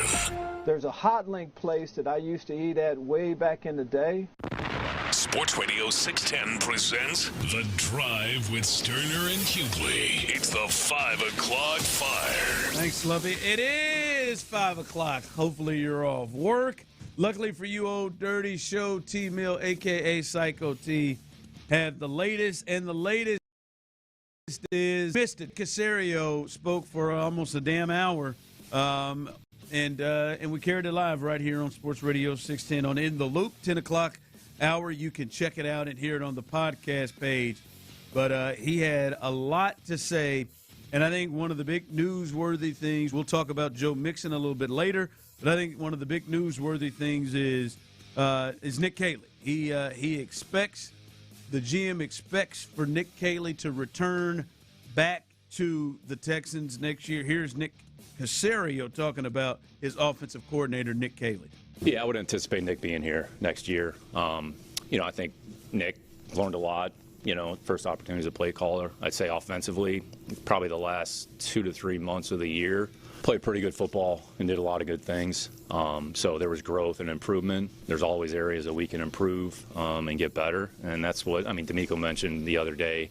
Next couple weeks right after the season, is kind of looking at everything, go through, the coaching staff, go through other aspects of the staff. Is there anything that we have to do? All right, then we'll look at some things schematically, start to go through the self-scout, try to figure out, all right, what are some of the things that we did well? We know kind of where we are as a team, and I think sometimes when you're working on one side of the ball, you maybe see it through one lens. Sometimes when you're on the opposite side of the ball, you see it through a different lens. And I'd say the rapport amongst the staff is really good, so we can communicate honestly and openly with each other. So it says a lot, and honestly, it speaks to who D'Amico is. So that's what we're going through right now. So, yeah, I would anticipate Nick being here, next year. And all of us are just trying to improve and do what we can to make the team. That is Nick Cacerio, Nick Caley back. Real quick, Tyler, you like it? Nope. It didn't shock me, though. Like, I knew this was coming. They weren't going to get rid of Caley after 1 year, but no, I don't like it. You don't like it? Offense is ass. So for you, your vote is that a change at OC. Yes. That would have been your vote, especially with these guys out here. It's a tough one. We'll tell you here in just a bit. Some other team changed OC. All right, Clint, he is going to be back. What are things that you look at from Nick Caley that for you look at, you say they're bringing him back, he's getting year 2. What are things that you need to see improved that you would say is at the feet of the OC? Oh, wow. One, your quarterback needs to be more prepared and committed to what you're doing. And his inability to communicate and get out of the huddle on time, that can't be an issue again. I think when you look at the screen game is embarrassing. You look at the creative quicks is embarrassing. You look at the use of motion in this offense. I think there is some movement, but it's usually a jog across the ball and reset kind of deal. You ain't fooling nobody, which that's not their goal. Their goal is to better position themselves to block or whatever. But that's got to change. The use of Nico Collins, being able to move Nico Collins around in formation, being able to use him more in making him priority and the number one. If you're going to be that is so driven on throwing the football to the open guy, you cannot station your best player, one of the best receivers in football, to one side of the field and then literally go to press conference after press conference and talk about, if they're going to play shell safety, which for the record, everybody out there listening, when they say that, that's the excuse of how, or that's the reason and how the opponent's taking Nico Collins out of the game. And so they're going to go elsewhere, right? You got to make it more difficult for them down in, down out to take Nico Collins out of the game. I don't give a damn what offense you're running. The stagnant lack of creativity, lack of movement and moving your number one receiver is archaic. It's old. It's never going to work. This is one of the easiest offenses to defend. right? Nico Collins is really good. You know, C.J. Stroud, when given time, is really good throwing the football. You know, there's times you scheme some things up, but if you're going to score points against good defenses, it's not going to be about consistently sustaining drives. It's going to be a heavyweight bout back and forth. You're not going to consistently do anything. You know, you got to scheme some things up, make some big plays, create some explosives, get your best player touches, and that just has to happen. I don't care what it is. Now, the pluses, Ron, of you know, you don't change terminology. You know, hopefully, you know, 2 of C.J. Stroud's 3 years were with first-time play callers, and after the year, we're talking about what Bobby Slowick learned a lot. Boy, Nick Caley, he learned a lot this year as a first-time play caller. Like, we got to get out of that crap. Like, I mean, we got to get out of the they learned a lot. Unless you're talking about your players, you got to get like your first-time play caller crap and your staff learning. You got to get out of that. Fellas, the number one thing that the number one thing that I think he is capable and should be capable of doing, Nick Caley, that I have expectations for is they had too many damn pre-snap issues that either led to penalties or that led to having to call timeouts, and that's not just from in this game that we watched. The amount of illegal procedures they had that took away first downs, the amount of false starts or something, or jumps or movements that they had that took away first downs that they got, right? There's a couple of 4th and goals from the 1 that they had a pre-snap procedure that set them back 5 yards and forced them to have to kick field goals, right? That stuff. All right, man, I don't think he's a strong play caller. I think he's still learning that. I don't know if he's a strong play designer. I think he's still learning that. I know what D'Amico and them said, but judging off of this year, I don't know that he is a guy that can look at the talent he has and get the best out of them and put them in the best positions possible. I think he had. But, damn it, you all should be able to get down and get in a stance. We should never hear that you're going to run a defensive tackle out there and have practiced it 1 or 2 times. That was something that they definitely can control. Like holds and stuff, that's afterward. But the amount of, 2 guys moving at the same time. The amount of, he wasn't on the line of scrimmage. Illegal formation. False start. Damn it, we can't get the play in. We got to take a delay of game. That has to clean up. And I'm putting that on you. That is something he is absolutely capable of doing it. It happened week 1. It was a problem, and it happened at the end of their season. It was a problem. That is something he could definitely clean up. I agree wholeheartedly, Ron. You got to be able to get out of the huddle. You got to be able to communicate at the line of scrimmage. You got to be able to do all that, being cool, calm, and collected. And the crazy thing is, to your point, Ron, I agree wholeheartedly. Is like I believe you're either coaching it or you're allowing it, right? If in practice and in camp and throughout the year, there's a focus with everything you do on sense of urgency, getting to the line. Like if all of those things are part of your daily routine, they wouldn't be such a problem, you know, as you roll through the season. And I'm talking more. I think that I think the penalties are a direct result of the communication issues and the late getting plays in and late getting out of the huddle issue. You got to get that stuff fixed. Yeah, maybe we give some more thought to that. I think there's probably some more things we'd add to that list. Yeah, no question. I like it. We have a liftoff. 5 o'clock fire. All right, as I said, the Texans are retaining their offensive coordinator. No surprise, but the Chargers, we know, fired Greg Roman after 2 seasons as the OC. And Clint, reports are expected to hire Mike McDaniel, the former Miami Dolphins head coach, and I think a hot commodity when it comes to offensive coaches. Hell, Clint, he had multiple head coaching interviews. Tyler said it yesterday, I believe, that he just went ahead and turned down the Cleveland Browns job. To hell with that. He has interviewed for some. I think he interviewed for the Raiders and others. But I saw, unless he had a change of heart, but people are continuing to report this, that he's expected to hire to be the hire as their OC with the Chargers. And Clint, as somebody who I think that roots for an AFC contender, This one makes me nervous, and I think this one should potentially, if you're a contender like the Texans are, and you look at teams that you may have to play, Justin Herbert getting Mike McDaniel and that offense, their offensive line was in shambles, but it is not because of the talent they had. Yeah. They had a lot of injuries, and they got a lot of parts, and we've seen that guy get the best out of players that aren't necessarily great, and he's got the ass kicker in Jim Harbaugh there where he gets to just be you. That guy's got all that leadership stuff taken care of.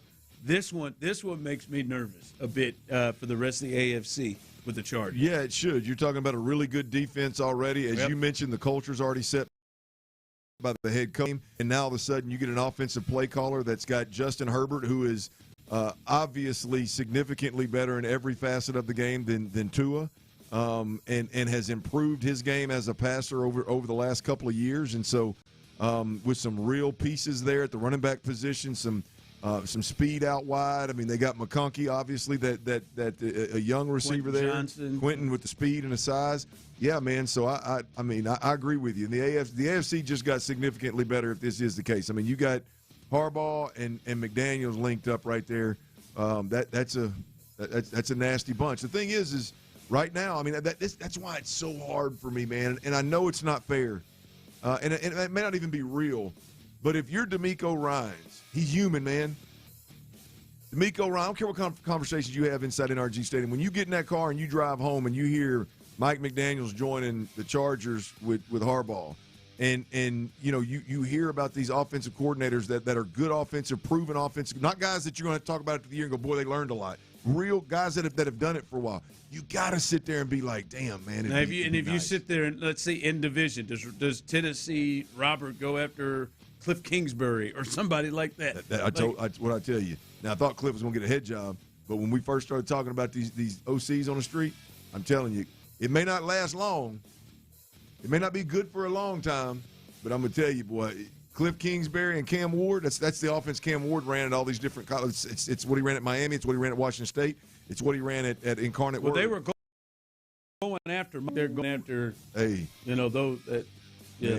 Cliff with that offense right there. I mean, with Cam Ward with that play caller. Again, it may fizzle after a year or two, like it did for Kyler Murray and like it did for Daniels up in Washington. But boy, it's going to be fun to watch for a couple years. Text line coming through. Cornbread, nervous about what? I am nervous about the Chargers. This is a different level potentially. All right, they got a lot of parts. They get their O-line. I mean, they got two bookends at tackle. And got some dudes in the and they just drafted Hampton. He had some injuries. He's a good running back, and they have a creative offensive mind that I think has a chance to get the best out of Justin Herbert. The Chiefs coming off the worst year. You got the 1 seed in the division, and now you got the Chargers, who were pretty damn good as it was, and now they added a more solid piece.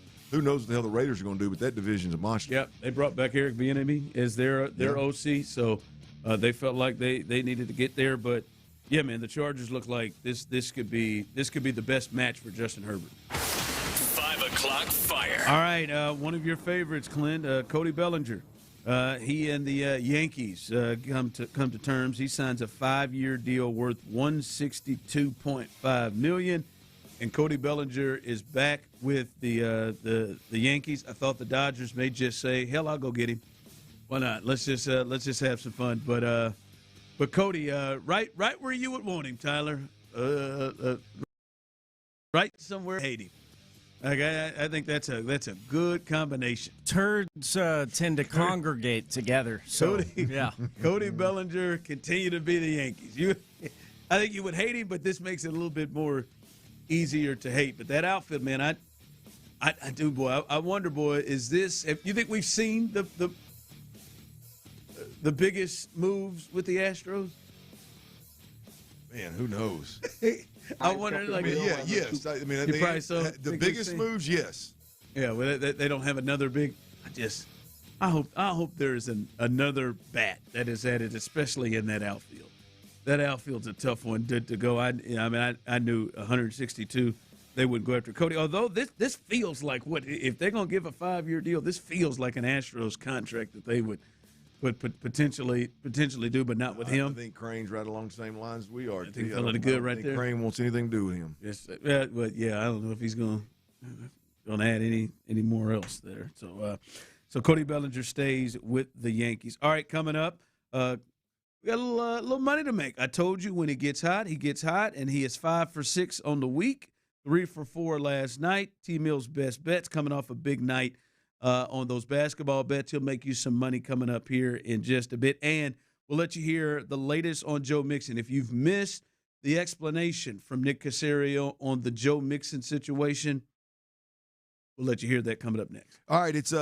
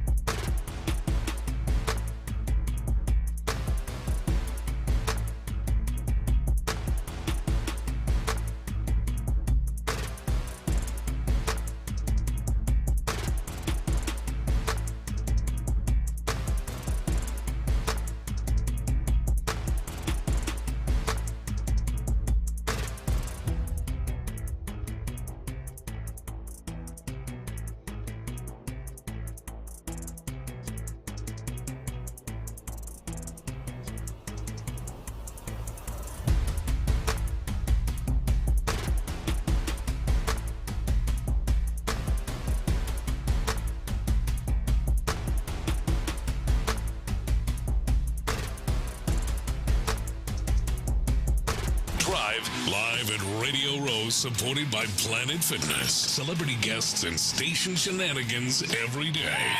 It's a radio experience unlike any other. Right here on Houston Sports Leader, Sports Radio 610. The Drive is Injury Lawyers. Heard in an accident? Call Mokaram Injury Lawyers at 281-222-2222. Sports Radio 610 presents The Drive with Stoerner and Hughley.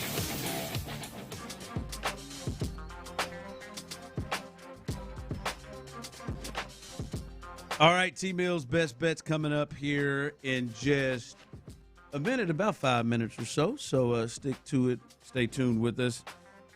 Joe Mixon. The Joe Mixon injury has been a mystery throughout this part of the season and throughout the entirety of the season, to be honest with you. And they've been extremely vague about it. Clearly, it seemed like something between the head coach, the general manager, multiple people just didn't seem to really want to talk about throughout the season. And ultimately, he missed the entire season. And we didn't really get to see a lot from him or get a lot of understanding of why. In his presser today, he was asked several times about Joe Mixon this year, his future and everything. Here's Nick Cacerio speaking about Joe Mixon. So as it pertains to Joe, here's what I would say. It was a very unique situation. I don't think anybody really had any clarity, honestly, from the start of the year until now. I'd say Joe worked very, very hard to try to play football. It just never manifested itself and came to fruition. So probably have an opportunity to kind of see where he is in the offseason relative to next year. But again, it was as unique a situation, an injury as I've been associated with. And it's just, I don't want to call it a freak thing, but it's just kind of a freak thing. And Joe worked really hard, put his best foot forward. It didn't work out. All right, we went with that. Put his best foot forward, didn't he? With that foot injury. The first two times we played it today, I didn't catch it. Yeah. I guess that'd be his left one. Yeah. We know it's a good one. Yeah, I think that's a good one. All right, Clint. This has been an odd situation, and he talked about it multiple times. I feel like it's the most we've gotten from them today, where he said it wasn't nothing, as they put it, nothing really out of line that he wasn't supposed to be doing, just a freak medical issue, and he worked really hard to try to get back. Your thoughts hearing what at least will be the final one for a while on Joe Mixon, who missed the whole season? Well, look, I think clearly it's not a bullet in the foot. Clearly, it's not a snowmobile accident, or jumping off of a building or bridge accident. The question is why all the secrecy, if you will, about what happened. And I think there's a part of this. What I believe that he got some treatment that wasn't from the trainers with the Texans. And I think it's so bad to the point of where we're not real sure if he's going to play football again here in Houston. And so I think obviously when you've got, after a great year last year, promising year last year, he shows you kind of how he can change an offense and what he can do for your team. And you're overly excited about him coming back for the next 2 years. And all of a sudden you realize because he's done something away from the facility from a treatment perspective, not anything extracurricular, motorcycles or snowmobiles or anything like that. Shot in the foot. There's no bullet between his second and third toe or anything like that. But it's still one of those where if you're a coach or a general manager, and your livelihood is winning games, and you've got $10 million a year wrapped up in this guy, it is painful to hear, to understand, to embrace. It's hard to not be frustrated, and I think that's where the Texans have been all year. They've done their best to protect him, and I think Nick is probably trying to cover for whatever reason. I think they're all trying to cover for something to keep this thing from whatever it is that from getting out. But to think that they have not had constant communication with a guy they're paying $10 million to think that they don't have more clarity in a situation when they're paying a guy $10 million a year, To think that they don't have a full understanding of where Joe Mixon is and what's going on with Joe Mixon, that like his future here of next year being able to play, it's banking on a conversation and some meetings that are in the future. Like that's wild to me, man. Like right now, I would like to know as soon as possible, if I'm not tomorrow, not next week, not 3 weeks from now, I would like to know as soon as possible what in the hell's going on with Joe Mixon, so I don't get stuck in a situation where I got to get aggressive and go draft somebody in the draft last second because he's not going to be here. I mean, so it should, the whole situation's wild. What they're covering for, how they're covering it, why they're covering it, I don't get it. And the lack of communication between the two parties when there's millions of dollars involved, that shocks the hell out of me. Yeah, it was.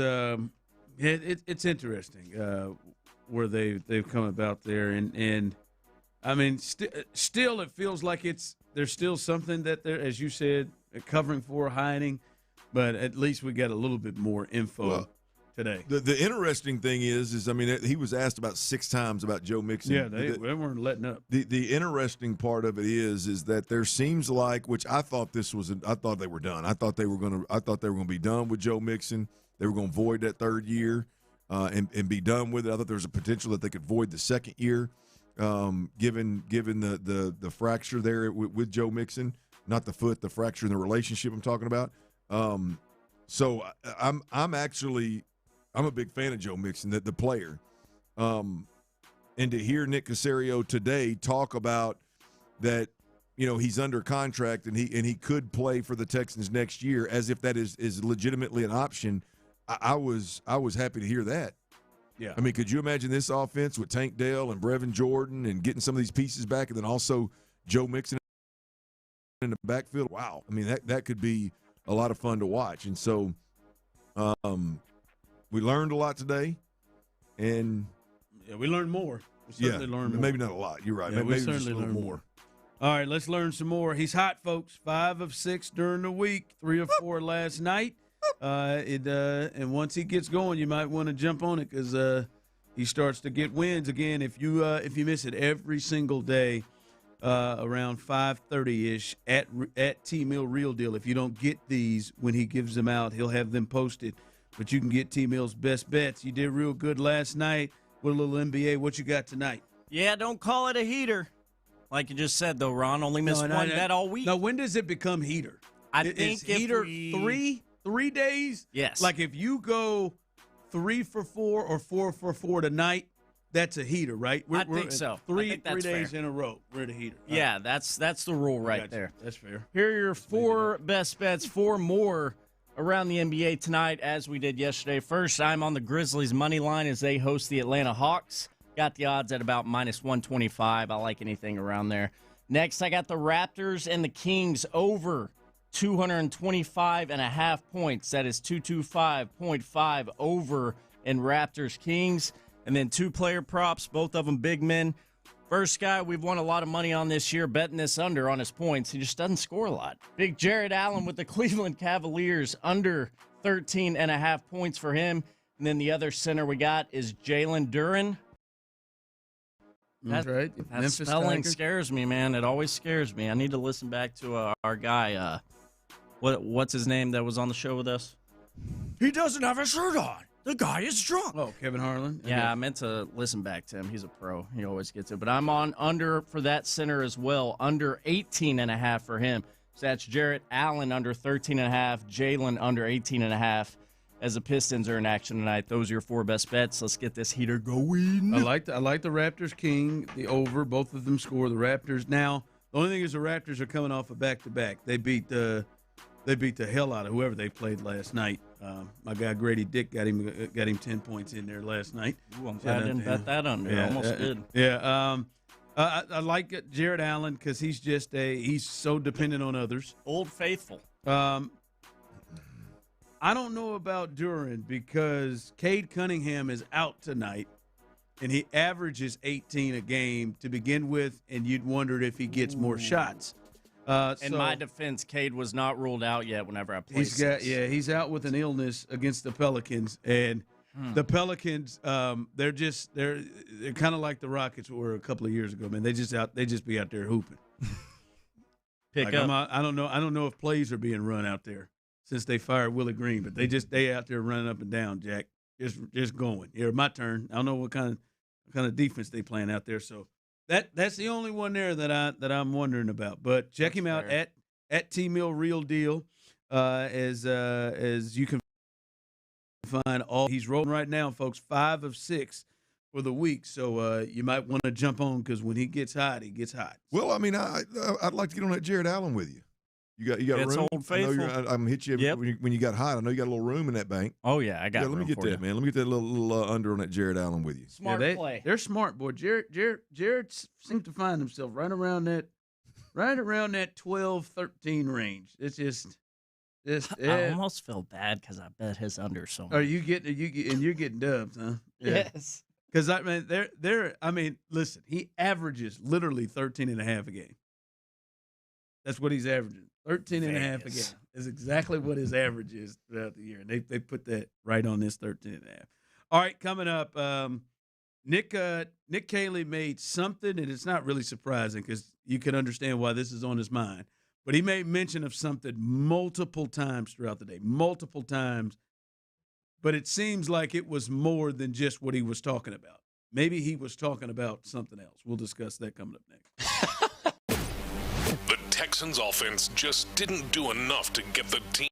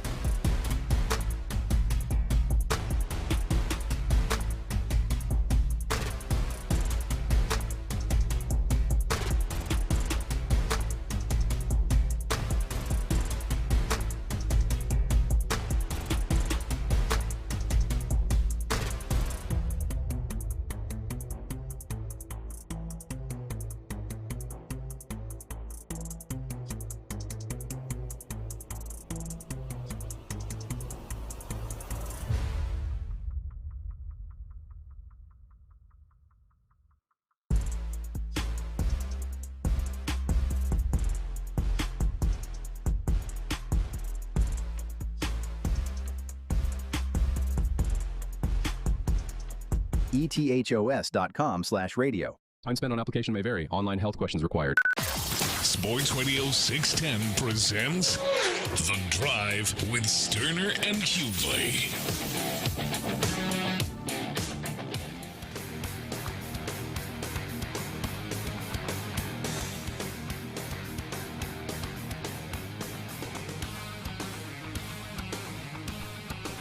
All right, again, T-Mill's Best Bets. Check him out at T-Mill Real Deal as he has his 4 posted.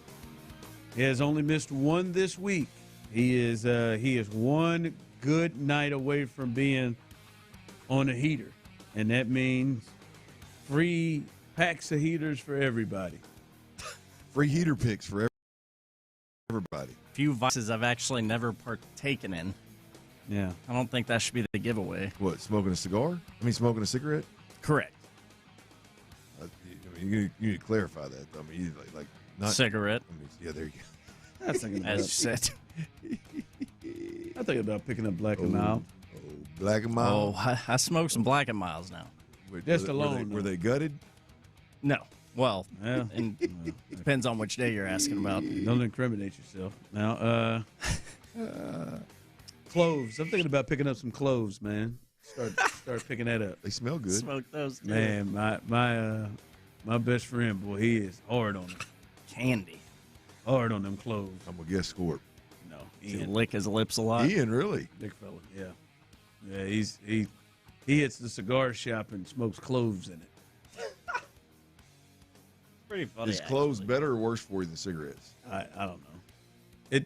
I feel like it's stronger. 713-572-4610. They smell YouTube good, and don't Twitch. they? Yeah, cloves. Are they worse than cigarettes? Real sweet. Yeah, tough one. A couple of people who I know don't smoke, Sean Bijani and Patrick Creighton. In fact, I don't know if that is the case, but they're coming up behind us. Get adjusted. Area 45, they follow us right after we get done. 6 o'clock, Area 45, they got you, Sean Bijani, Patrick Creighton. They'll be there for you from 6 to 10 o'clock. 6 to 10 a.m., the best late-night sports show in all of Houston, right as we if you walked up on those two sitting down there with B. Scott in that little picnic area on top of the roof down here, which one you think's got their own dart? Which one you think smoking a cigarette? There is a right answer. I would say Sean Bijani because I know he does another vice that's close to it. The old dipper? Yeah, boy.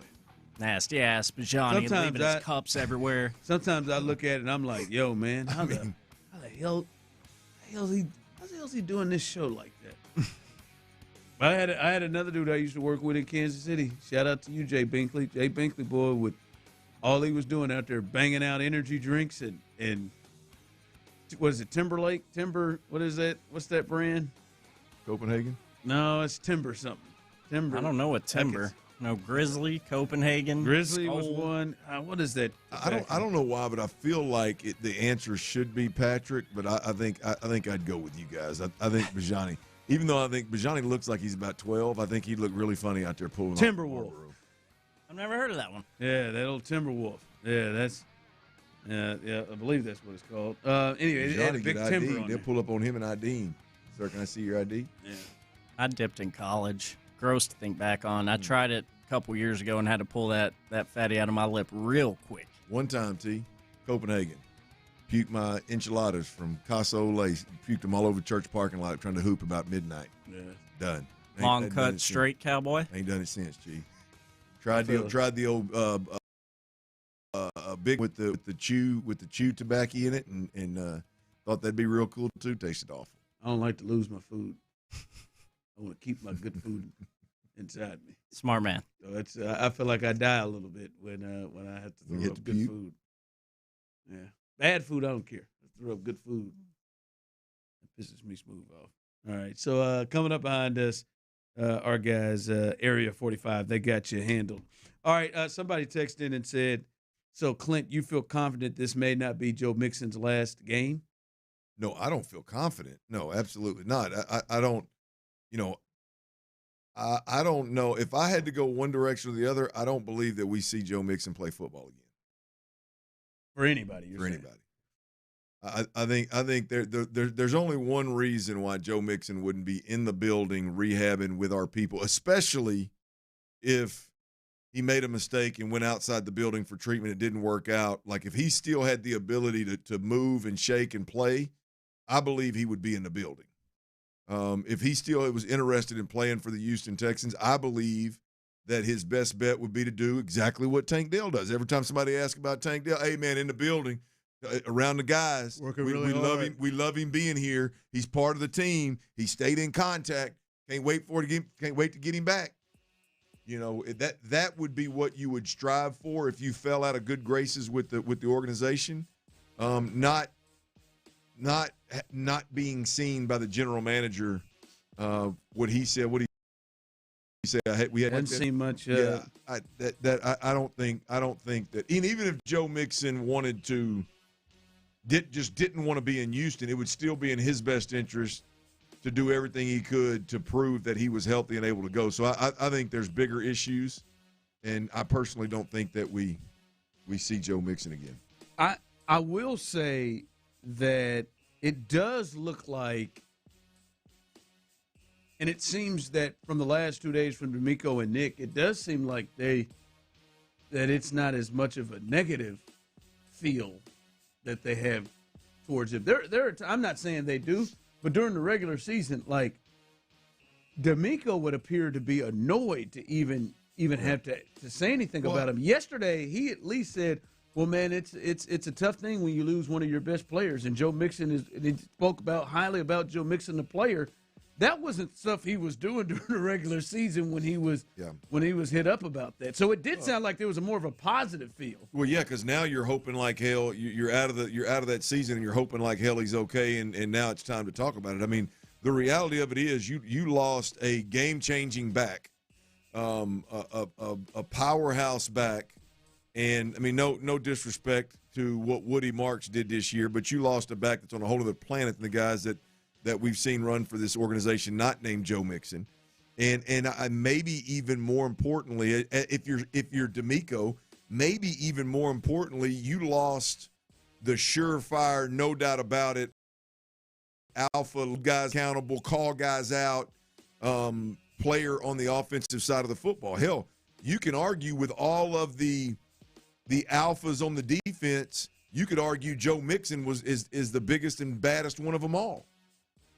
I mean, maybe Aziz. I mean, the way he talks about Aziz is obviously there's some kind of there, yeah. Well, but there's got to be some kind of bond there with Aziz that's different than just he's different than just a badass. Like there's the backstory of Aziz and kind of how his life, and then how he got in the league, and then how he earned it, the way he plays. Like there's something about that cat right there that I think everybody would take a bullet for. But I think Joe Mixon, from a leadership ability, is probably on that same tier.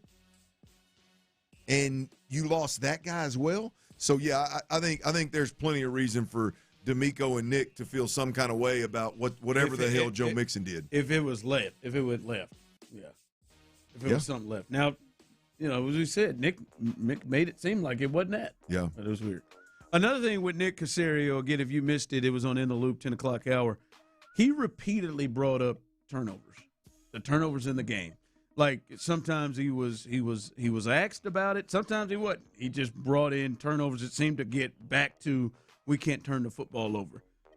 The amount of times he brought that up, I know it led you to think that this was potentially him driving in on something else. Well, look, I don't think it's coincidence. I think if you know, he was asked about the personnel, could they have done more offensively, personnel-wise, before the season or during the season? And he quickly shifted that to, you know, look, guys, we had a team that's good enough to beat anybody in football, which ultimately means to win it all, but we turned the ball over 5 times. I mean, I think he redirected to turning over the ball 5 times, probably 5+ times in his media availability today. And so I know this. I know after hearing from Nick, I know Nick feels significantly better than most of us about the offensive personnel, the O-line and everything else, the wide receiver room. I know Nick feels really good about Nick Caley, so much so that the head coach said, hey, man, everything, we're going to evaluate everything. Nick Cacerio said, I'd expect him back next year. So you feel really good about that. Obviously, feels really good about Will Anderson. Feels really good about Tank Dell. Hell, he even feels good about Joe Mixon, at least having meetings with Joe Mixon to get on the same page with Joe Mixon. He did speak about C.J. Stroud several times today, but it was more about, hey, he did some good things this year, and you just can't turn the ball over 5 times, and he knows that, and he didn't play well. And I'll be honest with you, I read the scripts, I listened to the cuts of audio, and I left there without I don't know I don't have a better or worse feeling about C.J. Stroud